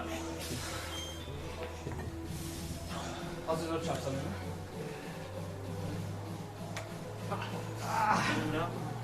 Jeg er spent på når du best pose, Ali. Ja. Best pose. Ja. Eller hvis du skal ha classic, da må du ha valgfri classic pose. Eller valgfri classic pose. I Mr. Olympia har vi best posen. Most muscular. Most muscular. Hva tar du der, Ali? Hva da? Most muscular. Jeg vet. Mange som tar den da, føler jeg, Knut. Så er det den, ja. Den, ja, det spørs litt på hva jeg ser best ut i. Ja. Men den der, når det gjerne, hvis jeg skal ta den, da må du være jævlig diger før du kan krype litt sammen, mange av deg. Kill hit føler jeg kjører den. Jeg tror ikke han sånn. Jo, men så tar den i den der. Tar begge, ja. Det er som gjør ofte det. Det er som kan ta den, så gjør det begge. Jeg tror du kan bli... Ganske tøff den egentlig, altså. Du kan bli litt smal gjerne hvis du gjør den her. Så derfor må du være et beist. Ja, det er det jeg liker. Ærlig. Da gjør jo bare sånn. Nå gjør du bare det. Det er vel også at du får frem mer knutt når du går i en breie, ikke sant? Så ser du klarer å stramme alt på en gang. Ja. Men det ser jeg, det er ikke lett, Andreas. Sånn som nå når Knut forklarer at du skal stramme legga bak og låra. Tipper det er mange i starten når de er rookies glemmer litt det, da. Så er det bare opptatt av ryggen. Dommerne ser på alt, det er ikke bare den posen. At du glemmer å stramme samtidig med det andre, ikke sant? Det er bare å sette deg og være vant med, der står det der. Ja, nå holder du det, så slipper du selv. Ja, det er når det blir sånn... Tenker på overkroppen. Etterpå. Det er viktig at alt er... Ja, men du skal også motsystramme sånn 100%, for da stopper du skjæret for til slutt. Ja, da orker du... Bare holde sånn 30%. Ja, men da orker du ikke stå der så lenge heller. Da blir du jo ferdig. Klare å få det til å se flytende og avslappet ut, liksom. Det er trening. Det er egentlig sånn i all sporten jeg tenker meg, Andreas. Spiller du tennis, hvem klarer å være avslappet, ikke sant? Ja. Sånn at du får hardere serv når du er avslappet, når du bruker lite krefter imot. Ja. Har du vet ikke en helt loose arm, ikke sant? Ja, så bare... Helt loose, og så rett før du treffer, så får du ha serve grip. Ja, der var den snerten som kommer. Ser du på rugby's ballserver og sånn, det ser jo veldig elegant og fint ut, ikke sant? Ja. Når folk står ved siden av han, det ser ikke bra ut i det hele tatt. Nei, når du sammenligner med han, så blir det... Se på liksom de som skyter veldig bra i fotball også, da. Ikke sant? Det ser ut som en ballettdanser løper bort til ballen, ikke sant? Og så treffer de så perfekt rett teknisk, da. Ja. Boksing det samme, da. Snerten kommer fordi folk er helt avslappet. Altså, men det er vanskelig igjen, da. Det er vanskelig å være så avslappet, ikke sant? Ja. Men det er som størst. Gi meg Truls Påser så jævlig mye som han gjør, så blir det sikkert god etter hvert. Ja, Truls er jo... Jeg var Chinese college boy, jeg. Jeg trodde du var det. Chinese? Chinese college boy here. When Knut is going... Det er jo så mye kinesisk. Ja, men ifølge dem så det. When Knut is getting old, I'm gonna get bigger than him. You know, he's getting small already. You know? Puff. Du måtte bare få det ut. Ja, det er bra. Det er bra du sier det. Jeg ler deg godt. Er du i gang nå, Andreas? Ja, jeg får si noe. Nå er du inspirert. Hva er det der? Jeg har en vacuum. Hydro Rush. Hva er det heter? Ekstrening? Ja. Hydrolysert whey, eller sånn her whey, men hydrolysert. Hva gjør den egentlig?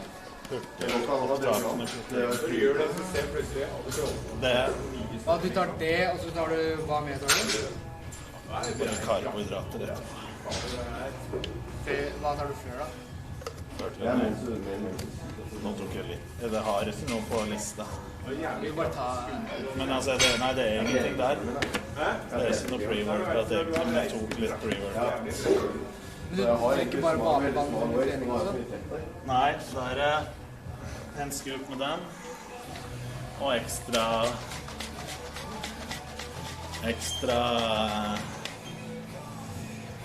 Trener du aldri skuldra? Jeg gjorde det før, men så de ble så overkant. Fordi hver gang jeg tjente drikter i tiden, så var det vanskelig. Ekstra IAA. Det er ikke smart, det er sånn. Du får kjørt deg så jævlig, men spesielt når du framtida, ikke sant? Men en scoop med IAA, og litt karbohydrater, det kan du si. Det er ikke for ille. Jeg føler den der er... Når du noen gang prøvd Dema? Hvis du vet hva det er? Vet du hva det er? Den er på baksida, den der... Den du drar den ut der. Den har jeg kjøpt noen og da er det fælt da. Kjenner ikke noe i skuldra dagen etter om noe sekt. Når du kjører ut ganske mye... Nei, Dema, det er sånn at du gjør deg helt crazy. Stimulant da. Ja, Andreas. Å, Dema igjen. DMA? Ja. Nei, det blir sammenlignet med amfetamin, var det var noe som var i pre-workouter før. Ja, det var veldig vanlig. det har jeg hørt om det. Ja, altså det er ikke lovende, altså det er en veldig... Regulert. Ja, det er det. Og du får skjønt det fra utlandet, på utenlandske nettsider. Men hvis du blir tatt i tollen, da blir det dyrt. Så... Jeg tror ikke jeg hadde giddet. Ja, Vebjørn var jo... Han var i Ørnes. Og da var det en kompis som hadde, så han prøvde å høre med. Holdt den på en sånn... Ja, det var helt sjukt. Han var så mye energi, fikk ikke sove på natta. Det er ikke noe vits. Nei, det er noen som selger den der... Hva har du det med? Den der Rich-piano har ikke... Ja, jeg vet hva det merker. Metamfetamin, det er noe. Jeg leste om det der, du vet, det er dopamin og... Det var mye release det, altså? Ja, release på det, liksom... Folk tenker at ja, heroin og sånn er jævlig sterkt, og så kommer metamfetamin og bare liksom... Bare mange tusen. Da blir det sånn som han, hva det heter, Callum von Moger hoppet ut av andre etasjen på metamfetamin for noen uker siden. Ligger på sykehus. Har du driver han med det? Han har vært skikkelig nerkes, tydeligvis. Han har riktig mye lenger. Han tok jo sånne her curls med Chris Burns. Ja, det vet jeg. Og etter det så har alt bare gått i dass, egentlig. Ja. Ikke den voldsomme kneskaden. Jeg klafter så var det kanskje litt avhengig av Ja, huden hans dava, gjorde den ikke det? Hæ? Huden hans dava også, var det ikke noe med det? Jeg ser peiling. Jeg er litt usikker på det, men... Metamfetamin, men det er sånn evil drug, altså. Jeg mener, folk sier at du har en snill lærer, da. Ja. Naturfagslærer. Og så begynner han på en veldig hyggelig fyr, så begynner han på metamfetamin.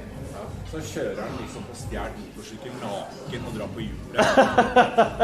Ja, men det er helt sinnssykt. Hvordan går det an? Ja, hvordan går det an? Altså det... Jeg skal ikke prøve det. Nei, det tror jeg. Jeg skulle likt å visst hva som foregår oppi huet akkurat på. Ja, altså, det må jo bli en helt annen person. Det kan ikke være... Ja, men det må være skrudd, altså. Hva hadde fått det til å gjøre det? Erstatter alt, vet du. Du kan si at du skal vaske hus, ikke sant? Så blir du liggende med q-tips inni stikkontakten og systemet. Bare vaske alt, altså du blir manisk. Alt blir jo helt sykelig. Men varer det lenge? Hvordan er det? Lenge. Det er det som er problemet, vet du. Det andre drugs, kokain som går kjapt. Ja. Da må folk redusere, men med det stoffet der så varer det. Hvordan går det an at det blir så gæren? Jeg kan ikke tenke meg hvordan... Det er vanskelig å forestille seg. Da er det miksen de har klart å lage der, da, men jeg tenker liksom, se hva som er oppi rå. Ja, men det er rart batterisyre. Fy faen, det er svovel, det er jævlig. Det er rart å tenke seg det, Knut. Akkurat den der formelen der, akkurat den formelen der gjør sånn at du blir så rart. Det er sånn å tenke på. Veldig rart. Men så er det andre stoffet da, som folk liksom reklamerer for litt positivt, da, når folk skal få en sånn der, altså nesten ta det intellektuelt, og etter en sånn, det er et sånt stoff sånn... Hva sa du? Det er et stoff som er mer sånn regnet for å være mer intellektuelt, da. Hvor du opplever liksom hele barndommen din, og du blir liksom... Det må vel være noe sånn der... Jeg husker ikke hva det heter, men jeg tror det er noen som har gått på sånne froske... Klikker som prøver han Joe Rogan. Ja, jeg vet, jeg har hørt om det. Men det også virker jo, apropos virkning, at det går an. At folk da opplever jævlig mange ting som en liksom... Mike Tyson prater på det. Ja, han også. Og det er liksom reklamert for sånn liksom, ikke den som grisete drug. Det er nesten litt sånn der, at folk kan nesten anbefale folk å gjøre det, da. Det er noen feil. Ja, det er litt annet av deg. Og det kan du gå ut i skogen og plukke, og så kan du prøve. Det er også sånne planter som planter kan spise. Som planter kan spise, som de blir øya. Det er morsomt. De bare ligger og ruller rundt. Man vet ikke at det er... Jeg så en video, det var ikke noe hyggelig video om han Rich Piano, vet du. Nei. Han var ordentlig på noe... Ja, det har jeg sett når han står på et hotellrom eller noe sånt. Ja, det var ikke hyggelig, ass. For der var det noe Det så vidt den klarer å gjøre rent. Han som står med står sånn med det håndpresset lenge. Det gjør ikke noe spesielt. Nei. Bare rør. Ja, og så står den mest stille og bare suser. Stille og svaier litt over baderomsspeilet da. Ja. Men det ekleste kortet der. Det ekkelt. Ja, fy faen. Han spiser opp har du sett det, Gud? Nei, jeg har bare sett sår fra det. Ja, det ekser opp alt. Det helt sykt. Jeg tror jeg hadde stått over hvis jeg hadde sett det. Ja, men da det desperat. Sånn, jeg klarer ikke å se for meg at man kan bli så desperat en gang. Det utenfor min evne til å fatte. Det bare noen selvmord på torturere måte. Det blir det egentlig. Mye av det der egentlig sånn fentanyl og noe som er enda sterkere, vet du. Men mye av det der jo egentlig litt som blir brukt hvis folk på sykehus og skal ta en hjerteoperasjon, da. Det jo narkose, ikke sant? Det nesten det du ser Rich Piana den dagen nå, ikke sant? Ja, det ser ut som han kunne ha vært i det nesten. Har jeg fått litt til, så hadde han sovna. Akkurat grenseland.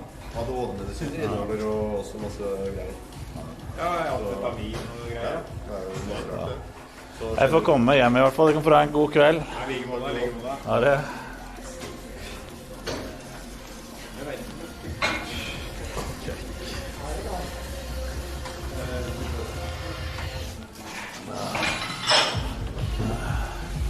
Christer still in shape.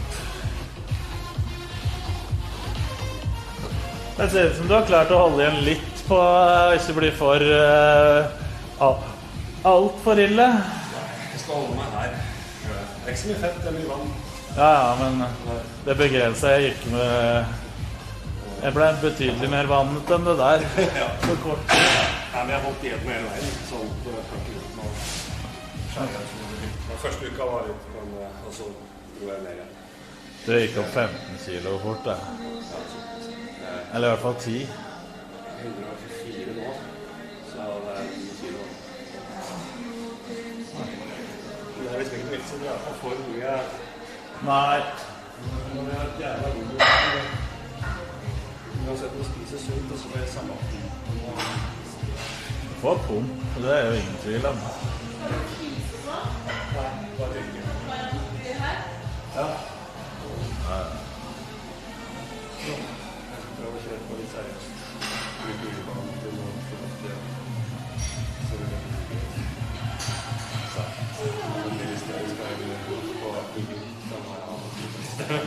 Hvordan var det? Hvor store var disse som var størst der? Jeg var på nesten. Ja. Var det TV-speilene som var egentlig så var det bare på morgenen. Jeg skjønner på scenen. For det var så fullt på film. Ja. Det var en sånn hvordan som mistet ikke for at det var vanlig for å se på det. Så det var en Det kan være litt væske også som har gått ut i løpet av dagen. Det var liksom tenkt så feil, men ikke forhold til livet, ikke sant? Jeg var veldig fornøyd med formen. Jeg har vært så bra, så fint. Ja. En god kombinasjon. Ja, det har ikke vært skarpere. Det var jo Så i bygging må man ha litt size også. I classic som jeg kunne ikke ha for size. Da hadde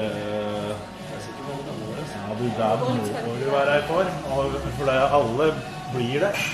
Fordi det ikke så vanskelig å komme opp under det kravet som maks, ikke sant? Så det må en tine. Ja, jeg likte hele opplegget mot for at kriteriet der var en like pressen for at vi kan bruke det ekstreme greiene til å knive. Jeg synes det var det. Men det var ikke, du kjørte ikke litt lignende det jeg gjorde? Jo, egentlig det samme. Altså drikke litt mer, altså... Ikke kutte salt og ikke kutte vann og ikke trenere litt og sånt. Så jeg synes at når du står på scenen så føler du deg bra. Jeg hadde jo 6 liter vann dagen før, jeg. Det jo ikke akkurat sånn at du var tørst, for å si det sånn. Nei, sånn skal det være. Ja. Men jeg har kommet såpass langt at du skjønner at kroppen unna. Så det også salt. Salt, ja. Ja, det er 6 gram salt og 6 liter vann dagen før. Ja, det jo sånn 30 samme som jeg gjorde. Bare at jeg målte ikke, jeg gjorde liksom salta og drakk det alt. Patrick er ikke fornøyd hvis du ikke måler, så jeg måtte ha det med vekta. Jeg skjønner jo det, for da har du kontroll. Ja. Hvis du skal måle det siste uken, da har du sikt. Nei, det var bare den siste uka. Ja. Resten av tida så bare salter du som du vil. Passe på å salte maten. Jeg salter sånn etter sånn smak, liksom. Ja, til vanlig gjør jeg det. Da er det bare viktig å passe at den får i seg salt, hvis du begynner å kutte ut det nå. Kroppen sånn jævlig større, så vil du ha det greiene. Du ser hvordan kun også... Jeg har en kropp som blir veldig fort inn. Hvis jeg finner en solvenning, det kan bli liksom en total at det ser rart. Forsvinner. Ja. Jeg føler det, ja, men... Har du coach nå? Ja, det er samme. Fortsetter bare å bruke den. Til neste. Jeg vet ikke bestemt med når, så den får bare være. Bruker den jo mindre off-season enn om på slutt, eller på diett. Men du oppdaterer litt. Jeg kan oppdatere så ofte jeg vil selv. Det er jeg som er sløv, ikke han. Så det... Jeg kan... Ja. Nå skulle jeg diettes og trenes. Ja.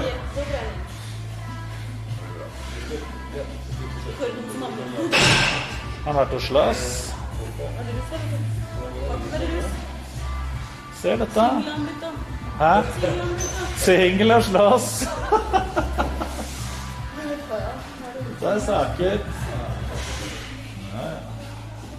Nei, men jeg kan få ha en god kveld, så ses vi sikkert i morgen. Ja, det gjør det.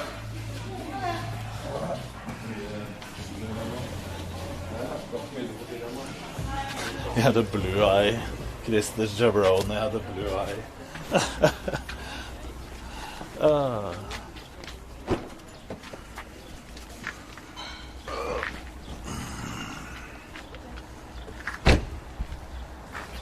Ha det bra. Ha det bra.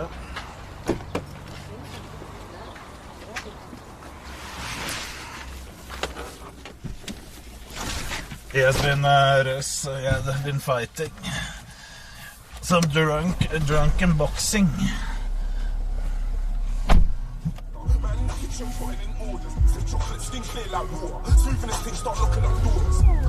Yeah? So shut your fucking stupid mouth. Chatting bare fucking shit. Shut the fuck up. Shut your fucking mouth. Hey, rude boy, shut up. One time, yeah? Chatting bare fucking shit. Shut up, man. Pussies, what? Yeah.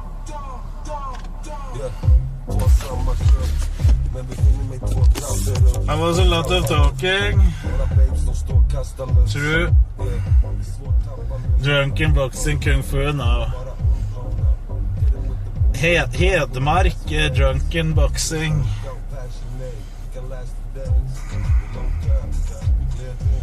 Who are you talking to? I'm talking to you guys.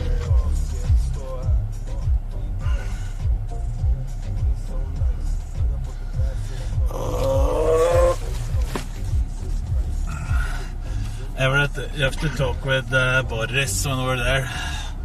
He likes to talk a lot.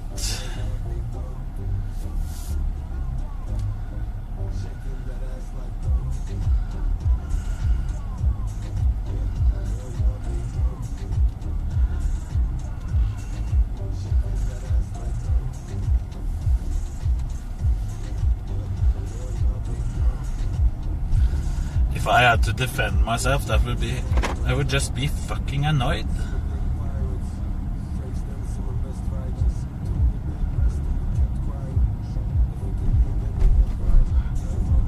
So a fucking unnecessary...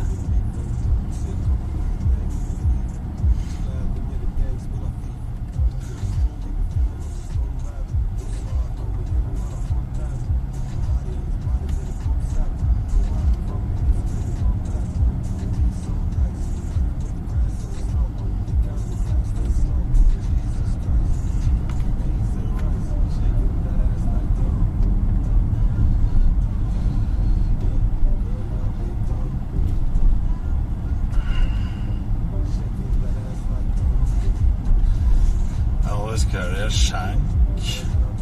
What the fuck is a shank?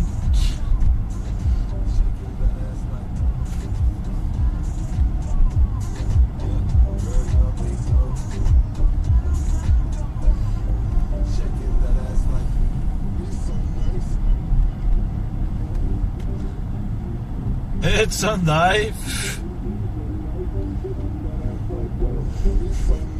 Jesus.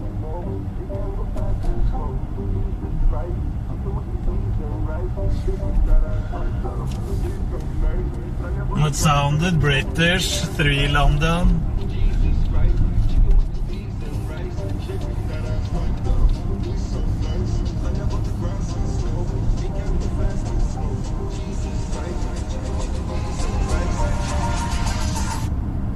Shaking that ass like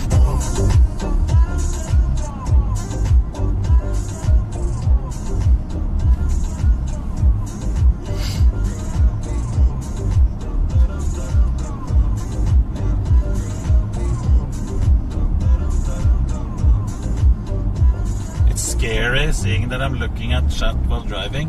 When I'm looking at chat, I can look at the road and at the same time, because it is the same way. How dumb fucks are you?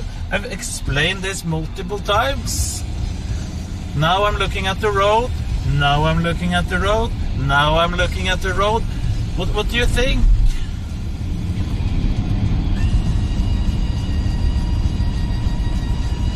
The road is there. Do you see? Over the phone. That's the road.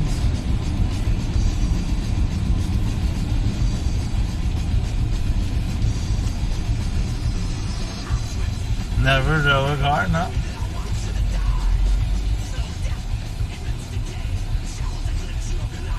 When you're driving, you don't look at one place all the time, because then you could crash. Your eyesight goes around. You're looking at the sides of the road to see, is there anything coming in from the side? It is pretty normal.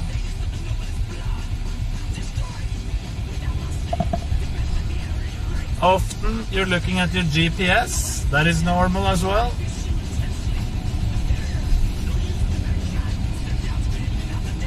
Sorry for calling you a dumb fuck. I'm just annoyed by people commenting on this, because they have clearly never been driving a car before.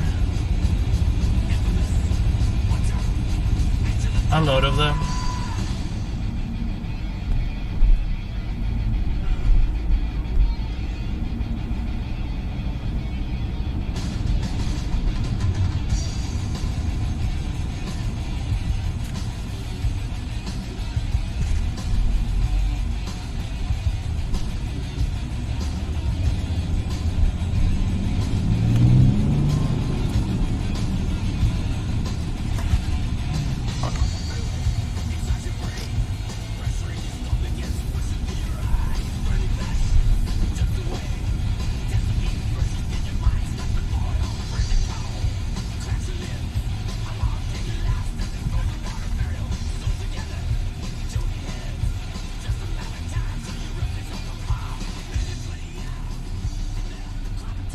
You should be afraid of.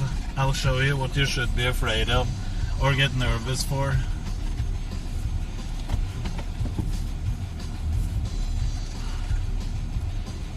I'll tell you.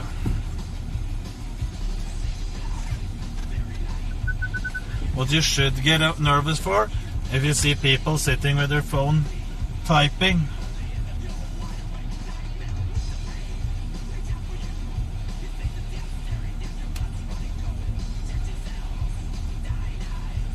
Then they have to look, if they have their phone there, typing, then you don't see shit.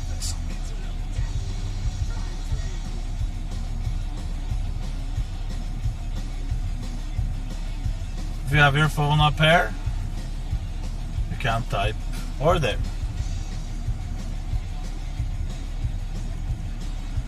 Hit the ball to prove your point. What's the fastest I've been driving?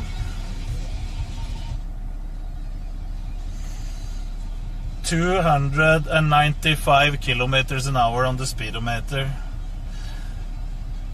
I hope I don't need to clarify that wasn't in Norway. I'm just saying. 295 kilometers an hour.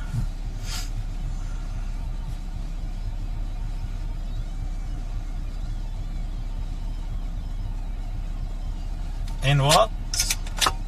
Germany.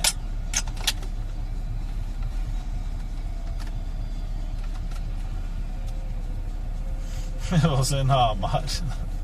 No, it wasn't in Hamar. In Sweden, you are not allowed to hold your phone when driving.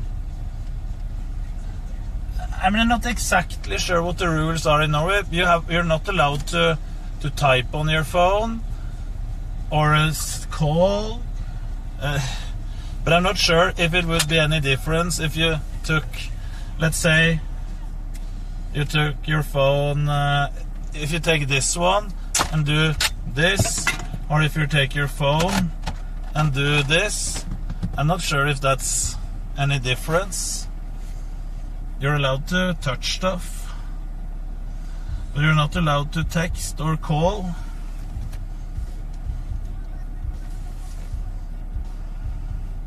Do you like the taco baguette at Spar? I don't know. Never tried. Then you're not allowed to even hold your phone. Are you allowed to hold a bottle? Are you allowed to hold anything but the steering wheel? Touching phone equals illegal. Touching touchscreen in car, display in car, legal. True.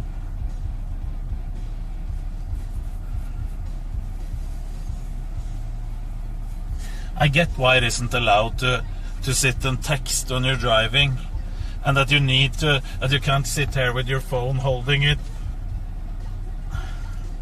and that you have to use. When someone calls me, I have this button. Good evening, Mikael. When someone calls me, I can just see on the phone, and if I want to answer, I'll just click this button, and I can talk.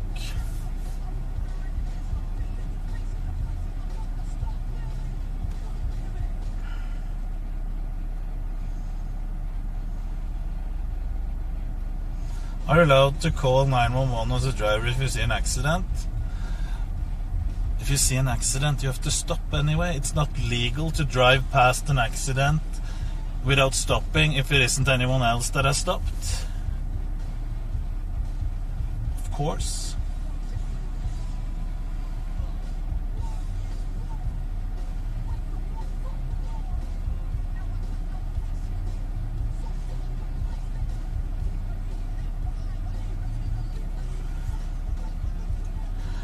$300+ in the BMW M5.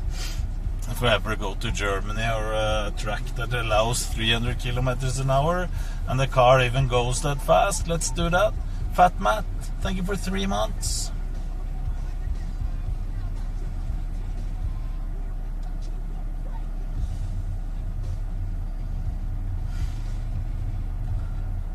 So, I think we need some chicken. European privileges, Kekona. You can text and phone, just park it first. True.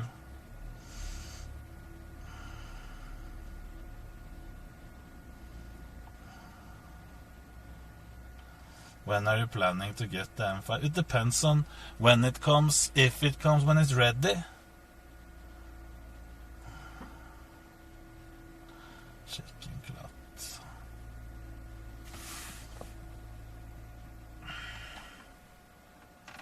Do you enjoy manual gearbox? Depends on what kind of car it is. On this car, manual gearbox would be totally useless.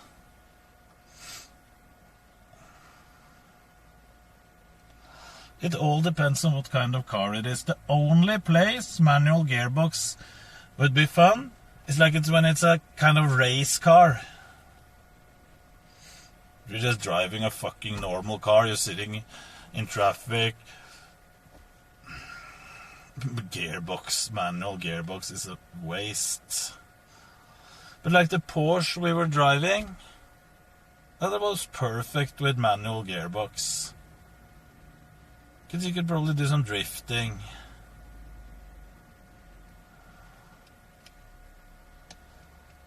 Kjelden Belg.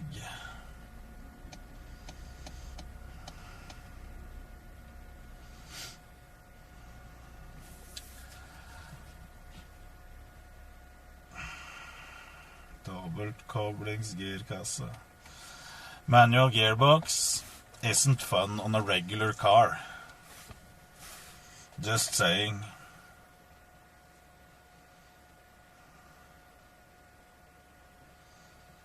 Yeah. Manual gearbox on modern cars is senseless if you drive in the city mainly. True. What car brands do I like? Good car brands.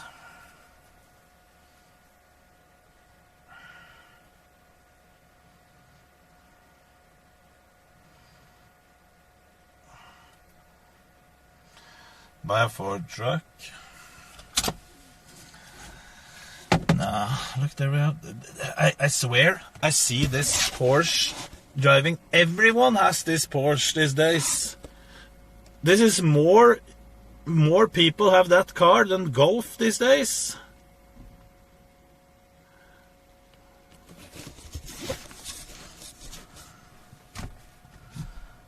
How much does it even cost?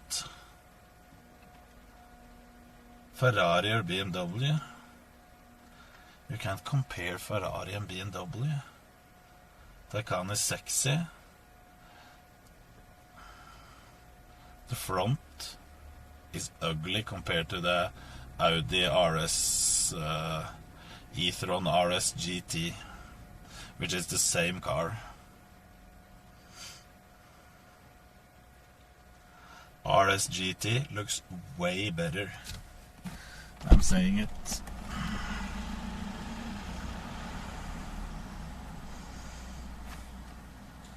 See what we think of if you got Pro package.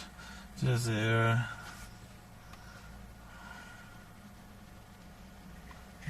Issue pleasant stream with your Twitch botting device. Best regard. Syltebrus have we started selling bots.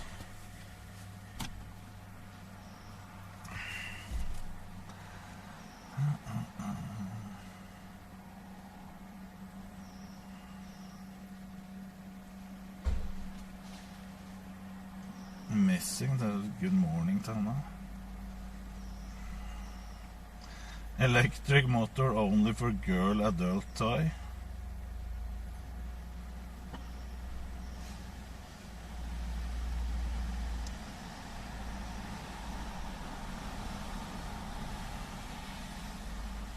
Okay.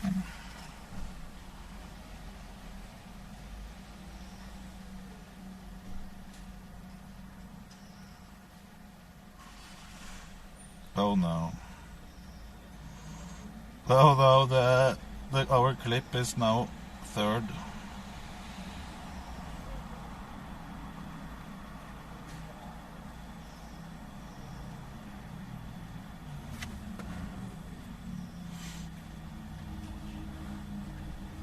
Another Porsche, the second one.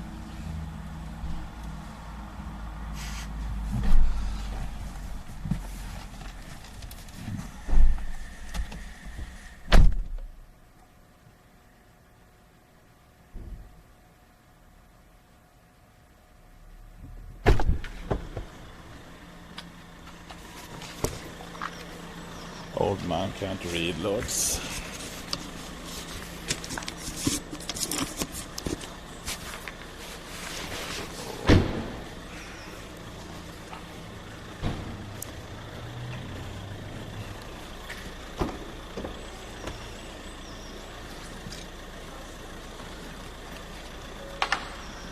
Why can't I read?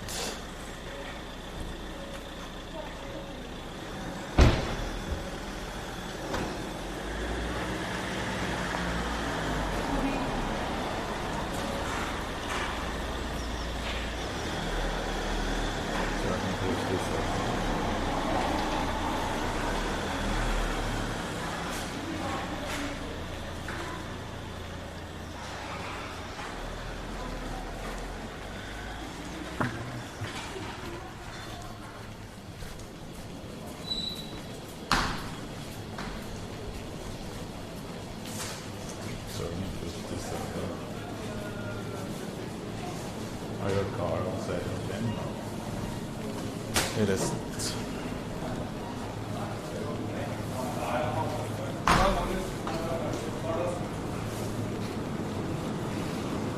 the assistant on right now. I didn't bring the correct phone.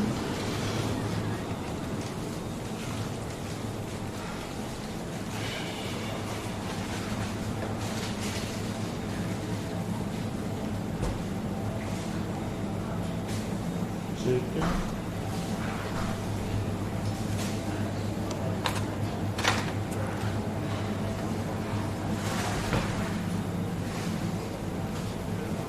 And some red meat. That's all we do.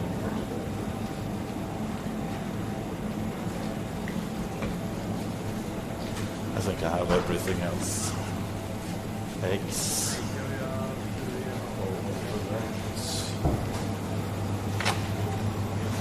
Out of eggs.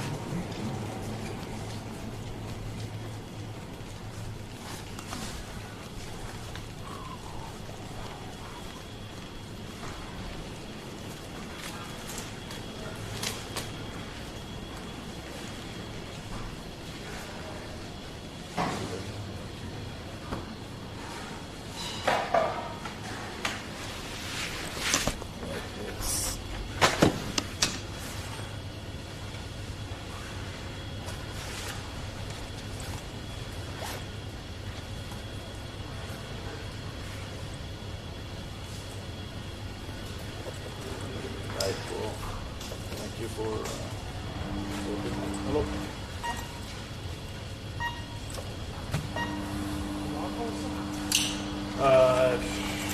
Nei, jeg trenger ikke det.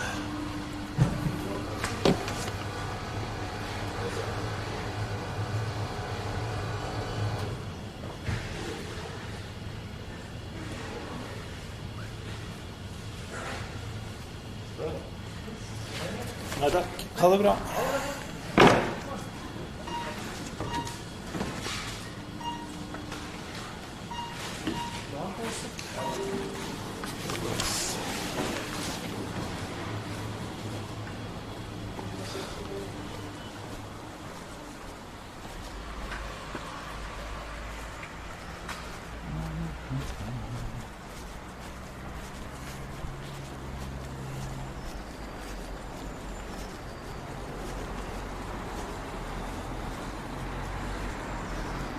Taycan. The front of the Taycan is the only bad thing with that car.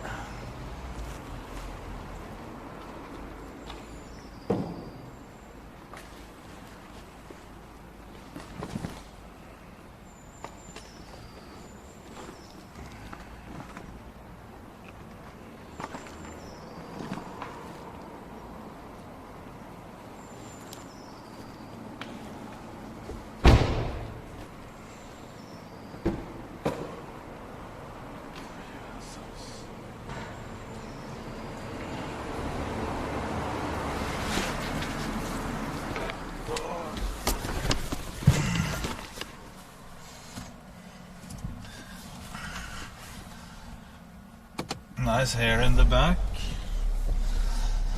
Yeah. The back shaver, do you remember the one we bought? Doesn't last long. Dog shit quality on the razor blades.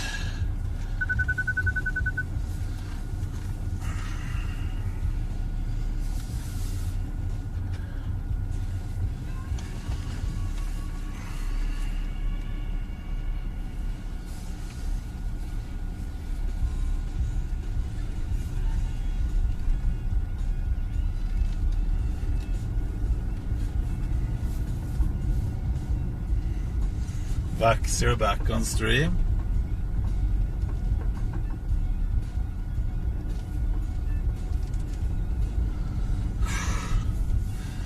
I really don't want to wax the back. It hurts and it bleeds and it's awful.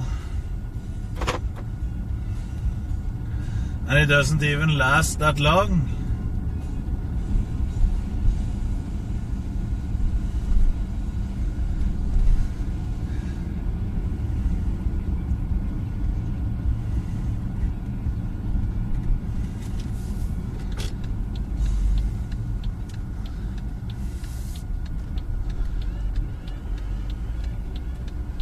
That's why it's content.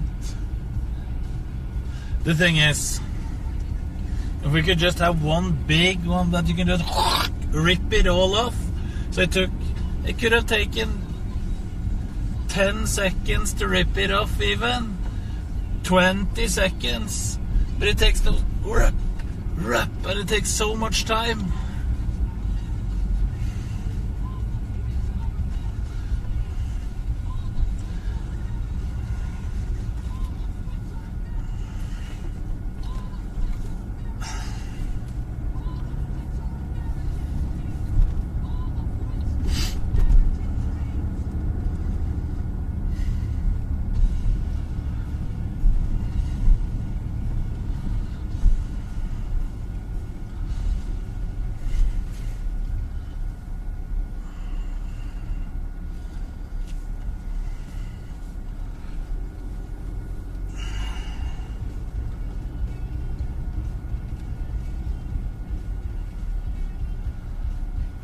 You missed Jeanette.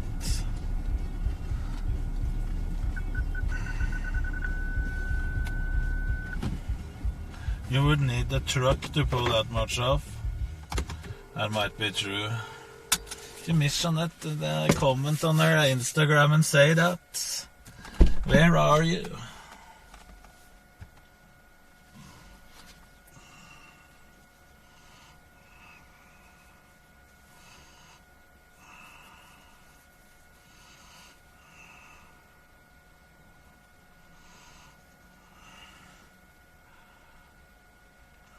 But you could have like those wax strip that was that wide, like they are, just from the top to the bottom.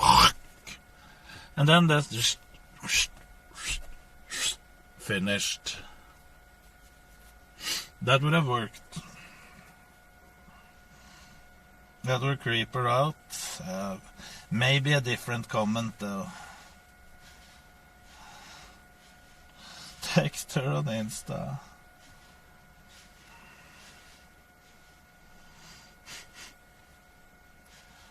Different stuff, right?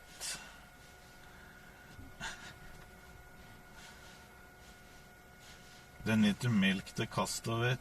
True. If it took 5 minutes, it would have been too cheap.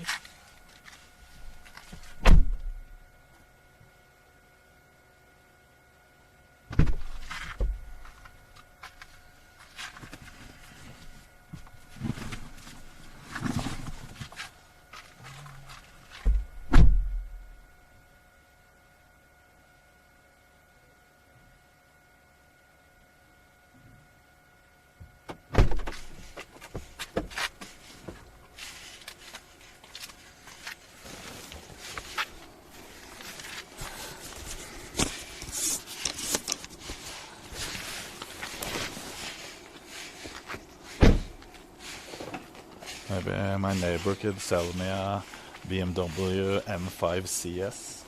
He's a car salesman at the BMW.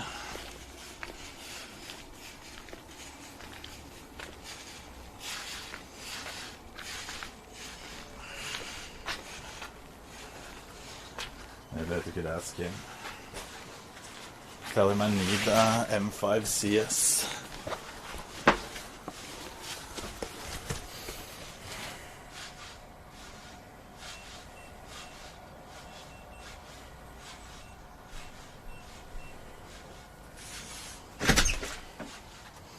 That's Hacker 69. Yeah. What day is it today? It is Thursday, right?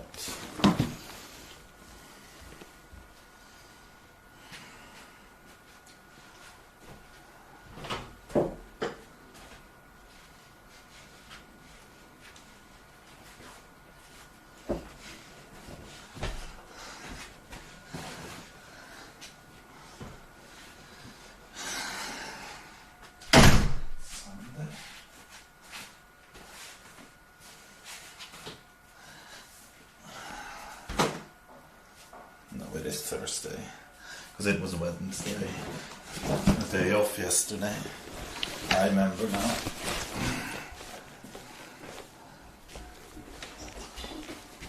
Hello. Dad is here. Huh? Dad is here. Skal vi ha... Kan du sette der i kjøleskapet? Jeg kan sette smøren i kjøleskapet. Nei. Den her. Den her. Og den her. Det var mye. Yes.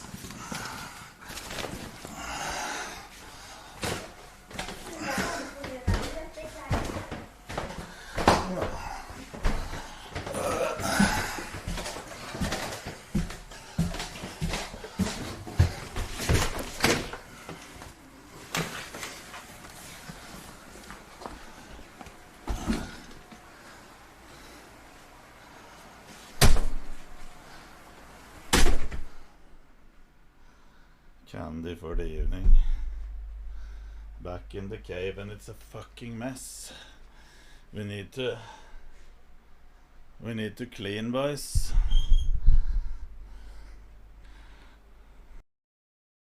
To clean, boys.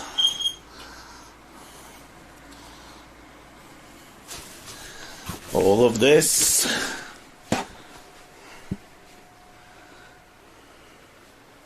Soon there's no space for Kira in the bed.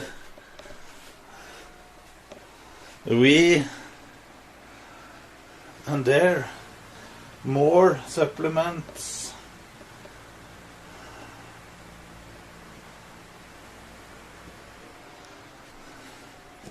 And even more.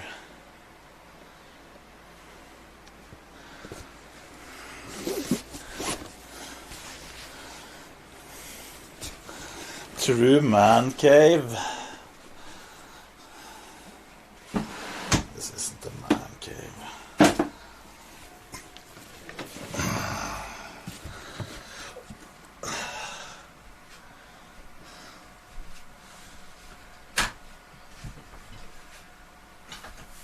Naked men on one monitor.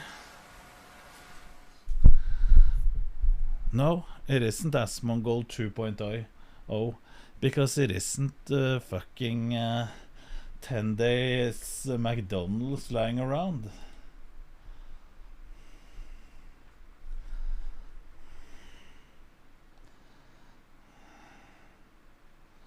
It's just the meal I had before I went to gym. This one.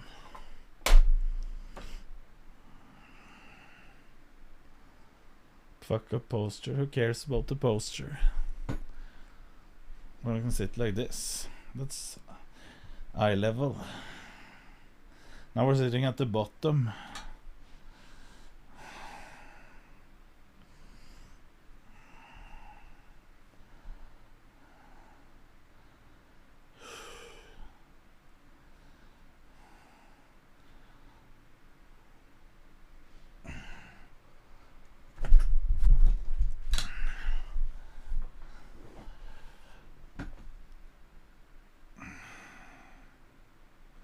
XQC is now XQC Overwatch is now XQC only. Has he changed nickname?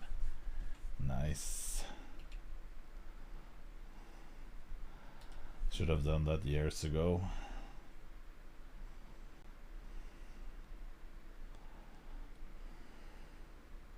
Mr. Cow? Don't know, don't care. Tank top eaten by rats? No, it's just old and I need to order some more tank tops. Maybe we should do that. Look, what was the brand name of the tank top that I have in skin color? XQC slots instead of Overwatch. J Fit.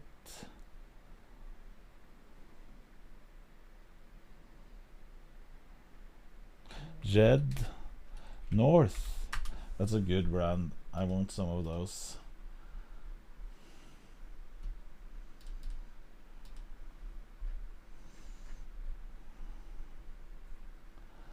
Man. Tank tops and sleeveless. Gasp, that's horrible. Those are not... Oh, the fucking meathead.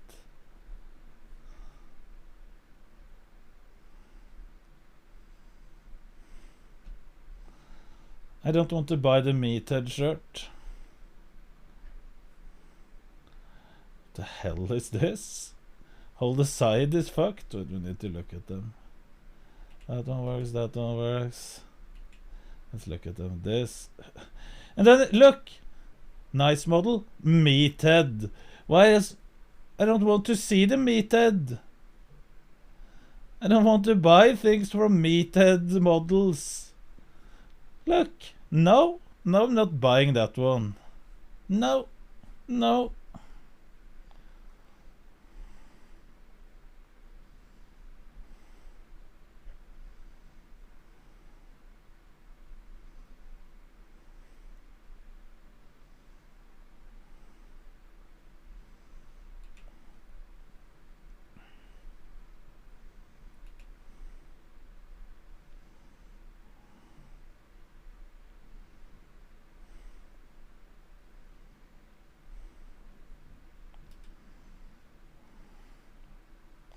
The first one is actually a fitness model. Yeah, it's okay. What the hell is this?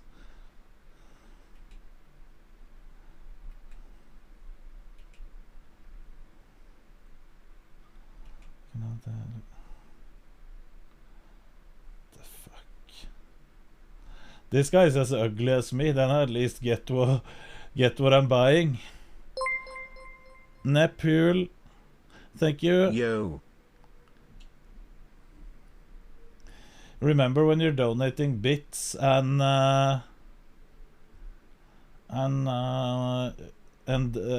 euros? I'll show you something.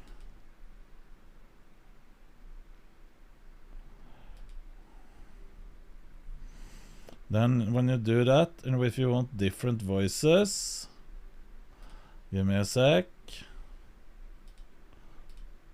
You get this, you can have these voices. But you can have Brian. Hello, I am Brian and this is my voice. You can have Hans. Hello, I am Hans and this is my voice. Liv. Hello, I am Liv and this is my voice. But Liv and Hans, you have to write in German or Norwegian, and you can have Ricardo. Hello, I am Ricardo and this is my voice. But then you have to write in Brazilian. And SpongeBob. Hello, I'm SpongeBob and this is my voice. And you can have Knut. Hello, I'm Knut and this is my voice. You can have Hello, I'm Elinity and this is my voice. Hello, I am Seer and this is my voice. Hello, I'm Hassan and this is my voice. Hello, I'm Lokari and this is my voice. Hello, I'm Soda and this is my voice.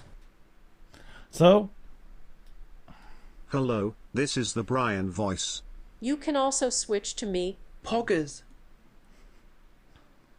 You just have to write exclamation mark Knut. No, Knut colon what he says. Or goodbye. I might go to school. Just maybe. Goodbye. You just write Rian like this or Ali.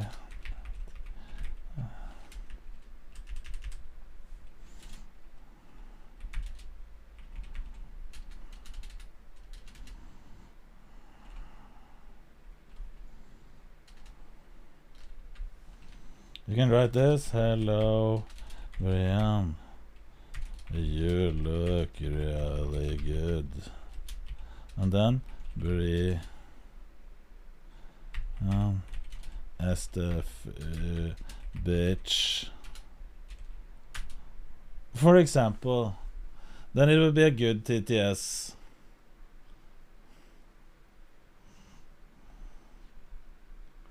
Band. It was just an example. Stop being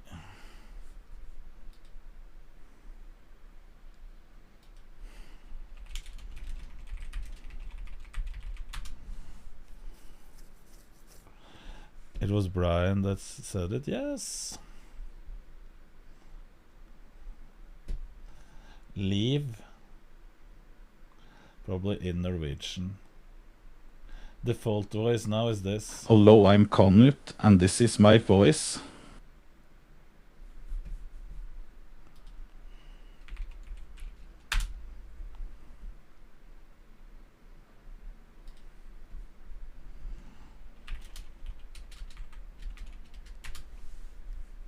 Knut, and this is my voice. Hey Knut, I just followed your stream. You remind me of Misk.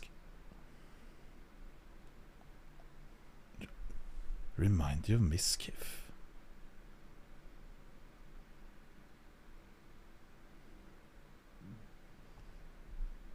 Fried chicky. Is that an insult? Coming in here? No, I'm just joking. Welcome in. I see that you just followed a minute ago. Welcome. If my wallet had reminded you of Miskiff, I would be extra happy. But it doesn't.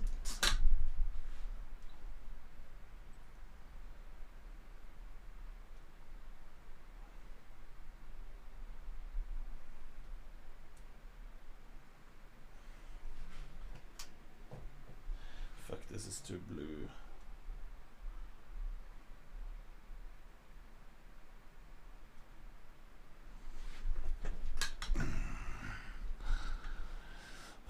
But I need to go and get some carbs. When is Camp Knut starting? I need to get my passport. Then I will call Miskiff. And we will plan dates.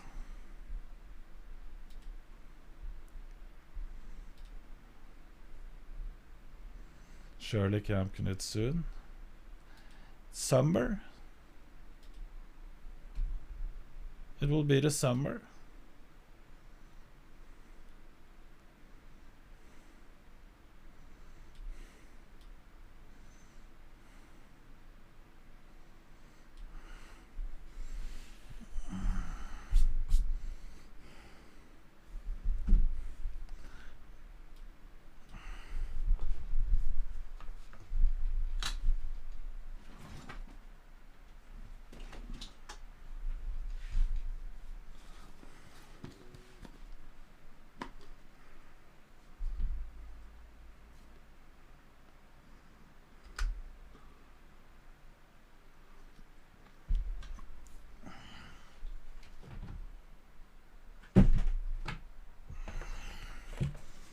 You don't even know what they're saying, idiots. Okay, this is dog shit.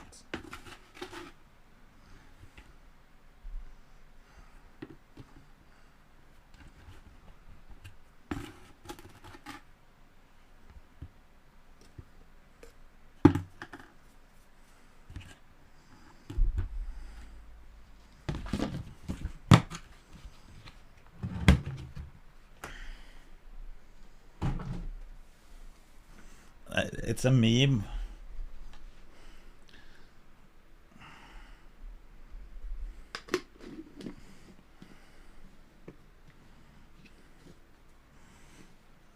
ICP.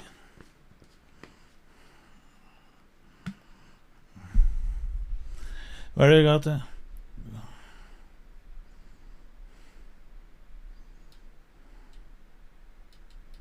You can watch that next.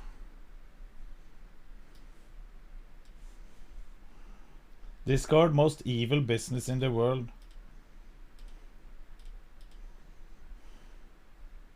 Let's watch that.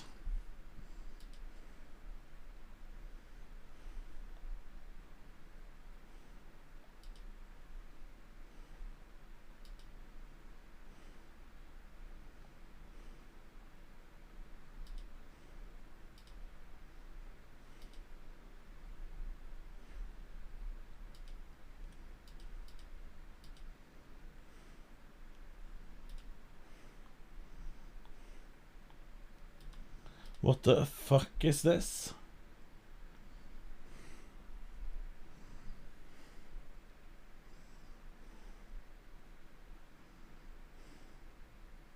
Song name Sidebrok Anne Liane.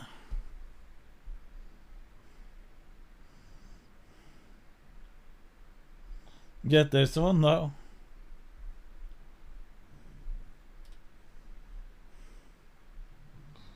The hell is this?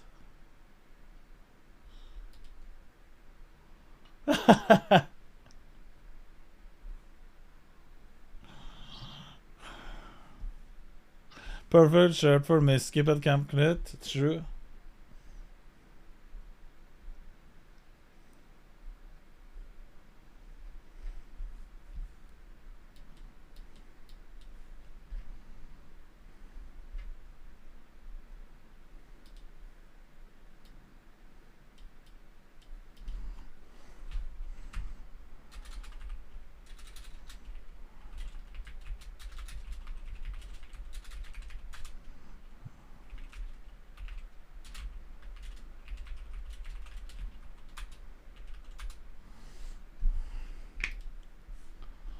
Sister's boyfriend more.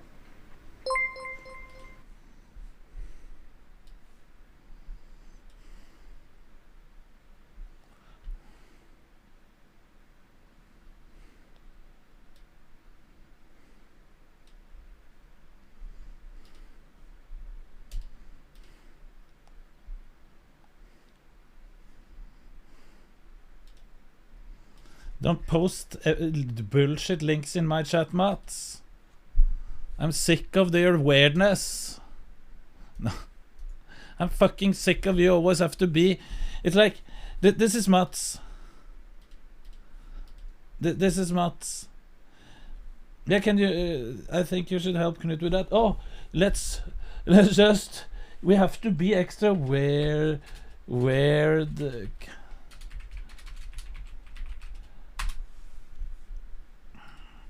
Yeah, because I'm Mats, so Knut, let's go shopping.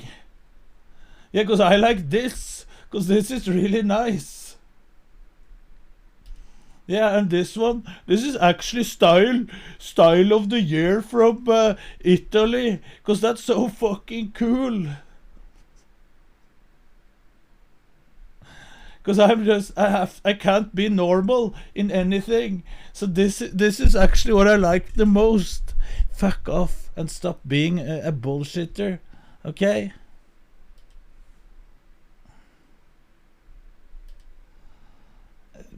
Yes, let's buy this. It's the same. No. No, Matchart doesn't know fashion.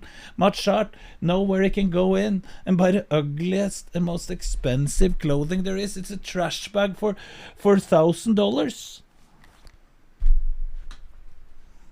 Be right back.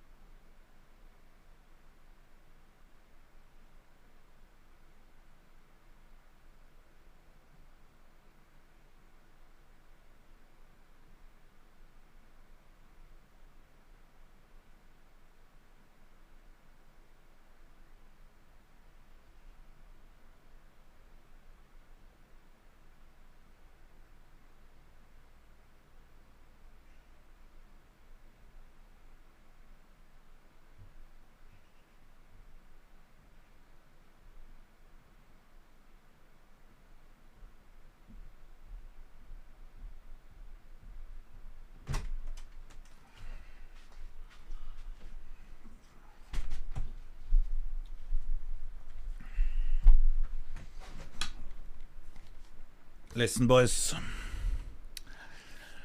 We have to stop a thing pretty fast. Denny Ace, thank you. I want to fight Miss Keefe. We're in the same weight class. Set it up. Listen, Denny. Miss Keefe only wants to fight for clout, and you don't have enough. I'm sorry to say. Thank you for 40 months, my man.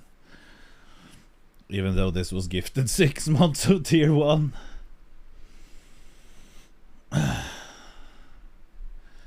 Quotes clip. It's like the fashion. What is quotes clip? This is Mats. Listen, this take is about Mats, and we have to. Yes, Discord video, but wait till I've talked about this. We have to stop this before it's going too late. I've talked about this a few times before on stream, and we have to stop it before it pushes it too far. We have been joking a lot about Mats, and we have been joking so much about Mats that now he plays this character. And this has to stop before he goes further into his streaming career and can't stop it. What is this bullshit? Sister's No. boyfriend more.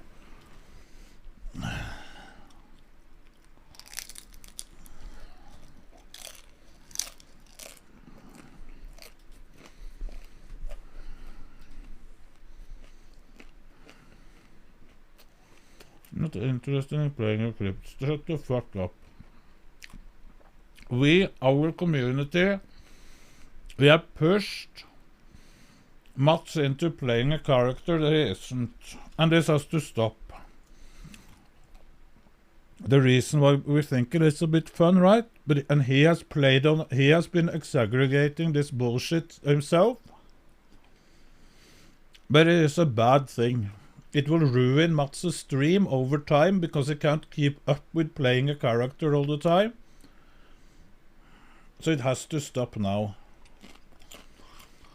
Me, chat, Mats himself, it has all gone into a bad circle. Where he is playing that I can only have designer things. Everything has to be expensive type. No, we're not it's not about bullying, Peter. But what if he isn't? He is playing a character. It isn't the real him. You have to see through the bullshit.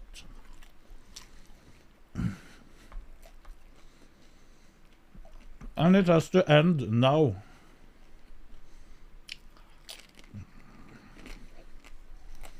Because we don't like fake people, and we can't push Mats to be more fake than he is. He doesn't want to be that over time.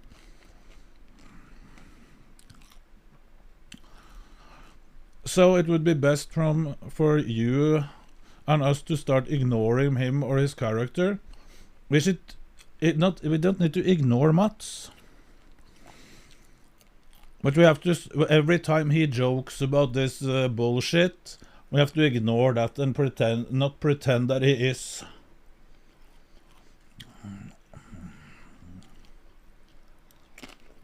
We have to ignore the character Mats and see who he really is. That's what I mean. So he doesn't have to all the time, oh ha ha ha, designer stuff, ha ha ha. That's what I mean.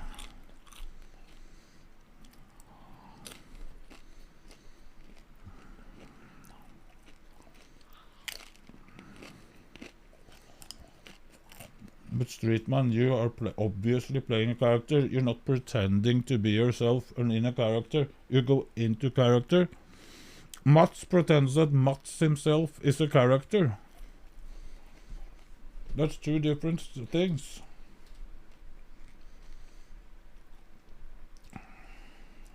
Obviously, you're even putting on a mask for fuck's sake. Yeah, just like Dr. Disrespect. That's different. But yeah, Discord video.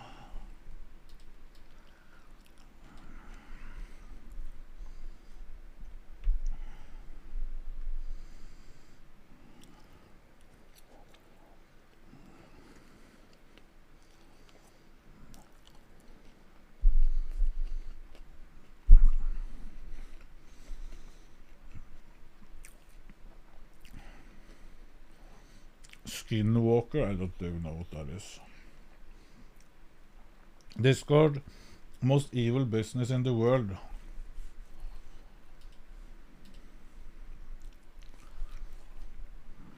How does Discord make money? Discord is a free-to-use communication app, and in just 6 years, Discord went from being nothing to being worth over $7 billion, making it more valuable than Skype, Hinge, Pinterest, Tumblr, and so many more. And unlike every other social media giant, Discord doesn't even have ads, it doesn't sell your data, and it's free to use. And yet Discord is one of the highest valued social media companies in the world, with Microsoft attempting to buy Discord for $12 billion.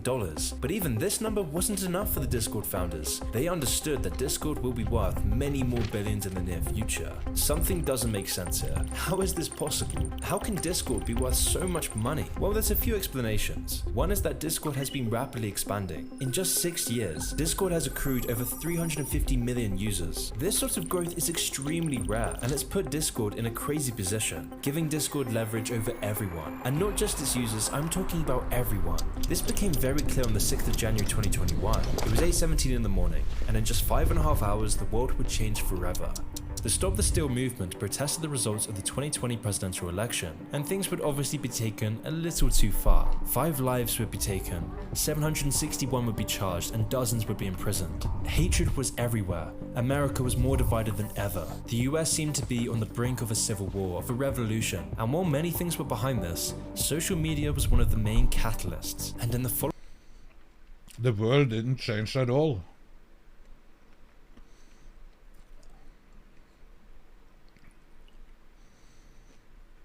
There was no war. There was just one building in the whole world that people went into. There's no difference. Following months, it was revealed that the main social media app behind this was Discord. It was this revelation that was one of the first major clues as to how Discord makes its money. And whilst it wasn't directly responsible for this attack, this event did uncover the true power of Discord. And it turned out that this was just the tip of the iceberg. You see, when I tried to work out how Discord really makes its money, I quickly realized how deep this rabbit hole goes. To understand this whole picture, we need to go back in time. The year was 2008, and a nerdy gamer called Jason Citron wanted to make his mark on the world, where he would go on to found a company called OpenFate. The idea was simple. OpenFate would be a social media site directly designed for integration with mobile games. And this idea at the time was kind of genius. OpenFate would integrate itself within the social structure of games, combining chat room software, leaderboards, and achievements.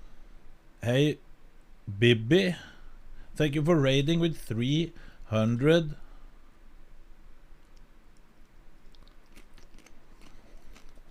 Bibi raid. Wait, I have to see who this is. Who is Bibi? This is. Oh, who is Bibi? This is.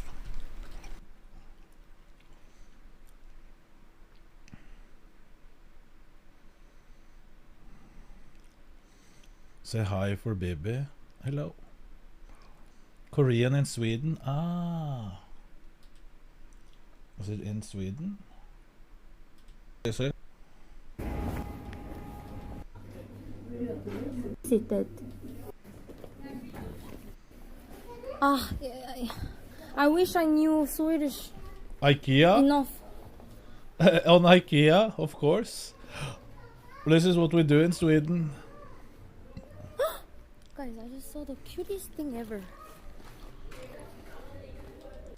It sounds so bad, but I really like the sound, the smell.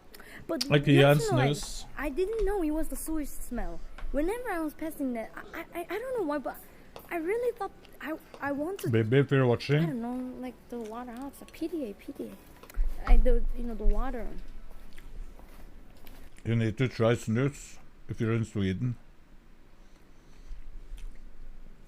If you watch this, you go to the store and you ask for again. Ral løs. This one. She already tried it. This one, the real snus.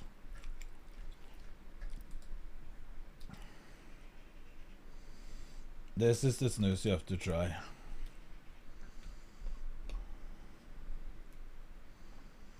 You was in snus in January, okay.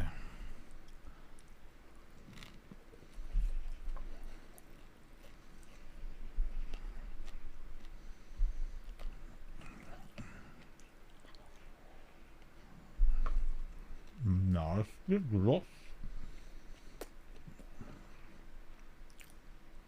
Bra tyke. Okay, let's continue. Evil Discord into video. one unified whole.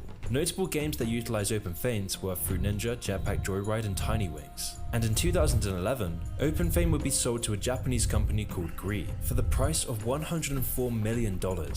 And at the age of 26, Jason Citron was now a multi-millionaire. However, it wasn't all smooth sailing. Just before OpenFaint's closure, disaster would strike Jason.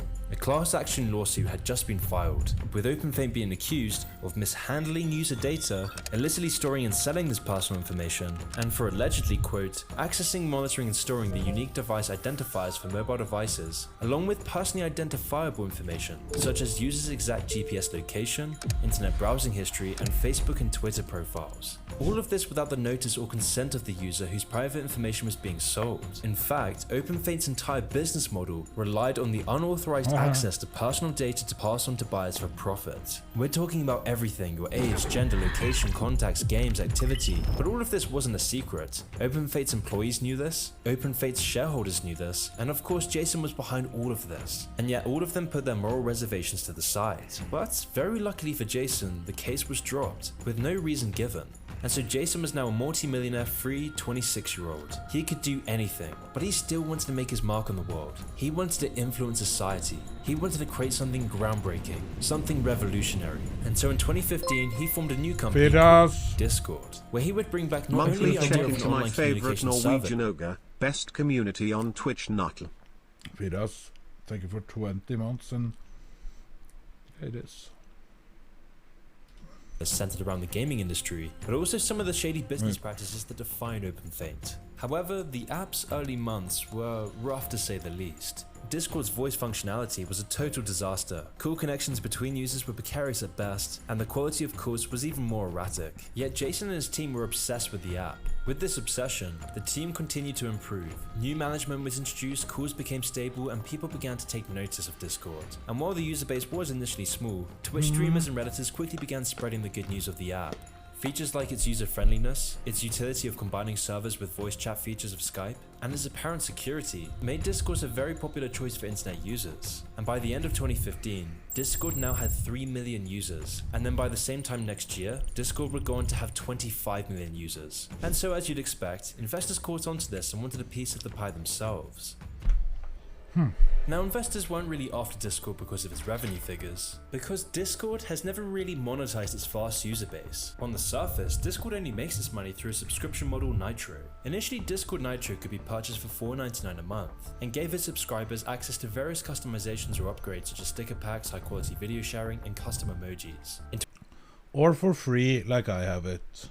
2018, Discord added new features such as server boosting and larger file uploads. And that's all well and good, until you do the math. In July of 2020, Discord purportedly generated $120 million from subscriptions. But then, how is Discord a multi-billion-dollar company if it's only generating $120 million from subscriptions? I mean, the company hasn't even had a year of profit since its founding. So are subscriptions really the key behind Discord's billion-dollar empire? No.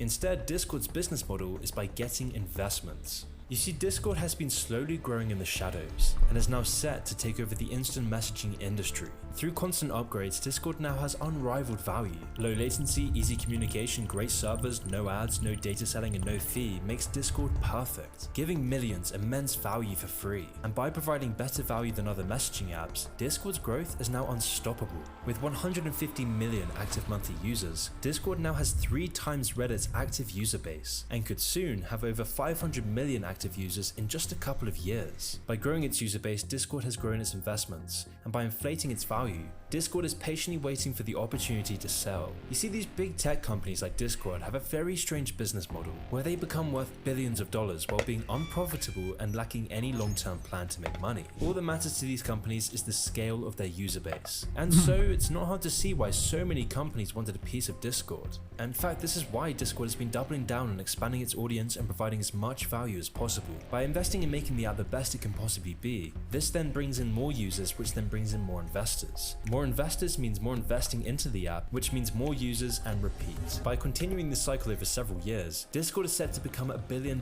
juggernaut. But this cycle can't go on forever. At a certain point, Discord needs to make a profit. Unless of course they sell the company, which is the final step in the Silicon Valley business model, where you artificially pump up your value and This is like every company in Silicon Valley almost. Not every.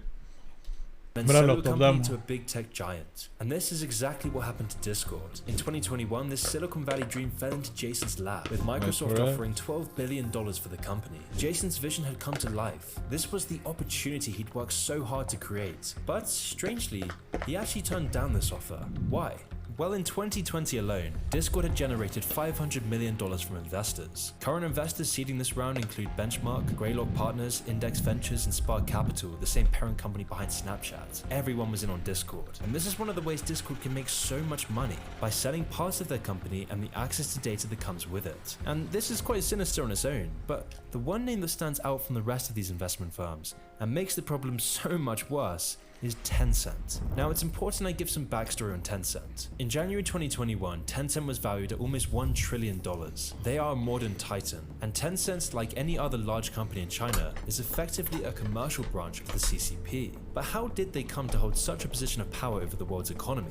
Tencent is just an extension of the CCP. It is a communist company, and back in the day, they were a government mobile provider. They quickly expanded into video games and direct messaging, and in recent years, they're taking over the world, owning majority equity in Riot Games, investing in Reddit, and founding one of the biggest social networks, WeChat, which has over 1 billion users worldwide. But it's important to note that they only have this control because the CCP allows them, and the CCP only allows them to have this power as Tencent has to follow the Chinese government's orders. And that's why if you're registered to a Chinese mainland phone number, then Tencent will actively censor and track the messages that you send. Tencent also tracks users' locations, and even more terrifyingly, the messages they send through basic text messaging. And Tencent's control doesn't just stay within the Chinese borders. In the 2019 Hong Kong elections, Tencent suppressed all information on WeChat regarding the elections and even banned people who lived in the US and Canada for discussing the elections. These are just the companies that are subsidiaries of Tencent, but Tencent has far more control than this. Tencent is the CCP social media giant, and if there's anything scarier than big tech oligarchs, it's CCP big tech oligarchs. To expand China's cultural influence, Tencent has been buying up stakes in some of America's biggest tech giants, most notably buying a 38% share in Discord. Canute solo, Canute solo, Canute solo, Canute solo, Canute solo, Canute solo, Canute solo, Canute solo, Canute solo, Canute solo, Canute solo, Canute solo. Gorilla Matti, thank you for the tier 2 6-month sub, my man. Which is very problematic when you take a look at recent Chinese politics, like the CCP's new National Intelligence Law, a law that makes all citizens and companies legally obliged to help the government gather foreign intelligence on the data of billions around the world, all while keeping any cooperation with the government a secret. And so when you understand that Tencent is just a subsidiary of the Chinese government, it's not hard to imagine why Tencent has suddenly bought shares in over 600 companies, at exactly the same time that the Chinese law required its companies to share user data with Beijing. And all while this was happening in China, Discord was just starting to blow up. That's why Tencent was so quick to buy up 38% of Discord. So Tencent, a malicious, hostile, communist-run company, now has the majority control of Discord. This is very, very concerning. And combined with Jason's dodgy password data, this starts to pose some serious questions about Discord itself, and especially about how Discord makes money. You see, Discord has a habit of saying that Discord would never sell your data, that Discord is private and that you're always protected. That's the dumbest shit I ever heard.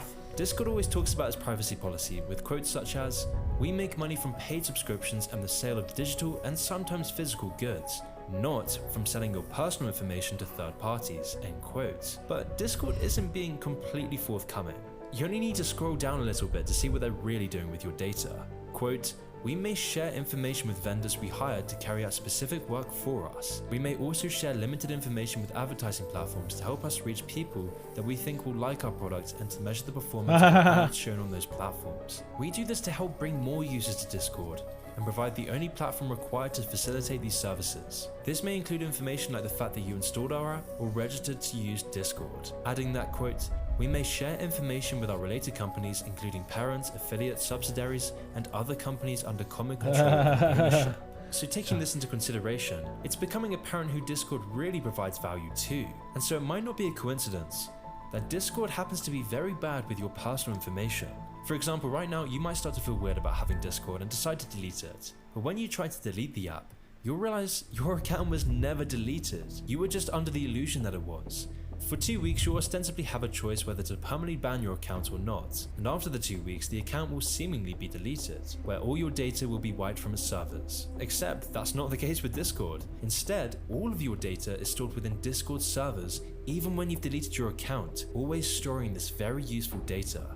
And so, where is this data going? Well, obviously it's impossible to pinpoint exactly, but when you understand that Tencent, Discord's major shareholder, who by law must send all data back to the Chinese government, starts to raise some questions. Which is honestly terrifying considering how much data Discord is accruing. As Discord scales by hundreds of millions a year, so does its control of the global population's data. Because Discord tracks every click and every word you type, your age, your gender, your location, your contacts, your games, your activity, your social media accounts, your secrets, every keystroke, every mouse click, every message, everything about you logged in Discord servers. Which when you think about it is pretty wild, because even Facebook, a company whose CEO calls its users dumb is more private than Discord. Because Facebook, like most social media, is end-to-end encrypted, meaning that your private messages can't be accessed by anyone else. Through However, Infinite, on Discord, a private China message is to a taking over friend the is world, they're never buying the world According to the step by Mozilla step. Foundation, Discord This has doesn't been have going on end-to-end for a while. encryption like other messenger apps, such as WhatsApp or Facebook Messenger. So then Discord's not only storing data on everything you type, every game you play, and every thought you have, but Discord is now also vulnerable to hackers stealing this data because of its weak encryption. Just one breach in Discord servers means hundreds of millions of people's personal information is now public to the world. And since Discord's owner Jason has a past fraught with lawsuits and controversy for his handling of personal data, it's not hard to see where Discord's true value lies. And this is where things Oh, we take are a selling very it to them, sinister true. turn.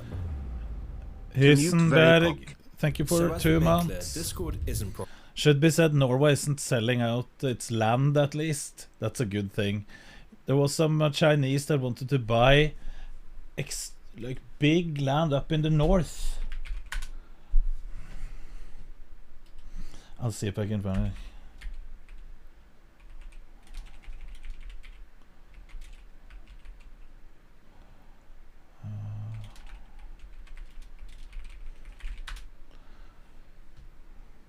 No.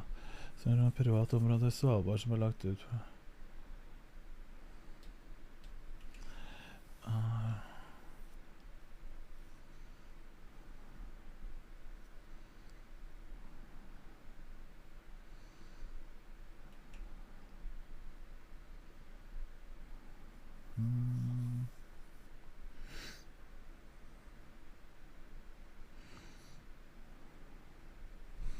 Right, there's different places they wanted to buy. Historien om det så er private områder på Svalbard som er lagt ut på salg. Vekker en oppsikt i Kina-saken her.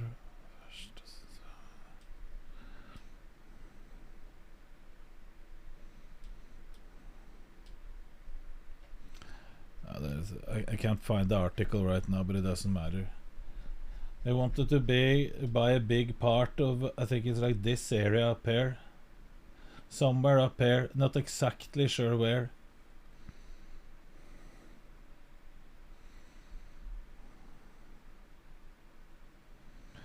Then that is just a shareholder though, why would they have access to data?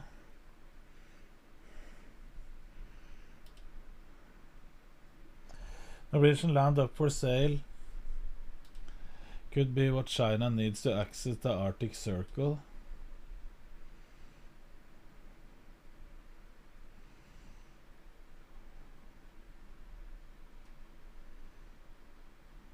The Great Pipelines of China. After overlooking US, China shifting its gas to the north, or it may be a piece of land from Norway to gain access to the. But did they buy, or did they not?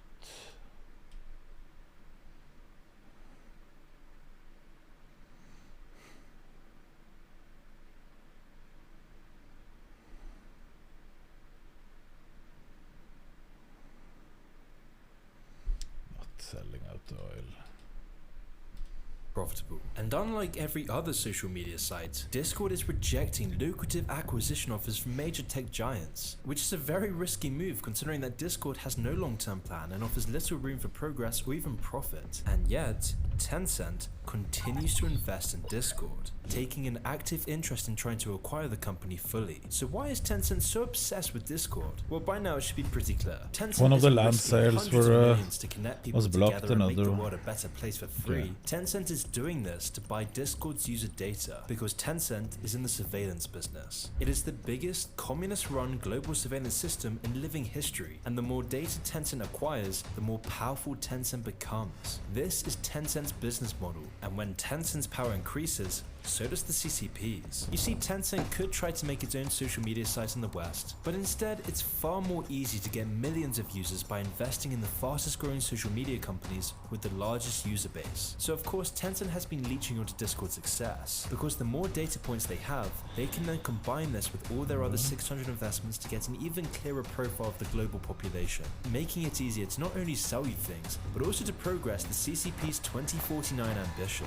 Now it might sound like I'm getting a little carried away here. I mean, Discord's just a messenger app. What does any of this have to do with the CCP's 2049 ambitions? There's nothing to worry about, right? Chinese intelligence agencies have a long history of hacking data from foreign companies. As far back as 2000, according to Steve Ryan, the former deputy director of the NSA, US officials have observed Chinese cyber operations aimed at piercing US defense contractors, something that was occurring on a quote regular basis by around 2006 onwards. The Chinese were robbing the defense industrial base blind. These cyber incursions became a regular practice, with Chinese state hackers successfully compromising the Pentagon 20 times in a single year. And in 2018, Chinese operatives successfully hacked a US Navy contractor, stealing highly sensitive information related to the development of submarine missiles. And now in the 2020s, US security officials are deeply worried since privately owned Chinese companies are now acting as the tendrils of the Chinese government. It was for this reason that Tencent's WeChat app was recently banned in the US, and TikTok is getting banned in countries all around the world, and was almost actually banned by Trump. But by this point, it's too late. This can't be contained. Tencent is now invested in the biggest social media companies in the US, companies like Reddit and Snapchat, and also some of the biggest social games like League of Legends and Fortnite, with all of these apps and games happening to be free to use, all because it's their vast user base that grants immense Okay, now we know what I'm not using Snapchat. We have to ban all of these apps. value to Tencent and the CCP. This isn't a normal money game, which is why Tencent's most lucrative investment is with Discord, an app that will soon be competing with WhatsApp Scale, all while being unencrypted and compromised by Tencent's data harvesting. Now some of you might think that this sounds like just some stupid online conspiracy, but I promise you, it's really anything but. In recent years, China has been mining Western data to equip its government agencies with more leverage over the world. The Washington Post of all media companies actually reviewed bidding documents and contracts for over 300 Chinese government projects since 2020, and they found orders for software designed to collect data on foreign targets from Western social media. The documents, publicly accessible through domestic government bidding platforms, also show that agencies include the state media, propaganda departments, police, military, and cyber regulators are all invested in more sophisticated systems to gather data for the CCP. You know, when Quote, Knut is "Now up we and have a running, better Knut had to understanding migrate of to the Nordic anti-China software underground through. network," said a Beijing-based analyst who works for China's Central Propaganda Department. And all of this global surveillance is part of Beijing's larger push to use big data and artificial intelligence to improve its international propaganda efforts, whilst also building a network of early warning. China is doing this. Well, when we are trying to fight back, we're called racists by ourselves. Systems that sound real-time alerts when trends threaten Beijing's interests. So why is China When doing someone this? is fighting Well, this, Michael Pillsbury presented a lot of data in the 100-year they're marathon being called to argue that racists. Chinese leadership has a systematic strategy to overtake the US as the world's dominating power, and they hope to complete this project by 2049. This is China's 2049 plan. It is of paramount importance to Xi Jinping, as this is the 100-year anniversary of China's Communist Revolution. Nice This is deeply statement, it embedded is within the true. Chinese government. For more than 50 years, this message has been thoroughly documented in Chinese literature and is a central part of China's education system and their People's Liberation Army. There is absolutely no doubt that Chinese leader Xi Jinping is dead set on ruling the rest of the world. In fact, these are his own words. This is his guiding message to party members and the public. And this really shouldn't be a surprise. Grand visions of world dominance have always been a component of communist beliefs, and Xi Jinping sees himself as the one who will fulfill China's destiny. All while the West completely ignored this for decades. We just thought of China as the place that makes our iPhones, and China played along with this, convincing Western politicians and business elites that China was moving towards democracy and capitalism. In reality, we funded China's rise. We fueled their ambition to take over the world. Bald is beautiful, boys. Yes, Shervix, thank you for 23 months. I mean, it's so common now for Western companies to voluntarily give away trade secrets in the hope of gaining access to China's massive market. And by doing this, companies always have to toe the party line. And we're talking about the huge companies that influence trends in Western society.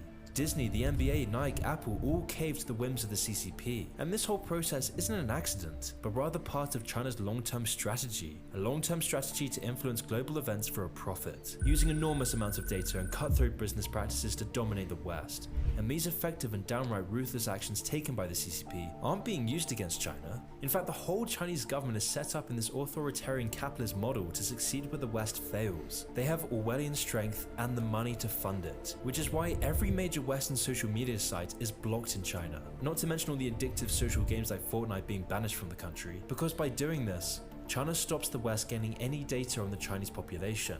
They understand how powerful it is to harvest all of this data. There is nothing the US or Europe can do to gain any tiny fraction of China's data on us.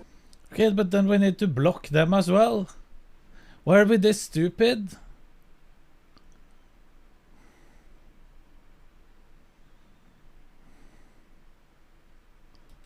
Tencent and ByteDance, the company that owns TikTok, now control all millennials and Zoomers' entire virtual lives. We've been beaten in a fight we didn't even know existed. And in the news, we always see Facebook, Twitter, and Amazon being questioned for their data handling. But the news, commentators, and media flat out ignores the widespread data harvest performed by the CCP, or more officially Tencent Just and block them. ByteDance. So then it all comes back to the point, is Discord really free? I mean, Discord provides great value to its users, but the true value of Discord is to its majority shareholder Was it Tencent. Hassan, right? And as Discord comes to rival what's true value point, is Discord really free? I mean, Discord provides great value to its users, but the true Why value did you of say Discord Hassan? is to its majority, or officially Tencent and ByteDance. So then it all comes back to the point, is Discord really free? I mean, Discord provides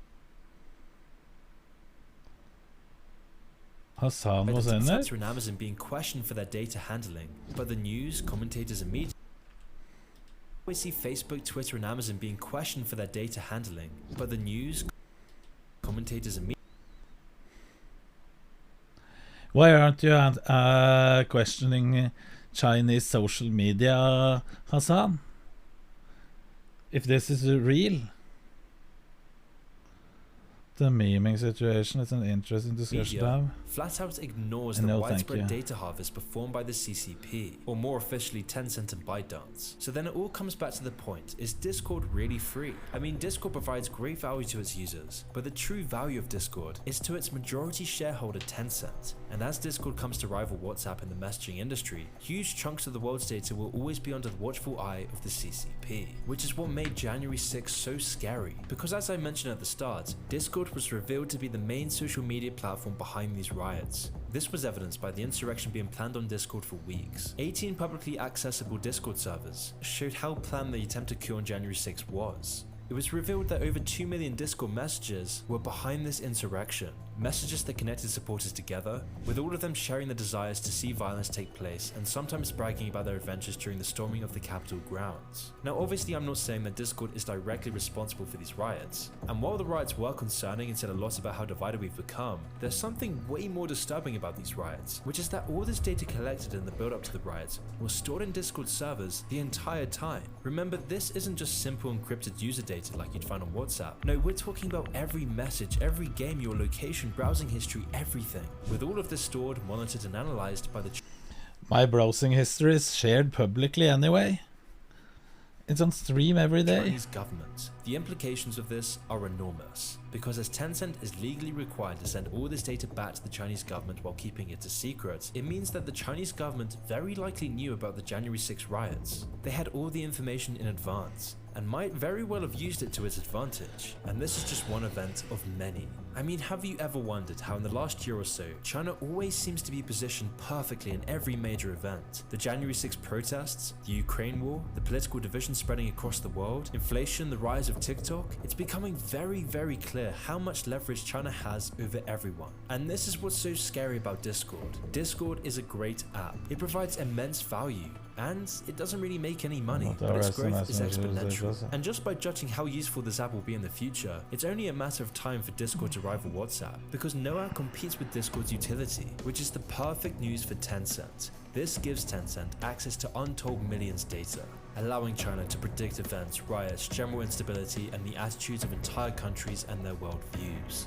By understanding entire populations, China can use this to always position itself perfectly, always using this data for its advantage. So as Discord grows, so does China's control of the global population. Because if you are not paying for the product, you are the product.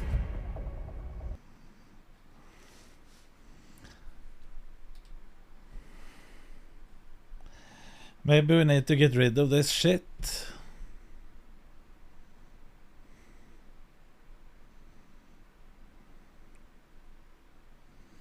Maybe we need to get rid of this shit. Let them come. Let them come, what do you mean?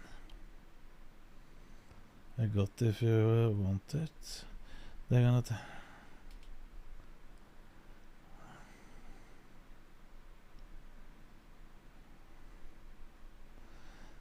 You call 7,800 viewers now.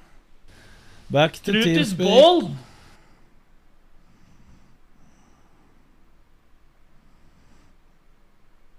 The paper tiger. Genshin? Have I deleted Genshin yet? Wait. Control panel.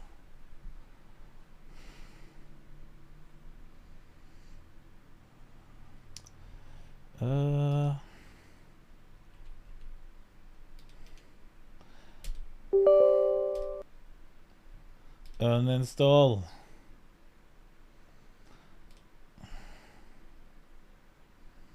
We need to uninstall some more.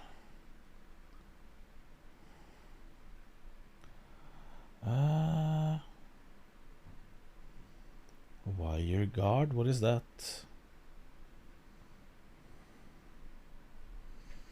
I don't care, I don't need any credit points. Apple mobile device support. Oh, we can have that one. Assassin's Creed.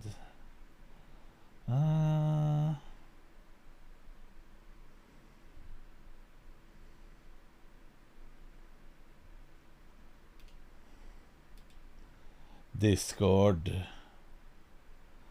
I'm not willing to delete Discord yet.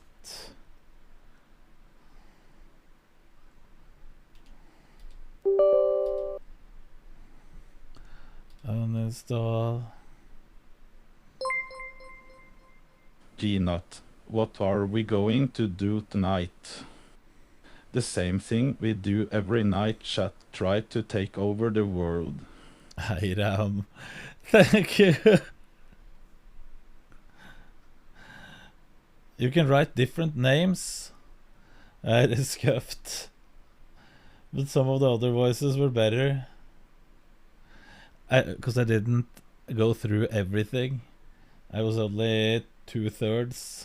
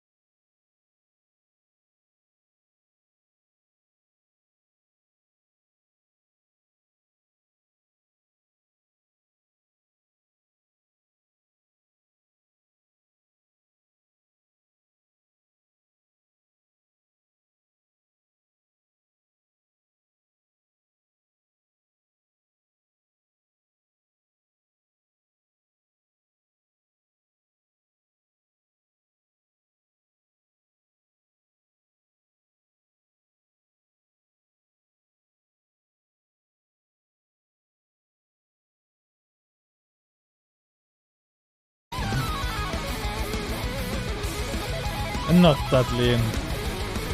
A bit different body composition. 2018 Muscle Beach.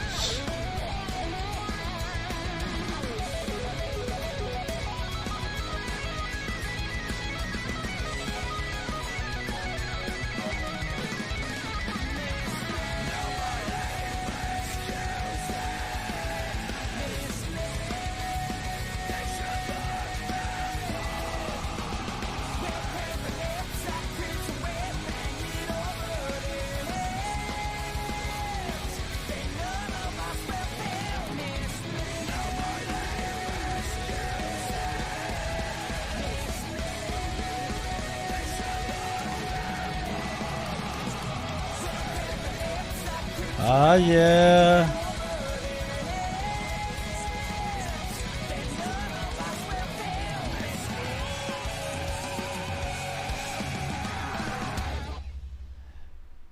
I don't even remember this picture. Mohidos, where did you find this picture?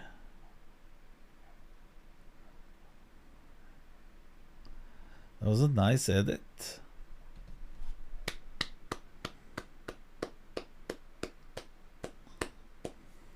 He took it.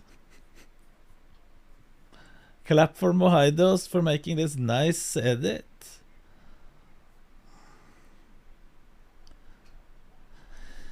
$9.999 out of 10. Yes.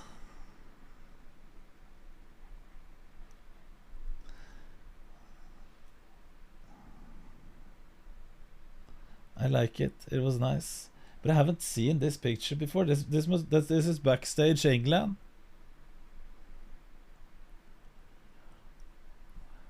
Boys, you can see Vegard, not Vegard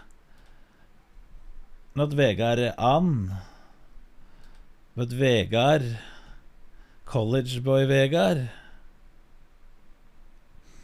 He made one of the RWB Porsche videos, and you didn't know. Maybe I was.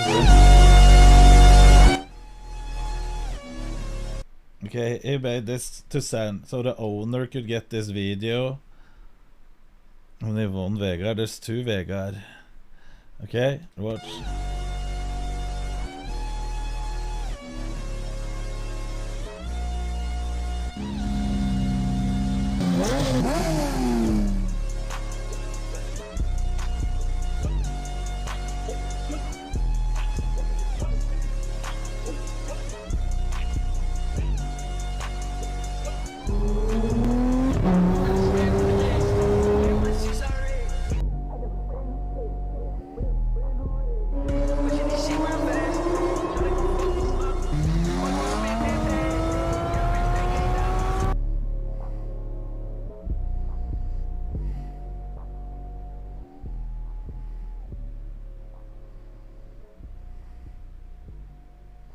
The front looks outdated. But it is outdated. The whole car is outdated, it takes.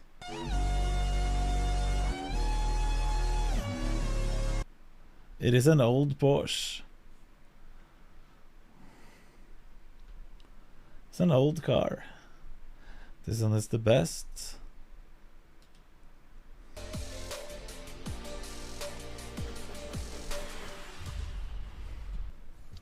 Technique now. It's easy. Oh. Fits like a glove. We don't want to do this.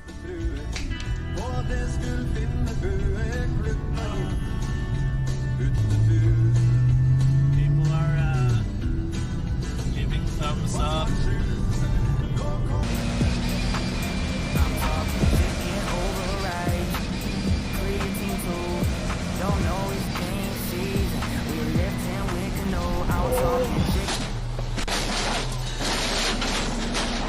This is the best part. 12 seconds later. What are you saying?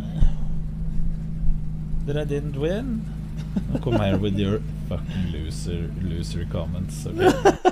Idiots, look. That's the best part.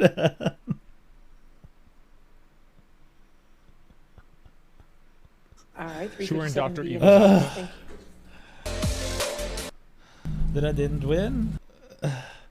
The part where it switches seeds on the backpack.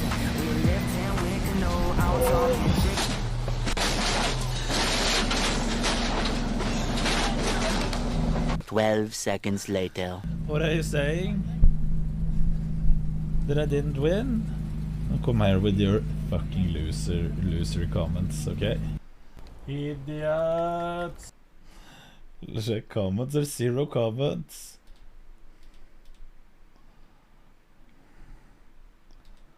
Ah.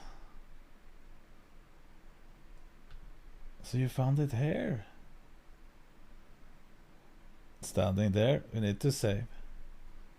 Spot Studio Gallery, Arnold Gallery 52. Can we go back? No.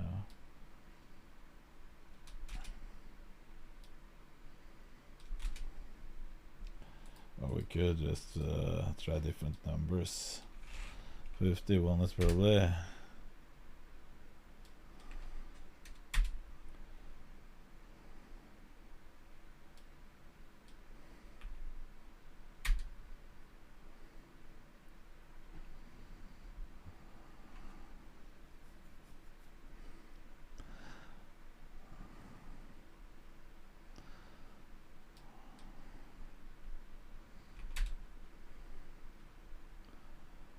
Is it the strong man?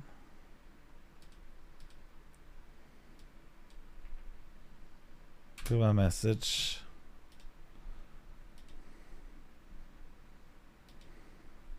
Ah. Here it is. This could be a Instagram picture as well. Thank you, Mohados.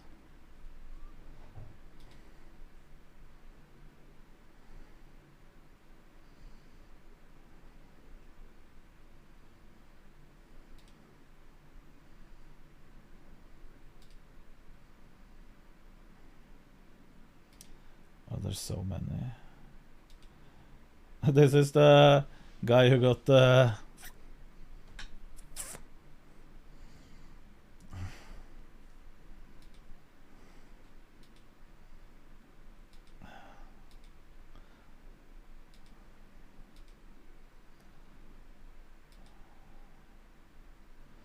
down the wall has more pictures.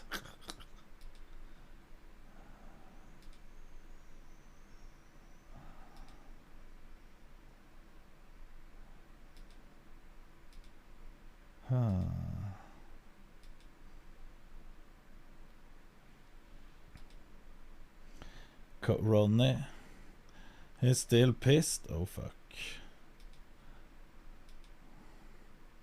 Mark Felix, he's a big boy.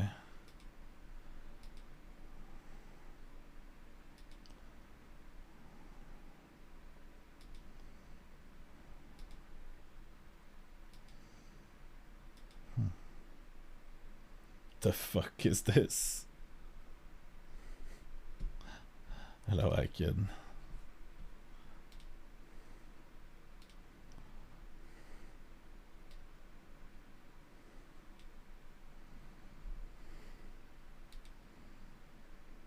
And what is this?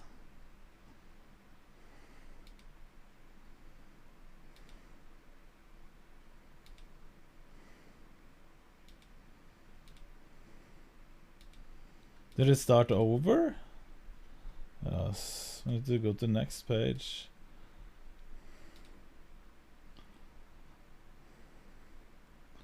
I was lying here all day. Not the same day, obviously.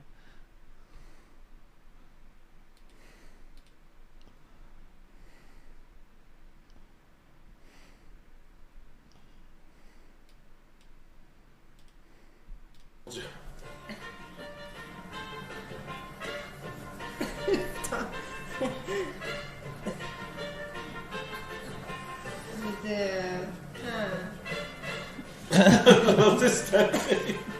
Stakkar, du. She did the stepping dance.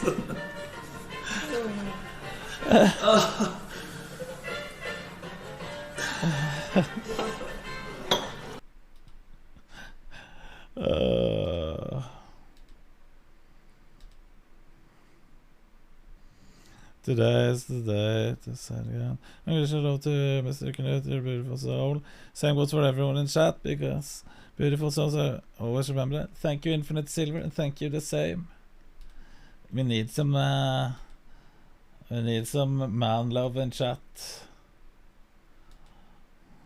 And female as well, if there's someone here. I don't think there are that many. So we have to mention them.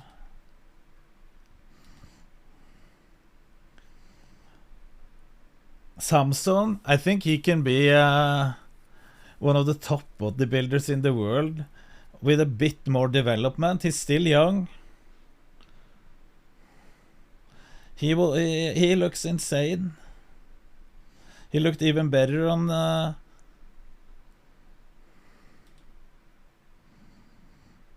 later competition. The prediction is one thing, but his physique is insane as well.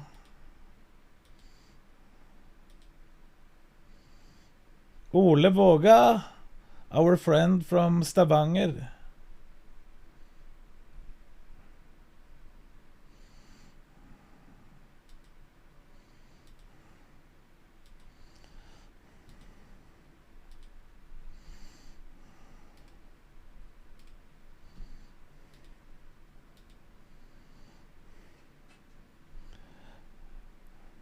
This is my division. Where am I? I'm further back in line.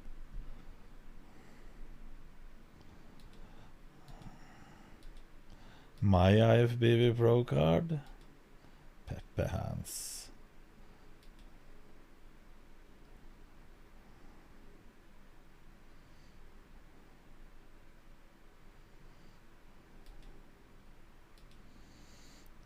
You need cameraman when you go to them for more close-up videos.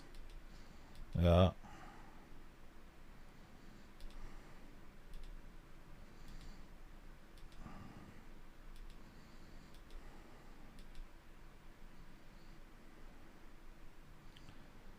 Huh.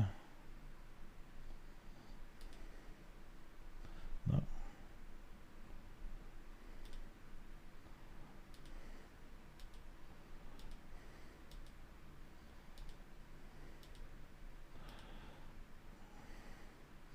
This is the guy that placed second. 343.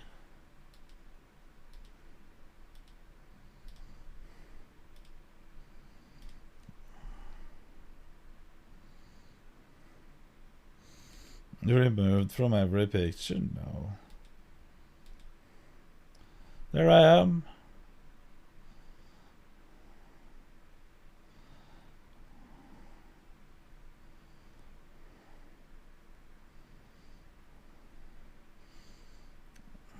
So working out today for real, starting with some PT hours.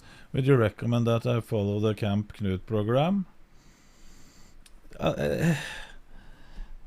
The thing is, Mats, it doesn't matter what program you really use. Or it matters, but it isn't the most important thing. The only a PT can teach you is how to train hard and how to do technique, like we did in the gym, and push you a little bit. Having PTs are useless for everything else, but I'm proud of you, Matt. And the most important thing for progress is the food, as Rednail is pointing out. So you need him to put up a diet for you, or at least some guidelines.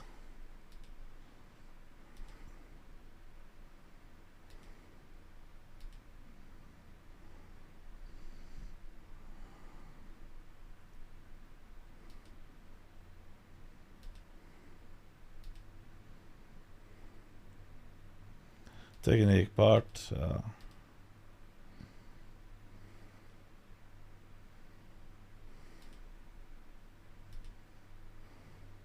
The fuck is this place? Because you know how hard you should push yourself, Mats. You have tried. You know what level you should push yourself to. So you know that part. When was this event? It was in September, wasn't it?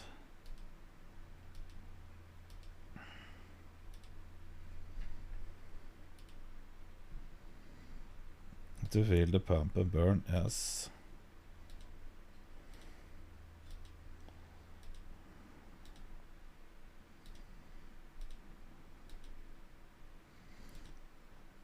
You didn't go to the after party, no.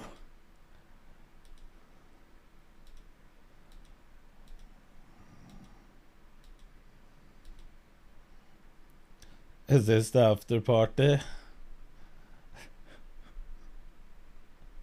Imagine being there, Jesus Christ. I got off coffee 3 weeks ago. Noticed difference from 7% more oxygen in the blood. Since caffeine shrinks your blood veins, can work out harder now. Huh.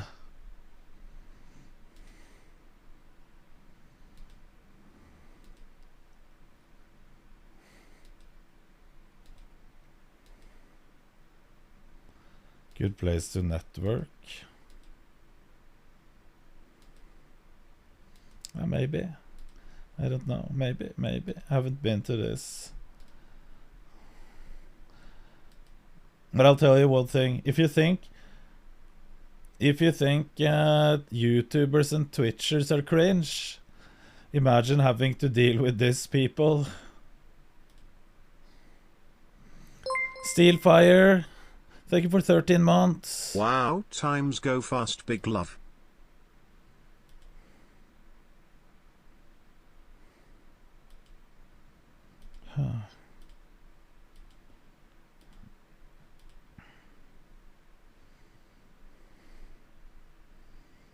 This is my division as well. I must have been standing in the background. They took a lot of pictures backstage, I remember.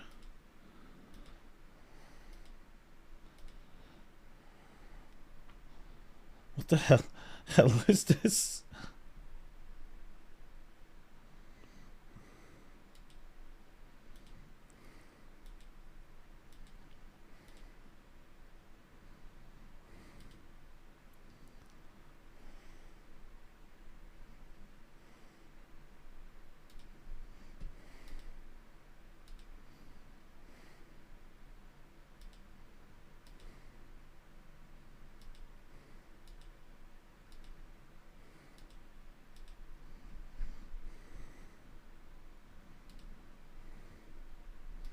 Let's go through all of them before we move on.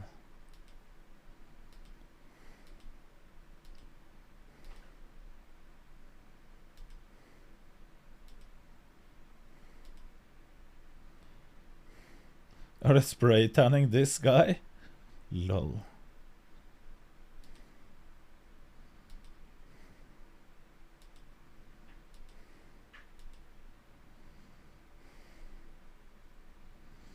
Where's the big boys?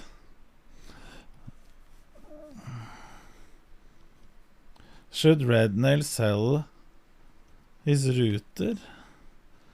What do you mean?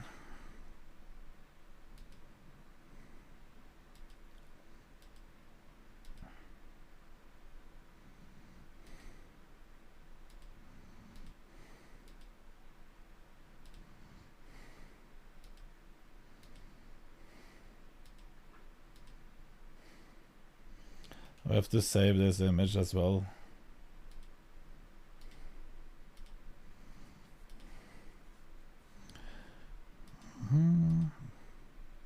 No.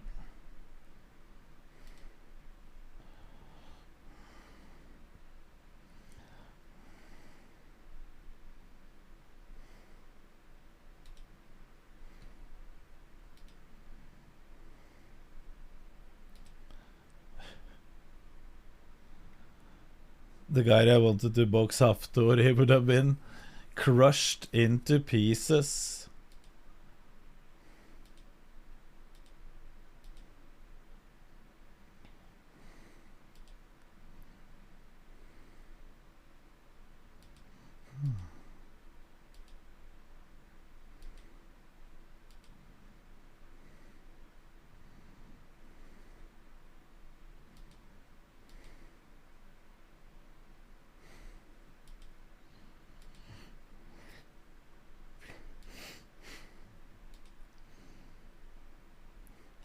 What is it? I was wondering what the hell she was doing.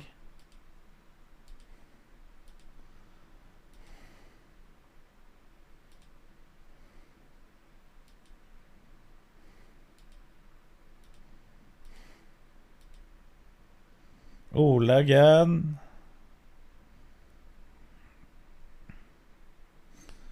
I sell PS3 for 30 euros.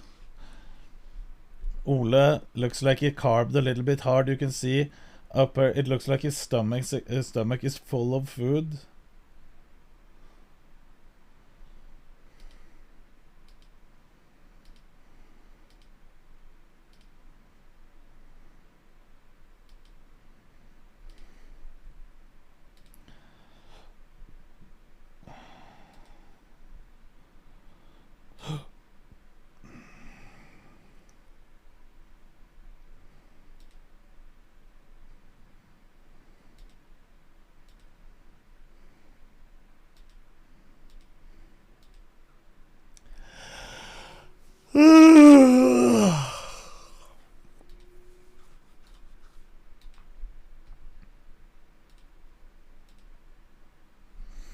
That was nice seeing some pictures from the event.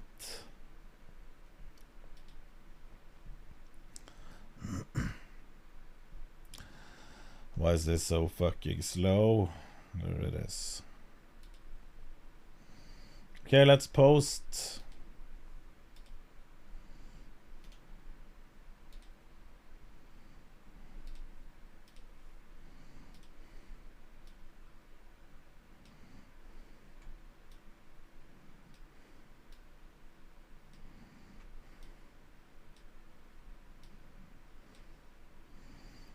Perfect.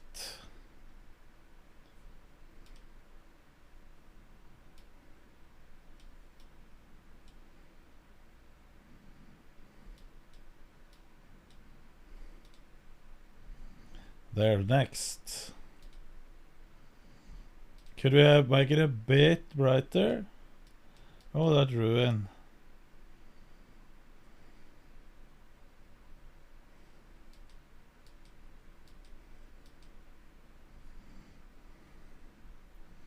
I think that's the only adjustment we're doing. Crop out that motherfucker behind you. It doesn't matter, he can be there.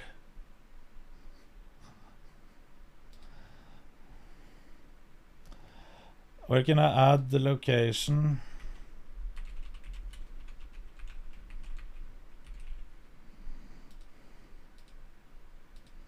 How can I...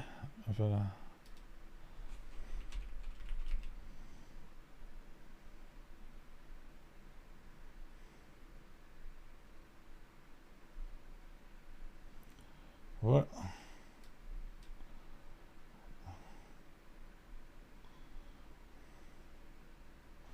I need to check if it is his name.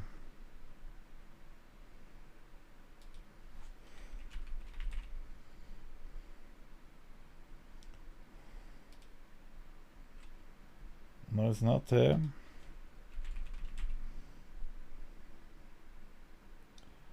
Where the fuck is he? There he is. JR underscore the physique coach.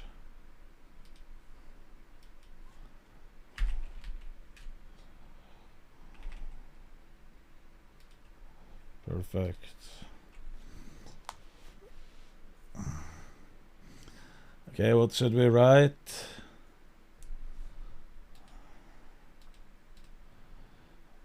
Alt text.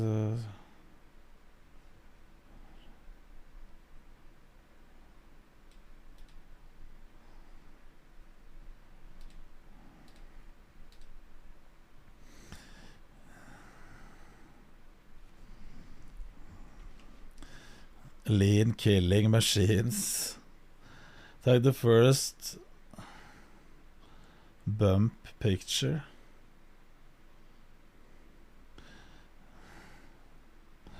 Backstage.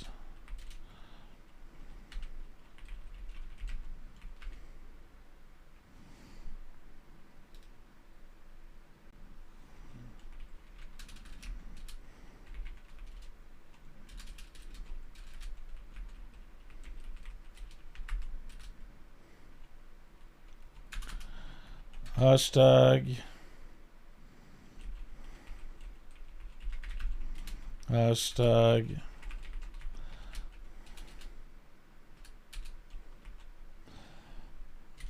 Hashtag, let's find some more.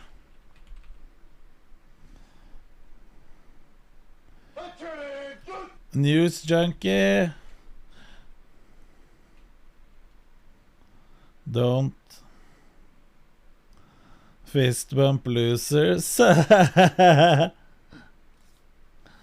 He wasn't a fist bump. Will most likely fall over pass after throwing and punching this photo from dehydration, so you would easily have a chance to win. True. Tell a friend.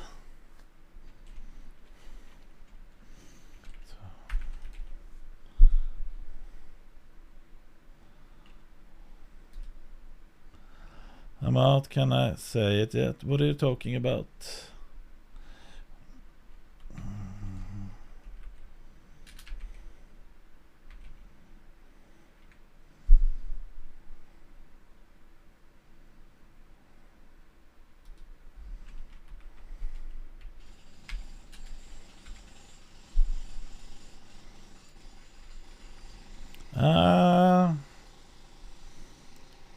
What more this cost?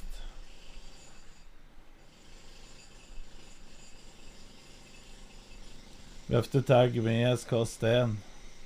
We can tag. They need we can tag some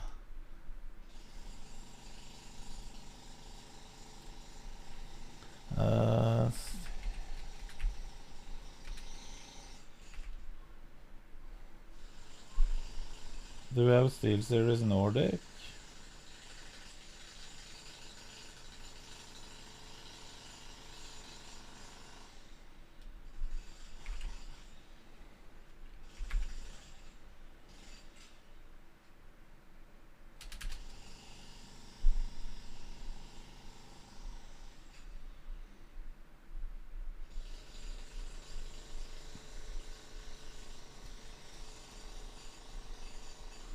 No,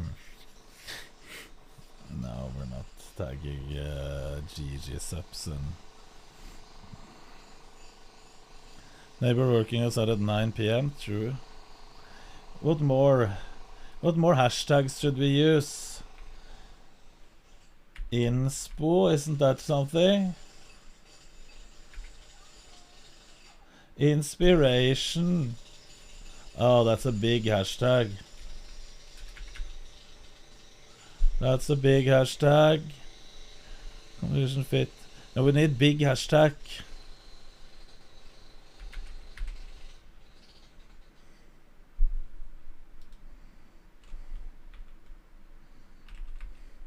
Gay has a big one.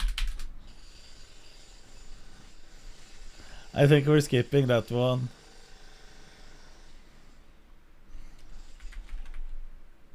Pride. How about TNG? I got my Giga Chad. There's only it isn't big enough for it worth tagging it. Apekropper. Apekopper. Maga.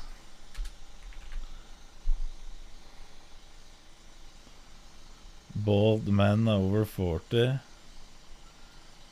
We're not bullying that guy.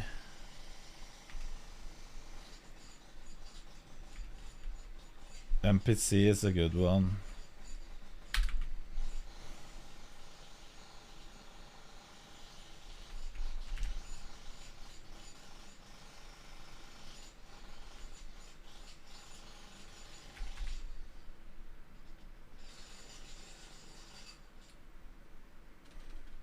Yeah.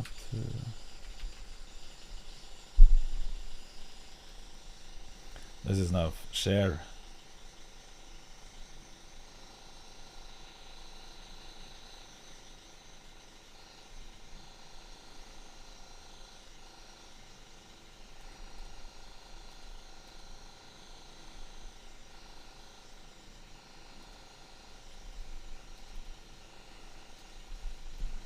Like and comment for algorithm. Rogan, Bald.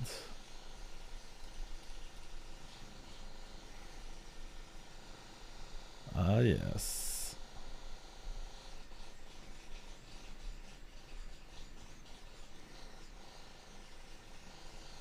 Fucking this. Now we have posted a new Instagram picture. That's a long time ago. I have some more pictures that I can post, but I just forgot to do it. That's you!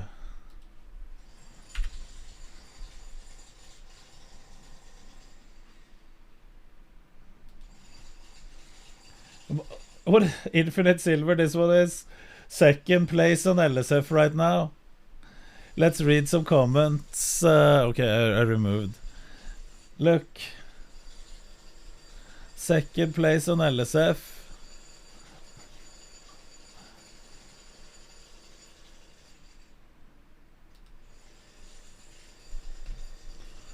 I know I said it earlier. Yeah, you were correct.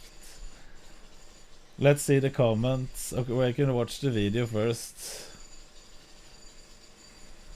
I will take any fucking sponsorship that gives me money, okay? That's what I have said. But you, as a member of Knut's community, you need to know this. You need to know the difference between a bullshit sponsorship and a real sponsorship.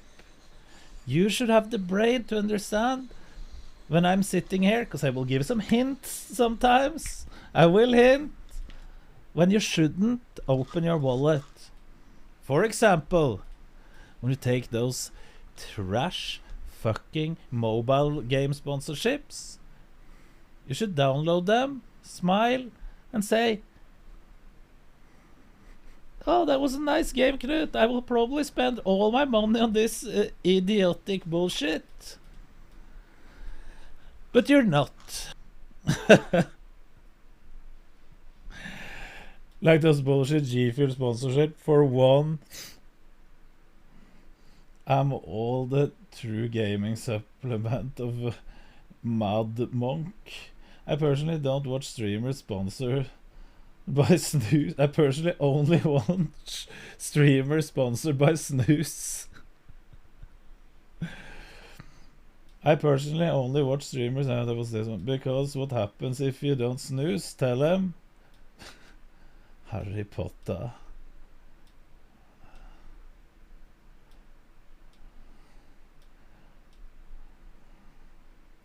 G-Fuel is literally one of the biggest scam on the market. It's mind-blowing how they have so many famous, popular people on board with them.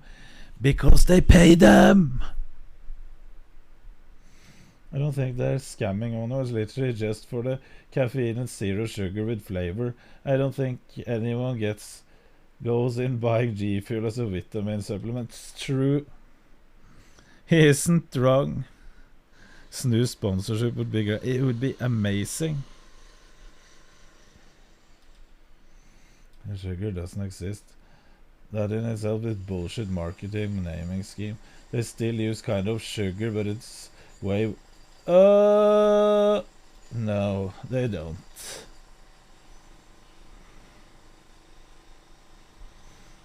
Yeah. Sugar is that? Why? First time I clipped you on Twitch today. First time I posted you on a Reddit last week as well. So, If I want to give you some more followers, also insane when hot already right away. But Infinite Silver, you made it perfect. You hit the perfect timing, because now it has been about so much heat about XQC sponsorship. You put the name in. You made a title that was a bit... It isn't even clickbait, because it is real, and it says something about the clip. So it's the perfect post. Everett and Vegard is really good at those as well, and I think they would agree with me that now you are officially a Redditor.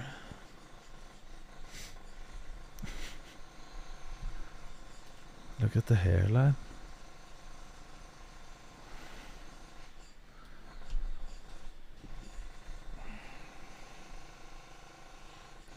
It's the same hairline as now.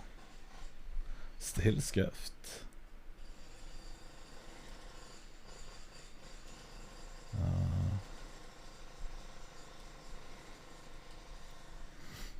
Redditor.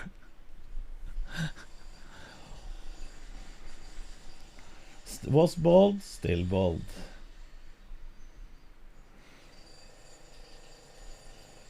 Sugar and sweeteners are not the same thing. Yeah, of course it is.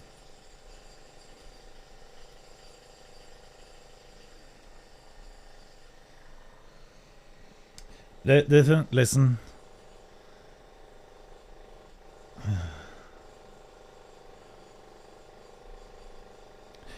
Fucking neighbor, I can't even think.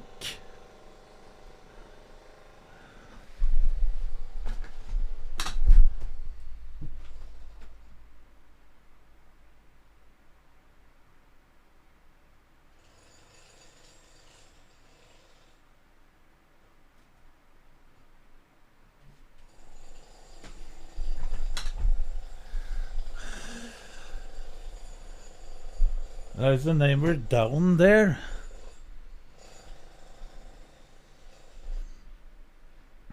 He's not drilling, he's using the Norwegian bor. A big one. What I was about to say is G Fuel isn't a scam, because it doesn't promise you anything but a quick little caffeine rush. And that's exactly what it gives you.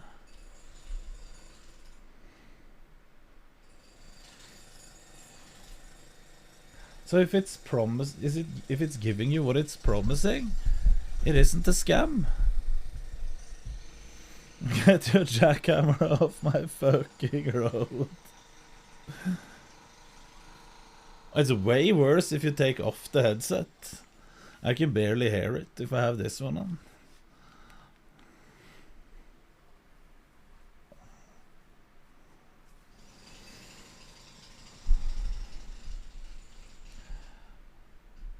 But let's see.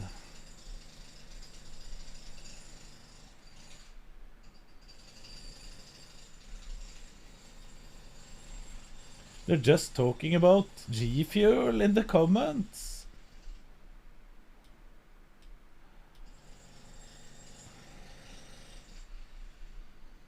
Knut is a honest man.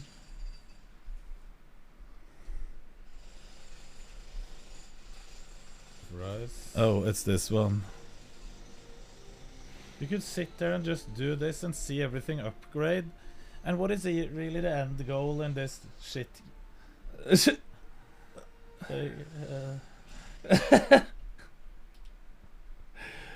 Oh my god. The game is good when you have a VIP system. A subtle hint indeed. Hello neighbor, we done drilling in a minute new tail.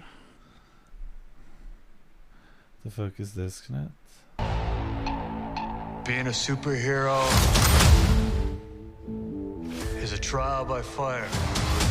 Who's gonna protect the world if not people like you?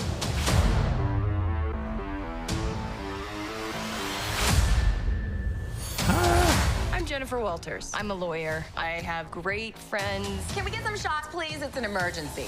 A demanding job. We just started a superhuman law division, and I want you to be the face of it.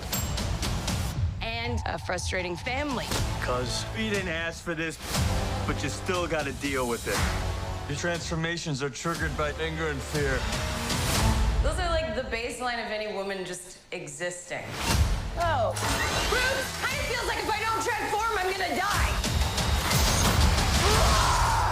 Yes, yes, yes. No, no. I just want to be a normal, anonymous lawyer. Can you tell us where She-Hulk is? Jen, you're a story now. Girl, your ass looks crazy right now. Why doesn't her clothing explode like the normal Hulk? You could be an Avenger. Oh, I'm not a superhero.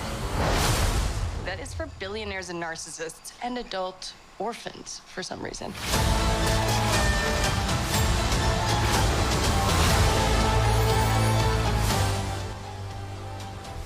Is there anything more depressing than dating in your 30s? This is the best date I've had in a while. Oh. Should we split some fries? Let's get those to go.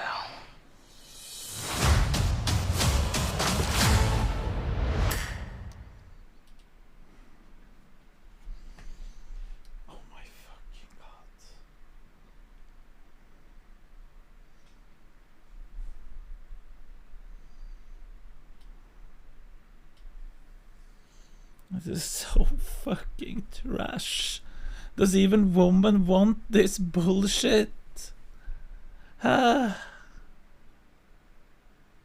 This is too far, Hollywood. I'm just saying it. Stop. Yes, it is so forced that it's just bullshit. Good thing Disney didn't make this.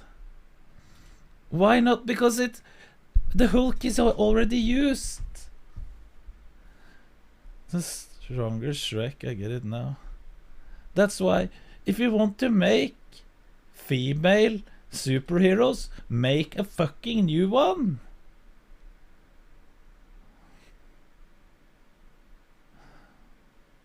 I have nothing against female superheroes. Doesn't matter. She-Hulk existed way before, I think. Is it real? Or did they just make it up to even it out? 30 days? No. I'm just saying it seems a bit. Okay, maybe it isn't forced. This is real. Okay, maybe I'm wrong then. When you watch Lara Croft, you didn't think, oh, she's a woman. It is action movies. Shit example would say, no, you're correct. Because when you watch Lara Croft Tomb Raider, you don't think this is forced. Then you have a really good superhero.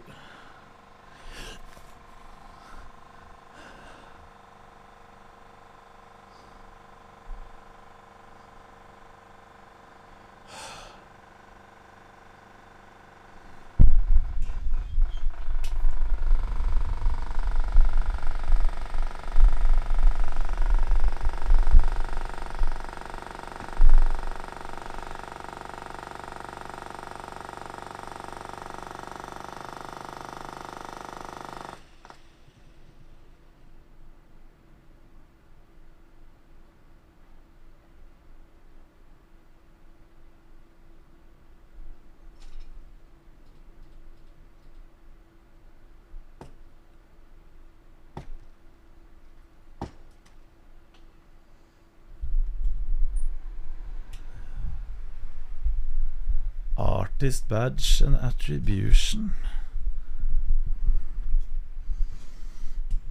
42 years ago. Okay, then I was wrong. Sorry. The fucking display sponsorship. Every streamer had and spoke really positive about her. Constantly told everyone to buy. What is display?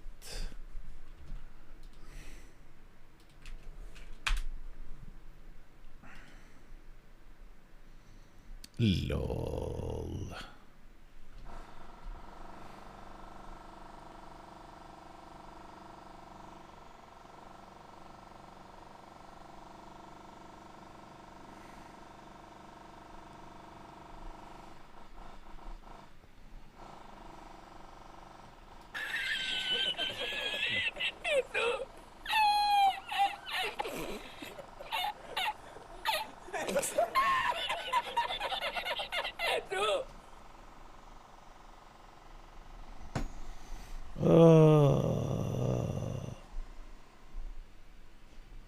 My display fell off my wall and decapitated my hamster.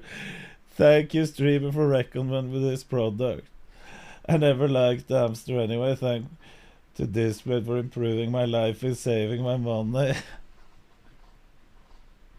Sometimes the Reddit comments are hilarious. This world of hamster death. Mercifully wasted.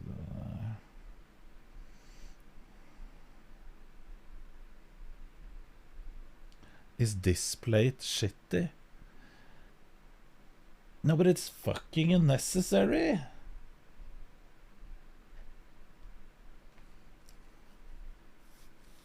This sponsorship, how much for me to sponsor a stream? I don't own a company, just me personally. Replay. $1,000 per hour. Smiley face. $1,000 for you, my friend.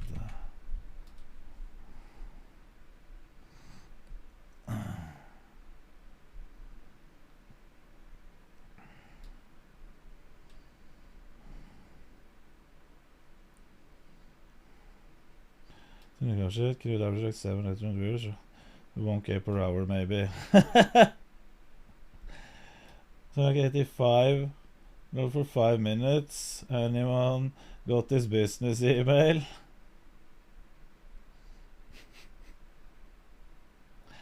Right, so for 10K viewers, it's 10K an hour. Was this verified? No, it's more.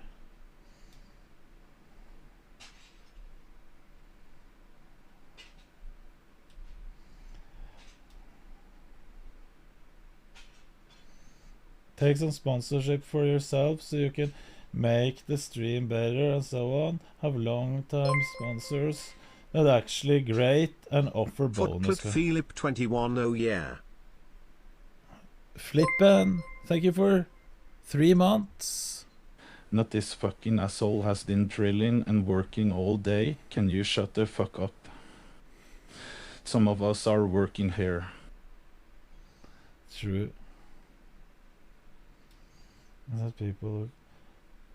The problem isn't the people who can't think critically and understand the product is awful despite who hawks it. The problem is the people who believes in a product solely because they believe in the streamer.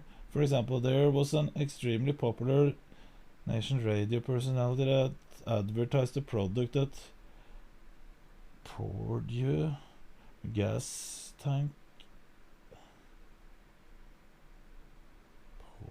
into your gas tank, improved gas mileage. And now because my mother believed it, because so wouldn't lie to me. Not true. There's nowhere near exercise. Need money? I didn't talk about it. A streamer who gambles says that viewers would take. Yeah, no shit, most viewers earn less than 50k a year in a job which isn't fun, or they earn 1 million.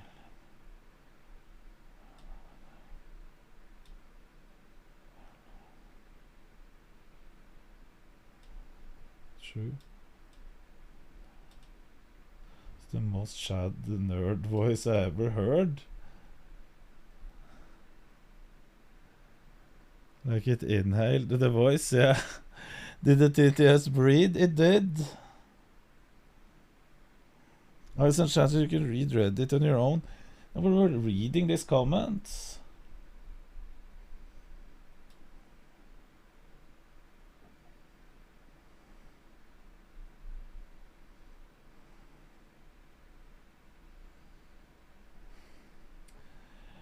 Streamers will go back on their words, promises, and beliefs for money.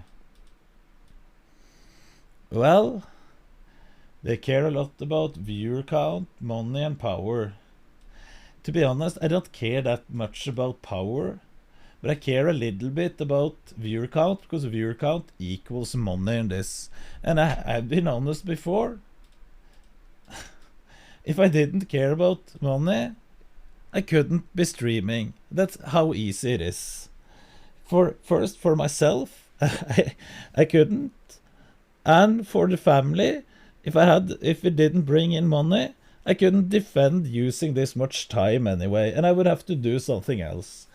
But that's life for everyone, of course. Power? Nah. I don't.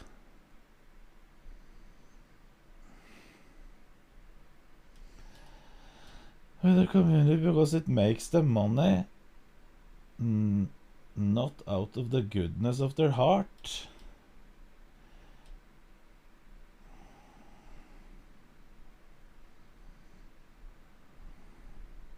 What's your thoughts on this? Sounds like bullshit to me. It's a YouTube short. I'm a big believer in never being sore. You should train, and the next day you should wake up feeling good. Okay, you know why? How's that possible? So guys never worked out before? Even if first day. First day, never train. How is it possible to work out and not be sore? No problem. Beautiful. Okay, here we go. So there's something called rate of perceived exertion. Okay? So let's say I make you do pull-ups, and let's say the maximum amount of pull-ups you can do, the maximum amount of pull-ups is 10. Should I make you do 10 pull-ups on our workout? No. I'm going to make you do 5. Why? Because I'm setting you up to work the next day. The next day we're going to do 5. And the next day we're going to do another 5. And then we're going to do 6. Why? If you count, if you did 10 pull-ups on Monday, you're going to be sore till Thursday. So Thursday you've only done... This is a bit fake news when it comes to bodybuilding.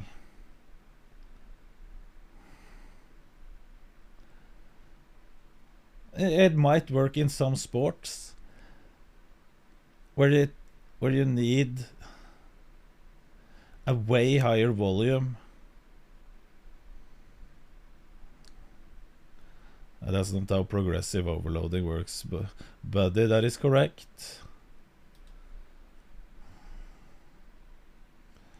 Still shouldn't take the sponsorship that could damage vulnerable people who don't know better. Mikael, you are into this political stuff. How much responsibility does people have to take care of dumb people? How much should you count it in? I'm just saying, how much? Because there's always some.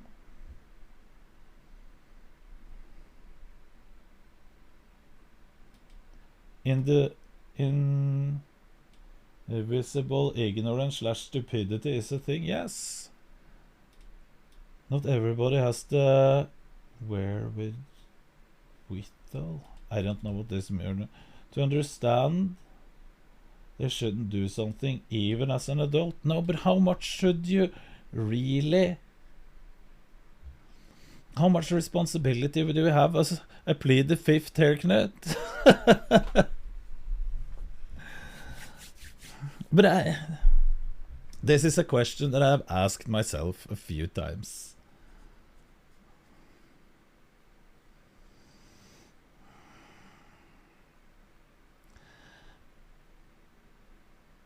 And there's no good answer. Because I'm all for, in principle, my principles is everyone should be responsible for themselves.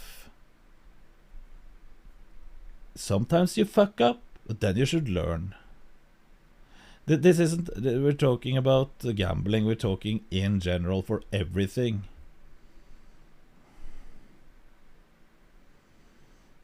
And we're not talking about any specific product, this is in general.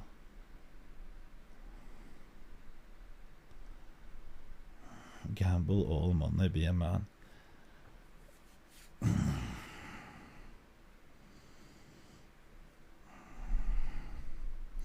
Here's the thing, Knut.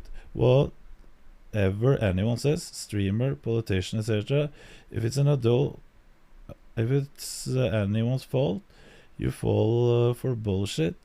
It's your parents for not teaching you to think for yourself. Yes, I agree with you there, Infinite Silver. I agree. That's how I think we should live after. Of course, we can give good advice. I mean, it's clear that Train and XQC has a very young audience, and they're streaming casino, but aren't putting the streamer for people 18 plus. You can't. You can type 18 plus. You can say this is for a adult audience, but you can't really control it. That's how it is. If it comes down to them or for 18 plus stuff, they can't control anything more. Kids will bypass it obviously, but that's not a stream. That is true, and I'm not complaining about them.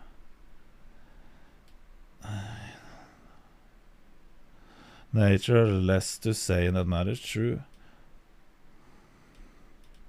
I don't think Train has the youngest audience, but there's always in an audience with 30,000 people like Train, or 100,000 people like XQC, there's always some portion of young people.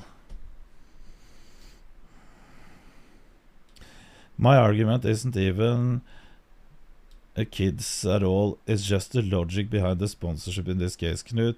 There is a new clip of Pokey it explains it, I think. But it's easy for Pokimane that has sponsorship thrown at her for left and right. It is really easy to take the moral high ground when you have insane brand deals thrown after you.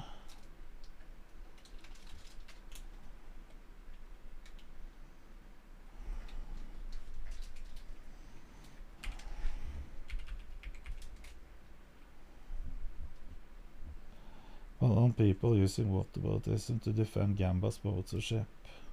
See, you're comparing something that can arguably be bad. What if the mobile game has predatory transaction? Kinda like Gamba, which is a lot of shitty games have. Versus something that is really fucking bad. And that kind of pisses me off, like... No, she's wrong. She's wrong. She is the whataboutism here. Or she is doing she's gaslighting the viewer. And that pisses me off. Because what she's saying here is pure bullshit. And I'll tell you why. Because for most people, they know they can put on $10 on gamble and leave when they have lost the $10. And then a certain fucking few. And then gambling isn't really fucking bad anymore. It's just the same. If you spend $10 on a fucking mobile game like you were mentioning here, or if you do it on slots, it doesn't matter. You get $0 back. If you get addicted to one thing or the other, well, that's a certain really few. Why are people trying so hard to make gambling seem less worse by comparing it to other things? But it isn't that bad in general. Because everyone, this is what she is wrong. Everyone that is a grown-up knows that if you put money into gambling, they're lost. Basically, they're gone. Just like if you put it into and buy a fucking loot case or loot box, they're gone. So you have wasted the money. It's like, we can still all agree that this is really fucking bad, right? Like, that's the point at the end. No. We can't agree that it is more than wasting money. of the day, just because some other things that are less bad or legal means that we should allow worse things? That is such terrible logic for a productive society. If anything, it should be the other way around. We should say fuck Gamba and fuck some of these microtransactions that like take advantage. That is a take that could make sense. Addicts can't resist it, Knut. It's not that easy. Addicts can't resist a lot of stuff. They can get addicted to everything. But yes, if you say we should get rid of everything in the background, what about the diagram in the background? Viewer loses money, ruins life, say. Viewers doesn't ruin their life. How many here has ruined their life with gambling? Press 1 if you have gambled. Press 2 if gambling has ruined your life. I'm sure a lot of you has gambled. 1 and 2. 7.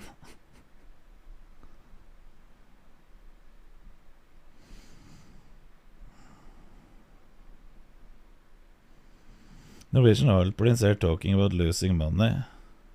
Okay, I see a lot of bullshitters. I see a lot of bullshitters in chat. Rears loses money. Yes. If they spend them. Rich investors, people buy, game spend money, no life ruined, no sage. How can you know that you haven't used too much on this? Who might become alcoholics for watching you. Yes, that's more comparable.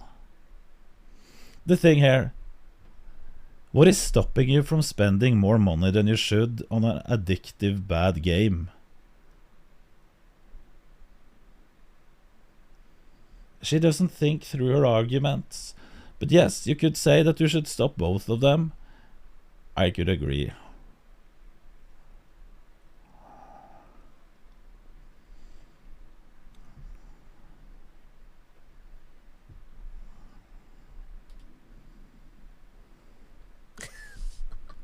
What about ism? I mean, legit. And the thing is, I just hope these people are aware when you start defend. See,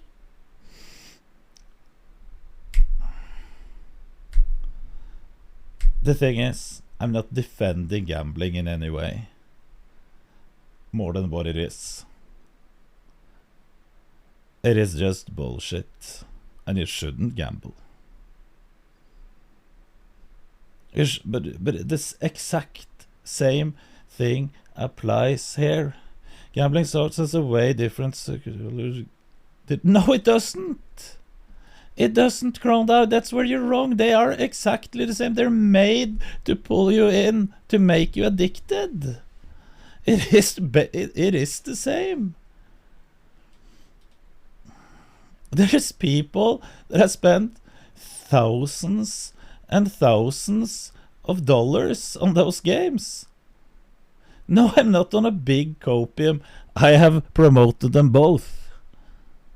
But Twitch still is the main problem. They still haven't figured out whether they are kids' website or an adult website. That's why none of these rules or discussion makes sense. True.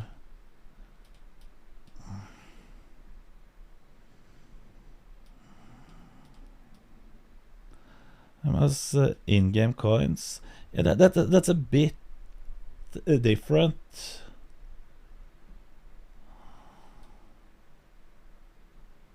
But what you're saying, Crowdeye, is exactly the same.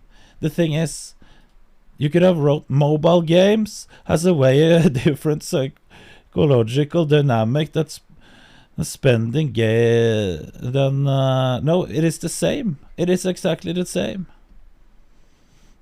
You can literally tell it's not the same when you compare how much gambling sponsors pay versus game.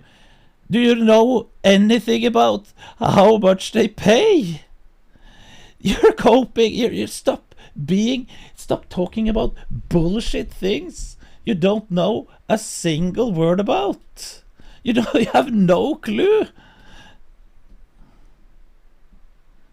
No, gambling doesn't pay way more.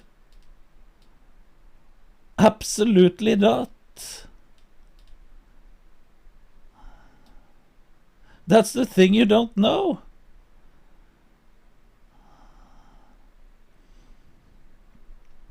You don't know shit about what you're talking about, so just stop. I'm not in the mood for fucking shit kids in chat that can't even speak in a normal way.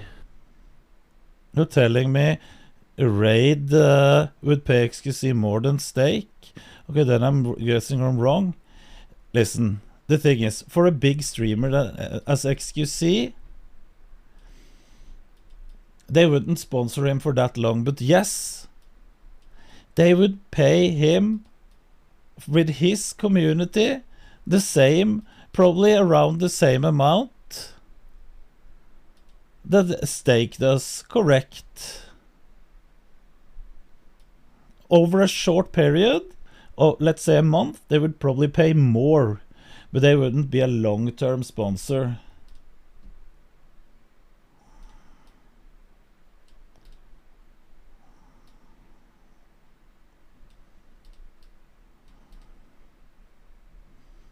Are you fucking idiots? Even, do you know anything about what these guys are paying? You have never seen a deal in your life and you're just spewing bullshit. Stop. Respect your integrity to avoid gambling streams, but I still have the confidence to ensure I'd rather legislate. Let's stop this bullshit thing, because none of you know what you're talking about. And yes, those mobile games, they're made for addiction as well. Yeah, Knut, you also don't know what they pay big streamers because you aren't one.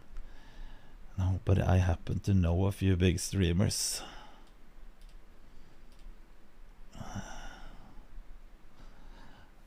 I don't need to get the offers myself.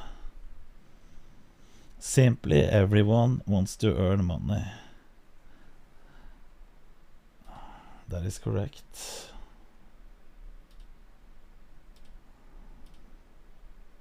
No, this is the wrong one. You gamble though, but for gambling is literally one form of paying. That is true.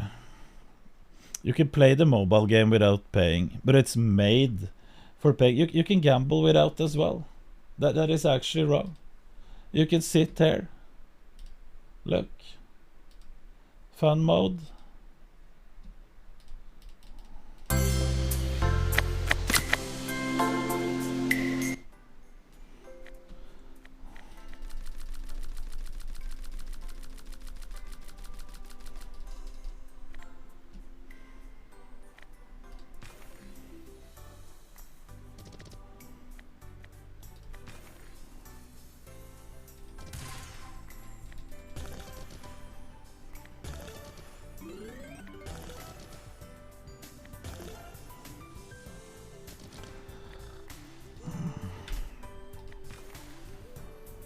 Look, this is fake money. This 100k is just fake. I'm just saying it. Well, we can't upper the bet.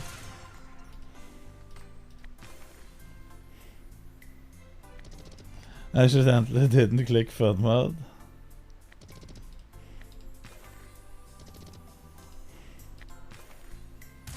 He hooked. User balance.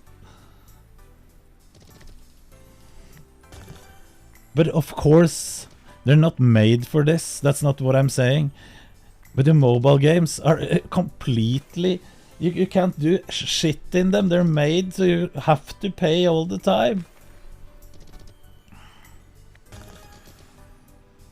And this... and it's useless without money.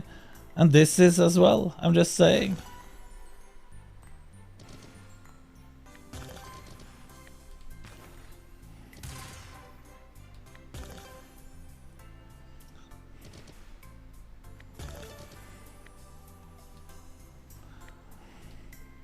I'm doing the kangaroo dance for more credit.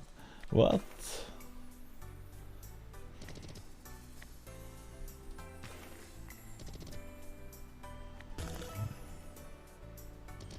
Let's gamble the house. Why is there an auto button?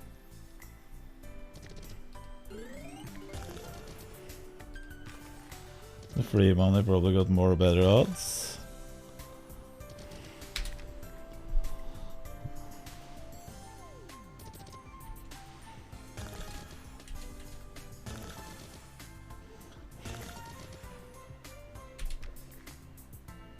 No, I haven't heard about that. Oh, almost a bonus.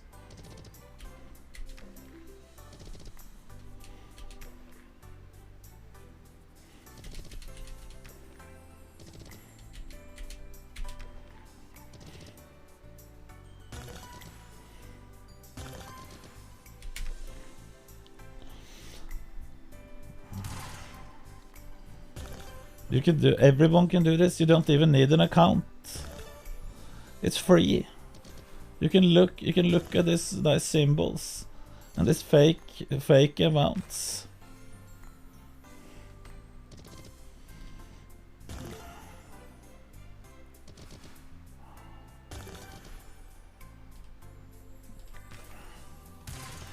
But okay, I'll tell you, the whole thing I was molding about is inconsistency in their takes and spreading of fake news.